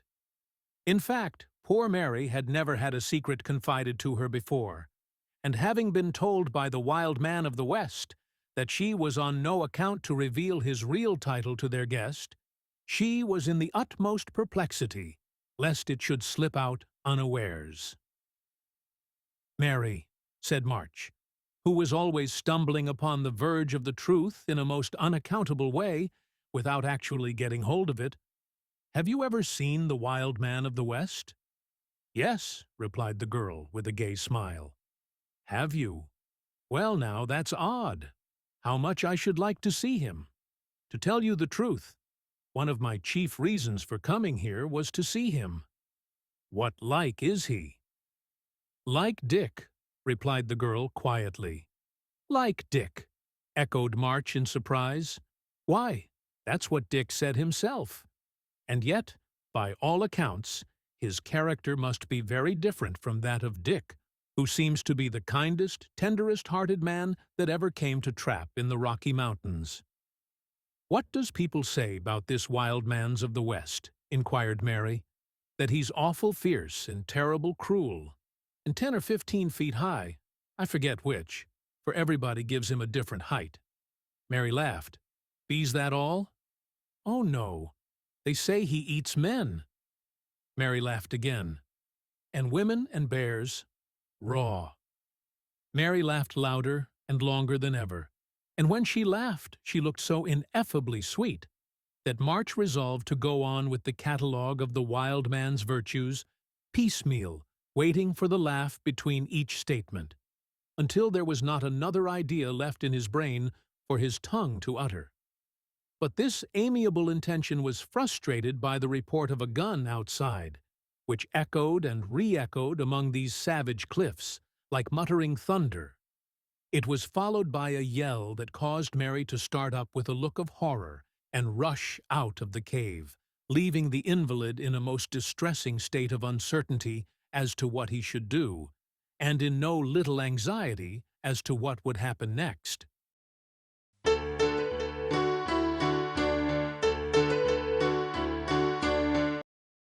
The mysteries of the cave explained. Ingenious devices of wild man. March and Mary besieged. The redskins proceed to make themselves at home in the cavern. There are few things in this world which are not somewhat mysterious, or that cannot be by a peculiar combination of circumstances more or less invested with mystery, and we hold it to be an unfair and a very paltry device on the part of an author to seek to mystify his readers by keeping them in unnecessary ignorance of that which is in itself simple and commonplace. Therefore, we beg leave to state that the apparent mystery with which we concluded the last chapter was not a mystery at all. The loud report there referred to was caused by a savage discharging his gun, and the cry that followed was the result of that same savage opening his ugly mouth and giving vent to a tremendous howl. That this was a howl of triumph was evident to ears accustomed to the war whoop of the red man. That it was destined to be succeeded by an exclamation of mingled disappointment and surprise was evident, at least to Mary, who knew the mysteries of the place. In order to make this plain without further circumlocution, we may as well inform the reader at once that the wild man of the West, perhaps we should call him Dick, in deference to Marston's ignorance of his real character at this time, was not only a subject of terror to the Indians inhabiting this region of the earth at that particular era in the world's history, but also a subject of intense curiosity.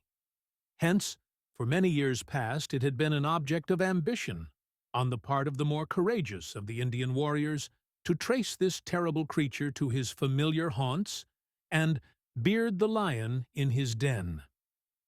Dick soon became fully aware of this, and, not being a mysterious monster or demon, but a mere mortal, although doubtless a singularly huge and eccentric one, it behoved him to frustrate the amiable intentions of his savage mentors. In order to effect this, he first of all selected, as we have seen, a gloomy, secluded, and almost inaccessible spot among the Rocky Mountains as his residence, which he made a point of quitting and returning to only in the dark hours of night or early morning, so far as was practicable. Still further to bewilder the savages, against whom he bore no grudge, and to avoid encountering whom was his chief desire, Dick varied his costume, appearing sometimes in the dress of a Blackfoot chief or a Cree warrior, at other times in the hunting shirt and cap of a trapper. But, despite his utmost efforts, he occasionally had to face and fight the redskins, a necessity which so exasperated his naturally fiery temper that, on such occasions, he became utterly regardless of his life, and rushing upon any odds with a terrific roar of his deep bass voice, so different from the shrill yell of the Indians, would cleave his way right through their ranks with his long double-edged sword.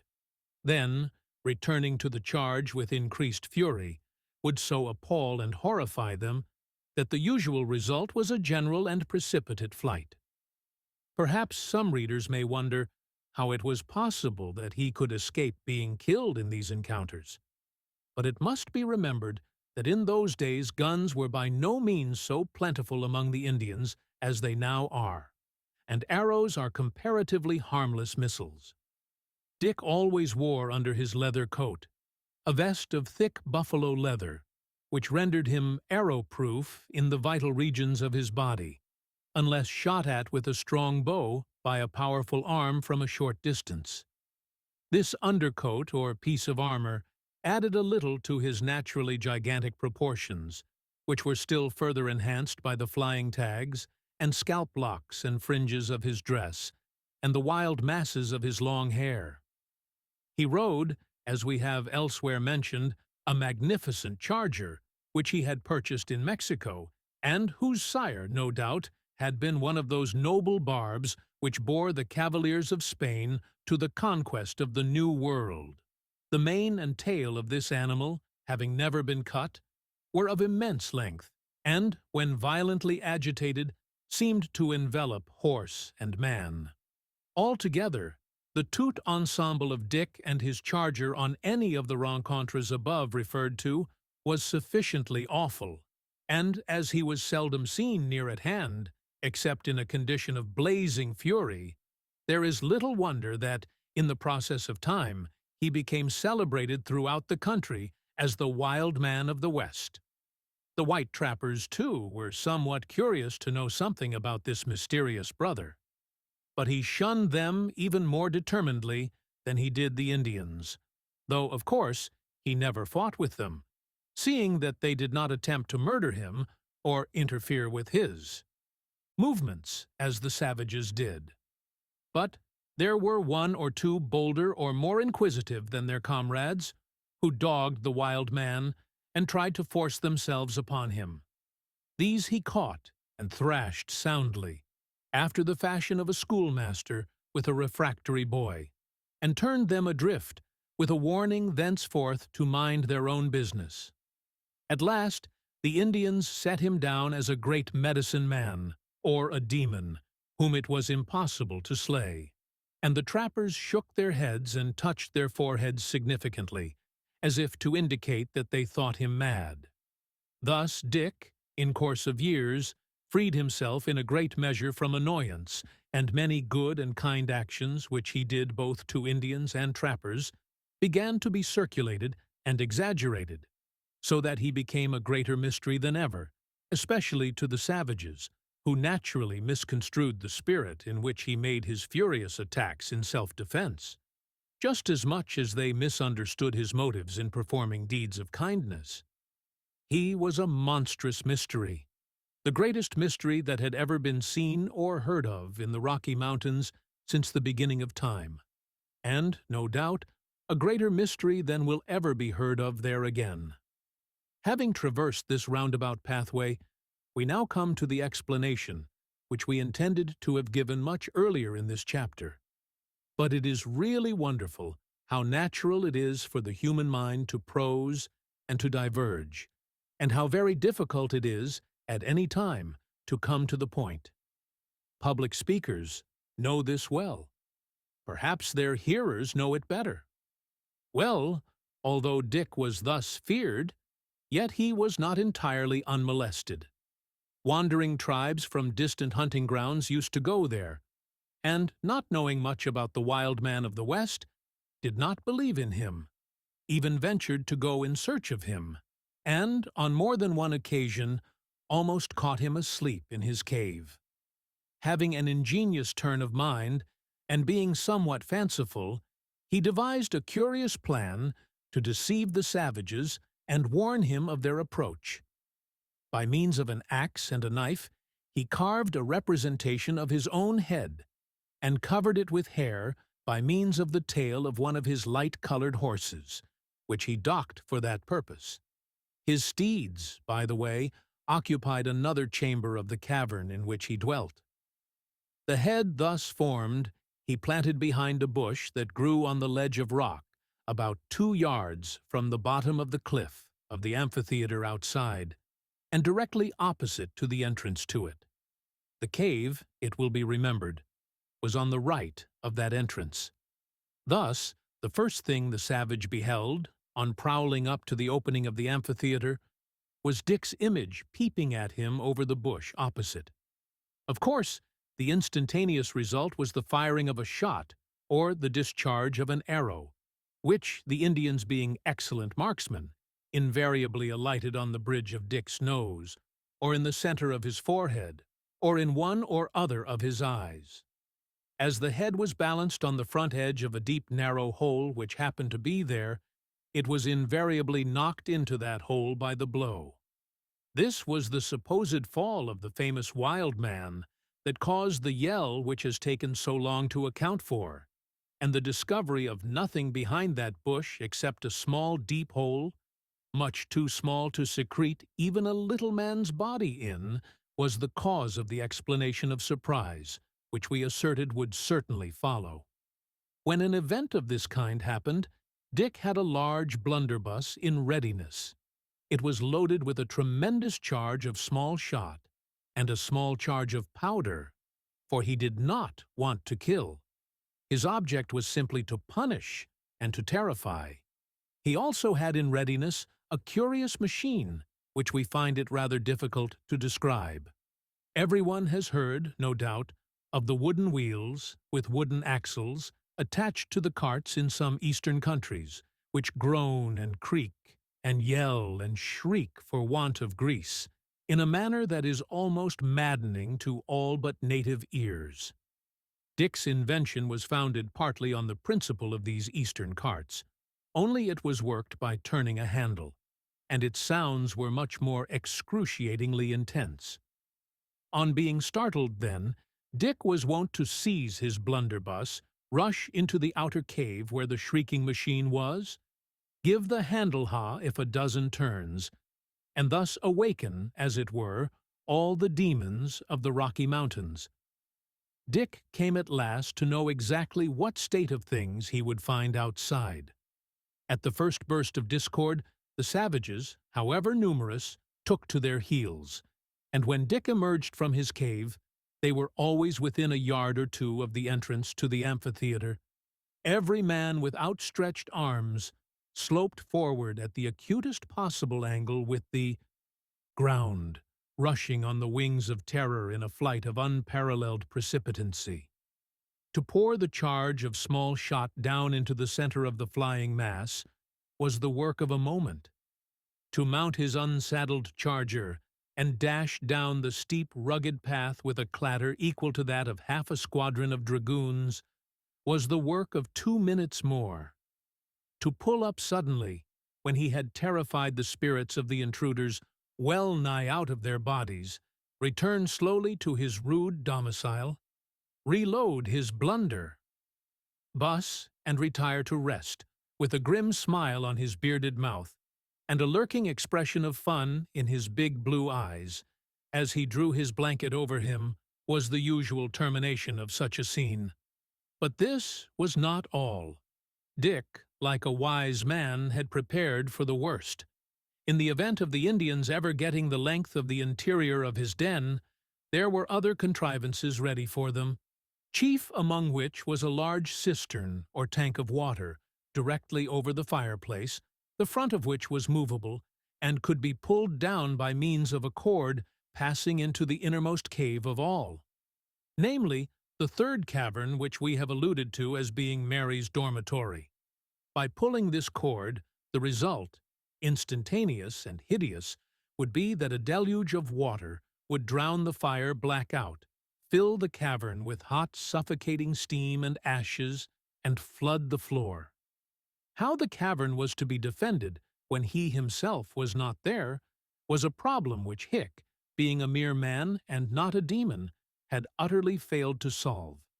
Of course, he could easily have set all manner of man-traps and spring guns, but as these might have taken effect upon some poor wretch who had no design upon his life, he could not venture to run the risk.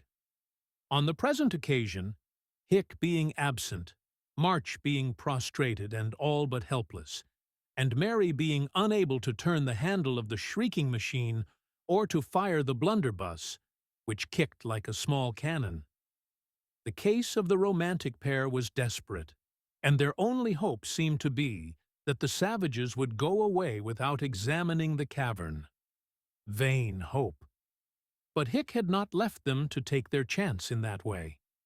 He had warned Mary, long ago now, to act in such circumstances, and she soon returned to March with the news that there were 4 Indian warriors outside, examining the bush behind which the head had disappeared, and that they would very soon find out the cave.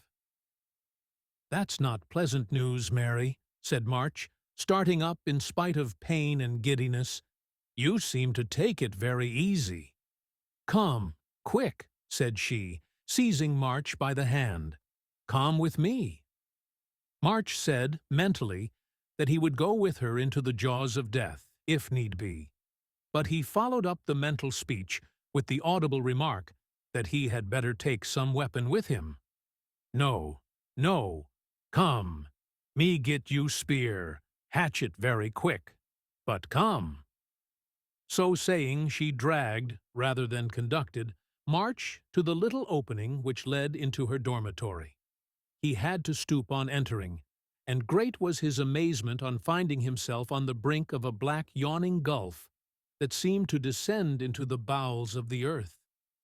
The end of a narrow plank rested on the edge of this gulf and appeared to bridge it over, but the other end of the plank, and all beyond, were lost in impenetrable darkness.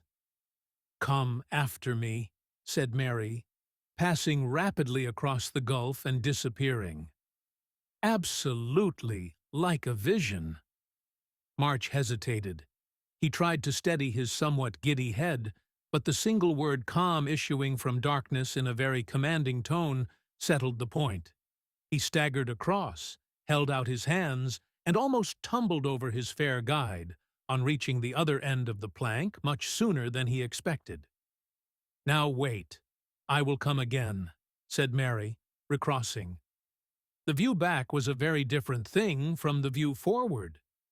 As he stood there, on the brink of the yawning gulf, March could see right through into the cavern he had just left, and could observe everything that took place there. Mary hastily loaded herself with a rifle and the blunderbuss, also with powder horn, bullet pouch, and a bag containing buffalo tongues. With these she returned quickly, and, brushing past her companion, carried them further into the cave. "Now, help me pull," she said, laying hold of the plank.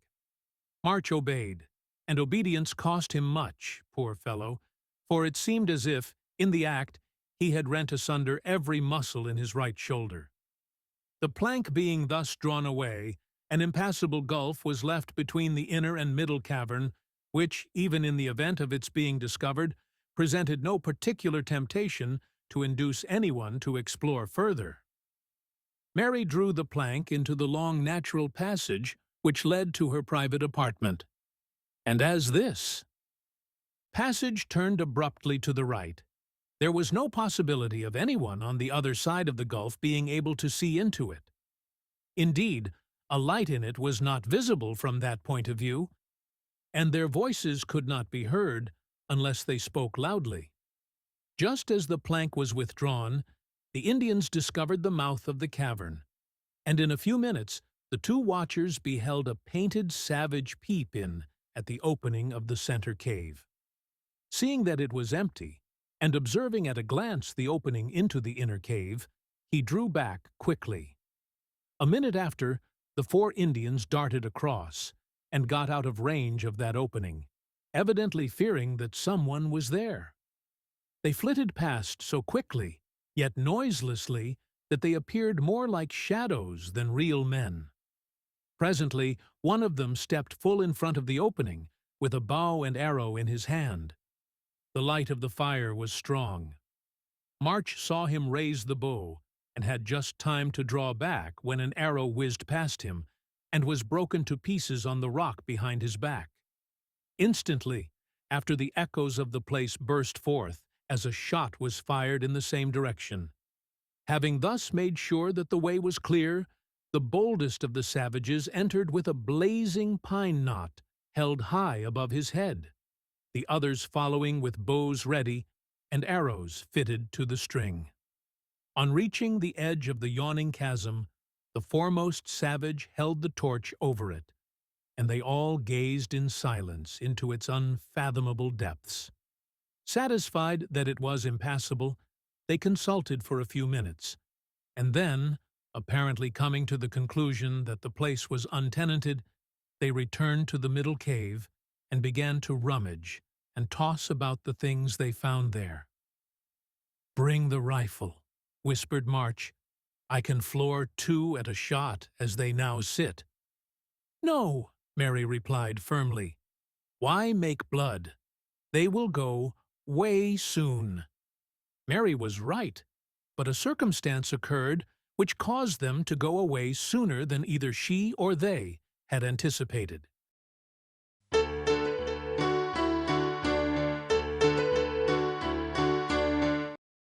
Gallop to the rescue. A discovery. Right about face. A disagreeable surprise and a sudden ejection. A calm after the storm. Mary, a huntress. Dick's story of the murdered trapper. When Dick, alias the Wild Man of the West, left his cave, as narrated in a previous chapter, and galloped away with reckless speed to afford the aid of his stout right arm to his friends in the mountain fort. For he counted them friends, although they little knew it. He felt that if he was to be of any use, he must travel over the country as he had never traveled before, except once, when he had to fly for his life before 500 Pawnee warriors. It was a grand sight to behold that Herculean backwoodsman on his noble steed, which seemed so well proportioned to its rider that it carried him as if he were but a boy, flying over the country on this brotherly errand. Mile after mile was passed, not indeed at full speed, for that would have broken the good horse down long before the goal was reached, but at a bowling gallop, taking bogs and rocks and fallen trees and watercourses, with an elastic bound that told of bone and muscle overflowing with surplus energy. Dick patted the horse's arching neck with a look of pride and affection, and the animal tossed its head with a slight neigh of pleasure and a playful snap toward its rider's right foot. For it loved its master, as the lower animals do always love those who treat them well. And it loved a wild, long, careering gallop, for that was the only means by which it could relieve its feelings. There was something unusually wild-like about this horse, besides its great size and extraordinarily long mane and tail. It carried its head high, and its ears pointed forward, and it looked boldly from side to side as it went springingly along, more like a human being than a horse. It actually appeared to be taking intelligent notice of things around it. So much so that Dick had got into a habit of saying a word or two now and then to it, in a grave tone, as if he were conversing with a friend. "Aye, it's a fine country, isn't it?" he said, patting the neck again. The ears were pointed backwards at once, and a little neigh or squeak with a toss of the head was the reply. "Pity ye can't speak, ain't it?" continued Dick, in a low, quiet tone. The horse appeared to know that this was merely a meditative remark, not pointedly addressed to itself, for it only put back one ear and kept the other forward. "Now, lass," said Dick firmly. Both ears went full back at that sound and remained there. "Take it easy. Don't exert yourself overmuch. It ain't no use, a short pace or two." And so the horse went full swing over a roaring watercourse as he spoke, and alighted safe on the opposite bank. But the gravelly soil was treacherous. It gave way, and the animal's hind legs slipped back. With a bound, Dick sprang to the ground. "Ho, good horse!" he cried, raising the rein. A powerful effort, and footing was regained. Dick vaulted into the saddle. He seldom used the stirrup, and away they went again, blithe as ever. Then a long stripe of tangled forest appeared. Dick diverged here. It was easier to skirt it than to crash through it. Presently, a broad, deep river came in view. There was no looking for a ford, no checking the pace. In they went with sounding plunge, as if water were their native element, breasted the foaming tide, and, gaining the opposite bank, went steadily forward. Thus on they sped, over hill and dale all that night, for the moon was bright in the cloudless sky, and part of next day. Then Dick made a sudden halt and dismounted, to examine something on the ground. Footprints of Indian horses, 4 of them, going in the direction of his dwelling. Dick rose, and his strong brows were knitted, and his lips firmly pressed together. For a moment or two he pondered. Then he told his horse to follow him, and, dropping the bridle, set off at a rapid walk, keeping steadily on the tracks, and stooping now and then to examine them when the nature of the ground rendered them less discernible.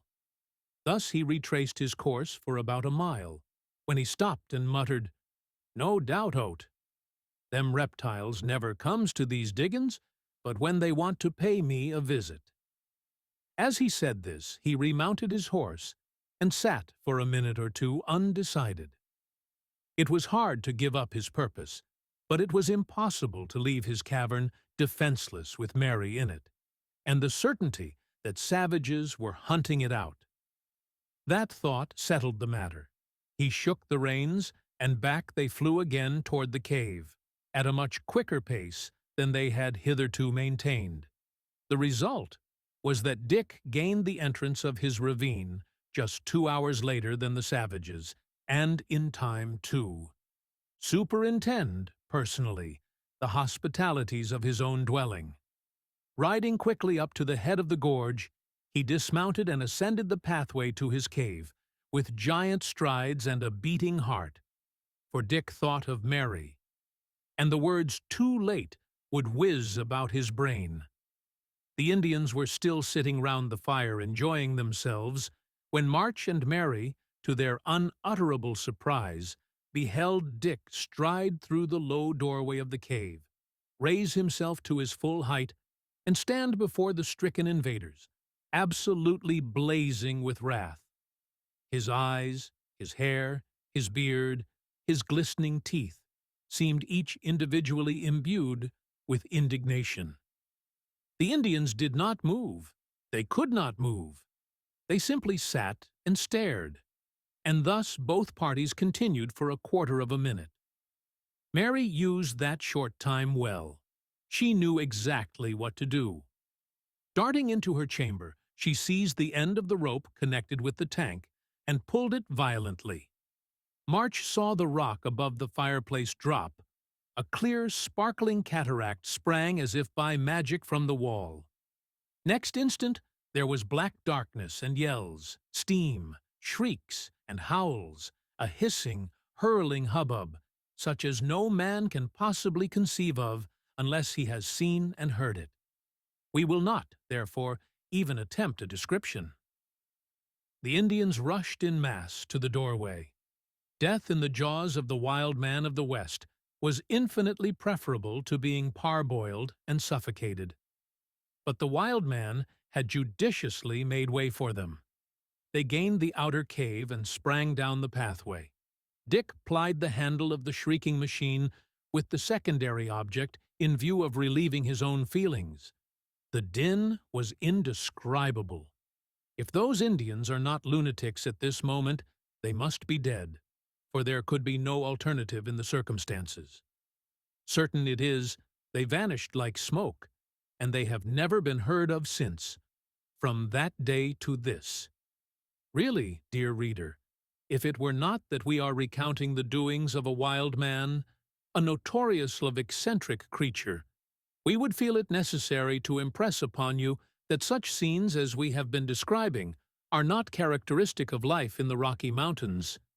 Nay, more, we question whether such scenes as these have ever been witnessed or enacted in those regions at any time, with the exception, of course, of the present occasion.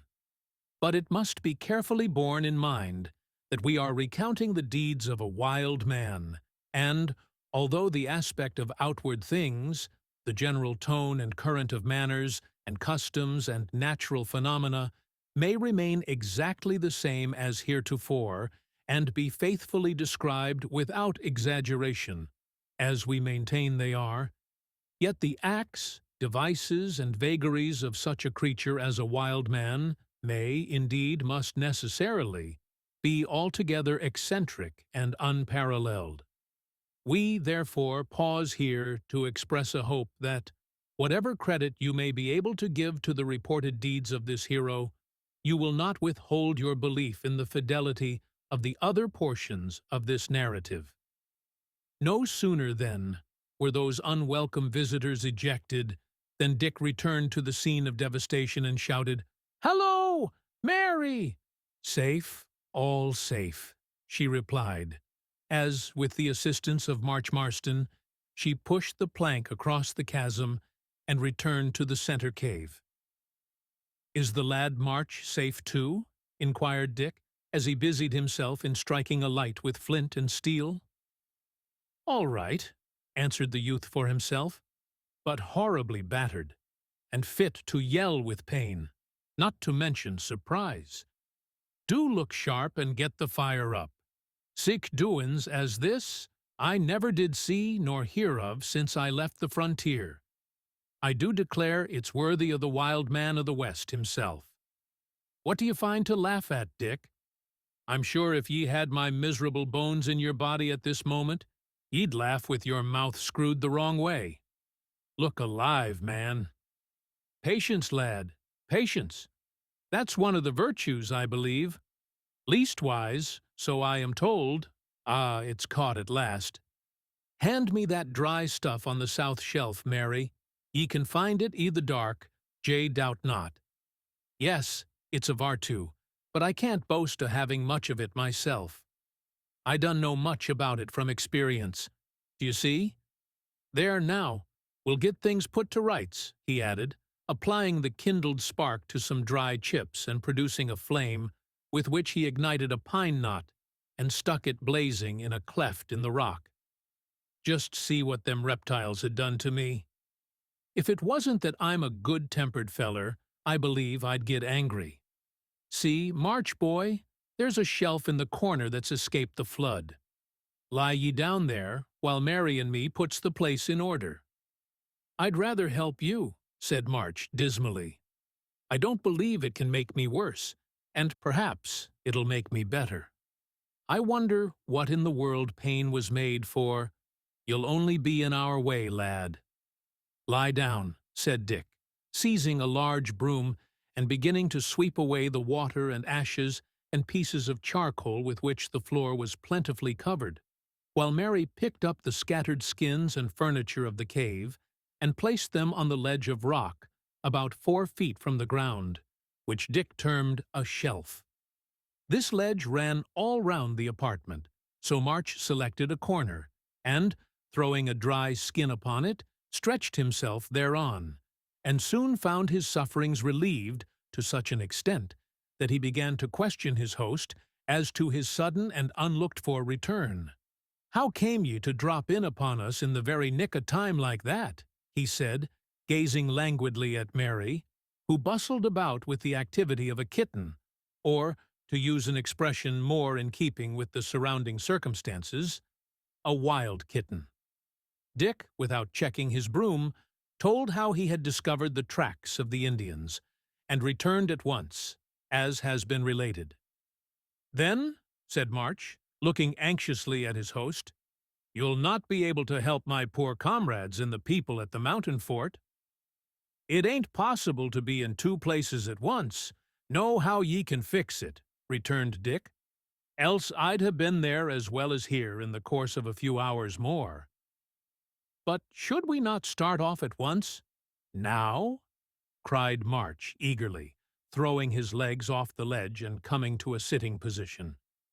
"You an't able," replied Dick quietly, "and I won't move till I have put things to rights here and had a feed and a night's rest. If it would do any good, I'd start this minute. But the fight's over by this time. Leastwise, it'll be over long afore we could get there. And if it's not to be a fight at all, why nobody's none the worse, you see?" "But maybe they may hold the place for a long time," argued March, "and the sudden appearance of you and me might turn the scale in their favor." "So it might, so it might. I've thought of that, and we will start tomorrow if you're able. But it would be o' no use tonight. My good horse can't run forever right on end, without meat and rest." "Then we'll start tomorrow," cried March eagerly. "Aye, if ye can mount and ride. That I have no fear of, but— At that moment, March's eye encountered Mary's. "But what about Mary?" "Oh, she'll stop here till we come back. No fear o' redskins troublin' her again for some time," replied Dick, throwing down the broom and patting the girl's head. "Come, lass, let's have some supper. Show March what a capital cook ye are." I'll kindle a rousin' fire and spread some pine branches round it to sit on, for the floor won't be quite dry for some time. What red reptiles, to be sure. And they was actually devourin' my poor old bay horse. What cannibals! In the course of an hour, the cavern had resumed its former appearance of comfort. The ruddy glare of the fire fell warmly on the rocky walls and on the curling smoke, which found egress through the hole near the roof that let in light during the day. Branches were spread on the floor, so as to form a thick pile near the fire, and on the top of this sat the wild man of the West, with the most amiable of smiles on his large, handsome countenance, and most benignant of expressions beaming in his clear blue eye, as he gazed first at Mary, who sat on his right hand, then at March, who sat on his left, and then at the iron pot which sat or stood between his knees, and into which he was about to plunge a large wooden ladle. "There's worse things than buffalo beef burgoo, March, ain't there? Ha, ha! My lad, tuck that under your belt. It'll put the sore bones right faster than physic. Mary, my little pet lamb, here's a marrow bone. Come, you're growin', and ye can't grow right if you don't eat plenty of meat and marrow bones." "There," he said, placing the bone in question on her pewter plate. "Ah, Mary, lass, ye've been mixin' the victuals. Why, what have we here?" "Moose nose," replied the girl with a look of pleasure. "I do believe, so it is. Why, where got ye it? I hadn't killed a moose for 3 weeks and more." "Me kill him meself," said Mary. "You? Aye, me, with me own gun, too." "Capital!" cried Dick, tossing back his heavy locks and gazing at the child with proud delight. "You're a most fit and proper darter for the wild. Ho!" sneezed Dick, with sudden violence, while Mary glanced quickly up and opened her eyes very wide. "Whist! To! Ha! Whew, what a tickler! I really think the mountain air's a-going to make me subject to catchin' colds." March took no notice of the remark. His attention was at that moment divided between Mary's eyes and a marrow bone. There is no accounting for the besotted stupidity at this time of March Marston, who was naturally quick-witted, unless upon the principle that prejudice renders a man utterly blind. 100 glaring and obvious facts, incidents, words, and looks ought to have enlightened him as to who his new friend Dick really was. But his mind was so thoroughly imbued, so saturated, with the preconceived notion of the wild man of the West being a huge, ferocious, ugly monster, all over red, or perhaps blue, hair, from the eyes to the toes, with canine teeth, and, very probably, a tail, that unintentional hints and suggestive facts were totally thrown away upon him. The fact is, that if Dick had at that moment looked him full in the face and said, "You peem the wild man of the West," March would have said he didn't believe it. "How came ye by the iron pot?" inquired March suddenly, as the sight of that vessel changed the current of his thoughts. Dick's countenance became grave, and Mary's eyes dropped. "I'll tell you some other time," said the former quietly. "Not now, not now. Come, lad, if ye mean to mount and ride with me tomorrow, you'll have to eat heartier than that." "I'm doing my best. Did you say it was you that shot the moose deer, Mary?" "Yes, it was me. Me go out to kill bird for make dinner, 2 day back, and see the moose in one place where hims no can escape, but by one way, narrow way, 3 feets, not more, wide. Hims look to me, me's look to him. Then me climb up side of rocks, so hims no touch me, but must pass below me quite near. Then me yell, horrible yell." "Ha," thought March, "music, sweetest music that yell." And hims run round in great fright. "Oh, the blockhead," thought March, "but see hims no can get away. So hims rush past me. Me shoot in back of him's head, and him drop. Huzzah! Shouted Dick, in such a bass roar that March involuntarily started. Well done, lass! You'll make a splendid wife to a bold mountaineer. March could not believe his eyes, while he looked at the modest little creature who thus coolly related the way in which she slaughtered the moose. But he was bound to believe his ears, for Mary said she did the deed, and to suppose it possible that Mary could tell a falsehood was, in March's opinion, more absurd than to suppose that the bright sun could change itself into melted butter. But Dick's enthusiastic reference to Mary one day becoming the wife of a mountaineer startled him.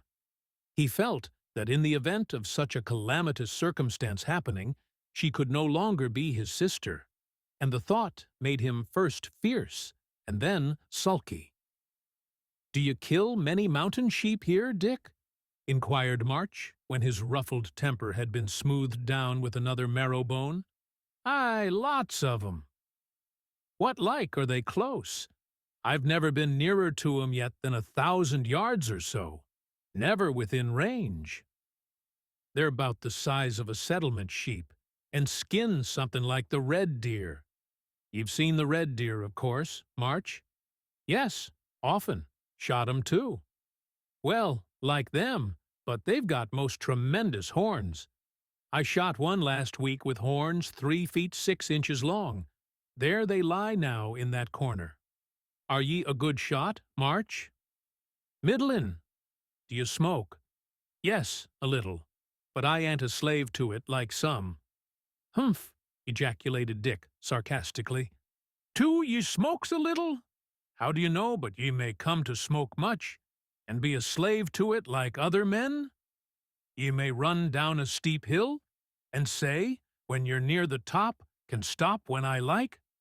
But ye come to a point, lad, when ye will try to stop and find ye can't, when ye'd give all you own to leave off runnin', but you'll have to go on faster and faster, till you're carried off your legs, and, mayhap, dashed to bits at the bottom.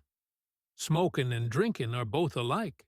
Ye can begin when you please, and up to a certain pint, ye can stop when ye please. But after that pint, ye can't stop o' your own free will. Ye'd die first. Many and many a poor fellow has died first, as I know." "And pray, Mr. Solomon, do you smoke?" inquired March testily, thinking that this question would reduce his companion to silence. "No, never." "Not smoke?" cried March in amazement. The idea of a trapper not smoking was to him a thorough and novel incomprehensibility. "No, nor drink neither," said Dick. "I once did both, before I came to this part of the country, and I thank the Almighty for bringing me to a place where it warn't easy to get either drink or tobaccy, specially drink, which I believe would have laid me under the sod long ago, if I had been left in a place where I could have got it. And now, as Mary has just left us, poor thing, I'll tell ye how I came by the big iron pot. There's no mystery about it, but as it belonged to the poor child's father, I didn't want to speak about it before her." Dick placed an elbow on each knee, and resting his forehead upon his hands, stared for some moments into the fire ere he again spoke. "It's many years now," said he in a low, sad tone, "since I left home, but that's nothing to do with the pint," he added quickly. "You see, March, when I first came to this part of the world, I fell in with a comrade, a trapper, much to my liking. This trapper had been jilted by some girl, and came away in a passion, determining never more to return to his native place. I never knowed where he come from, nor the particulars of his story, for that was a point he would never speak on. I don't believe I ever knowed his right name. He called himself Adam. That was the only name I ever knowed him by. Well, him and me became great friends. He lived with a band of Pawnee Injuns, and had married a wife among them. Not that she was a pure Injun neither. She was a half-breed. My Mary was their only child. She was a suckin' babe at that time. Adam had give her no name when we first met, and I remember him asking me one day what he should call her. So I advised Mary, and that's how she come to get the name. Adam and me was always together. We suited each other. For myself, I had taken a scunner at mankind, and womankind too. So we lived with the Pawnees and hunted together, and slept together when out on the tramp. But one of them reptiles took a spite at him, and tried by every way he could to raise the Injuns agin him, but couldn't. So he determined to murder him. One day we was out hunting together, and being too far from the Pawnee lodges to return that night, we encamped in the wood and biled our kettle, this iron one you see here. Adam had a kind of liking for it, and always carried it at his saddle bow when he went out a horseback. We'd just begun supper, when up comes the wildcat, as he was called, Adam's enemy, and sits down beside us. Of course, we could not say we thought he was up to mischief, though we suspected it. So we gave him his supper, and he spent the night with us. Next mornin', he bade us good day, and went off. Then Adam said he would go and set beaver traps in a creek about a mile off. Being lazy that day, I said I'd lie a bit in the camp. So away he went. The camp was on a hill. I could see him all the way, and soon saw him in the water setting his traps. Suddenly, I seed the wildcat step out of the bushes with a bow and arrow. I knew what was up. I gave a roar that he might have heard 10 miles off, and ran toward them. But an arrow was in Adam's back before he could get to the shore. In a moment more he had the Injun by the throat, and the two struggled for life. Adam could have choked him easy, but the arrow in his back let out the blood fast, and he could barely hold his own. Yet he strove like a true man. I was soon there, for I nearly burst my heart in that race. They were on the edge of the water. The wildcat had him down, and was trying to force him over the bank.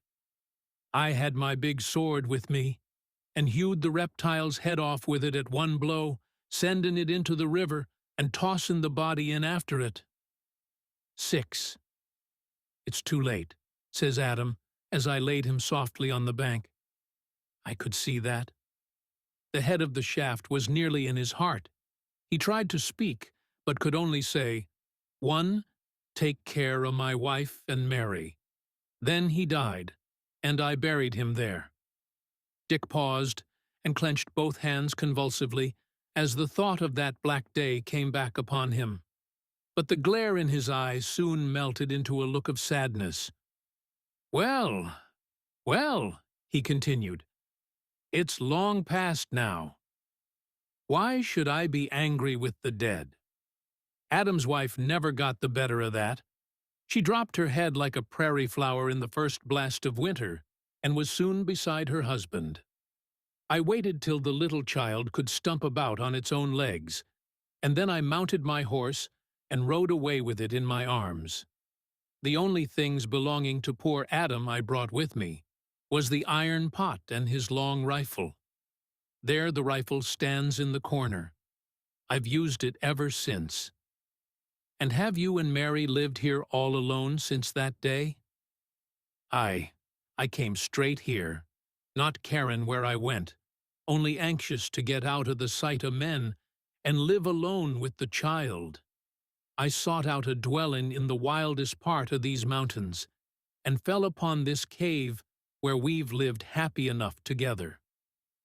Do ye mean to say the child has never played with other children? Inquired March, amazed at this discovery. Not much. I give her a run for a month or two at a time, now and again, when I fall on a friendly set of well-disposed redskins, just to keep the right sort of spirit in her, and comfort her a bit. But she's always willin' to live alone with me." "Then she's never learned to read?" said March sadly. "That has she. She's got one book. It's a story about a giant and a fairy, and a prince and princess. Most extroral stuff. I got it from a blood Injun, who said he picked it up in a frontier settlement where the people had all been murdered. When we had nothing better to do, I used to teach her letters out of that book, and the moment she got 'em off, she seemed to pick up the words I done know how. She's awful quick. She knows every word of that story by heart. She's invented heaps o' others of the most amazin' kind. I've often thought of going to the settlements to get her some books, but—" Dick paused abruptly, and a dark frown settled on his features, as if the thoughts of civilized men and things revived unpleasant memories. "The fact is," he continued somewhat bitterly, "I've been a hater of my race. You'd scarce believe it, lad, but you are the first man I've ever told all this to. I can't tell why it is that I feel a likin' for ye, boy, and a desire to have ye stop with me. But that must not be.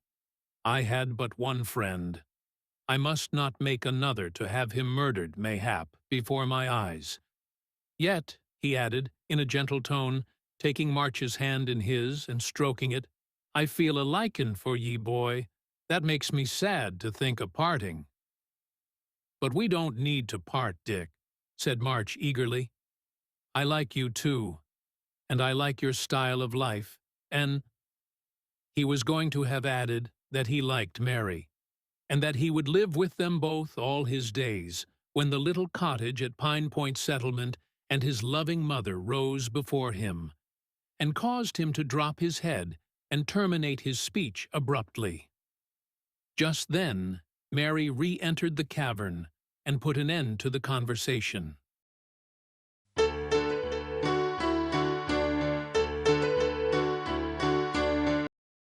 March, though willing in spirit, finds his body weak.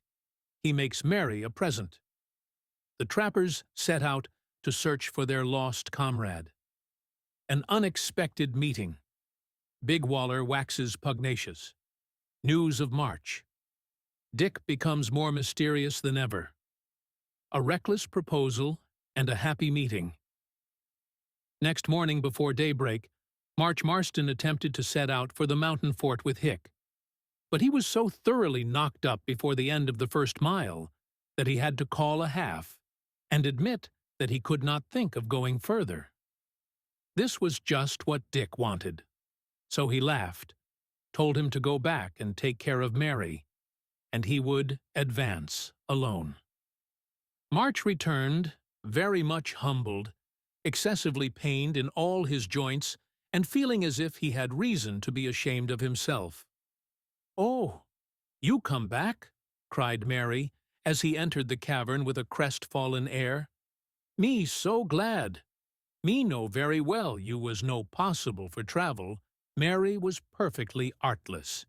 She made no attempt whatever to conceal her satisfaction at the youth's return, so he felt amazingly comforted, and even began to recover his self-esteem. "Yes, Mary, I've come back, 'cause I can't go forward. It's no use trying. I just have knocked up on the way, which would have been awkward for Dick, you know, as well as for me. Besides, I couldn't fight just now to save my life." "Well, you is right. You stop here and get strong and well. Me tell you stories about Dick, or other mans if you likes. We'll have no fightin' to do. If there is, me take care of you. Me can do's a little in that way." March opened his eyes very wide at this, and stared at the pretty little vision in leather. But there was no smile or sly wrinkle on her countenance. She was looking quite gravely and sedately into the iron pot, which she happened to be stirring at that moment. "Mary," he said, sitting down beside her, "Dick tells me you can read. Yes, me can read little, but me only got one book." She sighed slightly as she said this. "Would you like to have another book?" Oh, yes, very, very much. Have you got one? A1. The only one I have in the world, Mary. And you're the only person in the world I'd give it to. But I'll give it to you, 'cause you've no chance of getting one like it here. It's a Bible, the one my mother gave me when I left home. March pulled the little volume out of the breast of his coat as he spoke, and handed it to the girl, who received it eagerly, and looked at it with mingled feelings of awe and curiosity for some time before she ventured to open it. The Bible.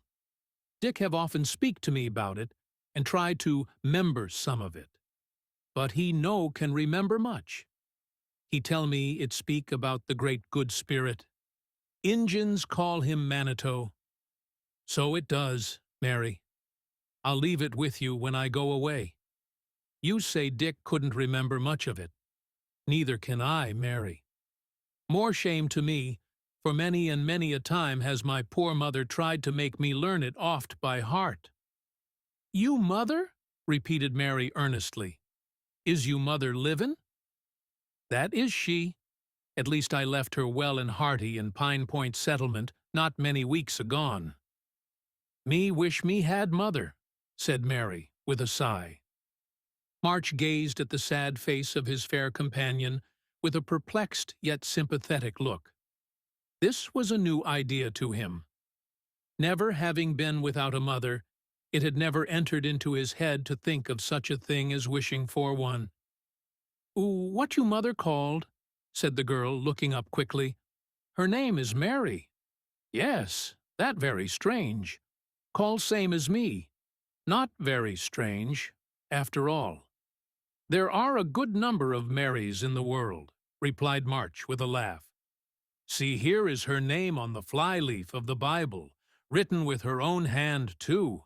To my dear March, from his loving mother, Mary Marston, Pine Point Settlement. Isn't it a good round hand to write? Very pretty, replied Mary. But she had now begun to spell out the words of the book, which had at last fallen into her hands, and March could not again draw her into general talk, so he was fain to sit down and help her to read the Bible. Leaving them thus occupied, we will now return to the trappers, 3 of whom, it will be remembered, Bounce, Red Hand, and Gibault, had reached the mountain fort and given the alarm. Soon afterwards the Indians arrived there, but finding everything in readiness to give them a warm reception, they retired at once, preferring to wait their opportunity rather than have a fair stand-up fight with the white men. About an hour after they had retired, Big Waller, Hawkswing, and the artist came tearing toward the fort, and were at once admitted. They had nothing new to tell.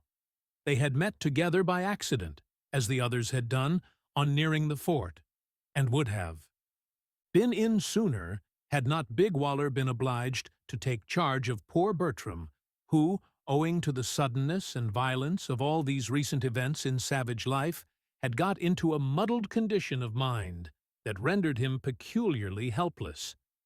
But they knew nothing of March Marston. They had expected to find him there before them. As March was well mounted and known to be well qualified to take care of himself, his non-arrival threw his men into a state of the utmost anxiety and suspense. They waited a couple of hours in order to give him a chance of coming in, hoping that he might have merely been detained by some trifling accident, such as having lost his way for a time. But when, at the end of that period, there was still no sign of him, they gave up all hope of his arriving, and at once set out to sweep the whole country round in search of him, vowing in their hearts that they would never return to Pine Point Settlement without him if he were alive. MacLeod tried to persuade them to remain at the fort for a few days, but, feeling sympathy with them, he soon ceased to press the matter. As for the wretched chief of the fort, MacGregor, the excitement of the recent transactions being over, he had returned to his bosom friend and bitterest enemy, the bottle, and was at that time lying in a state of driveling idiocy in his private chamber. A few days after quitting the fort, Bounce and Gibault, who chanced to be riding considerably in advance of their companions, halted on the top of a ridge and began to scan the country before them. In the midst of their observations, Bounce broke the silence with a grunt. "Fat now?" inquired his companion. "What now?" replied Bounce contemptuously. "Use your eyes now. D'you see nothin'?" "None, nothing." "That comes of the want of obsarvation now," said Bounce, in a grave, reproachful tone. "Ye shouldn't ought to be so light-headed, lad. If ye was left to your lone in them sort of places, ye'd soon lose your scalp. It's obsarvation as does it all, and in your particular case, it's the want o' that same as doesn't do it. Do you see?" "Non, vraiment, me shockable blind. Dis day, may, p'raps, get more diver tomorrow," replied the good-humored Canadian with a nod. "Fat you see?" "See footprints," replied Bounce, dismounting, and as footprints implies feet, and feet indicates critters, human or otherwise, it becomes men what be lookin' for a lost comrade, to examine 'em with more nor ordinary care. "Ha!" shouted Gibault, with unwonted energy. "Look, voila, behold, Bounce, you have great want of observation. See?" Now it chanced that, while Bounce was on his knees, carefully turning over every leaf and blade of grass, his comrade, who remained on horseback, and kept gazing at the horizon without any particular object in view, did suddenly behold an object coming towards them at full gallop. Hence the sudden outburst and the succeeding exclamation from Bounce. "It's a boss! A boss!" repeated Gibault. "Him be one buffalo. I see him's bump.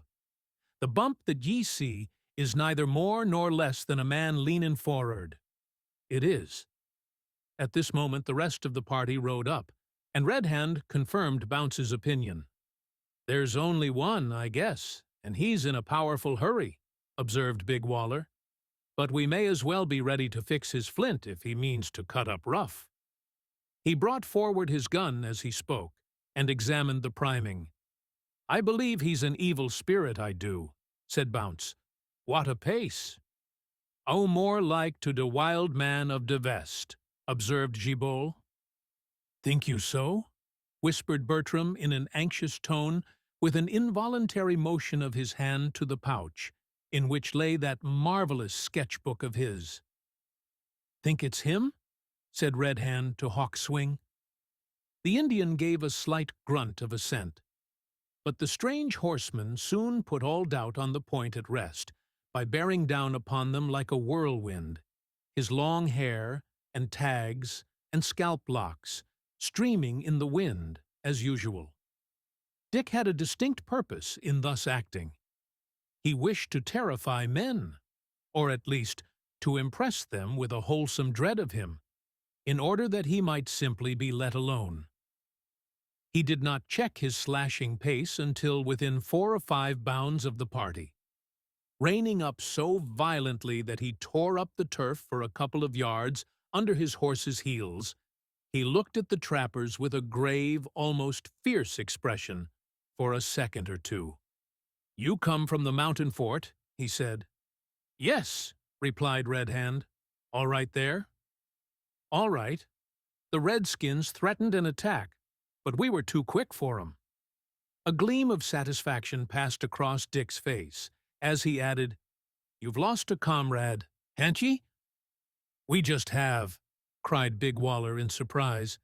"If you've seed him, I guess you'd as well take us to his whereabouts."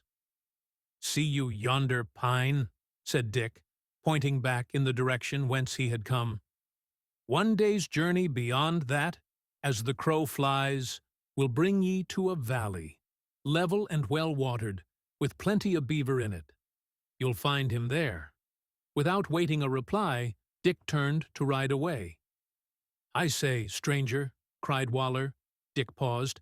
"Air you, or air you not, the wild man of the West?" "Wild fools of the West call me so," replied Dick, with a ferocious frown that went far to corroborate the propriety of the cognomen in the opinion of the trappers. "You all, I tell 'ee what it is, stranger, wild man or not, I guess you'll ha' to take us to our comrade yourself, for I'm inclined to opinion that you know more about him than's good for ye. So if you try to ride off, I'll see whether a ball, 16 to the pound, will stop ye, for all your bigness." A grim smile curled Dick's mustache as he replied, "If ye think that a trapper's word ain't to be trusted, or that committin' murder will do your comrade a service, here's your chance. Fire away." Dick wheeled about and cantered coolly away into the thickest part of the forest, leaving the trappers gazing at each other in amazement. Bertram was the first to speak. "Oh, why did you not delay him a few seconds longer? See, I have him here, all but the legs of his splendid charger." The others burst into a laugh. "If you've got the body all correct, it's easy to calculate the legs by the rules of proportion, d'you see?" observed Bounce. "Come, lads, that's good news about March anyhow," cried Red Hand. "And I'm of opinion that the wild man of the West ain't just so wild as people think. I, for one, will trust him. There's something about the corner of a man's eye that tells pretty plain whether he's false or true. Depend on't we shall find March where he told us. So the sooner we set off, the better." Without waiting for a reply, Red Hand urged his horse into a gallop, and, followed by his comrades, made for the valley indicated by the wild man. Meanwhile, the wild man himself was already far ahead of them, keeping out of sight among the woods, and galloping nearly in the same direction, for his cave lay not more than 4 miles from the valley in question. Being much better mounted than they, he soon left the trappers far behind him, and when night closed in, he continued his journey, instead of halting to eat and take a few hours' rest, as they did. The consequence was that he reached his cave several hours before the trappers arrived at the valley, where they expected to find their missing comrade. Of course, March was filled with surprise at this second unexpected return of Dick, but the latter relieved his mind by explaining, in an offhand way, that he had met a man who had told him the mountain fort was all safe, and that his comrades also were safe, and wandering about in that part of the country in search of him. After a good deal of desultory conversation, Dick turned to his guest with a sad, serious air, and fixing his large blue eyes on him, said, "March, lad, you and me must part soon." "Part?" exclaimed the youth in surprise, glancing at Mary, who sat opposite to him, embroidering a pair of moccasins. "Aye, we must part. You'll be well enough in a day or two to travel about with your comrades. Now, lad, I want you to understand me. I've lived here, off and on, for the last 14 or 15 years. It may be more, it may be less, I don't well remember. And I've never suffered men to interfere with me. I don't want them, and they don't want me." He paused. There was a slight dash of bitterness in the tone in which the last words were uttered, but it was gone when he resumed, in his usual low and musical voice, "Now, although I chose to bring you to my cave, because I found you almost in a dyin' state, and have let ye into 1 or 2 of my secrets, because I couldn't help it, seein' that I couldn't stop up your eyes and your ears, yet I don't choose to let your comrades know anything about me. They've no right to, and you have no right to tell 'em. So, when ye meet 'em again, ye mustn't talk about me or my cave. D'you see?" "Certainly," said March, who was both surprised and annoyed by this speech. "Certainly you have a perfect right to command me to hold my tongue. And, seein' that you've been so kind to me, Dick, I'm in duty bound to obey. But how can you ask me to put myself in such an awkward fix? You don't suppose I can make my comrades believe I've been living on air or grass for some days past, and they'll see, easy enough, that I've not been in a condition to help myself.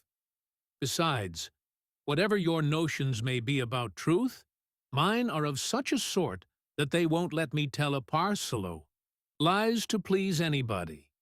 Far be it from me, boy, to ask ye to tell lies. You can tell your comrades that you've been took care of by a trapper, as lives in a cave among the mountains. But you don't need to tell 'em where the cave is, and if they worry ye to guide 'em to it, ye can refuse. Moreover, just speak o' me in an off-hand, careless sort o' way, do you see? And be particular not to tell what I'm like, 'cause it might make 'em take a fancy to hunt me up." There appeared to be a dash of vanity in the latter part of this remark, which surprised March not a little, for it seemed to him quite inconsistent with the stout hunter's wonted modesty of demeanor and speech. "Well, I'm bound to think only o' your wishes in this matter," replied March in a disappointed tone, "and I'll do my best to prevent my comrades interfering with ye, though, to say truth, I don't think you need be so cautious, for they ain't over-curious. None of 'em.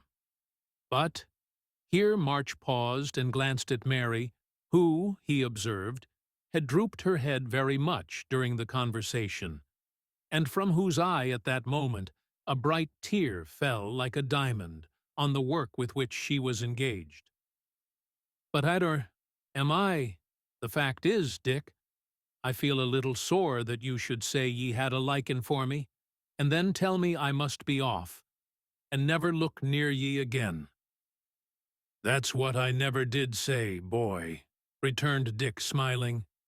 "You may come alone to see me as often as ye like, while ye remain in these parts. And if it please ye, you're at liberty to come and live with me. There's room in the mountains for both of us. The cave can hold 3, if need be." Marston's heart beat quick. He was on the eve of forming a great resolve. His bosom heaved, and his eyes sparkled, as he was about to close hastily with this proposal, when, again, the memory of his mother crossed him, and a deep sigh burst from his lips as he shook his head and said sorrowfully, "It can't be done, Dick. I can't forsake my mother." "No more ye should, lad. No more ye should," said Dick, nodding approvingly. "But there's nothing to prevent your spending the winter and spring here and returning to your mother next summer." "Done!" cried March, springing up as well as his bruised muscles would permit him, and seizing his friend enthusiastically by the hand.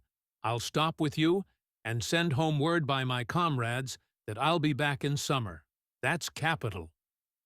Mary seemed to be quite of the same opinion, for she looked quickly up with a beaming smile. "Well, so it is a good plan," said Dick, somewhat gravely. "But don't act in haste, else ye may ha' to repent at leisure. Go and speak to your comrades, see what they advise ye to do, and come again and let me know. And, now we're on that point, I may tell ye that your friends will be at the head of a valley not 4 miles from here this very night, and they expect ye there." "How do you know that?" cried March, breathless with amazement. "Well, you see, the wild man of the West knows that you're in them parts. He has seed you and knows where ye are, and he met your comrades, the trappers, no later than yesterday, and told 'em they'd find ye in the valley I spoke of just now, so we must be up and away to meet 'em." Dick rose as he spoke, and began to make preparation to depart. "But how came you to know this?" inquired the astonished youth. "Why, the wild man and me's uncommon intimate, do you see? In fact, I may say we're just inseparable companions, and so I come to know it that way. But make haste, we've no time to lose." "Goodbye, Mary," cried March with a cheerful smile, as he hurried out of the cave after his eccentric companion. "I'll be back before long, depend on't." Mary nodded, and the two men were soon mounted and out of sight. "I say, Dick," observed March as they rode along, "you must get me to see the wild man of the West. If you're so intimate with him, you can easily bring him into the cave. Now, won't you, Dick?" "Well, as I can't help doing it, I suppose I may say yes, at once." "Can't help it, Dick? What mean you? I wish ye'd talk sense, hist!" exclaimed the hunter, pulling up suddenly under the shelter of a cliff. "Yonder come your friends, sooner than I expected. I'll leave you here. They've not seed us yet, and that wood'll hide me till I get away. Now, March," he added solemnly, "remember your promise." In another moment, the wild hunter was gone, and March rode forward to meet his old comrades, who, having now caught sight of him, came up the valley at full speed, shouting and waving their caps joyfully as they approached. In a shorter space of time than it takes to tell, March was surrounded, dragged off his horse, passed from one to another, to be handled roughly, in order to make sure that it was really himself, and finally was swallowed up by Bounce in a masculine embrace that might almost have passed for the hug of a grizzly bear.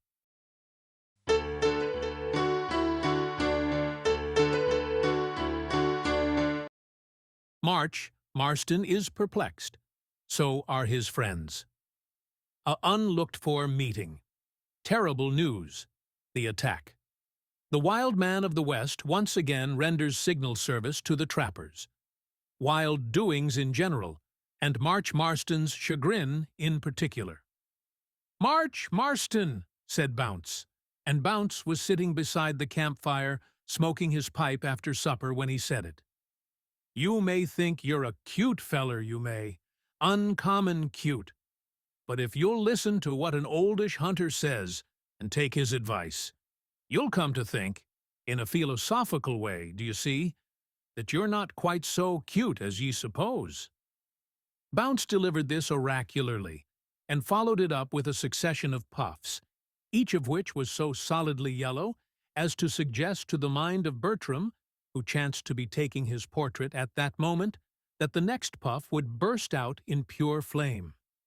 Gibault and Big Waller nodded their heads in testimony of their approval of the general scope of the remark. The latter even went the length of guessing that it was a fact. And Red Hand smiled. Hawkswing looked, if possible, graver than usual. "As," resumed Bounce, after a considerable pause, during which March looked and felt very uncomfortable, "the natural eyes of old men becomes more dimmer, you see? Their mental eyes, so to speak, become sharper, so as that they can see through no end of figurative millstones. That being the case when there's no millstone to be seen through at all, but only a uncommon thin trans. Olification, suggested Waller, modestly. "Not at all," retorted Bounce, with much severity in his tone. "I was going to have said transparency, but I'll not say that now, seeing it's too philosophical for the likes o' you.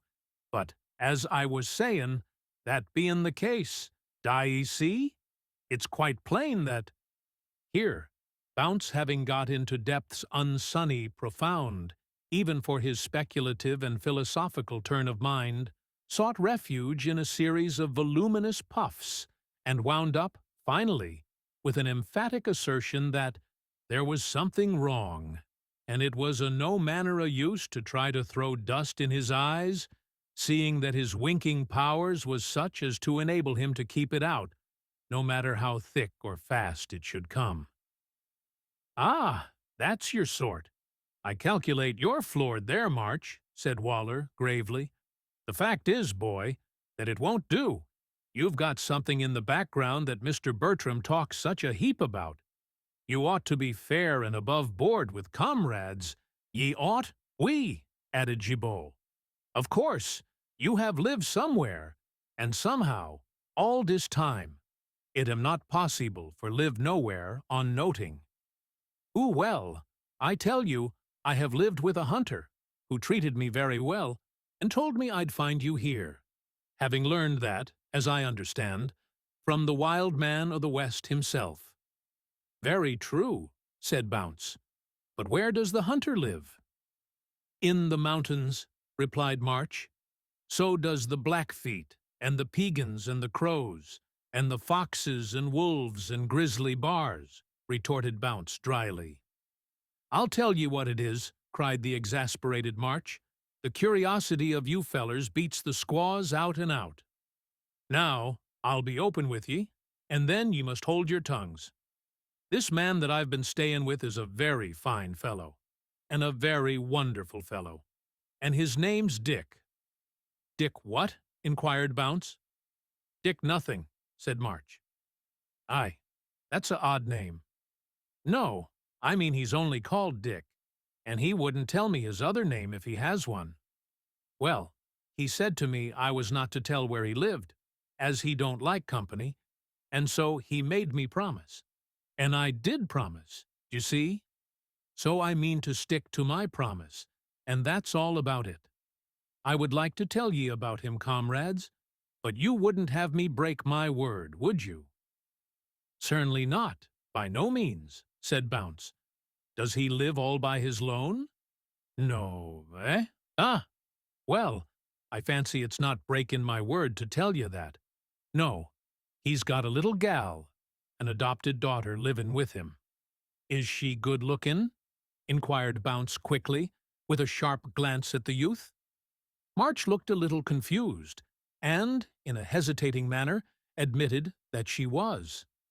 "Ah, I thought so," observed Bounce gravely, shaking his head and looking unutterably profound, while Gibault gave a low whistle and winked to Big Waller, who returned the mystic signal with the addition of a knowing nod, all of which movements were observed by poor March, who became very red in the face, and felt very angry and remarkably uncomfortable, and quite unable to decide whether it was better to laugh or storm.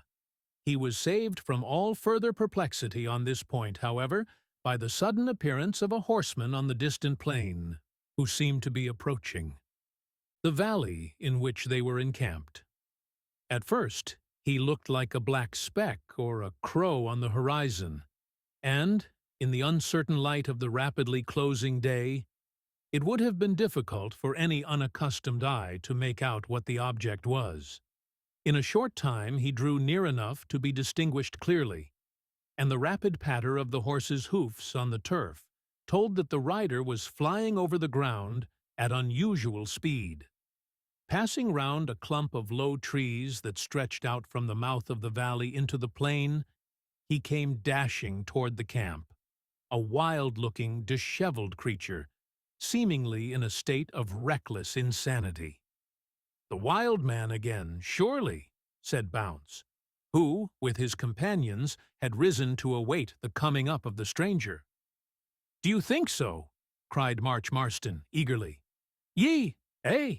Why, I do believe it's Mr. McGregor," cried the astonished Bounce, as the reckless rider dashed up to the campfire, and, springing from his horse, with a yell that savored more of a savage than a civilized spirit, cried, "Look out, lads! Up with a pile of rocks and trees! They'll be on us in a jiffy. There's 500 of the red reptiles if there's one. The mountain fort's burned to cinders, every man and woman dead and scalped. Look alive!"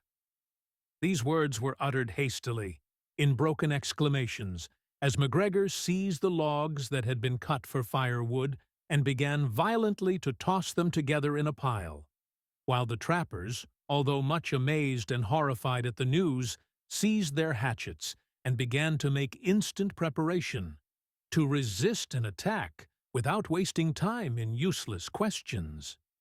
They observed that the commander of the mountain fort was pale as death, that his eyes were bloodshot, his clothes torn, and his hands and face grimed with powder and stained with blood. Marston worked like a hero at the rude breastwork for some time, although the effort caused him so much pain that he could not help showing it in his countenance. "March," said Bounce, seizing him suddenly by the shoulder, You're not fit to work, and much less fit to fight. I'll tell ye what to do, lad. Jump on my horse, and away to your friend the trapper, and bring him here to help us. One stout arm'll do more good this night than 10 battered bodies such as yours, poor feller." March felt the truth of this, so without delay, turned to obey. Just as he was about to leave, he heard a deep groan, and turning round, saw MacGregor fall to the ground. "You're ill," he cried, running to him and kneeling down. "No, not ill, just a scratch from an arrow," gasped the trader with an oath. "I believe the head's stickin' in my back." "Away, March!" cried Red Hand. "We'll look to this. Waller, out with the fire, man. You used to be more spry when— Ah, too late. There they are. They've seen us." "Into the fort, boys!" cried Bounce, alluding to the breastwork. "We don't need to care. With plenty of powder and lead, we can keep 5,000 redskins off." March heard no more. Dashing up the glen at full speed, he disappeared from the spot, just as the distant yell of the savage host came floating upon the wings of the night air, apprising the trappers that their fire had been observed, and that they would have to fight manfully if they hoped to carry their scalps home with them. In a few minutes, the Indians drew near, and scattering themselves round the little entrenchment, began to discharge clouds of arrows at it, but, fortunately, without doing any damage. An inaccessible cliff protected their rear, and behind a projection of this, the trappers' horses were secured. The breastwork lay immediately in front. Again and again the savages let fly their shafts, but without drawing any reply from the trappers, who kept close under cover, and reserved their fire. This tempted their enemies to approach, and when within short range, they seemed about to make a rush, supposing, no doubt, that the party concealed behind the breastwork must be Indians, since they did not use firearms. Just then Red Hand gave a preconcerted signal. 3 sheets of flame spouted from their guns, and 3 of the foremost Indians fell dead from their horses. With a terrible yell the others turned to fly, but before they had retreated, a yard 3 more shots were fired with deadly effect. They now took shelter behind trees and rocks, and attempted to dislodge the trappers by discharging arrows into the air at such an angle that they should drop into their fortress. 1 or 2 endeavored to ascend the steep cliff, but the instant an arm or shoulder appeared, a ball from Red Hand's deadly rifle struck it, so the attempt was abandoned. While this was going on, Marston Gall loped to Dick's cave, and startled poor Mary not a little by the abruptness of his entrance. But, to his mortification, Dick was not at home. It so chanced that that wild individual had taken it into his head to remain concealed in the woods near the spot where he had parted from his late guest, and had not only witnessed the meeting of March with his friends, but had seen the arrival of MacGregor, the subsequent departure of March in the direction of the cave, and the attack made by the Indians. When, therefore, the youth was speeding toward his cavern, the wild man, who was not sorry to see him go off on such an errand, was busily planning the best mode of attacking the enemy so as to render effectual aid to the trappers. Observing that the Indians had clustered together at the foot of a rugged cliff, apparently for the purpose of holding a council of war, Dick made his way quickly to the summit of the cliff, and, leaving his charger on an eminence that sloped down toward the entrance of the valley, quickly and noiselessly earned several huge stones to the edge of the precipice, intending to throw them down on the heads of his foes. Just as he was about to do so, he observed an overhanging mass of rock, many tons in weight, which the frosts of winter had detached from the precipice. Placing his feet against this, and leaning his back against the solid rock, he exerted himself with all his might, like a second Samson. No human power could have moved such a rock, had it not been almost overbalanced, but being so, Dick's effort moved it. Again he strained, until the great veins seemed about to burst through the skin of his neck and forehead. Gradually, the rock toppled and fell, and the wild man fell along with it. In the agony of that moment, he uttered a cry so terrible that it might well have been supposed to have come from the throat of a supernatural being. The Indians had not time to evade the danger. The ponderous mass in its descent hit a projecting crag and burst into smaller fragments, which fell in a rattling shower, killing 2 men and wounding others. Those of the group who escaped, as well as those who chanced to be beyond the danger, saw by the dim moonlight the wild man of the West descending, as it were, like a furious demon in the midst of the dire calm fusion of dust and rocks. They knew him well. It wanted but this to fill them to overflow with superstitious dread. They turned and fled. The trappers, although amazed beyond measure, and half suspecting who it was that had thus suddenly come to their aid, mounted their horses and, leaping over their barricade, rushed down the valley in pursuit, firing a volley at starting and loading as they rode at full speed. In his descent, Dick made what might well be termed a miraculous escape. Near the foot of the cliff, he went crashing through a thick bush, which broke his fall. Still he retained impetus sufficient to have seriously injured, if not killed him, had he not alighted in the midst of another bush, which saved him so completely that he was not even hurt. Dick could scarcely believe his own senses, but he was not a man given to indulge much wandering thought in times of action. Giving himself one shake to make sure of his being actually sound in wind and limb, he bounded away up the precipice by a path with which he was well acquainted, reached his horse, flew by a short cut to the mouth of the valley, and, wheeling suddenly round, met the horrified Indians in the very teeth. The roar with which he met them was compound in its nature and altogether hideous. His mind was in a mingled condition of amazement and satisfaction at his escape, triumph at the success of his plan, and indignation at the cowardly wickedness of the savages. A rollicking species of mad pugnacity took possession of him, and the consequence was that the sounds which issued from his leathern throat were positively inhuman.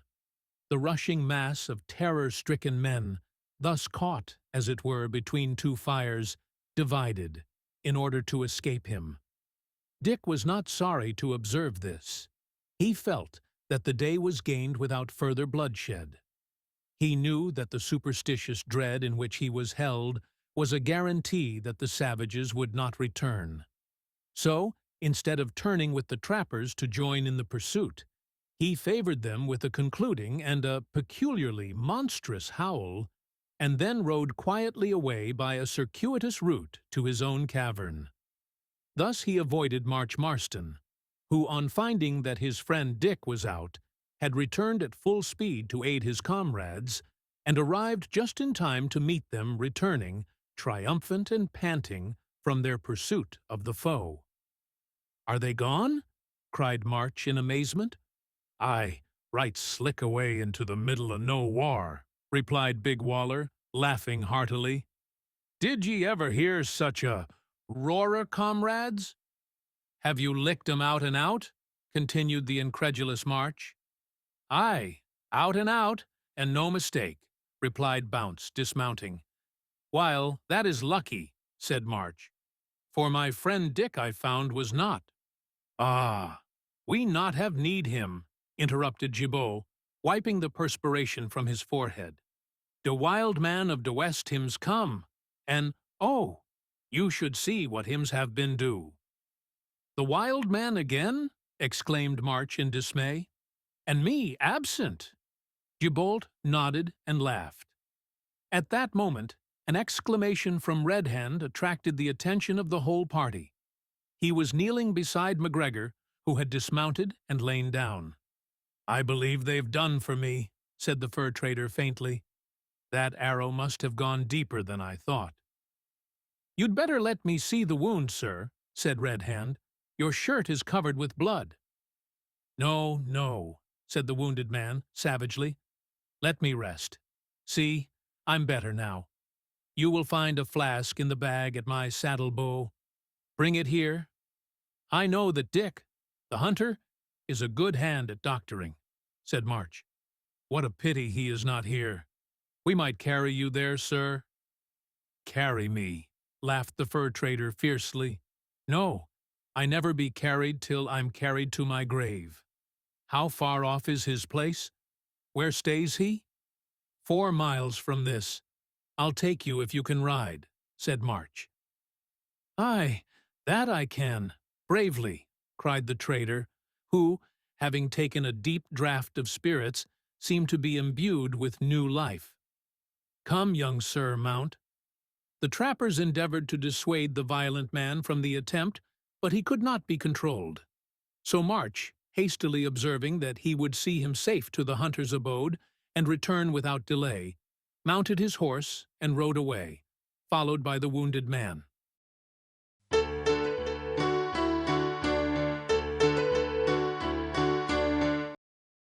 When they reached the entrance to the cavern, March and his companion dismounted, but the latter was so weak from loss of blood that he stumbled at the foot of the track and fell to the earth insensible.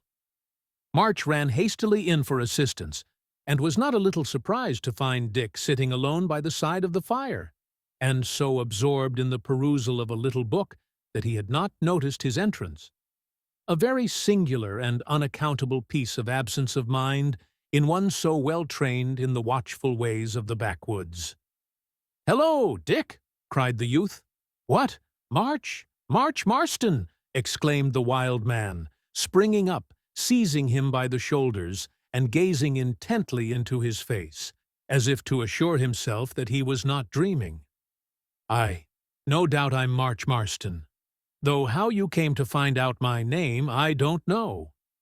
"Easy enough that, lad, when you leave your mother's Bible behind ye," cried Dick, with a wild laugh.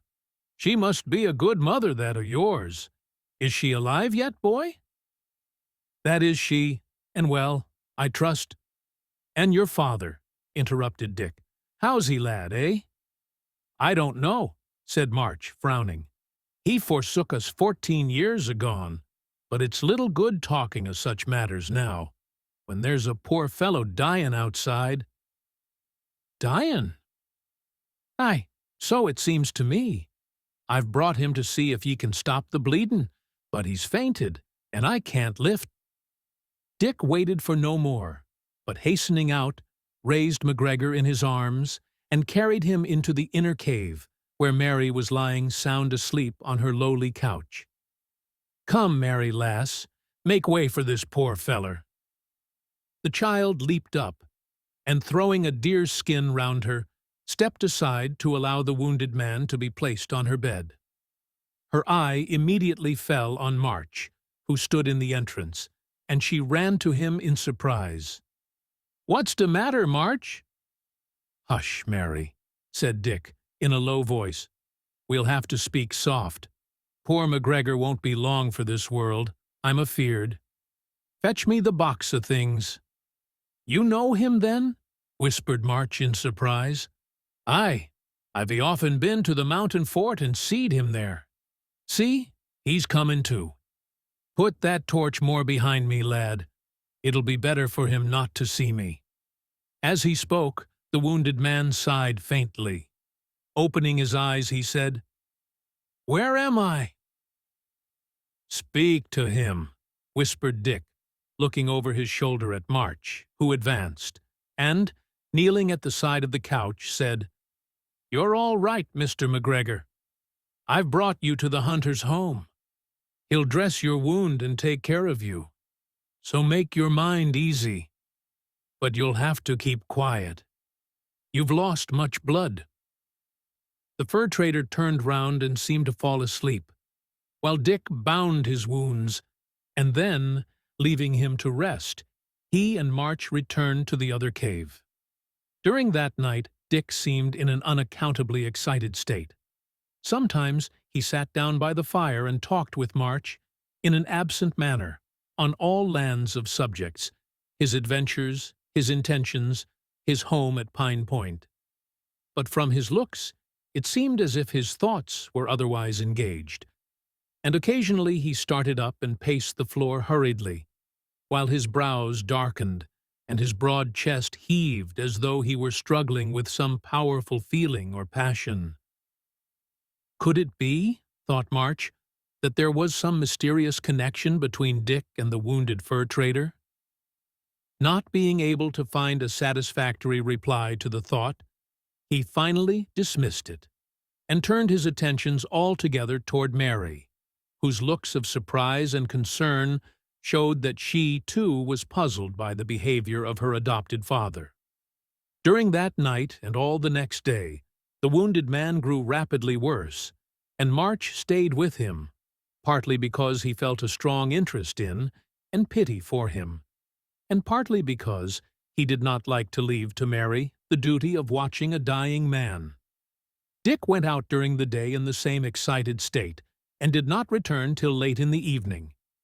During his absence, the dying man's mind wandered frequently, and, in order to check this as well as to comfort him, March read to him from his mother's Bible. At times he seemed to listen intently to the words that fell from March's lips, but more frequently he lay in a state apparently of stupor. "Boy," said he, starting suddenly out of one of those heavy slumbers, "what's the use of reading the Bible to me? I'm not a Christian, and it's too late now, too late. The Bible tells me that now is God's time. I forget where the words are, and I can't find 'em," said March earnestly. "But I know they're in this book. Besides, don't you remember the thief who was saved when he hung on the cross in a dyin' state?" The fur trader shook his head slowly and still muttered, "Too late, too late." March now became deeply anxious about the dying man, who seemed to him like one sinking in the sea, yet refusing to grasp the rope that was flung to him. He turned over the sacred pages hurriedly to find appropriate texts, and blamed himself again and again for not having made himself better acquainted with the Word of God. He also repeated all he could think of from memory.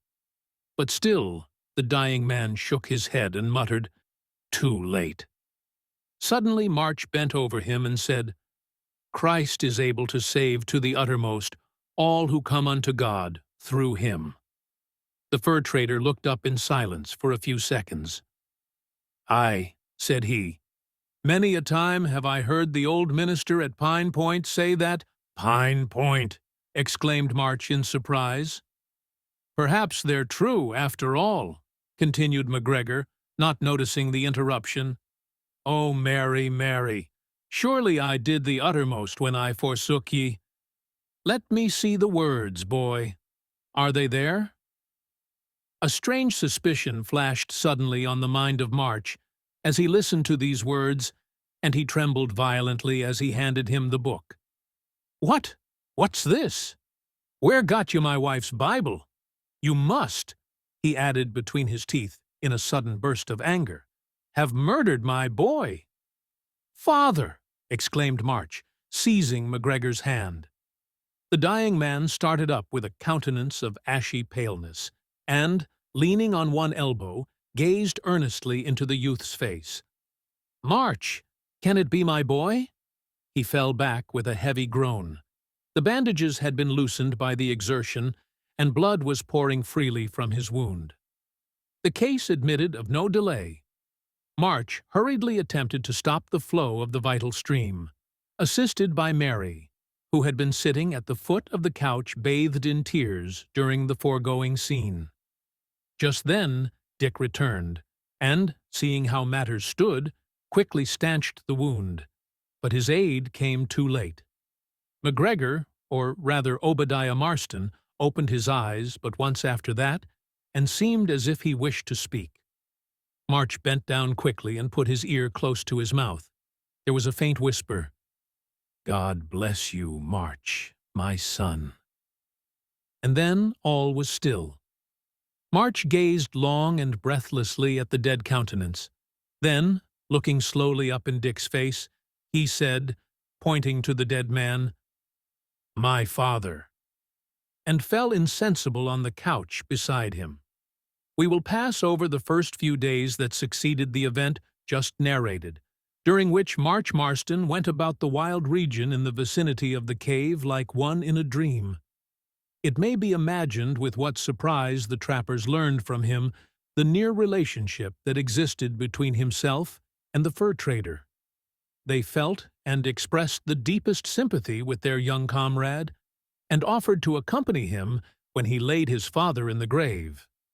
But Dick had firmly refused to allow the youth to bring the trappers near his abode, so they forebode to press him, and the last sad rites were performed by himself and Dick alone.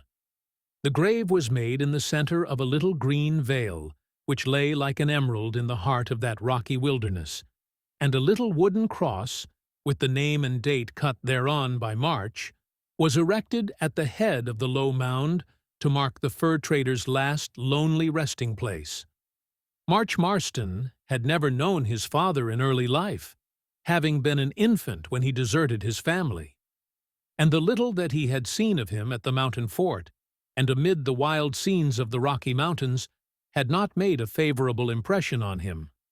But, now that he was gone, the natural instinct of affection arose within his breast. He called to remembrance the last few and sad hours which he had spent by his parents' dying bed. He thought of their last few words on the momentous concerns of the soul, and of the eagerness with which, at times, the dying man listened to the life-giving word of God, and the tear of sorrow that fell upon the grave as he turned to quit that solitary spot was mingled with a tear of joy and thankfulness that God had brought him there to pour words of comfort and hope into his father's dying ear.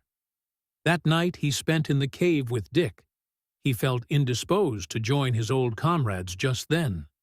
The grave tenderness of his eccentric friend and the sympathy of little Mary were more congenial to him. "March," said Dick, in a low, sad tone, as they sat beside the fire, "that funeral reminds me of my friend I told ye of once. It's a lonesome grave his, with naught but a wooden cross to mark it." "Had you known him long, Dick?" "No, not long.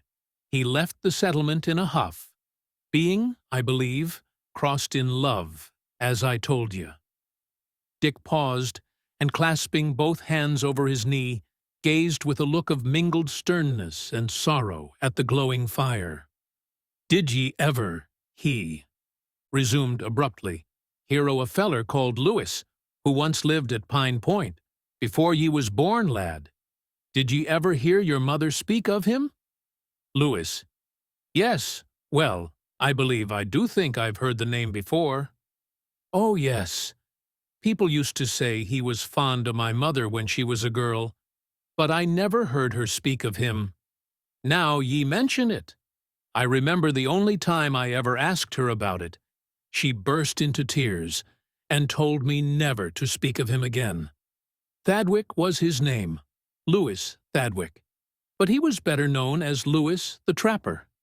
But he's almost forgotten at the settlement now. It's so long ago.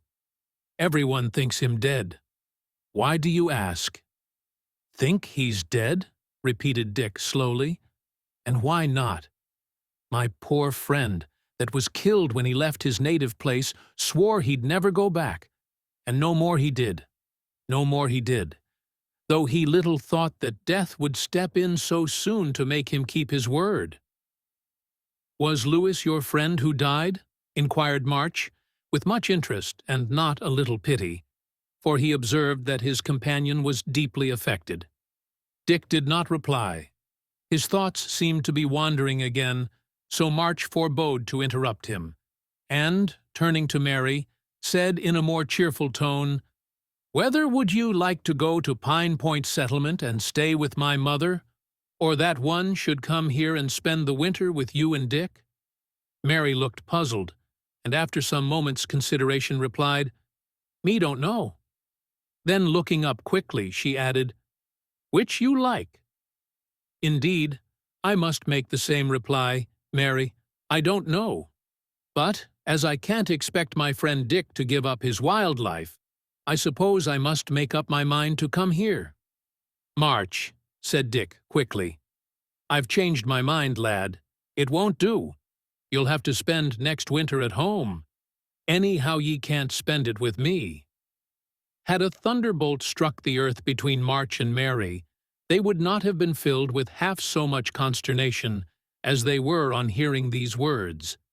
It was plain that both had thoroughly made up their minds that they were to be together for many months to come.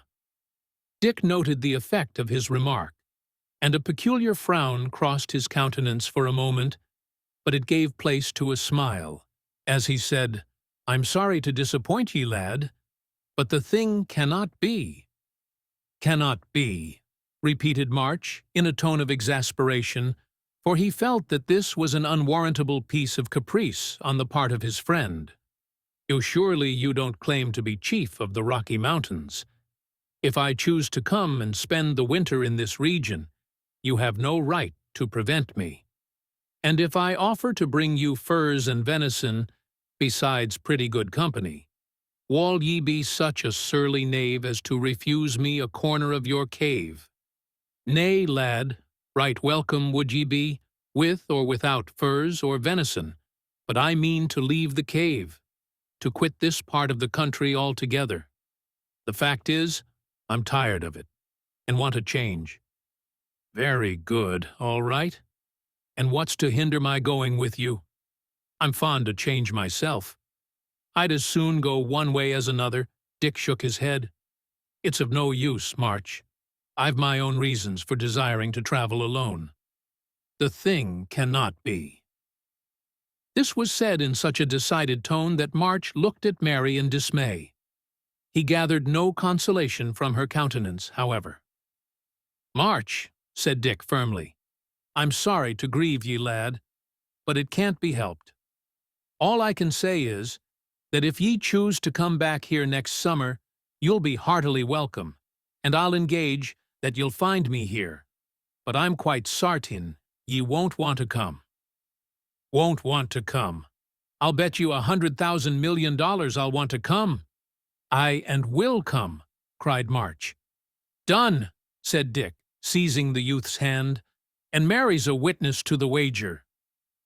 It is needless to say that the conversation did not rest here. The greater part of that night, and during great part of the week that March remained there, Lai continued to press the wild man of the West to leader his purpose, but without avail. Each day he passed with his comrades, hunting and trapping, and each night he bade them adieu, and returned to sup and sleep in the cave, and, of course, persecuted Dick all that time. But Dick was immovable. Of course, the trappers renewed their attempts to get March to show them Dick's abode, but he persistently refused, and they were too good-natured to annoy him, and too honest to follow his trail, which they might easily have done had they been so disposed. At last the time arrived when it became necessary that the trappers should return to Pine Point settlement. In the midst of all their alarms and fights, they had found time to do what Big Waller termed a pretty considerable stroke of business. That is to say, they had killed a large number of fur-bearing animals by means of trap, snare, and gun, so that they were in a position to return home with a heavy load of valuable skins. The day of their departure was therefore arranged, and March, mounting his steed, galloped, for the last time, and with a heavy heart, toward the cave of his friend Dick. As he passed rapidly over the wild country, and entered the gloomy recesses that surrounded the wild man's home, he thought over the arguments and persuasive speeches with which he meant to make a last, and, he still hoped, successful appeal. But March might have spared himself the trouble of all this, though, for when he reached the cave, Dick was absent. This grieved him deeply, because every preparation had been made by his companions for starting on their homeward journey that evening, so that he had no time to spare. Mary was at home, however, so March felt a little consoled, and, seating himself in his wonted place beside the fire, he said, "When will Dick be home, Mary?" "Me not can know exactly. Tomorrow hymns say, perhaps." "Then it's all up," sighed March, leaning recklessly back against the wall. "All up. I'm off tonight, so I'll not be able to spend the winter with you after all."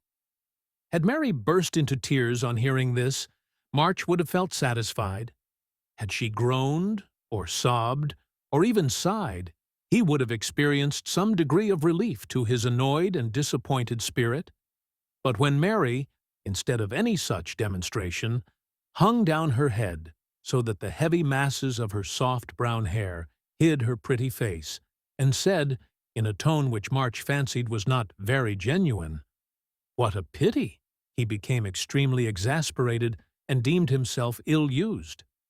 During the half-hour that succeeded, he endeavored to converse in a pleasant tone of voice, but without success.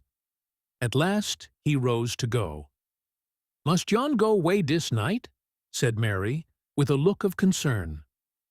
"Aye, Mary, and it's not much matter, for ye don't seem to care." The girl looked at him reproachfully. "You is not pleased with me, March. Why?" The question puzzled the youth. He certainly was displeased, but he could not make up his mind to say that he was so, because Mary had not fallen into a state of violent grief at the prospect of separation. But the anxious gaze of Mary's truthful blue eyes was too much for him. He suddenly grasped both her hands, and kissing her forehead said, "Mary, dear, I'm not displeased. I'm only sorry and sad and annoyed and miserable. Very miserable. I can scarcely tell why. I suppose I'm not well, or I'm cross, or something or other. But this I know, Mary, Dick has invited me to come back to see him next year, and I certainly shall come, if life and limb hold out till then." Mary's eyes filled with tears, and as she smiled through them, March, being very near her face, beheld in each eye an excessively miniature portrait of himself gazing out at him lovingly. "Perhaps," faltered Mary, "you no want for come, when it be next year." Poor March was overwhelmed again, absolutely disgusted that she could entertain a doubt upon that point. "We shall see," he cried with a sudden impulse, pressing his lips again to her forehead. "May the Great Spirit bless and keep you. Goodbye, Mary, till next spring." March burst away from her, rushed out of the cave in a tumult of conflicting feelings and great resolves, and despite a little stiffness that still remained to remind him of his late accident, flung himself into the saddle with a bound that would have done credit to the wild man himself, and galloped down the rocky gorge at a pace that threatened a sudden and total smash to horse and man. Had any of his old comrades or friends witnessed that burst, they would certainly have said that March Marston was mad. Madder, perhaps, than the most obstreperous March hare that ever marched madly through the wild regions of insanity.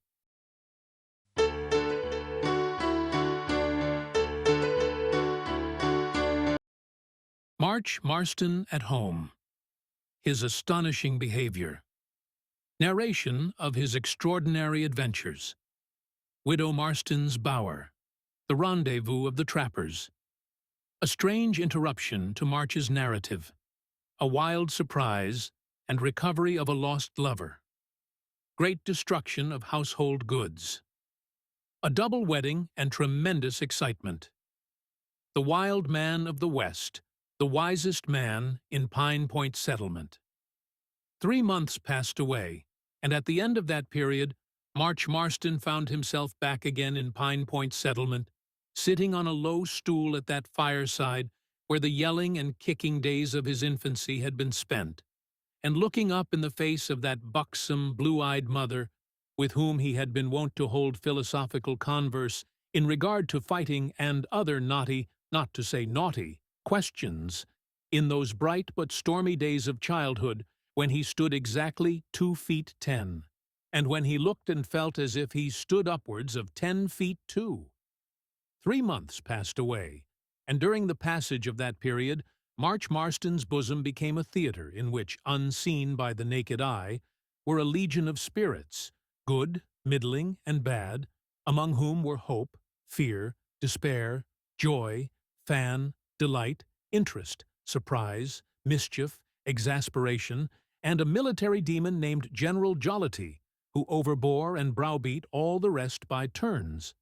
These scampered through his brain and tore up his heart and tumbled about in his throat and lungs and maintained a furious harlequinade, and in short behaved in a way that was quite disgraceful, and that caused the poor young man alternately to amuse, annoy, astonish, and stun his comrades, who beheld the exterior results of those private theatricals, but had no conception of the terrific combats that took place so frequently on the stage within. During those 3 months, March saw many things. He saw his old friends, the prairie dogs, and the prong-horned antelopes, and the grizzly bears, and the wolves. More than that, he chased and shot and ate many of them. He also saw clouds of locusts flying high in the air, so thick that they sometimes darkened the very sky, and herds of buffaloes so large that they often darkened the whole plain. During those 3 months, March learned a good deal.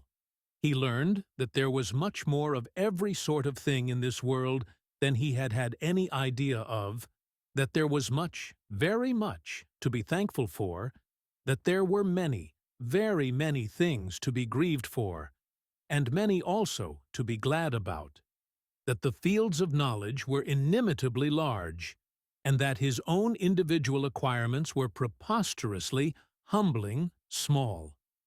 He thought much, too. He thought of the past, present, and future in quite a surprising way.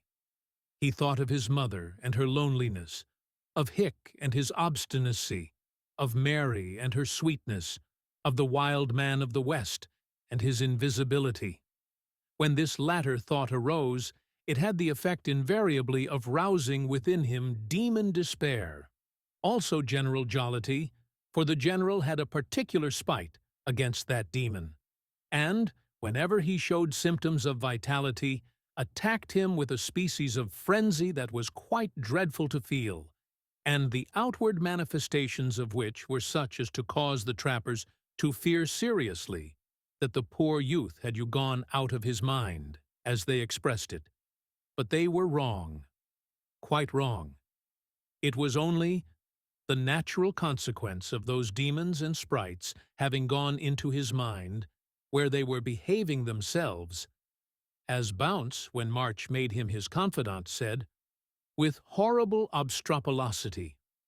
Well, as we have said, March was seated on a low stool, looking up in his mother's face. He had already been 3 days at home, and, during every spare minute he had, he sat himself down on the same stool and went on with his minable narrations of the extraordinary adventures through which he had passed while among the Rocky Mountains and out upon the Great Prairies. Widow Marston, for she knew that she was a widow now, though the knowledge added but little to the feeling of widowhood to which she had been doomed for so many years. Widow Marston, we say, listened to this interminable narration with untiring patience and unmitigated pleasure. There was as yet no symptom of the narrative drawing to a close, neither was there the slightest evidence of the widow Marston becoming wearied. We have seen a cat worried and pulled and poked by its kitten almost beyond endurance, and we have observed that the cat endured it meekly, nay, evidently rejoiced in the annoyance. It was pleasurable pain. As it is with feline, so is it with human mothers. Their love overbears and outweighs every tiling. Ah, good cause have the rugged males of this world to rejoice that such is the fact. And, although they know the fact well, we hold that it is calculated to improve the health and refresh the spirit of men to have that fact brought prominently and pointedly to their remembrance. Had Marston talked the most unutterable balderdash, Widow Marston would have listened with unwearied delight as long, we believe, as her eyes and ears could do their duty. But March did not talk balderdash. For a madman, he spoke a great deal of common, besides a considerable amount of uncommon sense, and his mother listened with intelligent interest, commenting on what he said in her quiet way, as she found opportunity. We say this advisedly, for opportunities were not so frequent as one might suppose. March had always been possessed of a glib tongue, and he seemed, as Bounce remarked, to have oiled the hinges since his return to Pine Point settlement. "Mother," said March, after a short pause that had succeeded an unusually long burst, "do you know it's only a few months since I left you to go to this trip to the mountains?" "I know it well, my son," replied the widow, smiling at the question. "And do you know," he continued, "that it seems to me more like 5 years? When I think of all that I've heard, and all that I've done, and all that I've seen, it seems to me as if it had took, as if it must have took, 5 years to have heard and done and seen it all in." "And yet," said the widow musingly, "you failed to see the wild man of the West after all." "Mother, I'll be angry with you if you say that again." "Well, I won't," she replied, taking his hand in hers and stroking it. "Tell me again, March, about Dick of the Cave and his little girl. I like to hear about them. They were so kind to Jan, and that Dick, from your account, seems to be such a fine fellow. Tell me all about them over again." "I will, Mother," said March, clearing his throat, and commencing in a tone that showed clearly his intention of going on indefinitely. Widow Marston's cottage had a pretty, comfortable-looking flower garden behind it. In front, the windows looked out upon a portion of the native woods which had been left standing when the spot for the settlement was cleared. In the back garden there was a bower which the widow's brother, the blacksmith, had erected, and the creepers on which had been planted by the widow's own hand when she was Mary West, the belle of the settlement. In this bower, which was a capacious one, sat a number of sedate, quiet, jolly, conversible fellows, nearly all of whom smoked, and one of whom sketched. They were our friends, Red Hand, Bounce, Big Waller, Gibault, Hawkswing, and Bertram. It is observable among men who travel long in company together in a wild country that, when they return again to civilized or to semi-civilized life, they feel a strong inclination to draw closer together, either from the force of habit or sympathy, or both. On reaching Pine Point, the trappers, after visiting their friends and old chums, drew together again as if by a species of electrical attraction. In whatever manner they chanced to spend their days, they, for the first week at least, found themselves trending gradually each evening a little before sunset to a common center. Widow Marston was always at home. March Marston was always with his mother, deep in his long-winded yarns. The bower was always invitingly open in the back garden. Hence the bower was the regular rendezvous of the trappers. It was a splendid evening that on which we now see them assembled there. The sun was just about to set in a flood of golden clouds. Birds, wildfowl, and frogs held an uproarious concert in wood and swamp, and the autumnal foliage glowed richly in the slanting beams as it hung motionless in the still atmosphere. "Do you know," said Red Hand, removing his pipe for a few minutes and blowing aside the heavy wreaths of tobacco smoke that seemed unwilling to ascend and dissipate themselves, "do you know, now that this trip's over, I'm inclined to think it's about the roughest one." I've had for many a year. And it's a curious fact that the rougher a trip is, the more I like it. Bertram, who was, as a matter of course, sketching, turned over a few leaves and made a note o' the observation. "I guess it was pretty much of a middlin' jolly one," said Big Waller, smoking enthusiastically and with an expression of intense satisfaction on his weather-beaten countenance. "And profitable," observed Bounce gravely. "Ah, oui, ver profitable," echoed Gibault. "Dat is de maintaining we have get plenty skins, and have bring home our own skins, which I was not much sure of 1 or 2 times." "True," said Bounce. "That's what we've got for to be thankful for. Skins is skins, but the skin of a human ain't to be put in the balance with the skin o' a beaver, do you see?" Bounce glanced at Hawkswing as he spoke, but the Indian only looked stolid and smoked solemnly. "Yes," he continued, "a whole skin's better nor a broken one, and it's well to bring back a whole one, though I'm not a-goin' for to deny that there's some advantage in bringing back other sorts o' skins, too. Do you see? Which goes for to prove the true philosophy of the fact. Do you see?" Bounce paused, in the midst of his mental energy, to take a parenthetic whiff. His thoughts, however, seemed too deep for utterance, for he subsided quietly into a state of silent fumigation. "What a splendidly picturesque scene!" exclaimed Bertram, pushing back his brigandish hat, in order the better to get a view at arm's length of his sketch and compare it with the original. "What's tie meanin' o' picturesque?" inquired Bounce. Theodore Bertram looked and felt puzzled. Lai was not the first man who thought that he knew the signification of terms well, and found himself much perplexed on being suddenly called upon to give a correct definition of a well-known word. While he is laboring to enlighten his friend, we shall leave the bower and return to the hall, or kitchen, or reception room, for it might be appropriately designated by any of these terms, where March is, as usual, engaged in expounding backwoods life to his mother. We have only to pass through the open door, and are with them at once. Cottages in Pine Point settlement were of simple construction.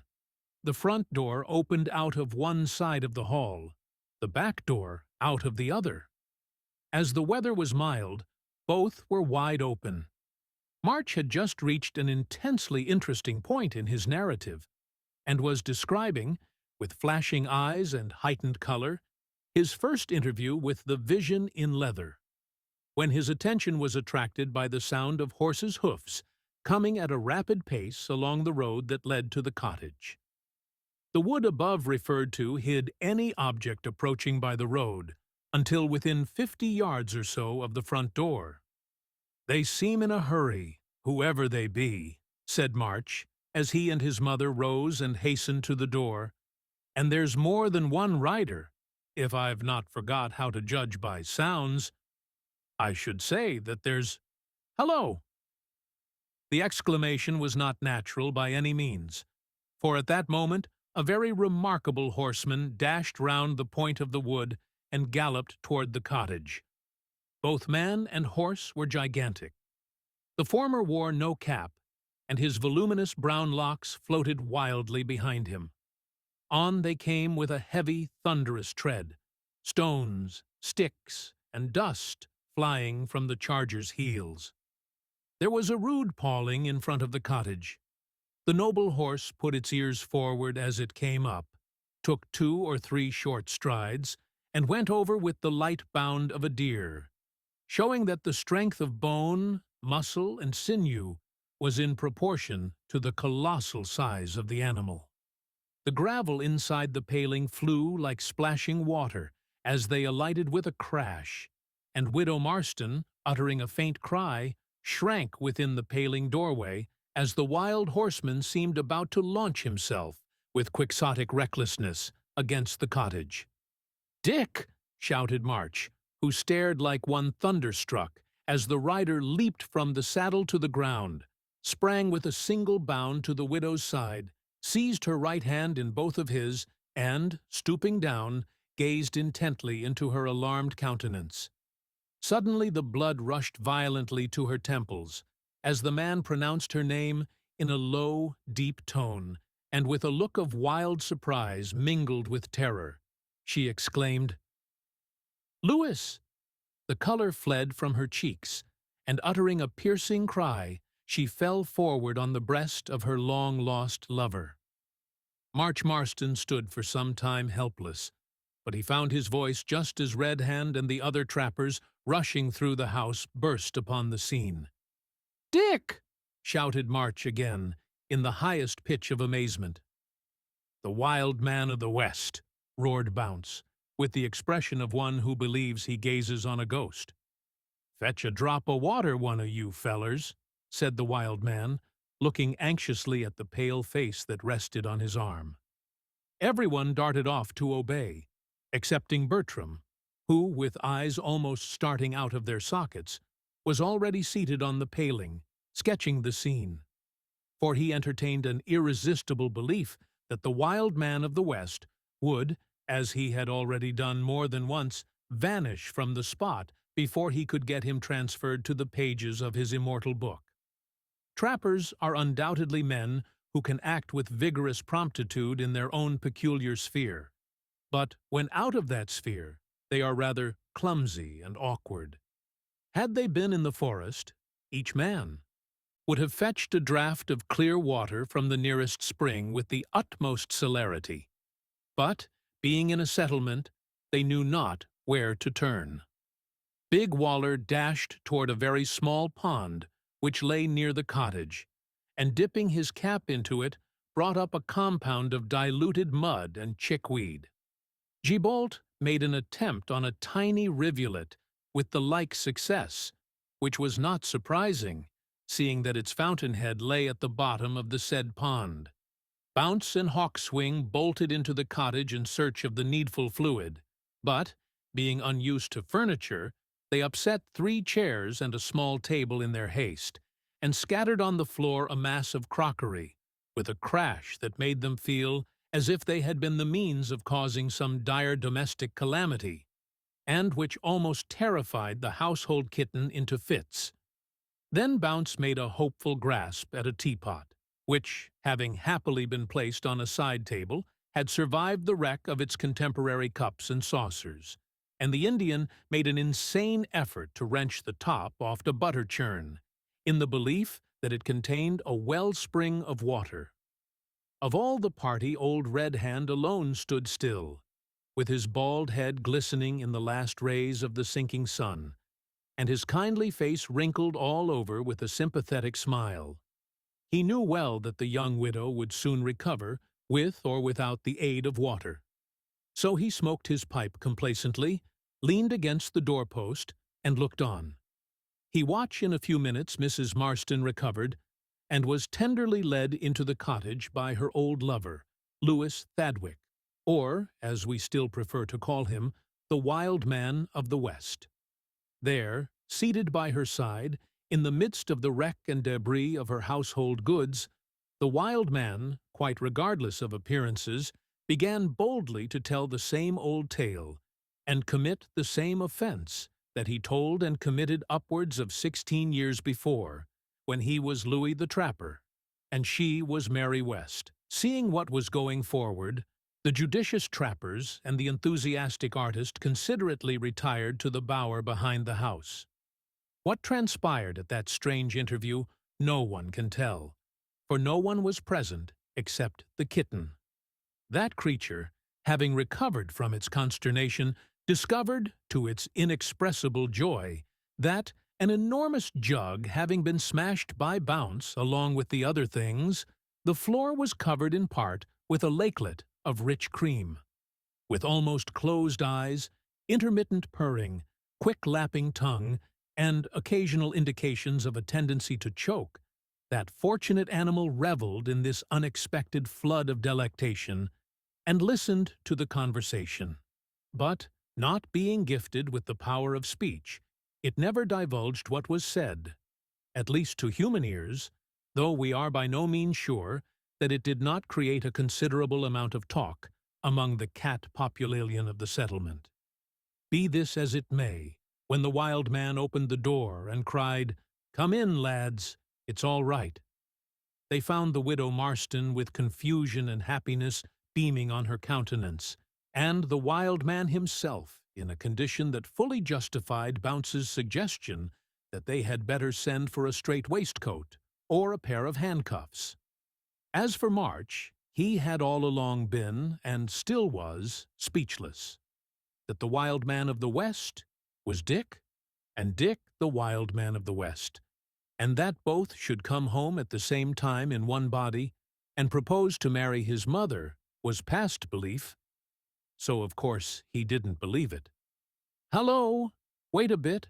I do believe I was forgettin'," cried the wild man, springing up in his own violent, impulsive way, upsetting his chair, as a matter of course, being unused to such delicacies, dashing through the lake of cream to the all but annihilation of the kitten, opening the door, and giving vent to a shrill whistle. Alt rushed out to witness the result. Thev were prepared for anything now, from a mad bison to a red warrior's ghost, and would have been rather disappointed had anything feebler appeared. Immediately there was a clatter of hoofs. A beautiful white pony galloped round the corner of the wood, and made straight for the cottage. Seated thereon was the vision in leather, not seated as a woman sits, but after the fashion of her own adopted father, and having on her leathern dress with a pair of long leggings highly ornamented with porcupine quills and beadwork. The vision leaped the fence like her father, bounded from her pony as he had done, and rushed into the wild man's arms, exclaiming, "Be she here, and well, dear Fader?" "Aye, all right," he replied, but he had no time to say more, for at that moment March Marston darted at the vision, seized one of her hands, put his arm round her waist, and swung her, rather, then led her into his mother's presence. "Here's Mary, mother!" cried March, with a very howl of delight. The widow had already guessed it. She rose and extended her arms. Mary gazed for one moment eagerly at her, and then rushed into them. Turning sharp round, March threw his arms round Bounce's neck and embraced him for want of a better subject. Then, hurling him aside, he gave another shout, and began to dance a violent hornpipe on the floor, to the still further horrification of the kitten, which was now a feline maniac, and the general scatteration of the mingled mass of crockery and cream. Seeing this, Bounce uttered an hysterical cheer. Hawkswing, being excited beyond even savage endurance, drew his scalping knife, yelled the war cry, and burst into the war dance of the Seneca Indians. In short, the widow's cottage became the theater of a scene that would have done credit to the violent wards of a lunatic asylum, a scene which is utterly beyond the delineative powers of pen or pencil, a scene which defies description, repudiates adequate conception, and will dwell forever on the memories of those who took part in it like the wild phantasmagoria of a tremendous dream. Of course, a wild man could not be induced, like an ordinary mortal, to wait a reasonable time in order to give his bride an opportunity of preparing her trousseau. He was a self-willed man, and a man of a strong mind. He insisted upon being married out of hand and have done with it. So he was married, whether out of hand or not, we cannot tell, by the excellent clergyman of Pine Point Settlement. On the same day and the same hour, March Marston was married, out of hand, also, no doubt, to the vision in leather. There was something rather precipitated in these proceedings, unquestionably, but those who feel disposed to object to them must bear in mind, first, that backwoodsmen are addicted to precipitancy at times, and, secondly, that facts cannot be altered in order to please the fastidious taste of the so-called civilized world. public opinion in the settlement was strongly in favor of the doings of the wild man of the West. Delay was deemed by all to be unnecessary, and all the more so that the double wedding day was to be celebrated as a species of public event. The romance connected with the previous life of Dick, and especially his singular and unexpected return to his first love, created quite a sensation, even in a region in which wild deeds and wonderful events were so common that it required a man to be a real hero to enable him to rise conspicuous above his fellows. Many trappers came in from a considerable distance to take part in the rejoicings of that day, and from the dance which followed the ceremony there was not absent a living creature belonging to the settlement. Every dog was there, of course, adding its vocal melody to the dulcet tones of the blacksmith's violin.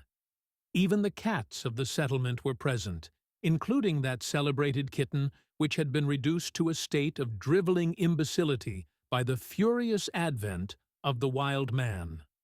Owls and other sagacious birds also came from afar to see the fun, attracted by the light of the fire. For the ballroom was the green sward of the forest, which was illuminated for the occasion by a bonfire that would have roasted a megatherium whole, and also would have furnished accommodation for a pot large enough to boil an elephant. Don't think, reader, in the vanity of your heart, that you have conceived that fire. You have not, as a Yankee would say, the most distant conception of the small end of a notion of what it was.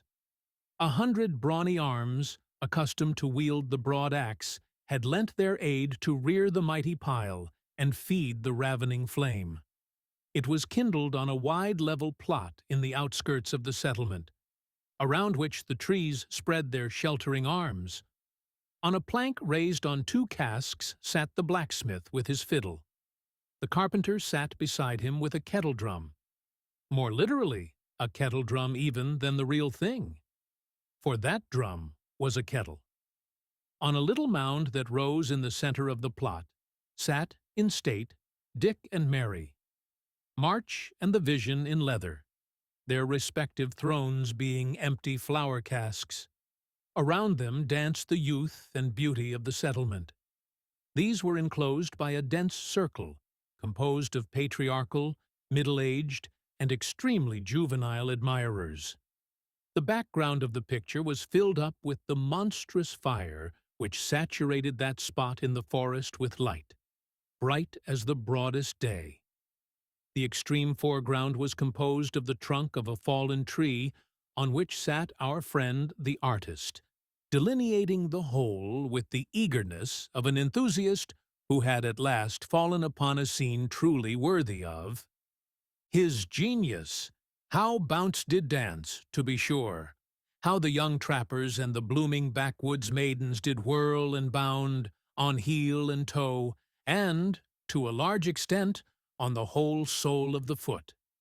Yes, their souls were in the work, and their spirits too, and that although there was not a drop of spirits in the settlement, happily, owing to the unaccountable delay of a provision boat, there was not a glass of fire-water in the place at that time. The whole affair was got up, carried on, and concluded on tea. It was a great teetotal gathering, which would have drawn tears of joy from the heart of Father Matthew and all his successors, whether Romanist or Protestant, had they witnessed it. Yet the excitement was tremendous.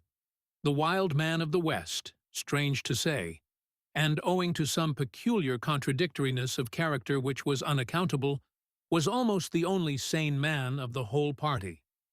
He flung himself on the ground beside his wife, and locking his arm round the tough root of a pine tree, refused to budge from the spot. As the united efforts of all the men who could lay hold of him at one time failed to root him up, he was suffered to lie there and amuse himself by watching the dancers, looking up occasionally at Mary's blue eyes, and playing with such of the juveniles he could attract within the reach of his long arm. As for Marston, he was mad now if ever he had been so in his life. He danced with all the girls, and wrestled with all the men, and played hide-and-seek with all the boys, and fraternized with all the old people, and chased all the dogs, and astonished, not to say horrified, all the cats. Yet, although he did all this, he did not neglect the vision in leather, by no manner of means. Long before the dawn of early morning, that jovial party drank a parting cup of cold tea, and, dispersing to their several homes, left the field in possession of the village curs. Now, dear reader, with a feeling of sadness we write, all things must have an end. We make this unquestionable assertion in order to break to you, as gently as may be, the news that our tale has reached its close. Had we taken in hand to write the life and adventures of our hero and his friends, from first to last, we should have had to prepare pens, ink, and paper, for a work equal in size to the Encyclopedia Britannica. We have detailed 1 or 2 episodes in their wild career.